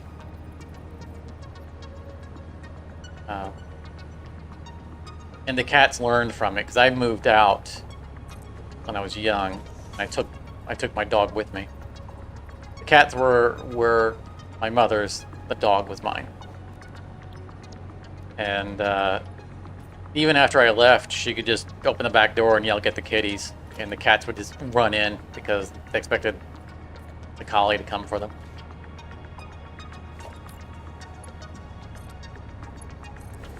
But it was just, yeah. If I had another dog, it would be a border collie probably. They were just wildly friendly and amazingly intelligent. But the border collies, the black and white ones, are one of the highest upkeep dogs you can have. They're just non-stop. They have to be. You need to take them out all the time and play with them and run them. If you're gonna get one of those dogs, you have to be very serious about owning one. They're an extremely high maintenance dog because they're extremely high energy. They're just too smart to be laying around sleeping all the time.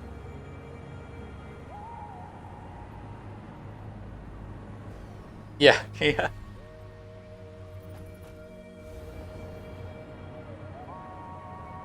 Yeah, I mean, like shepherds are great dogs because they are both intelligent and outdoorsy, but they also can relax around the house a lot. You know, for example, those are great dogs for people to have. They can be energetic, but they're not hyper. Let's see.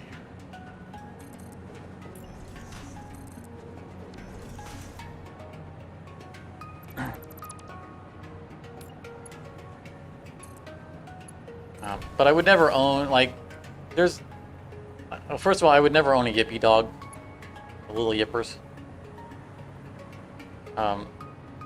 Partly because, largely because there are certain breeds of dogs that shouldn't exist. Yeah, that was wrong. Little yipper dogs shouldn't exist. Like dogs that couldn't survive on their own in the world. Just they just don't need. You know, they've been bred to the point to where they just can't exist. I think that's cruel, from just a standpoint of people. You know, an accomplishment of humanity is to make a wild animal that can't exist. So, like, I would never own a Yipper dog because I don't want to support their breeding. And, like, I would never own, like, a bulldog because they've been bred to the point to where their existence is pain to them, right? They always have, like, hip issues, like, just... I'm sorry for them. It's not because I'm afraid that they're aggressive. It's that they've been inbred and selectively bred into a destructive manner, and I can't support that practice continuing forward. Yeah, so letting go, right, mutt dogs, letting my bulldogs can't even breed themselves. That's entirely. I don't doubt it. That sounds. That doesn't sound like something's made up. That sounds like something that's probably accurate. I just think that it's a shame that that has been a thing. What am I doing wrong here? Because I shouldn't have this pipe going into the ground in 2 places. This is what happens when I start talking. What did I do here? I connected to the wrong floor.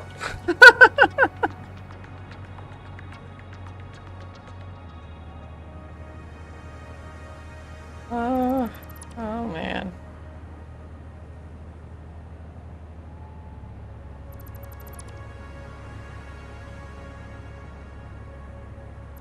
It did not take long to derail me. Okay. I looked over, I'm like, why are those pipes going to 2 places? That's not the way this works.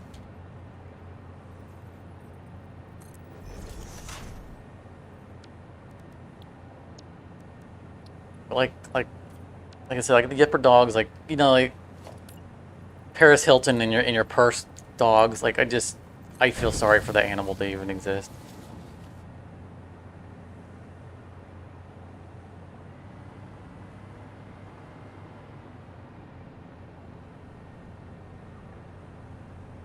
I don't mind dogs that aren't huge. Like, I don't need a Saint Bernard.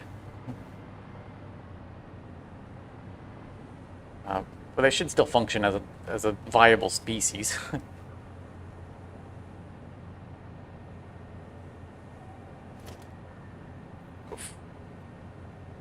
Farmer 4, which is the second pole. 2 in.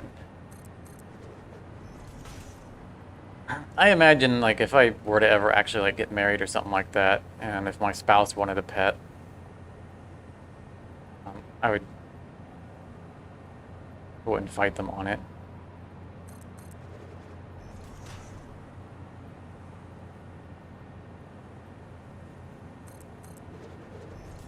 But whatever pet we got would like me better than them, so they would be jealous because all animals love me.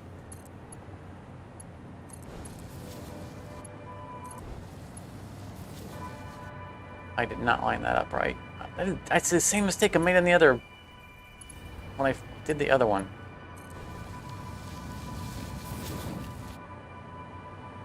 Yes. Why did I do that twice?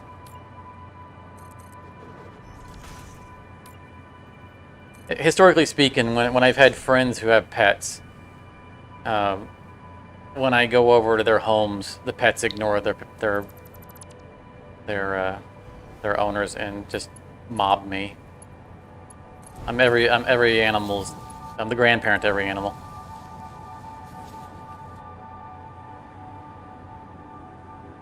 That is offset. I get to lavish just love on the pet, and they don't have to hate me for taking them to the vet or anything like that.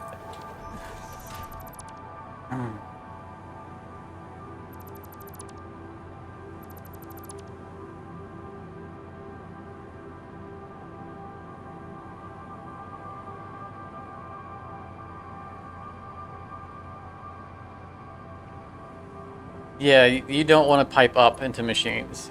You can absolutely avoid it, and you can absolutely avoid it because nowhere in my factory is it going up. The final connection to a machine should never go up. You always want it to either go down or at least horizontal.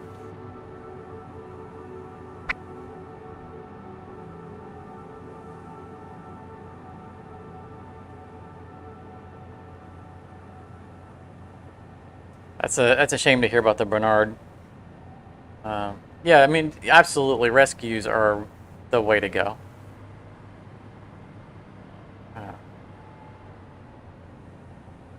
First and foremost, definitely. Like I say that if I had another dog, I'd want it to be a border collie, but that comes with the asterisk that I don't want to. I wouldn't want to have to get one from a breeder because I don't really. It's unhealthy for them. Welcome, Mr. Minion. I'm building a 85 gigawatt power plant. We can fly a little bit to give you a view of the height of it.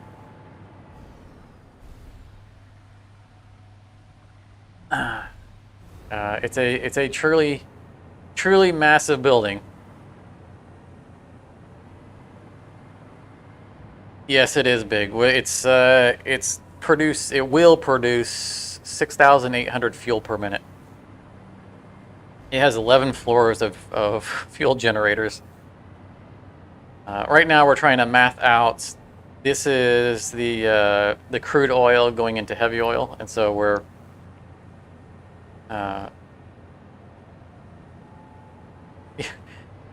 it didn't come. Yeah, well, it's 85 gigawatts, so this is way beyond the 1.21 gigawatts. But yes, it's something I've been conscious of. You know, we were talking about doing a very basic pixel art on the front of the building when it's done. Probably just a big lightning bolt for the energy. But the other thing I was mildly considering was whether or not I could pull off doing a very dirty pixel art of a DeLorean. I don't think there's any chance I could pull that off. Obviously for that reference. All right, so that's 12 out.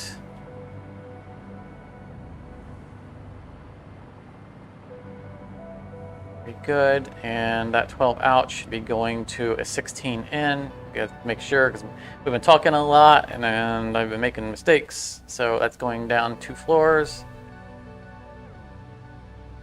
I don't think we've paired up the 16. In fact, I don't think this is right. 1, 2, 3, 4, 5, 6, 7. Right, that's just 7. That's already... Yeah, so that's 7. We need to pair this with 9 more. So this... We're going to leave this for a moment to remind us where it's coming down, but this is not going to remain. That's 7.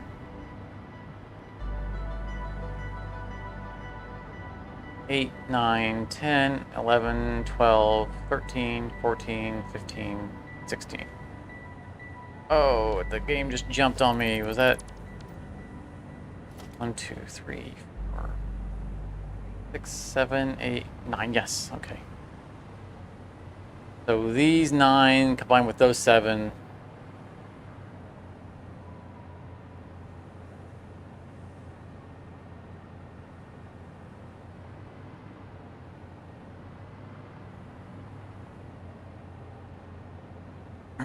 Yeah, the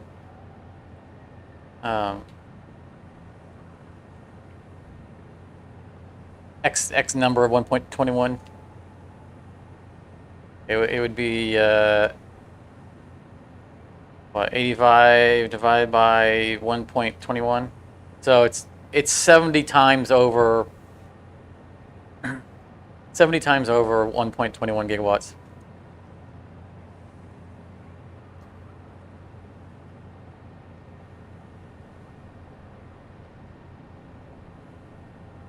I build, right, so I don't normally have suspended objects either. I let pipes suspend in situations like this because, like, they're being supported by the machine. Also, they are big, beefy metal pipes, steel pipes, so they have a support of their own without having to have stands everywhere. But like these, I'll definitely connect. And of course, I like to ground buildings as well. I agree with that.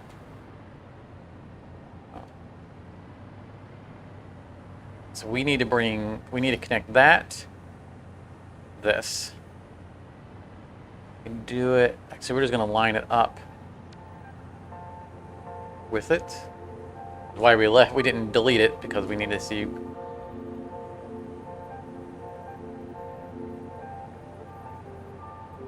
That's aligned up. I'm gonna drop that there and then look. Right there.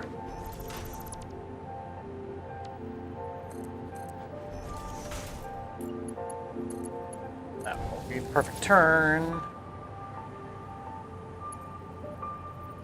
And I already know that we'll go 7 tiles. 1, 2, 3, 4, 5, 6.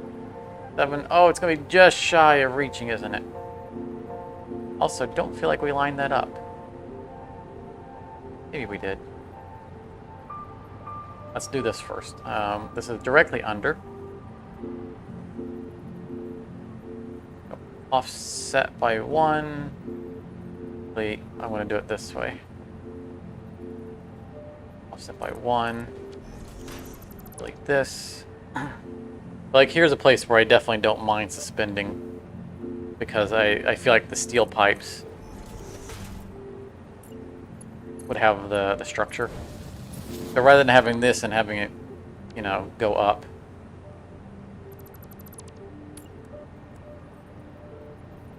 We'll have it like that. That's not gonna work. It's gonna come from here, and it's gonna come from here, and it's gonna come from here.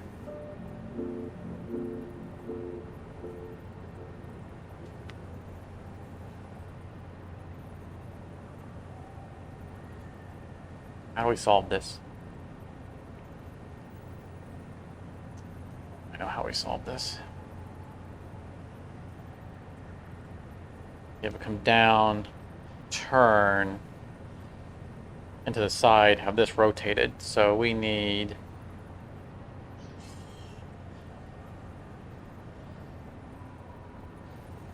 I think right here, he says confidently. Oh, that's definitely not right.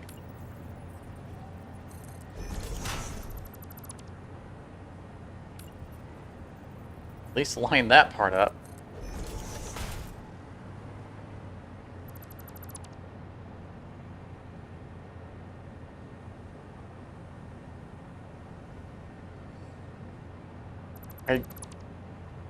We're taking a bit of a stab at this one. Will that be right? Absolutely not. How could it be that far off? You just see the whole thing. What did I did something dramatically wrong there. Okay, that needs to back way up. Go back, we'll say at least 2 more.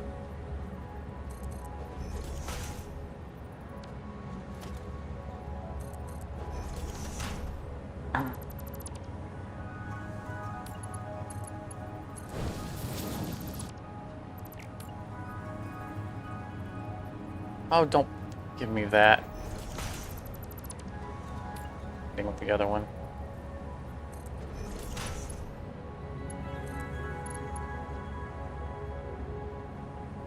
Invalid shape? Whoa, wait a minute. How did you get...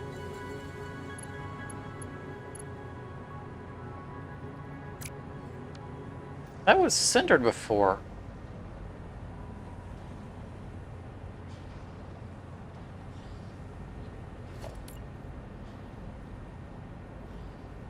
It's 2 off of center.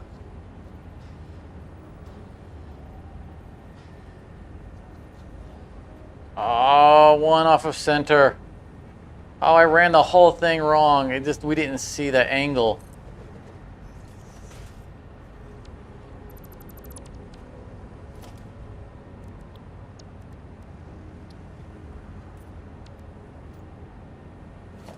Line this up first, and then we'll go back upstairs and fix that.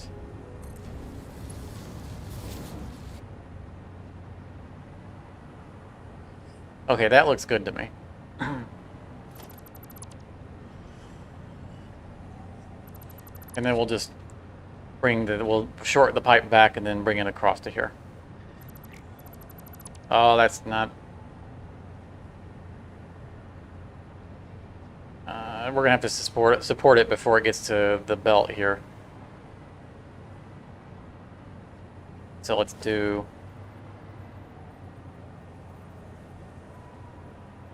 right here. I don't think that that is going to reach all the way.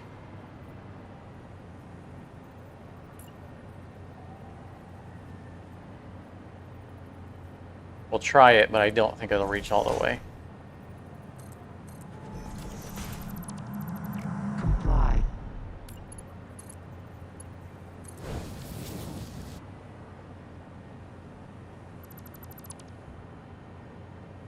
Can I move the... Yeah, I am going to actually have to move the upper input. Yeah. I can and will.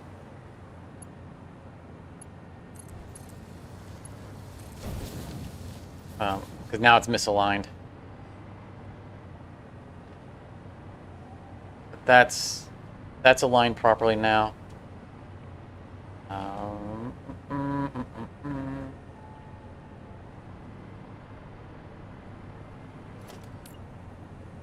Move that over 1. Hit yellow.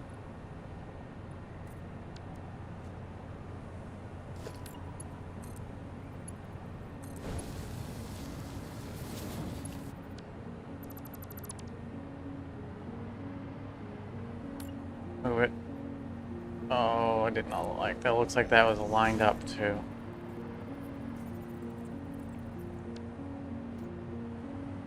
Okay, something's wrong. If this is a straight line to those pipes... Oh, it's not, because that's not in a line with those pipes. Okay. That needed to go a little further. Alright. That should have been my first indicator that wasn't in line with those, because the machines are lined up perfectly. So that, if I'd been paying attention, I would have spotted that before we even got to this point.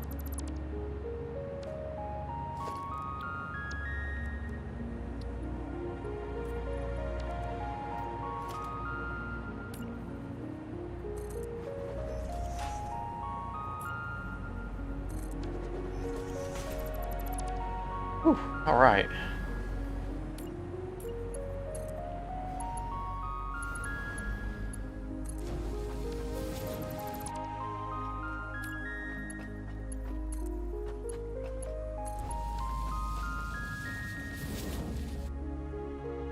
Love that horizontal to vertical feature.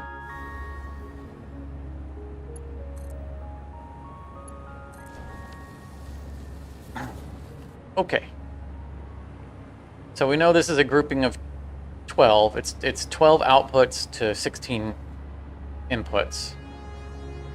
Because we have 12 machines putting out 40 heavy oil per minute, 16 machines eating 30 per minute.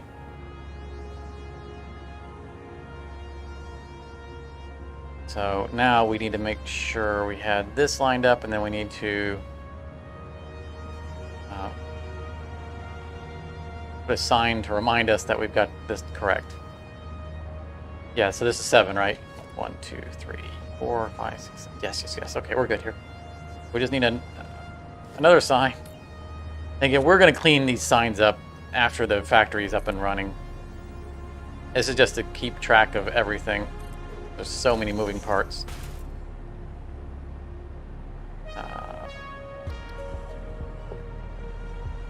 12 in.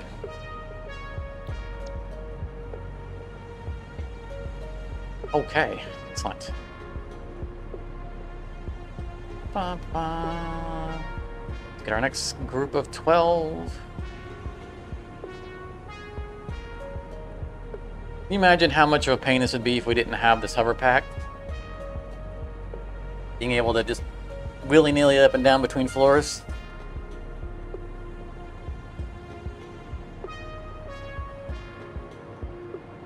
Right, what do we have left over for our next group of 12? Is this accounted for?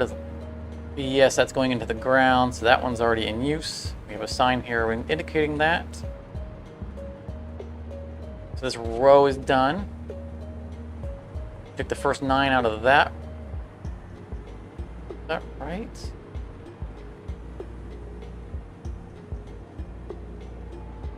Right. 1, 2, 3, 4, 5, 6, 7, 8, 9, 10, 11, 12. Yep, first 9 out of that row. Yeah, the hover pack is pretty late game because it's not unlocked until aluminum. I think that they could introduce it a little bit sooner. I don't think that would hurt the flow of the game to introduce it a little bit sooner.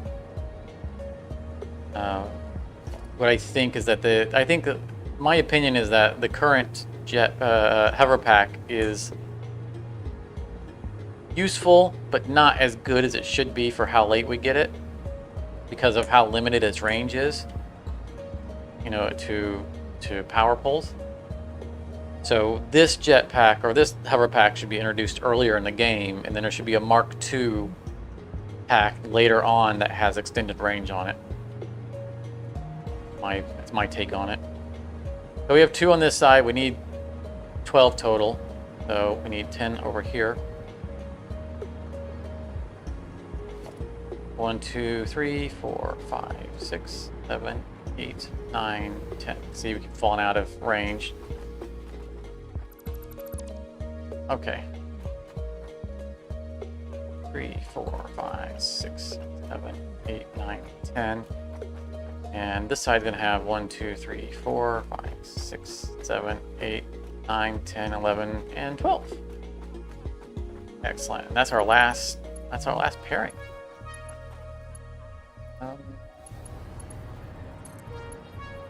Let's check those right now.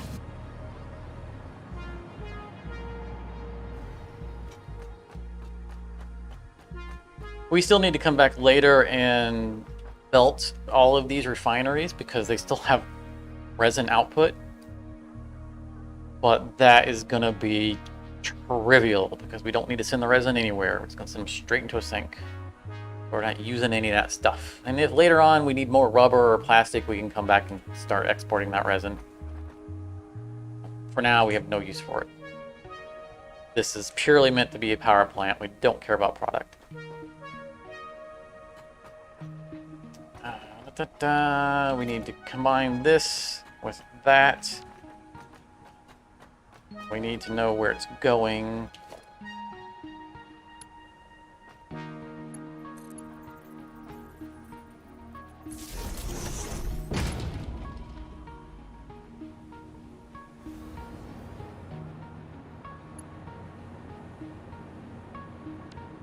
It's definitely going to the bottom floor.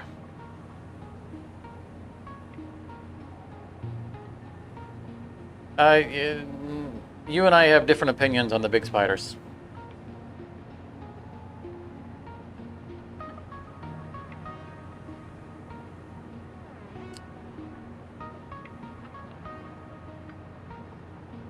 And they've made them, in a recent patch, they've made them even more deadly. They jump a lot more and a lot higher. You should have seen it when I was off camera when I did it, but when I built that rail line, I can see it, but you probably can't see it. That straight line right across the horizon. That rail line ended up going through the swamp, which, you know, is full of the giant spiders.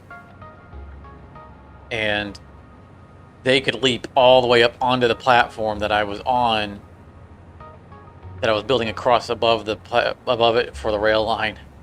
They would jump, and then they would, a lot of times, like, they would jump and they'd miss it, and they'd miss me, so they would fly over it. They'd just, like, arc over me. Or they would jump on it and then try to jump at me, and they would miss me and then fall back to the bottom. It was just, they were just all over the place. And I was just building platforms as fast as I could to get through there. I was like, I'm not stopping for anything. Yeah, the swamp is the worst. I think they did a great job on it. It's not a criticism on the environment, but it is very unwelcoming. Okay, so where are we going to need to bring... We're going to need 16. I think we're going to bring together our 16 before we bring down our 12, so we know where we want it. So this row is done, because that's going across. So this row is going to be part of our 16. What's left of it? 1, 2, 3, 4, 5. 6, 7, 8, 9, 10, 11, 12, 13, 14, 15, 16. Break that.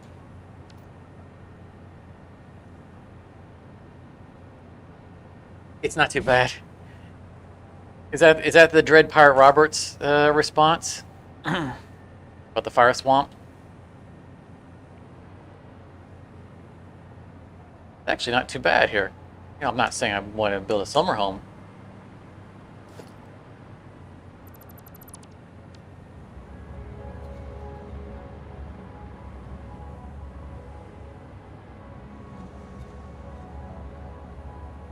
Yeah, that's about right. Okay. Where do we want to bring the pipe down? We have big old belts on our way.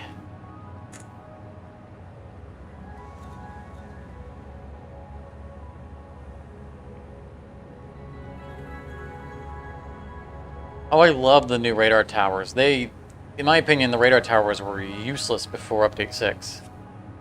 They were all they were fancy beacons that took power. They didn't give you actual information. Now they are awesome. They are super awesome. We haven't gotten around to it yet, but I'm over time I'm slowly dotting them around the map. You know, like we have one here for our current area, and in tomorrow's episode, I plop one down over here. But I do want to eventually get a network of radar towers, overlapping network around the map. They're just so good now. I'm not sure where I want to bring down this pipe.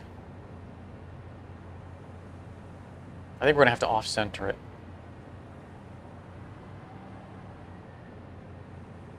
Can't get around... No, maybe we can?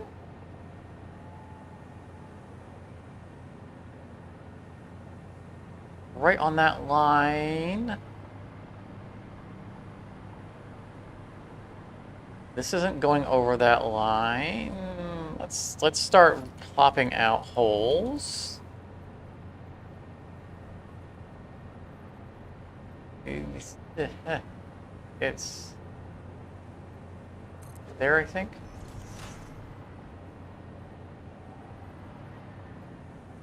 We're right on the line. So like we'll snake it right past that.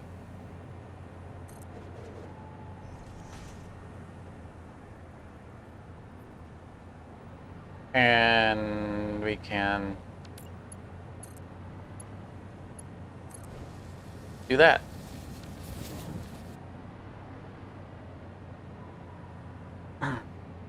Yeah, just sneaky right in there.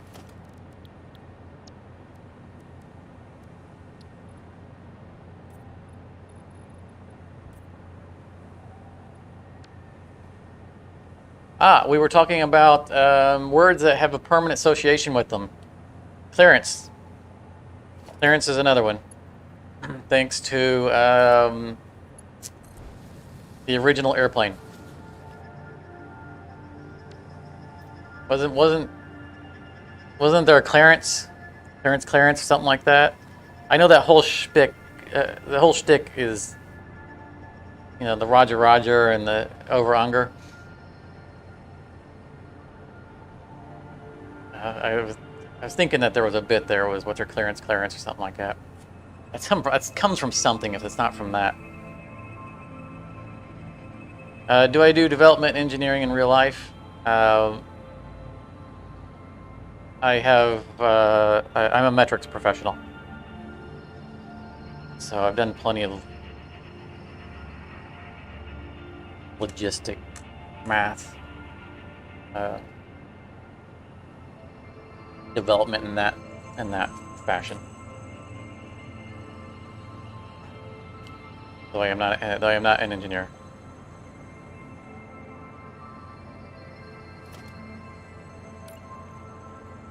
All right, one more floor up, right?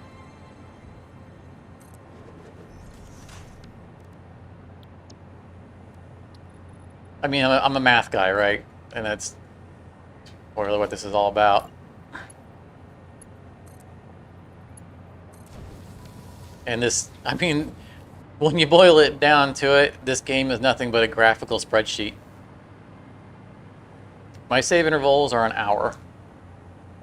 Every time you see that save come up, that's another hour of the live stream.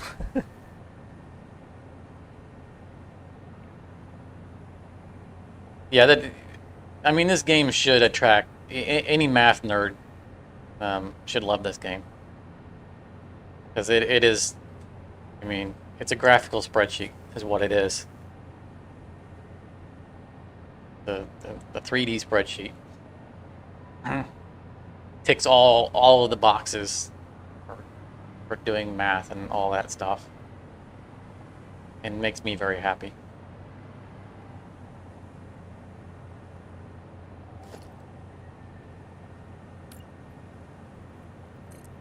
Yeah, yes, absolutely. City building is a big deal in these games. Let's see.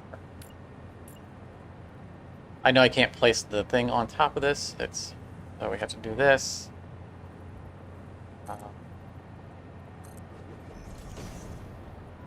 That should be aligned. I think that was it right there, right? So oh, I don't need that. I want, stop it.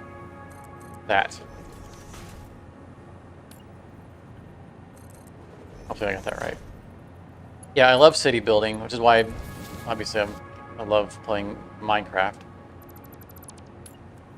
And we were talking earlier about games that we're looking forward to, and the one I listed was Timberland or Timberlake, whatever it is, the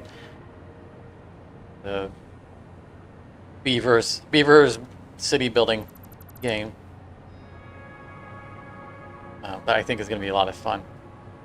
It looks like they've done a good job, or they're doing a good job on the development. We'll wait and see what it's like by 1.0.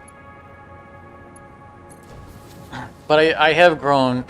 I've played enough of these logistics games that I've become fairly critical of them. So it's kind of hard to impress me now. By seeing games like Satisfactory has got a lot of things right. There are some criticisms I have, but they've got a lot of things right. And then the game I could think of most of off the top of my head that I am concerned about its future is Dyson Sphere Project. It's early access, so who knows what they'll come up with. But my criticism of Dyson Sphere Project is that it feels like when they designed the core game that they didn't think out the logistics. Like they were like, this is a cool idea, but they didn't think out how we were going to actually wire everything together.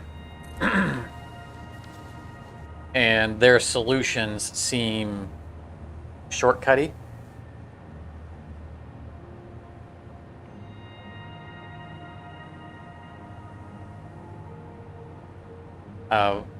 To the point to where the logistics, their logistics solutions feel like a cheat rather than them taking the time to come up with real solutions. And that might just be me being overly critical. But if you're not familiar with Dyson Sphere program, which conceptually is a neat game,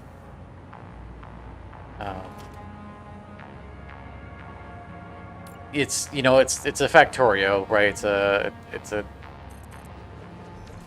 just another kind of isometric third-person view logistics game. But their primary way of they have resource patches all around. But unlike Factorio, where you can build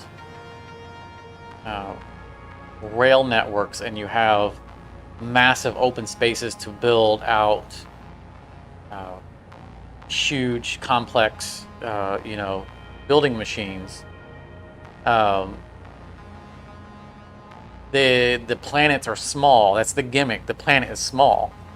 You literally fly around the entire planet, and you lack the space to do huge chains. And because the planet is so small, there's a lot of like ocean and lakes in the way, so you're always running out of space. And since it's a Factorial, 2D-ish game, building up isn't really an option. Just a second here. I see your question. I just ran into a small problem. Didn't resolve. I just ran out of hard drive space because I was copying stuff and forgot to keep copying stuff. My recording isn't running.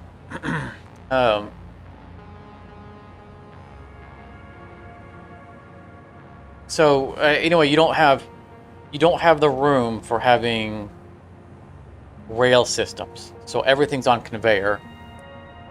So your conveyoring becomes very congested because you don't have the advantage of having, the advantage of having rail systems is that you can carry several product types in large quantity. You really can't do that with lots of belts. Not without becoming a horrific belt spam, which is what happens in that game. And their workaround for it is that you have drone hubs. And the drone hubs only have so many inputs, and those inputs share with outputs, so those ports have to be their inputs or outputs, and they only have so many drone types. So you basically end up spamming drone hubs all over the place just to move material from right here to right here. And it's all congested because you have to have the stuff going to it, coming out from that hub, and then you have to have other things coming into that hub, and so the belts all cluster into each other, and they don't go over each other well because you don't really have a true 3D. It was like they realized that they didn't have a good logistics system, and they just said, well, screw it, let's just give them drone hubs, and then let them just. They might as well just have teleporters. And it's a real cheat to the logistics system. And it relies so heavily on it. I'm off screen at the moment. Trying to make some space real fast. I don't really need these recordings, but I'm doing it anyway. Because every now and then I do have to go back and reference them to get like a clip out.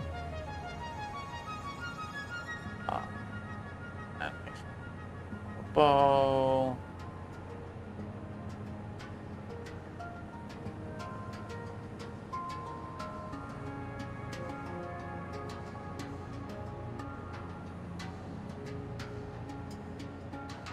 So that's my concern about the future of DSP Dyson Sphere program, is that they're probably not going to. They're probably at the point to where they have committed too much to that design for them to rework it. It's now a core design in the game. And I think that in the long run, it's not going to be a game I'm going to play because of that aspect. I have other concerns about the game. That's the biggest one. So back into the game. Mr. Minion, you usually build mega or satellite cities. Satellite cities. I like to build modular themed complexes rather than just gigantic buildings that I just cram a bunch of machines into just for the sake of having a big building. I don't mind building big buildings. No, I have other mega builds, but like this is a purpose-built building. This entire building does one thing and one thing only, and its entire dimensions are pre-planned for it. Whereas, you know, some other people will build just gigantic complexes to be their mega base, and they have huge empty spaces inside it in case maybe they need to plug more machines somewhere and it's not really planned out. I tend to do industrial complexes because I like having the modular, and I like the look of seeing the different buildings and the different styles working together to create like a city.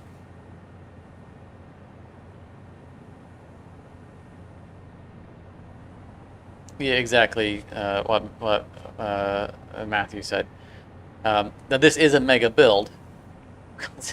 I mean, it's ridiculous, but it is one building with one purpose, and it's 100% planned out, dimensionally speaking. 1, 2. I think, where were we? I got so distracted by the thing running out of space that now I forgot where I'm at. I don't have a sign for this. But I think this should be a 12 out. It looks like we are on the...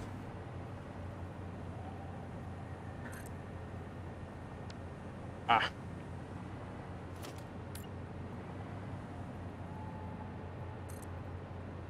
There we go. Paste, 12 out. Just double check our math because I've been rambling and not paying attention. Yeah, because that was the 11 or 10, right? And the one left over that's going to work for the other side. 1, 2, 3, 4, 5, 6, 7, 8, 9, 10. Yes. Perfect. And that's already going downstairs. We have one more set of 12, which should match up with a set of 16 downstairs. We just decide what side of the building is going to come down. It spans an entire side, so we can drop it from either side. So let's see what we have remaining down here and where we should attach it. Our 16, those are done.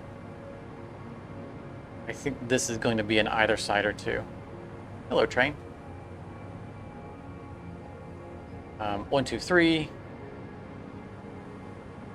This better come out to 16, otherwise we're in trouble.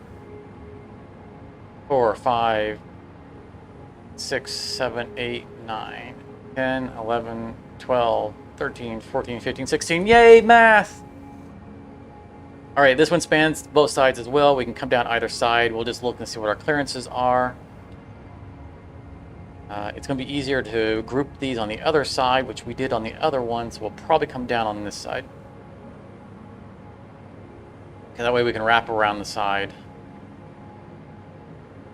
cleanly.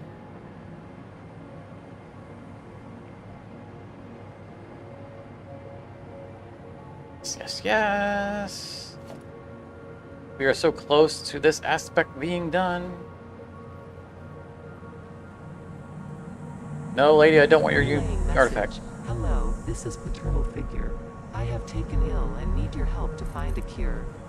Doctors say that the only remedy is alien It doesn't artifacts. look right to me. Because it's not right.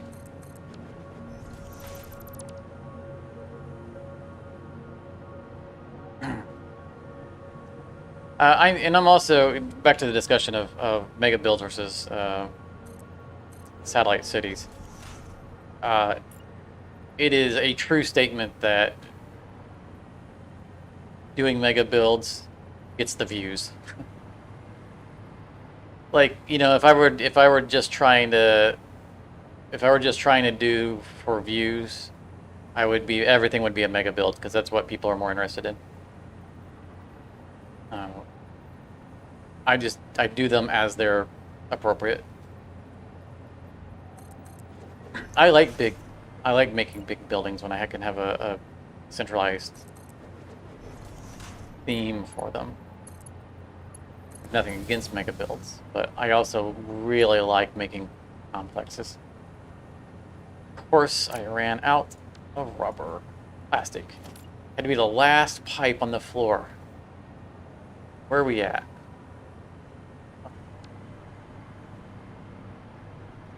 No, I have not done, we're not up to nuclear power yet. I mean, this is a diluted fuel power plant. This is going to be an 85 gigawatt diluted fuel power plant. We'll do nuclear, but we're not going to need it. And I'm not yet into the planning phase for like where and what the logistics are going to be behind nuclear. I'll just tackle that when we get there. Our next project is aluminum. Oh, I love that reaches.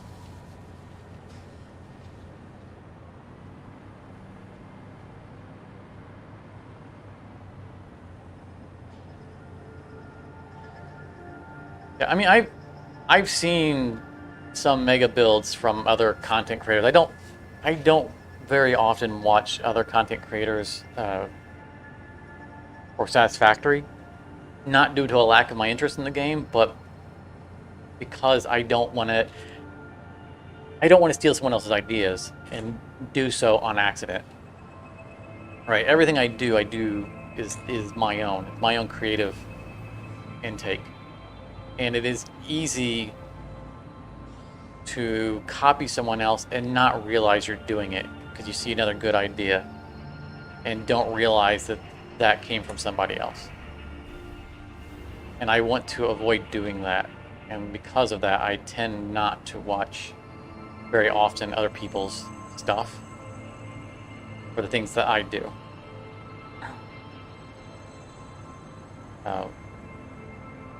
Which is kind of weird in the sense, like, I don't mind other people's ideas influencing me. So, like, you know, us playing Hardspace Shipbreaker in the live stream, a lot of my strategies have resulted from our conversations while we're playing. You know, a number of my strategies, refinements and things that I do in my current strategy set are directly from viewers. But that's different. That's a collaborative effort versus my watching someone else's and this going, oh yeah, I came up with this. And not realizing that not even doing it intentionally, right? It's easy to not do it intentionally and not realize that you took someone else's idea. And it's just something I want to avoid doing that. I said we wanted to bring the fluid down this side, but it's pretty congested over here. But anyway, I've seen glimpses of some people's mega bases. I don't really watch the full things. And people make some pretty stuff. Some really cool things. And I appreciate that when people put together architecturally interesting builds.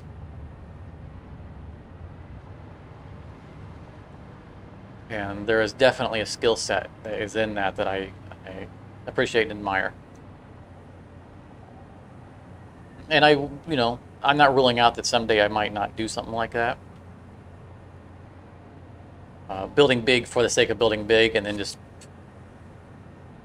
stuff whatever I can in the building. But if I do that, it probably won't be until I decide to do like a modded series, because um,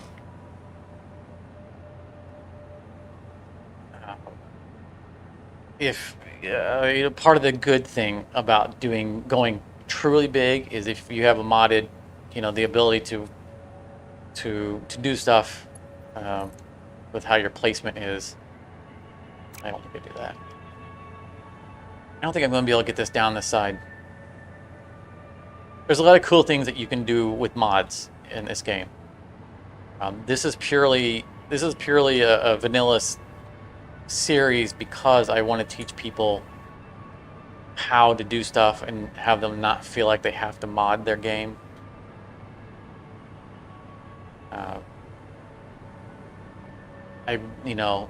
First and foremost, it's not just entertainment. I want to build people's confidence that, that's cool, and oh yeah, I can do that too.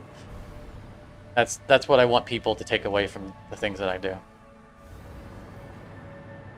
If I did a modded series, I would love to do things like mods that have furniture and stuff, and that would be part of doing big builds, because I don't just want to have a giant empty interior. I want to have plants and furniture and vending machines and whatever. And I would enjoy doing that. I think that'd be cool, and I might do that in the future. But I guess that's my delineation. That if I go modded, I'll probably go mega. I think we have to come down this side, and I didn't want to come down on this side. That corner is just being too hogged up by the closed loop.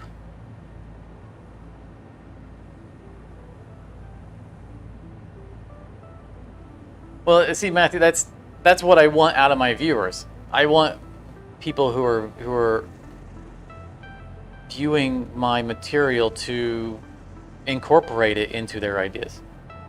Like, it's not that I'm stubborn and have to be, my way or the highway. It's a responsibility as the content creator. I don't want to take credit for someone else's work. If I weren't making videos out of this stuff, then anything that's in my own private world is just for me, and I'm not claiming credit for the creativity. In which case, I'd be much more inclined to go, okay, I saw this from somewhere else. Where are we going to have to do this? And it would be it's easier in that case. I'm going to look at one more time to see if I can get away with going off the other side. I liked that connecting so much, I just don't want to have to split it.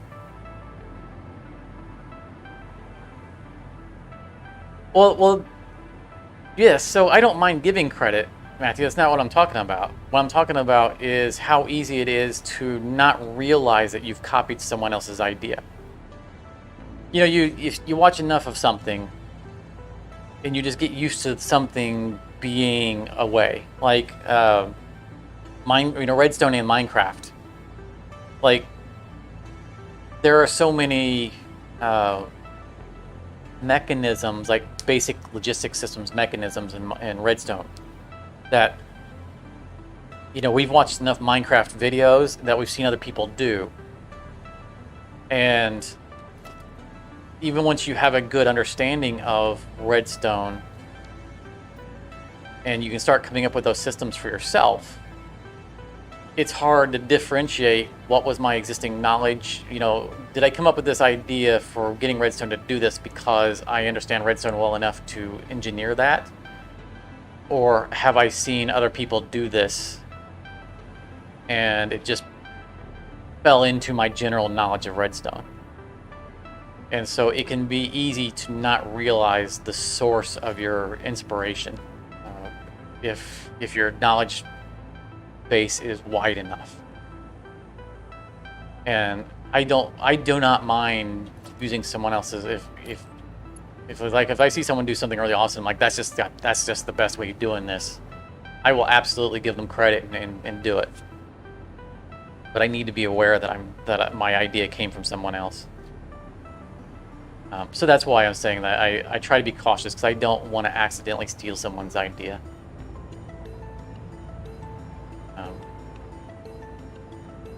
Like when I've done complex redstone in Minecraft that I know was someone else's, I make very sure they know where I got it from, and I include links.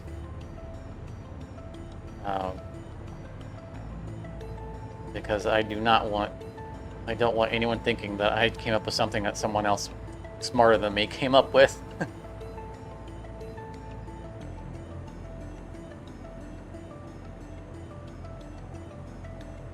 Well, I mean, how many truly ingenuitive ideas exist anyway? Well,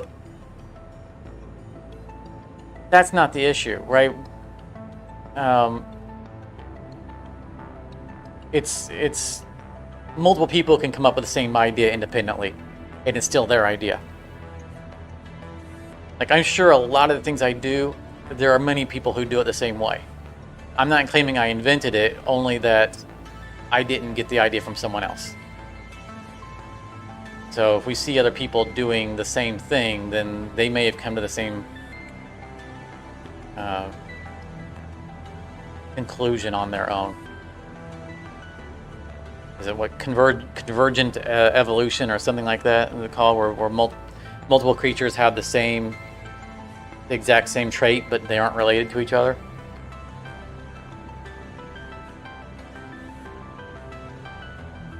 So the idea doesn't have to be unique, it just doesn't have to have come from somebody else.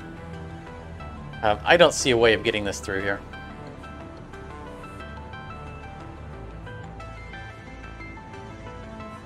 I mean, if we put it right up against the wall.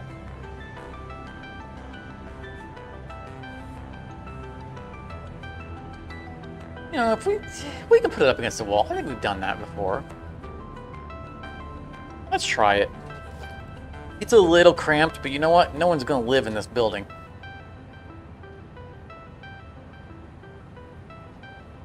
So it's 2 in from center and mid. 2 in from the center. 2 in, or is it 1 in? I really feel like it's 1 in. It is 1 in.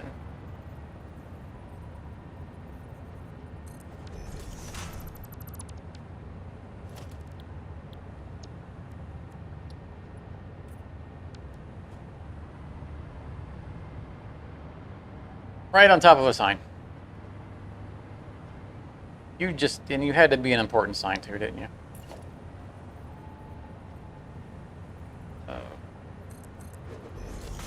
I don't want to copy and paste because I don't want to take the thing off my clipboard. Oh, I know what. Smart about this.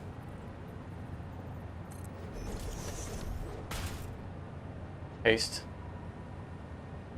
Copy. Paste. Copy. Haha. I'm smarter than you.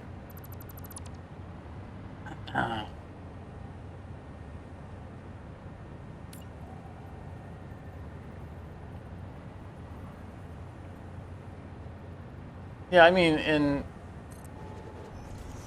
ideas might be the convergent result of things that you've learned from other people, but if doing the math that brings you there is still you doing the math that brings you there, then the resulting idea is yours.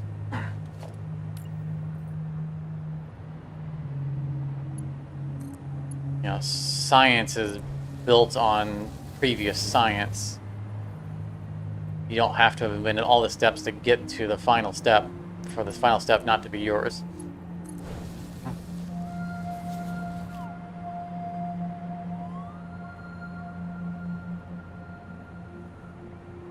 Yeah, like I said, it's not a matter of there being shame. Like I said, I have no problem giving credit to someone else when I use their idea, but I have to know that I'm using their idea. And I minimize the chance of accidentally using someone's idea if I don't saturate my knowledge from other people. And it's because of that that I avoid doing it. I don't watch much of other people's content of things that I'm creating.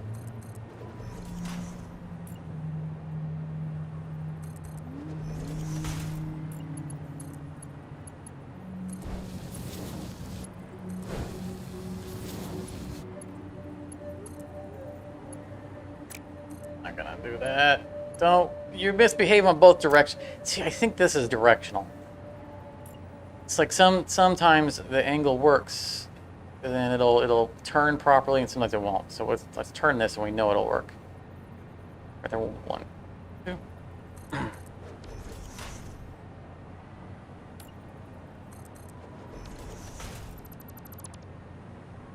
You know, it's like the music I use in my videos. It's all royalty free and doesn't even require, like, the license specifically does not require crediting. Oh, it changed modes somehow. But I give credit anyway, because it's not my work. And those are cases where I know it's not my work.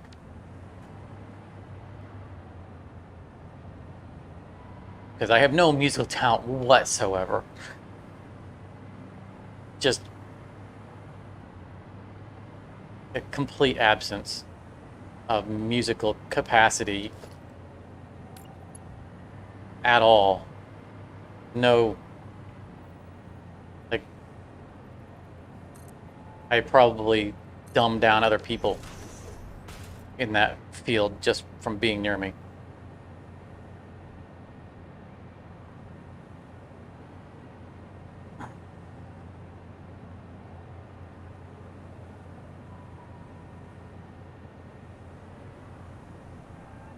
Yeah, I mean, again, it's a different environment. I have a responsibility as a content creator not to plagiarize other people. And plagiarism can happen accidentally.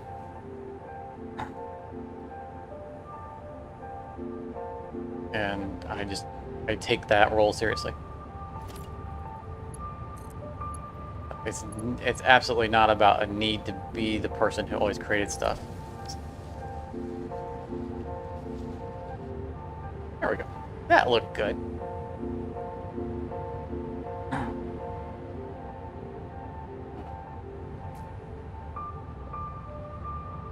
Like I said, the best example I can give is redstone in Minecraft. I will use the crap out of other people's redstone designs because I know they're smarter than me, and I will give them credit for it. And I'll be grateful for the work that they've done because they make my life a lot easier in the game.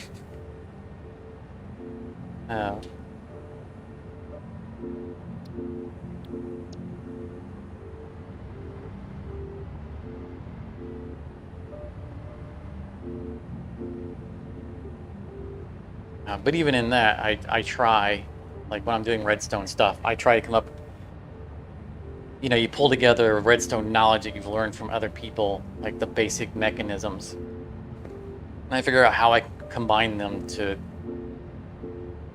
do something that I need to have done.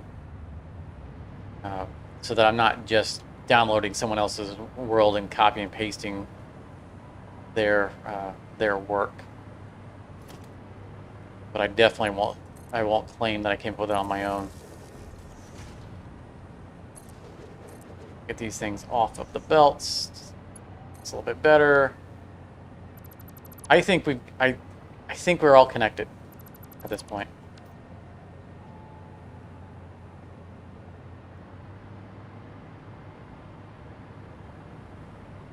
The rifle uses 250 screws. Does it? I do remember it being weirdly large. I believe that. Yeah, 250. That's a lot. That reminds me of working on laptops. tech job I had at one point when did on-site repairs for a manufacturing company that, amongst other things, made laptops. And I remember, like, if a laptop came off the line not working and it showed up on our bench, it was a nightmare. Because it was like, remove these 50 screws to get to anything, and the screws, none of the screws are the same length or size, and so it was the worst. Like, modern laptops, they got away from doing that, right? A lot of stuff unsnaps and thumb screws and all that stuff. But man, back then, I'll tell you, that's what a laptop was. It was just 500 screws of different sizes and no pattern to it. I'm going to do a once over on this, but I think we're all connected, of crude to heavy oil.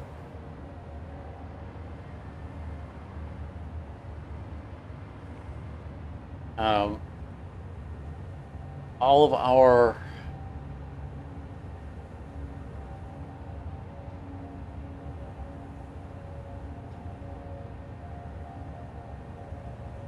we have all of our water bottles going to both of the floors. Those are done. We do not have the output, which is the diluted water, or the diluted fuel into which is packaged fuel. We don't have those going upstairs, but they are pre-grouped, so that part is done. We, I believe, now have all of the crude oil refineries piped to all of the fuel refineries. I think all of that's done now.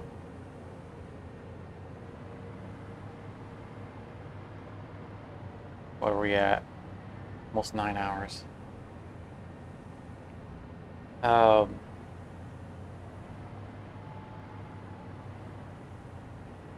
We need to run the conveyors all the way to the roof. That's going to be one of the very last things that we do, because they have to conveyor so far. They have to conveyor through so many floors. We'll need to see where everything overlaps before we run them through. We'll probably run them externally and then up or something like that.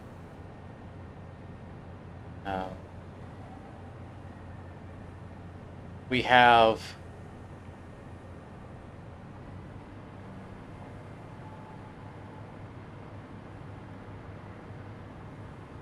not run the crude oil yet to the building. We don't even have the miners down for them. That needs to be done. We have not run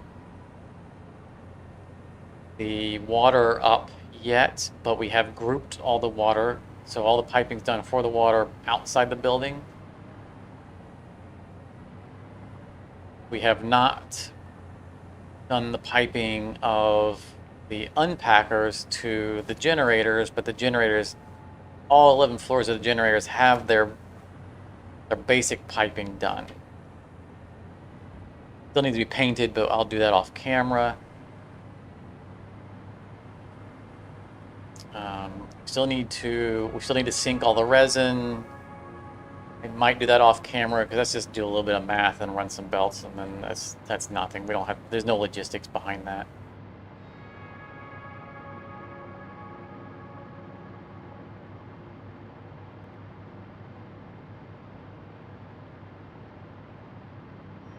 Still need to run the output, the empty canister output of these to the bottom floor, but we'll do that as one of the last things as well when we're running the belts all the way up. For the package fuel for unpacking, we'll probably more or less parallel or do the same scheme of running belts back down with the empty containers. So that's going to be a late thing.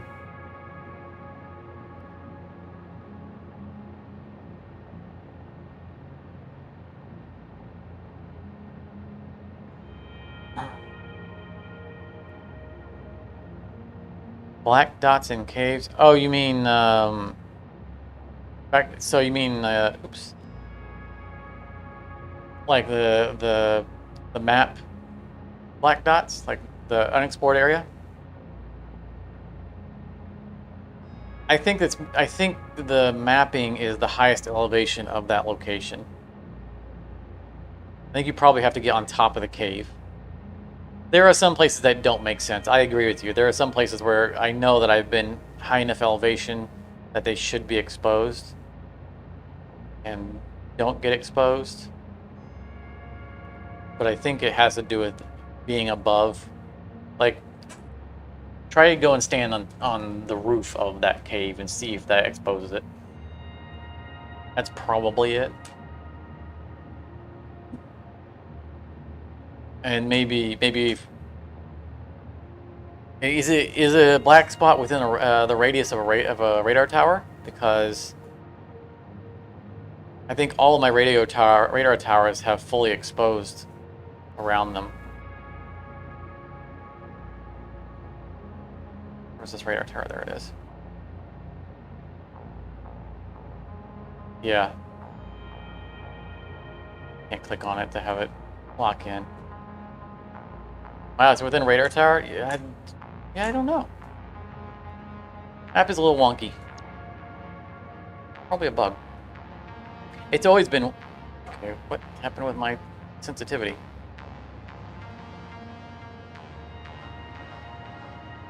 For some reason it feels weird now.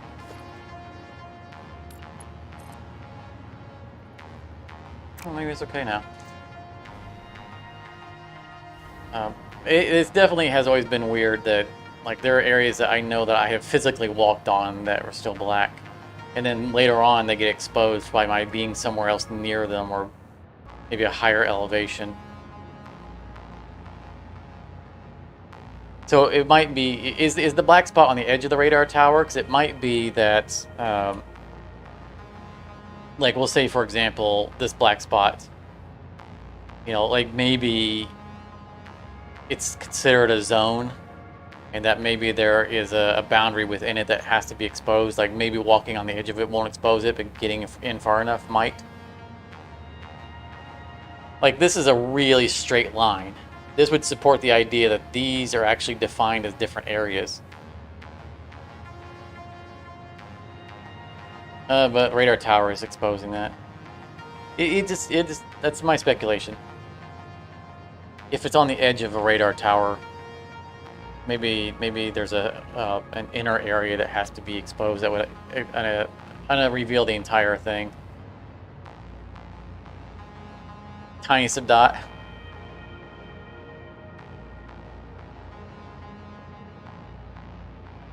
Well, maybe that's not. Maybe that spot on the map is actually black. Maybe that's not Fog of War. Maybe it's the dark entrance to the cave.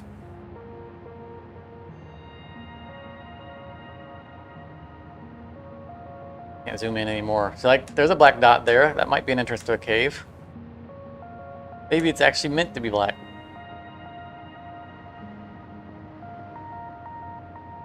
Alright, I think I want to...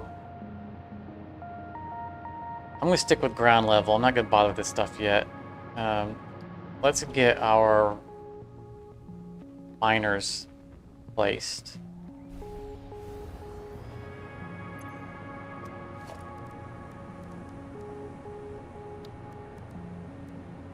We need motors, I think.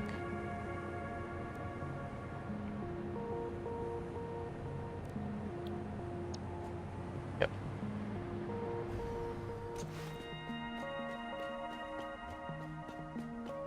I mean, it just might be bug. It may not be able to expose it. Put a marker over it on the map. Oh. you know, just find a reason to put a marker on the map, label it something innocuous, and it'll forever be covering up that black spot and you'll forget it's there.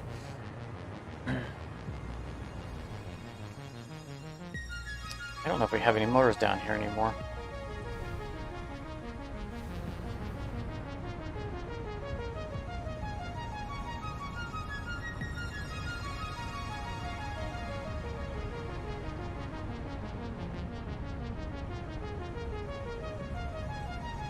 Well, that's why I said, put something innocuous on it. Find a reason for it to be there.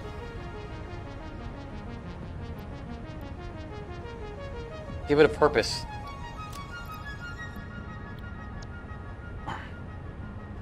Like, you know, like over here, I have a radioactive symbol. Here's where I'm going to build aluminum.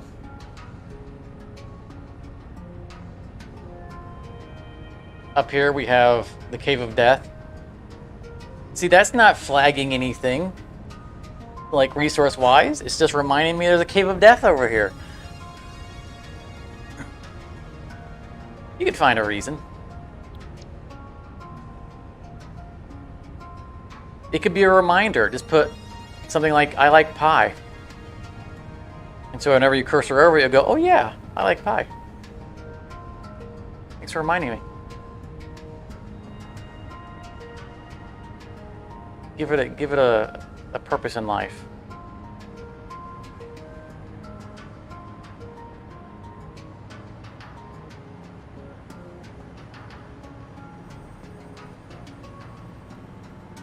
Okay. Through here.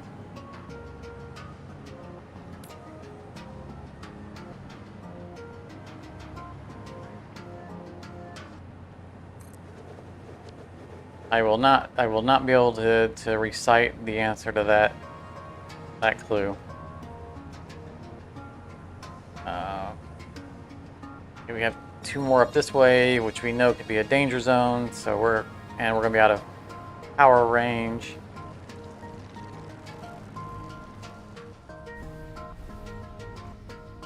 Normally I like to run my foundations up there. I don't think we did before. I think I'm going to forego that this time. And I'm also going to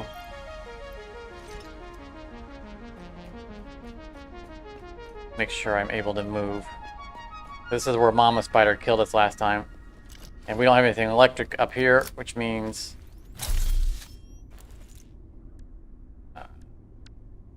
alright.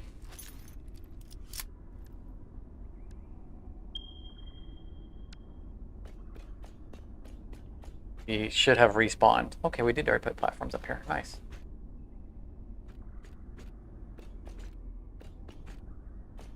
Mama Spider, I'm not sticking around. You just don't mind me.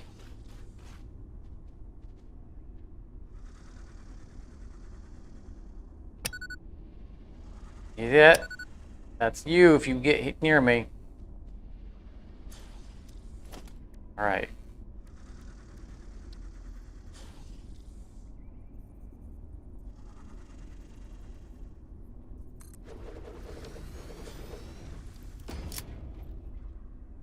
There is definitely a spider here because it's killed me before.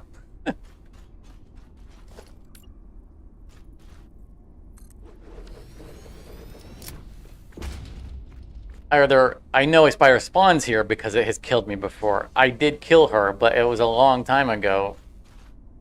And there's not any powered machines in this area, which means she should be respawning.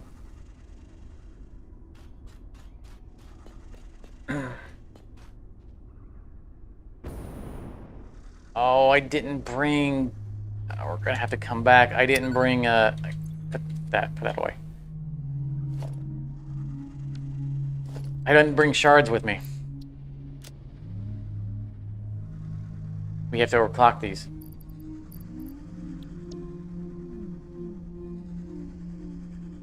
Oh, it's a pure... So this is going to overclock to 600. It's going to be its own pipe.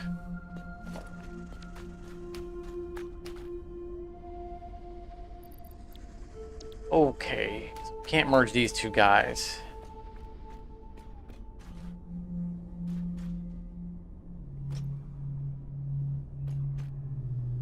All right, let's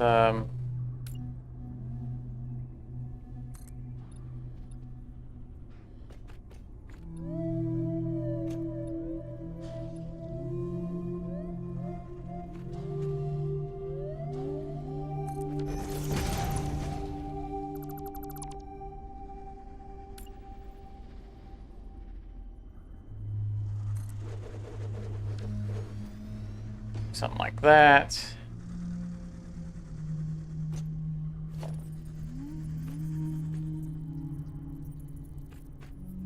And we're not going to center it on that one because it's just weird. We'll do that.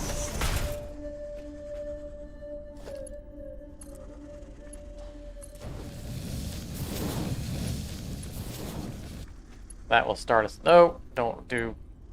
Here. And that'll get us our starting point.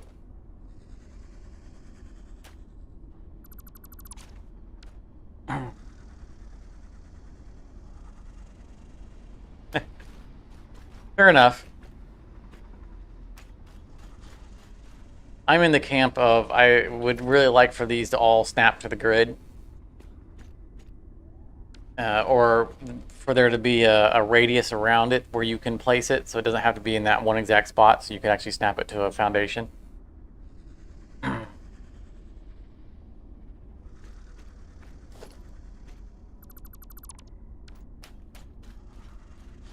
But yeah, you know, I tend to foundation everything, so these are gonna rough it downhill. I'm not gonna draw this out.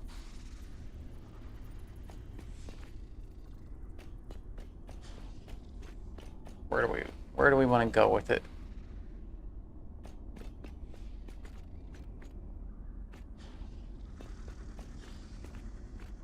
Can't clip.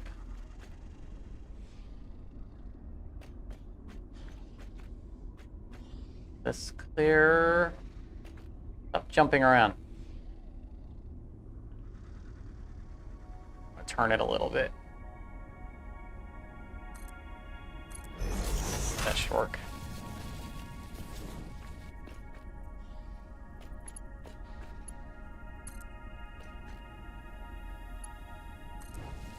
Oh.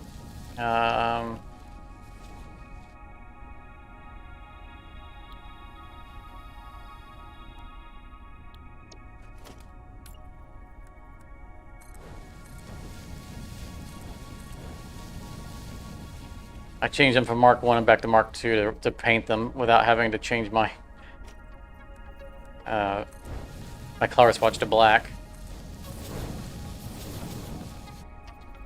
Although I'll have to do it for those. Darn it.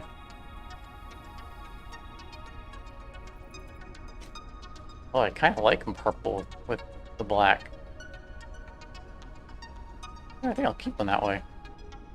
Although now I'm going to have to paint the other ones purple because pipe's is going to go black. But that I kind of like that. That's a nice combination of color.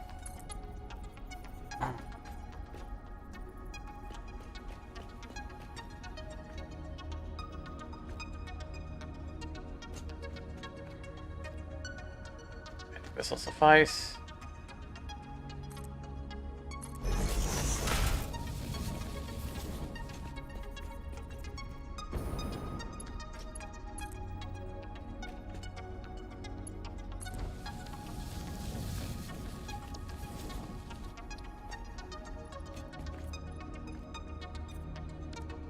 Remain consistent.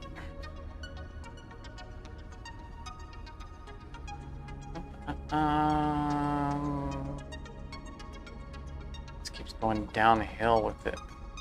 If we could have kept the elevation and gone up on top of there and jumped across the building, but I think that leap across the water would still be too far. Hey, doggo. Don't mind me coming through.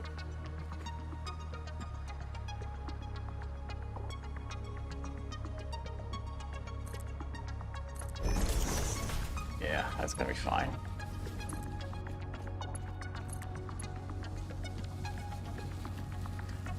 All right, Matthew, have a good night. Thank you very much for hanging out with us. Definitely appreciate it. Clearly we're going to be doing this again next week because we're not finishing it tonight. So if you are so inclined and have the time, feel free to join us again next week. I am determined to finish this in the next live stream. I will potentially do some off-camera stuff to make sure that that can happen. But yeah, this project needs to be done. It needs to be done. So I think it's going to be next session or bust. I think I'm going to turn this because we'll probably bring that pipe along.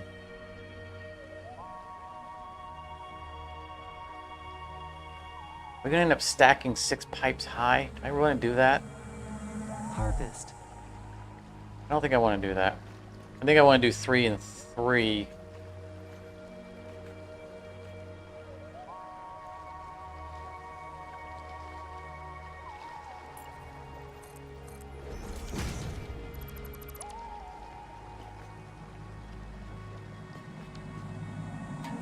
Picking up multiple Ficsit personnel in the area.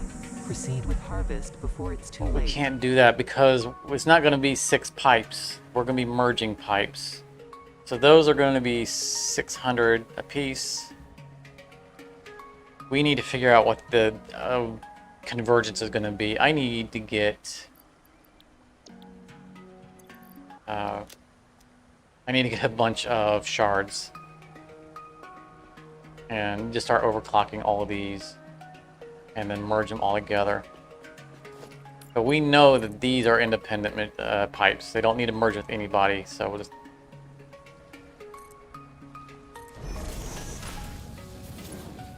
and pop them up here. That's only a 60, so it's Comply. gonna need a lot of help.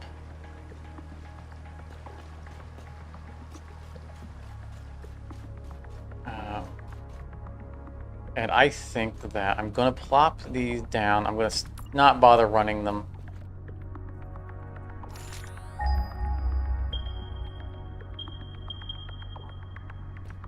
Let's get these on the ground.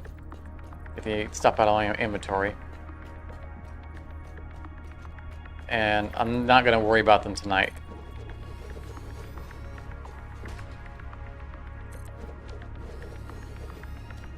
Because that's going to require a run all the way back to base, and we're already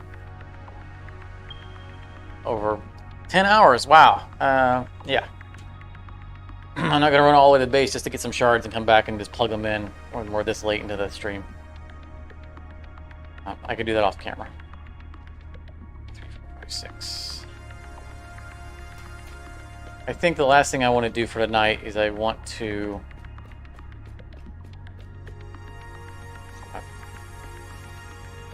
come up with a game plan for our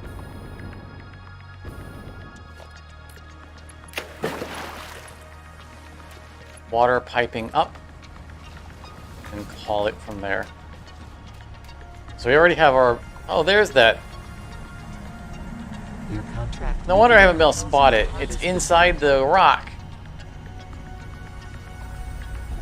I don't think that's on purpose. Comply.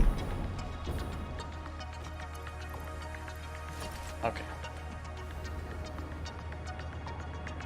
So we already have these piped together. They're already grouped in 5s. We have...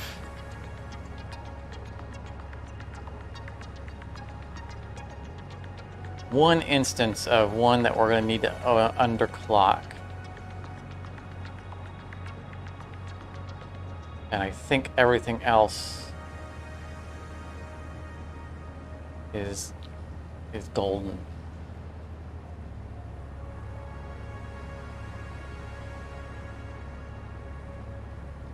Let's do some quick math.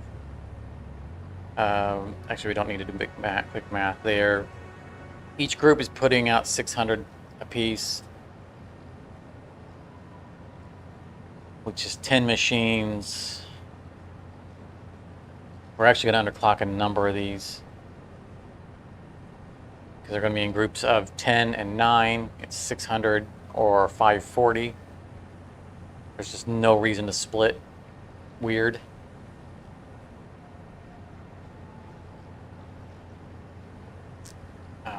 And one's going to have to underclock weird because of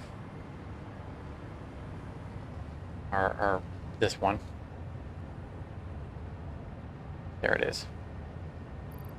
Our one underclocked machine. That grouping is going to be independently different.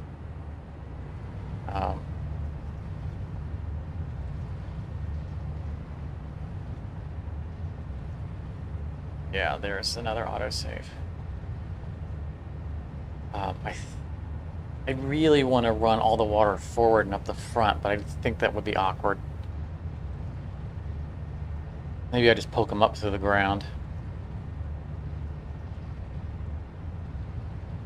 Like, the unpacked fuel is going to come out of the front of the building and go down. But that's a different scenario. That's 11 floors of running pipes, and it's going to have a cool tapered design to it. Running the water out front and up is literally out and then literally right back into the first floor. There wouldn't be any interesting design resulting from that. It would just cause them to get all bunched up because they have to distribute across all these rows. So we're not going to do that. We're just going to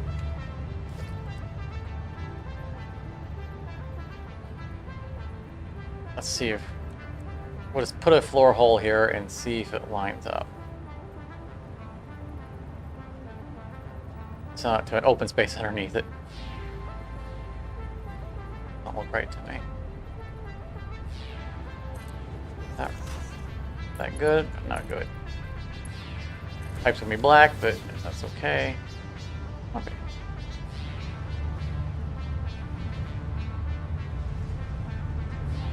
So does that come out somewhere good? That's no, it's not good. Because we're gonna have a wall here.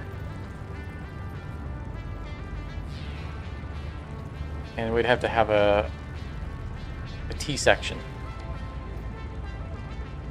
in the wall. So that's not good.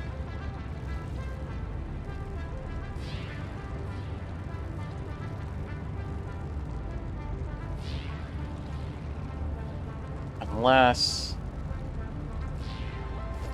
we get cheeky with the wall sections. Is that looking through above?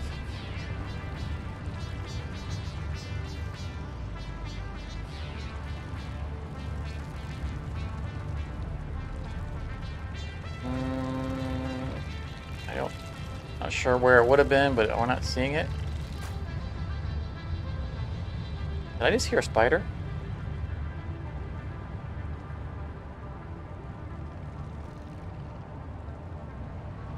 I heard something. Heard something skitter. Oh no, it's not skitter, it's flapping.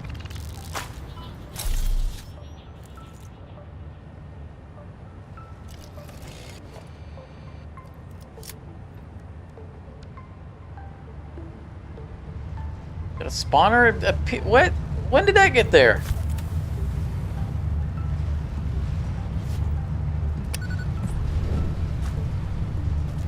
That's the way you deal with spawners. Go ahead, pop out some... Oh, what's the matter? You guys dying immediately? I can breathe here. Look, I picked up the hatchery remains without killing the hatchery. That's funny. They don't spawn when you kill it. The hatchery remains are already there. Oh, lovely. They pushed me down in the water.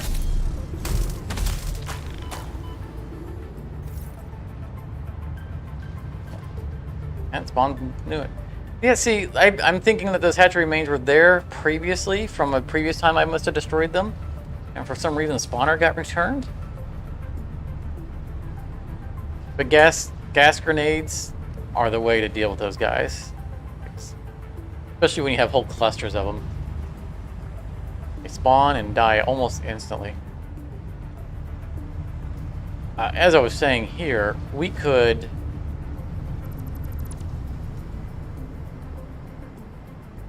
we could do something like this, where we wall this off. I'm not going to bother walling the whole thing off. I just want something there. And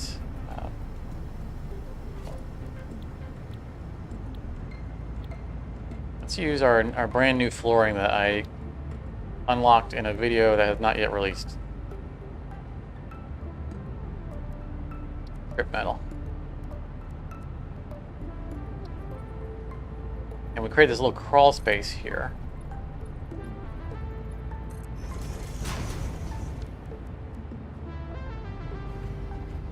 This actually seems like an appropriate use for this. And we do the piping. Like this was always just an example. This was never meant to be permanent anyway.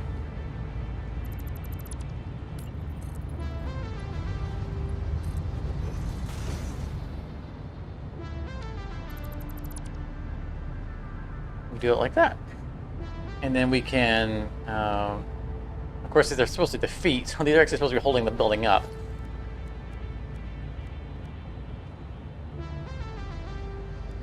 So disconnecting them is not, doesn't make sense. We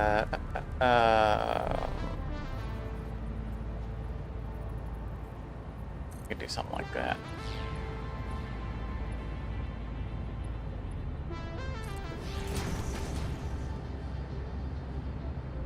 Maybe. No, it's not going to work because this is supposed to go up higher and then arc inwards, and so this side of the piping would have to turn and go in. We can go through the wall. There will be a wall here. Yeah. Okay, we can do this. We can do this. This can happen. Let's try this. It'll be something like that. We just need to get a floating intersection here.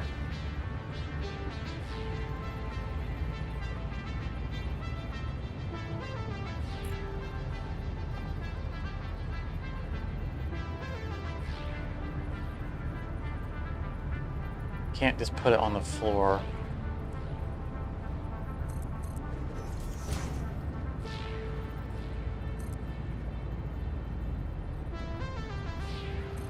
I'm just gonna brute force this. I'm not sure this is actually gonna work. I think that's gonna be too high up.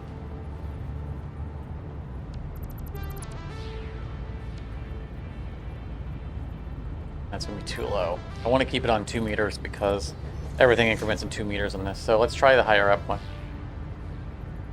And it's just not gonna work. Right, let's do 1 meter.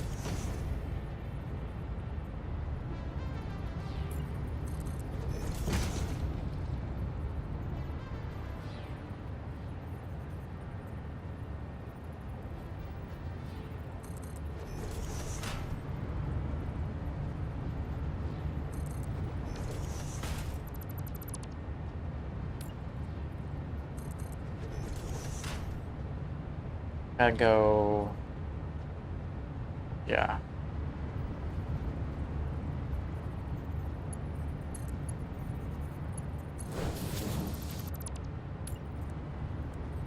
Yeah, oh man, that is close.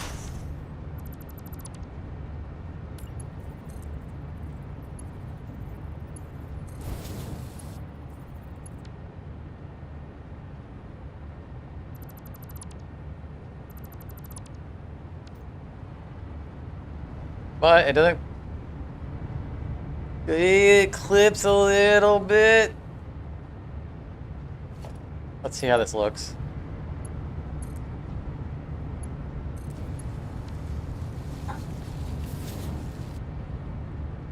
It just looks like it's resting on it. I'm okay with that.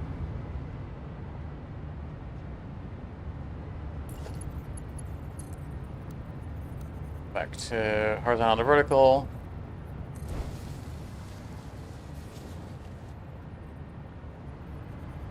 And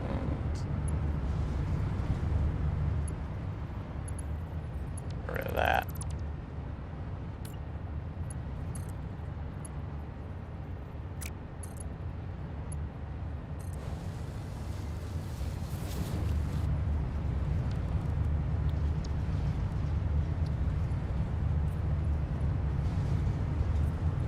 And blue. Oh, that's not... Whoa, what happened there? Oh, that doesn't line up with that. Oh. It was going so well.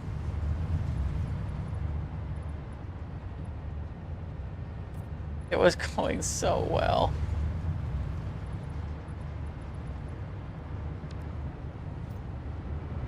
Oh, how do we get around that?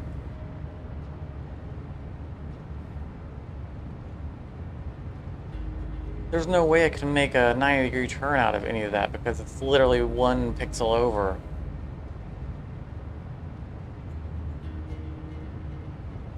You would have to go way over.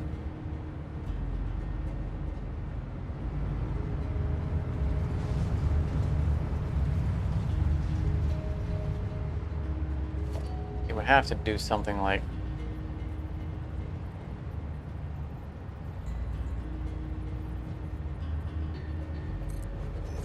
something like that.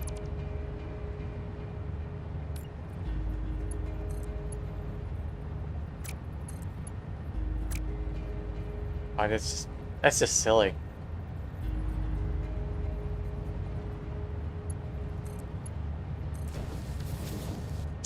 Just silly.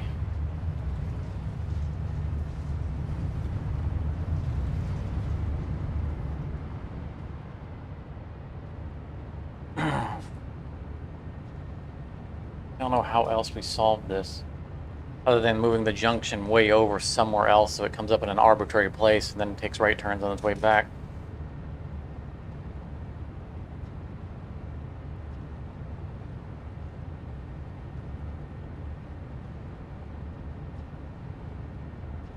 Because if we move the hole over here, then up top it's off center.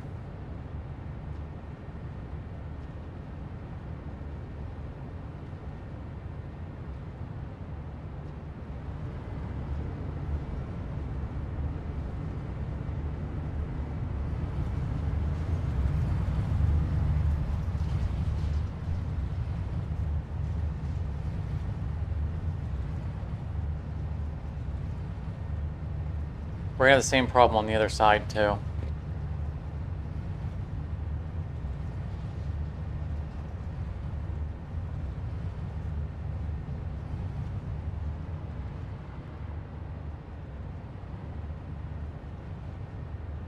You know, this is... we have to move it because this is blocking the belts coming in.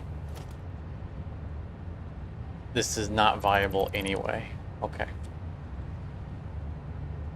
Need a plan B on that one. See if we can just make this look okay. I mean, we could line it up over here and arch it over, but that's just more pumping.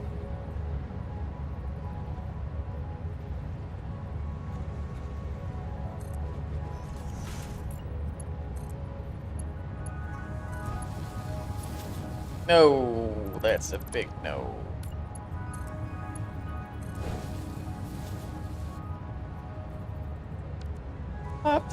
Let's try it.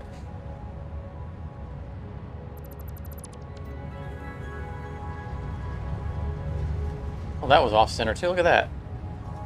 Really had that misaligned.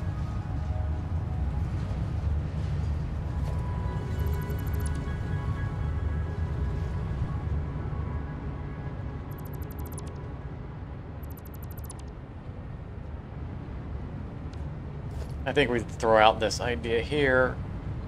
It's okay, we didn't actually have to do that. We'll just put them in through the walls and send it up.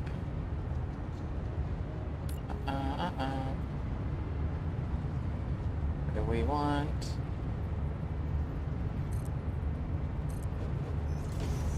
Good as any. Yes.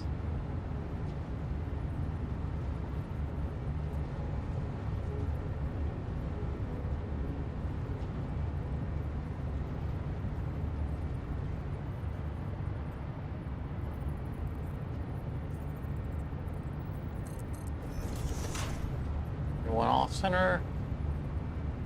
It is. I don't need to do that. Need to figure out where that is on the wall. It's cutting it right in half. Right there.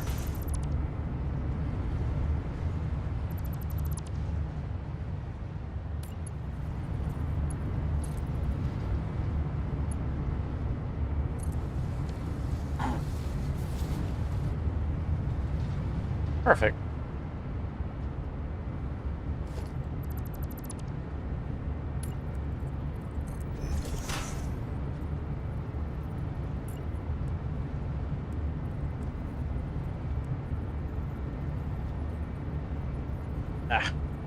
Just drop it there for a moment.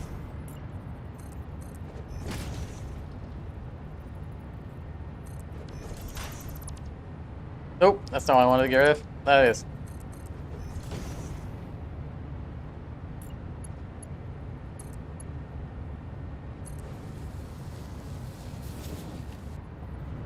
That's nice and clean.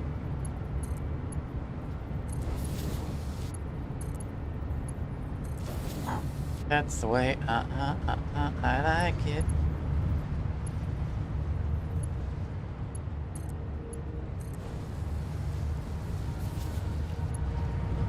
Beautiful.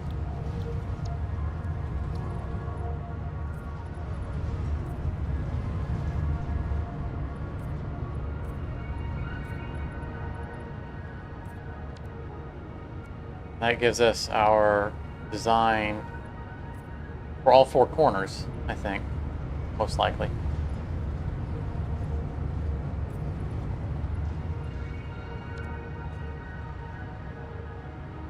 We need to math just how much this is going to use, because this is one of the special cases.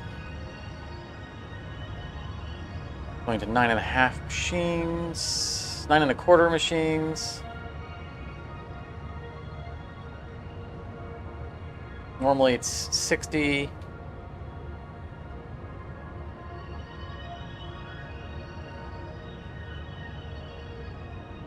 So 560? 9 machines would be, yeah, 9 machines is 540 water per minute, and this one's adding an additional 20. So 560.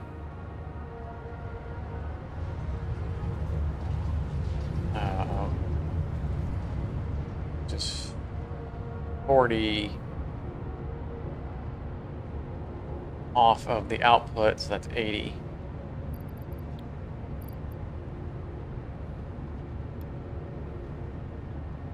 Yeah. We have 4 machines doing 120 apiece, that's 480. Another 80 on it is 560, which is what I said we need. Yes. Excellent. So that is duly overclocked. That threw me off. The light shading threw me off. Like, wait a minute, the sunlight coming down. So that resolves that. I think we do the same scheme over here. And in the dirty water.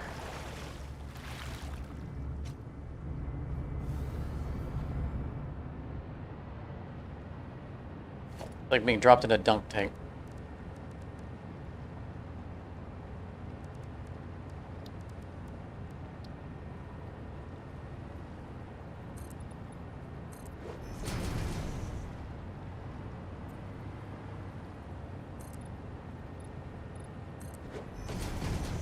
Okay, how did that happen? Can't have different heights like that. What? Look at that. It's crazy.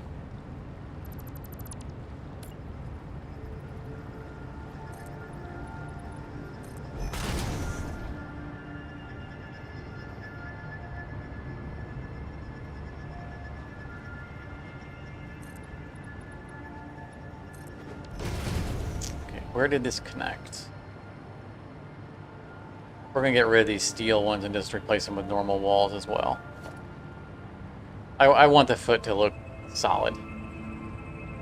Even though it's hollow and it's hiding all the copper top batteries. Right on the split in the middle of the second. Okay. We'll see. Obviously, this is going to be contingent on the area above it. So matching. But this gives us a place to start. If we can match it, we will. Alright.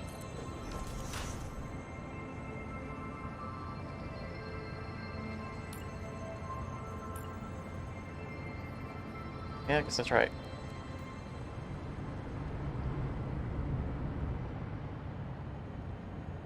Yes.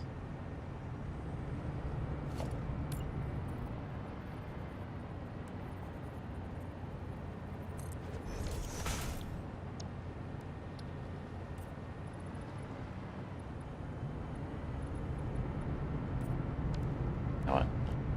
So get back to honestly having to repaint them because we're no longer running the black pipes. We still have to repaint these blue, but we don't need to have to keep painting the holes.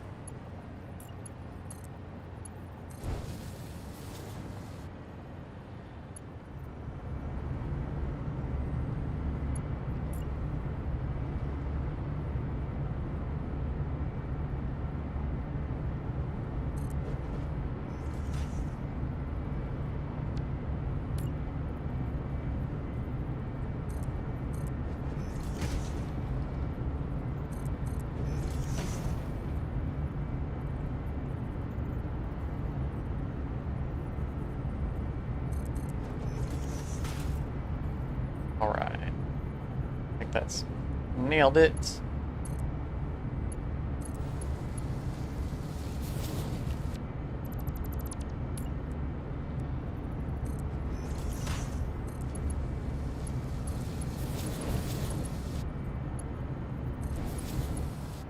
Nice, nice, nice.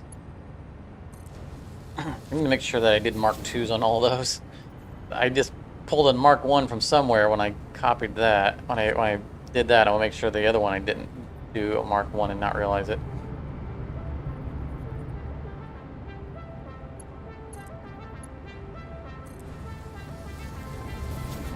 Perfect. Great when we actually have a figure out a system.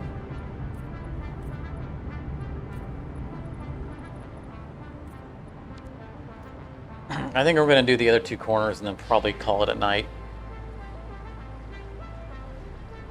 Oh yeah, it's Mark 2. Very good.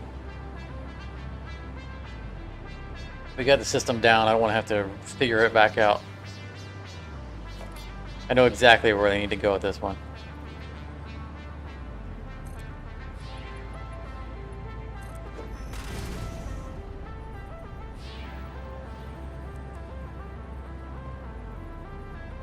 There. Right there.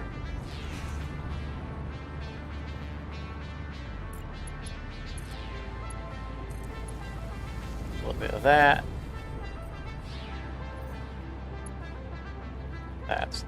not right because that wall got moved out.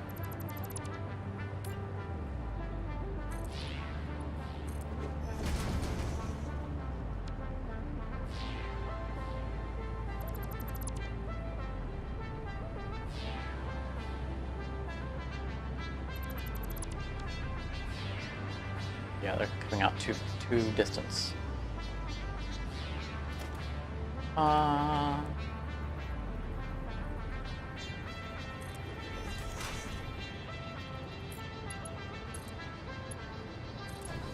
Just like that.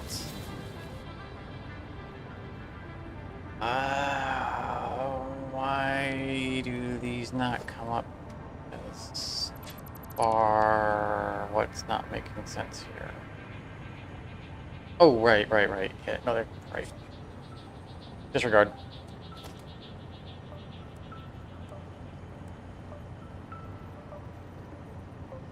Supposed to go like that.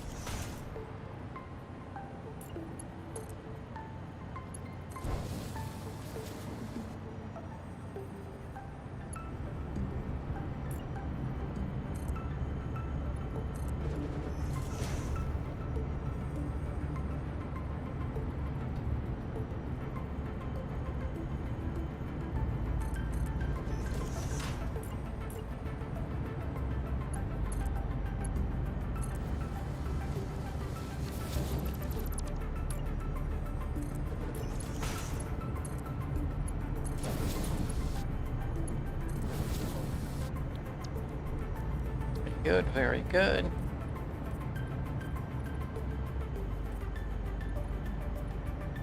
That's looks like that's coming in a little bit. No, optical illusion. All right.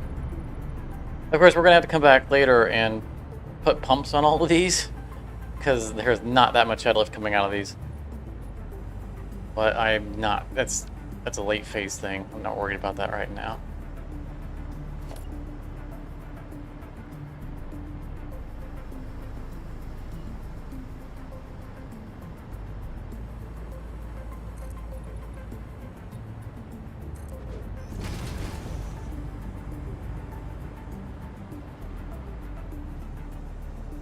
Not have to worry about losing flying here. The power everywhere. They're all batteries.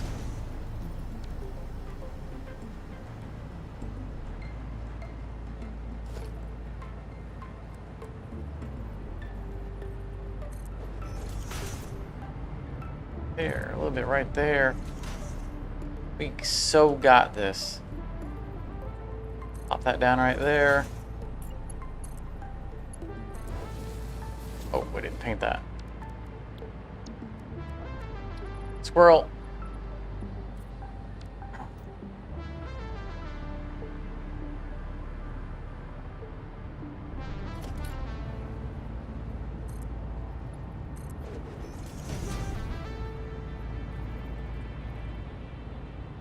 Whoops. Whoops.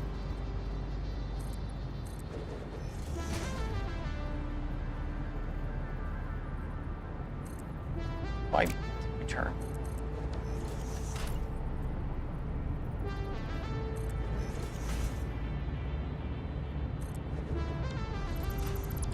At least we didn't pre-attach the pipes like last time.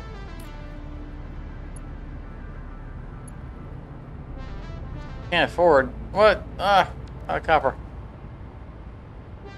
Copper. Live copper. Oh, there we are. Wow, we really ran it up to the line.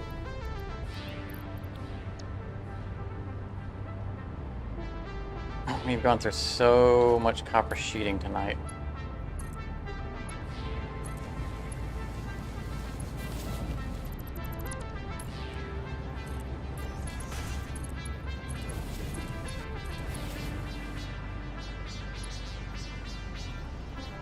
Start from the bottom, come up to the top.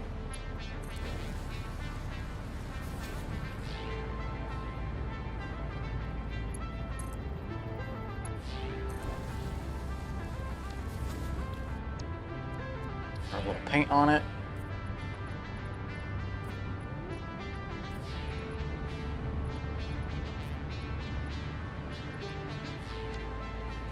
right. Oh.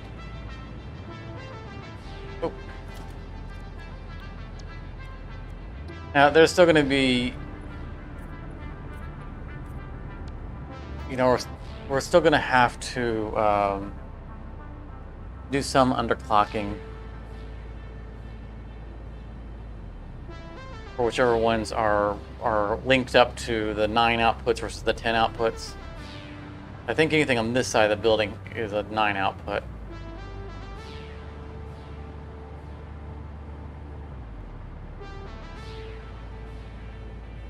Seven, 8, 9, 10, yes. So that's going to be a 540 line.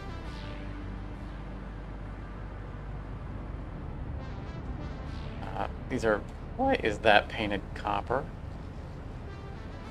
What happened there?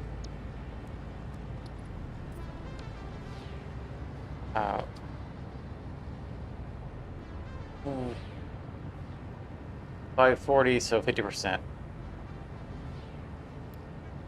Take 60 off of the 600. So we need to do that there. We'll do that. Go ahead and pre-do that here. Because it's only going to be the stuff on this side of the building. I think. I hope.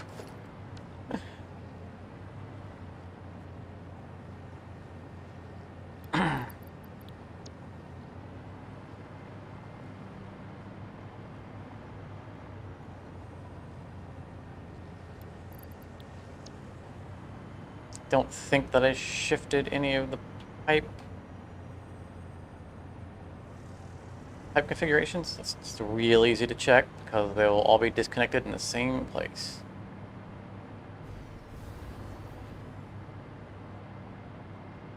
Yeah, they're all the openings are aligned, so it is purely 9 on this side. I said we're going to do the corners and quit, but I think let's just finish the water thing. So it's literally just connecting these 2 rows to the bottom, both sides. Or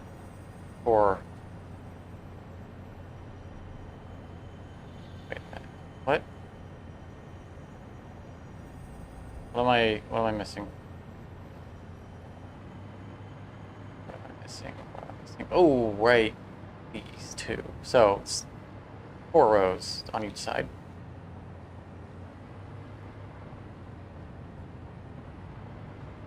This needs to be, wait a minute. Oh, goodness, I underclocked this, not this. This needed to be underclocked. I mean, that other one needed to be underclocked also, but this isn't part of that one. I think they did the same thing over here.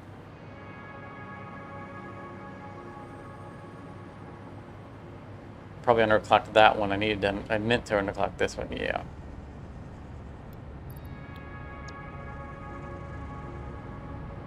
Okay, we need to bring these 4 up and then do the same on the other side, and then we're done. Easy peasy lemon squeezy. I think we cannot make it through cleanly there, so we just go straight down and then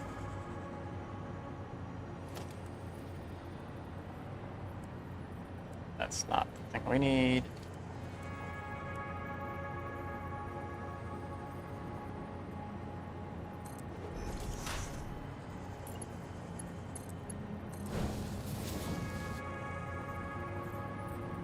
That's correct. Need to attach it to that guy right there. Some creative fashion. Oh. There's no way that lines up. Doesn't. I'm almost okay with it though. I think I am okay with it. Alright, stuff goes diagonal a little bit every now and then. Let's see what it would look like if we did this. No, because it needs to go across the top.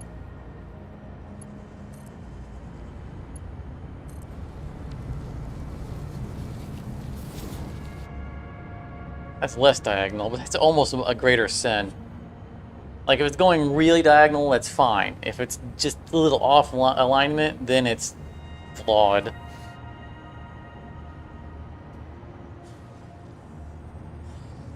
There's just no good way of lining it up any other way. We can't do ceiling mounted holes to do a redirect. I think we're gonna go with this. I'm okay with this. It's not breaking any rules. Although that's that horizontal? I think it is. I think it's the optical illusion. Yeah, see, if we turn even with it, it's fine.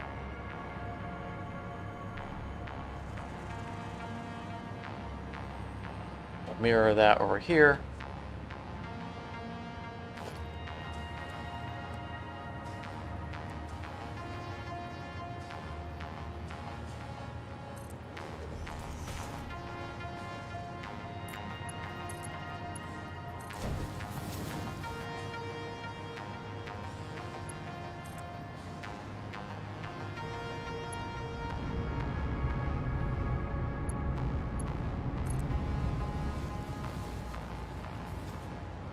These guys are a lot more central.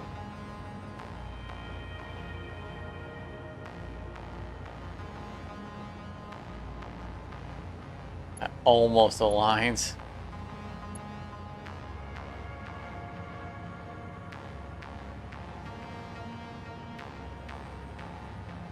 Not in a good way, Alice. I think this is going to be off pretty, unfortunately. I think it's going to be too close to fudge. This is...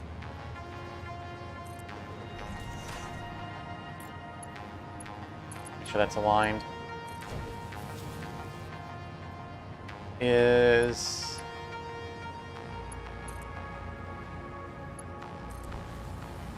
Yeah, I don't like that. Not like that.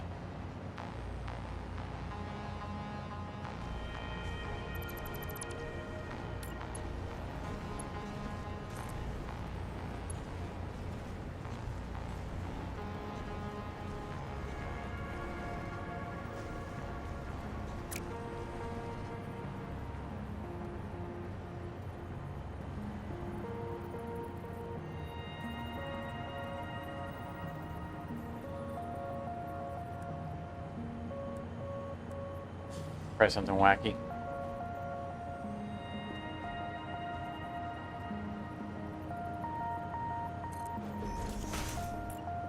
First of all, see if that's actually lining up.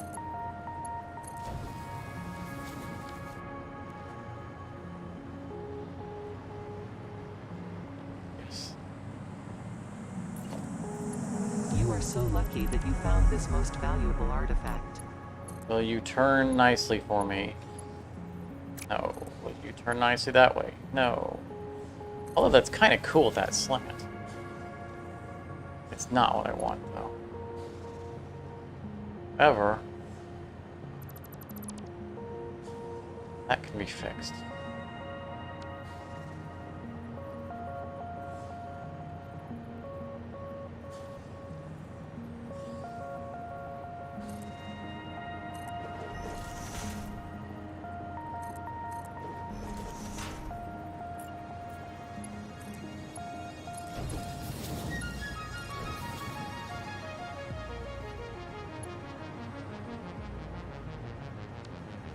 I think for pumping purposes,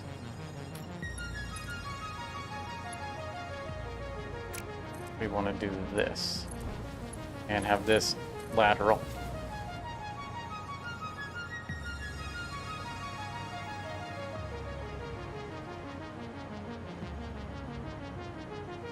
That way we don't risk having a headlift issue of all of these trying to get over that bump before it goes up.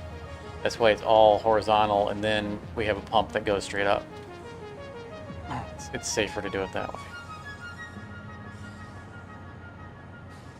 And we'll do something similar over here. Obviously this goes over the other place, but Guys do not line up, do you? Of course not. This one, I can't get away with doing that.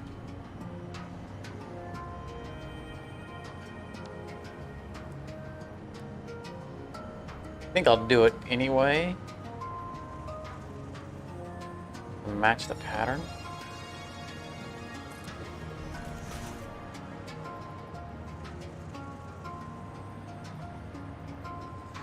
We're going to do one inline and just see that it doesn't work.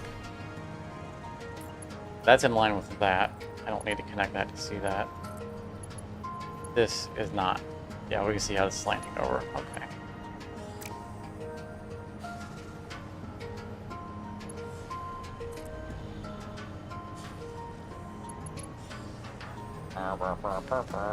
We are out of rubber or plastic.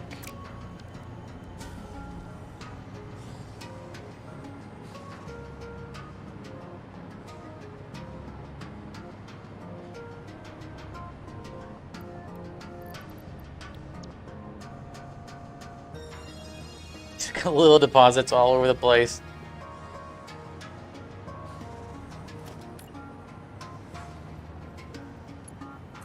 That's gonna go all wonky as well.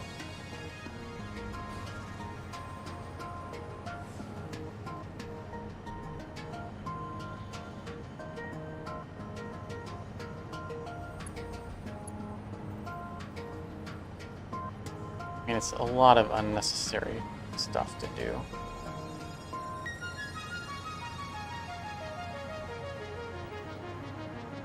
To line up one pipe.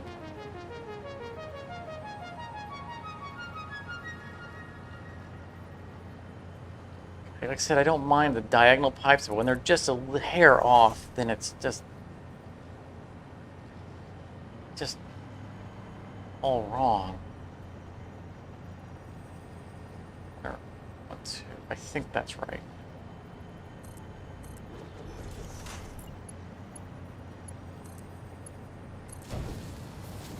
It's not right.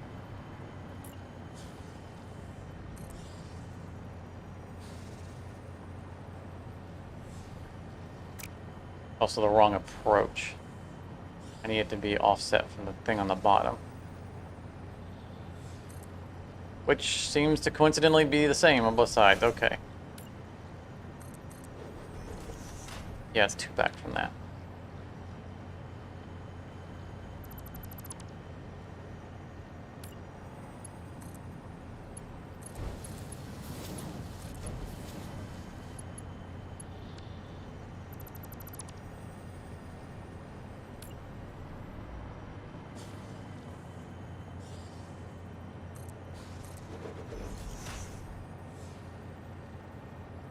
Nope.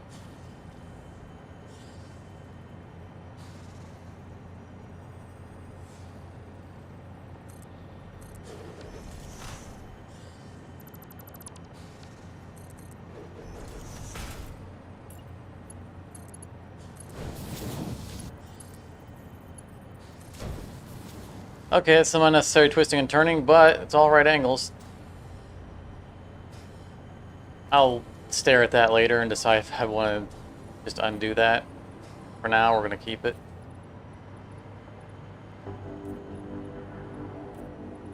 And we're going to call this side done. All the underclocking is done. And I think I'm going to call it a night. I don't think I'm going to do the other side, because I want to stare at this week and decide if this is how I actually want to do this. And the other side's going to mirror whatever we do with this side. So I want to get fresh eyes on that, decide if that's how I want that to be.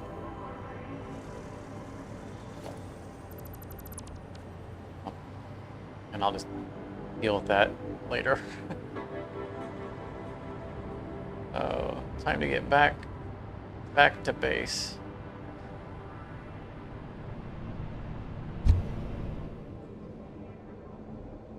Got to remember to stock up on a lot of, or a fair amount more of sheeting, because we still have, I Actually, a lot of it, because the heating that's going to be necessary to pipe the unpacking floors down to the burners is going to be a lot of pipe. I mean, it's going to be a fairly straightforward job, but it's got a lot of distance to go. I mean, we're talking about piping, you know, as many as like 11 floors down in some cases. So there's still going to be a lengthy pipe need. So it'll be a straightforward and easy job to do. Need to make sure I have enough material on hand to do it.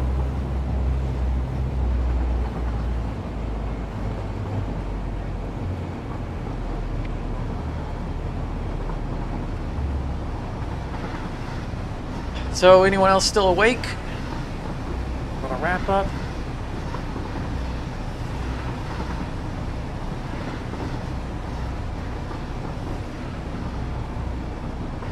Anyone who wasn't here at the beginning, I get to see the cool new building.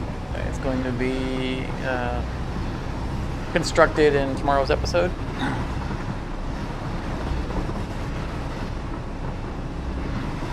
As far as the series is concerned, this building doesn't exist. Lower train.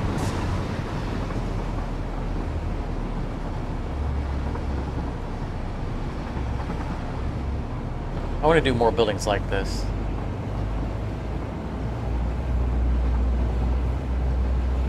Just having a train pass through the building but have nothing to do with the building. This feels awesome.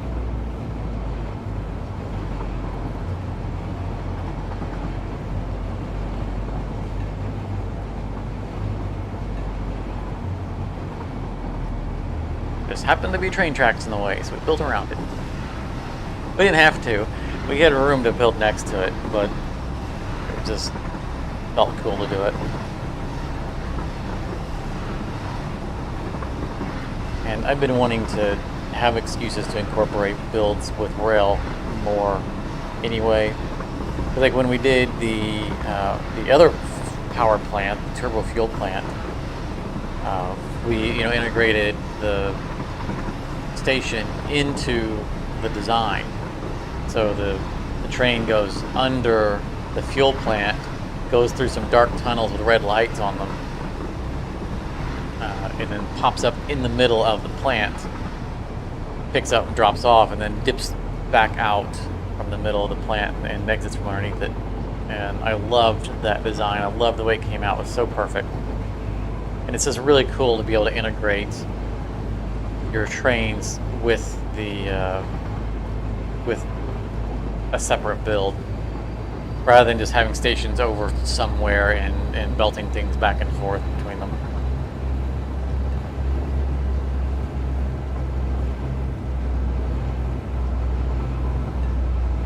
But it's good to be back home after 11 hours.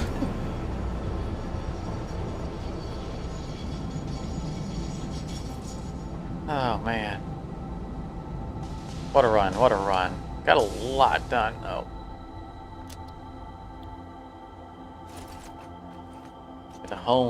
Get home and wrap it up. Really. Not bad. I don't know why I always fly over this when I literally have... Well, no, I guess because the exit, the 2x1 takes up here. I just mindlessly fly over it. I always kind of forget I have a door there. You know, from the days before we had flight.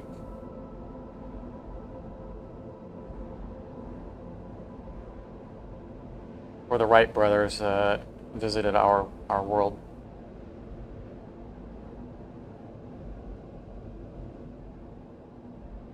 Pull back and slow down a little bit so I don't smack my face on the wall.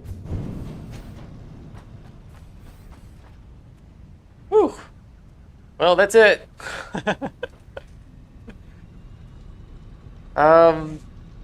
Yeah. 11 hours. Incredible that anybody sticks through these. I always appreciate it. Um, a lot of work done. I really was wanting to finish it tonight, but I knew in my heart that I wasn't going to. I wanted to get more done. Of course, we ran into some problems in having to do a major rework of how we did the belting for part of the areas, and that was because when we realized that the math didn't work, we had to have that one underclock machine that turned the 114 to 113 in a fraction. If it had been 114 in a fraction, it wouldn't have been a problem, because then we could have had just one machine. The math required us separating and segregating an entire section, which caused us to have to rebuild a bunch of stuff.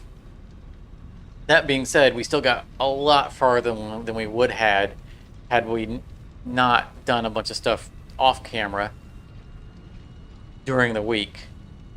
So even though I made a mistake that did delay us, it definitely did not counter the just sheer amount of other stuff that had already been knocked out that we didn't have to deal with today. So I don't regret. I don't regret what I did over the week, even though I would like to have made more progress tonight. I fully expect to finish this build next stream.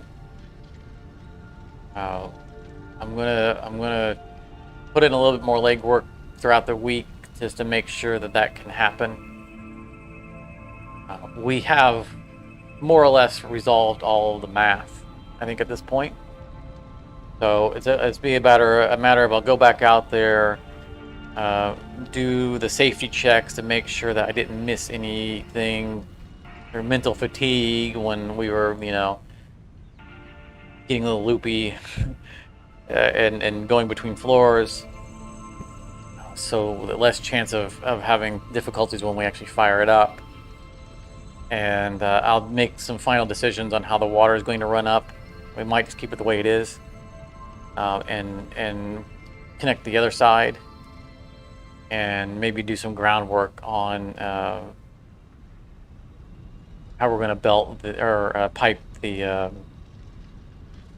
exported fuel down to the generators. But I think I want to actually pipe the generators on Livestream, because I don't think that in the big scheme that's going to take too long. It's a pretty straightforward thing, and it's going to involve so much the final form of the building taking shape that I want to do that on live. And it's going to be really, we've already piped all of the burners, so it's just a matter of figuring out how we're going to group them, and then snip, and we're done with them.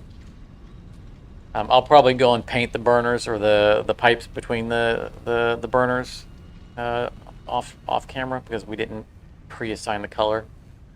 That's something I can get done as well. But yeah, I'll knock out what I can. I don't want to have to do another episode of it, but I also need to have enough time to work on next week's episode, because I don't want to have to miss a week. So thank you very much for coming out. Nothing else to say. Don't forget to like it on the way out. I assume everybody's already subscribed. Let me know if you want to see anything different at the comment section. If you're rewatching this replay, then let me know what you think of this. That's gonna be it. Enjoy the rest of your weekend. Have the rest of your Saturday, now Sunday morning off. And thank you very much for coming out, and have a great night.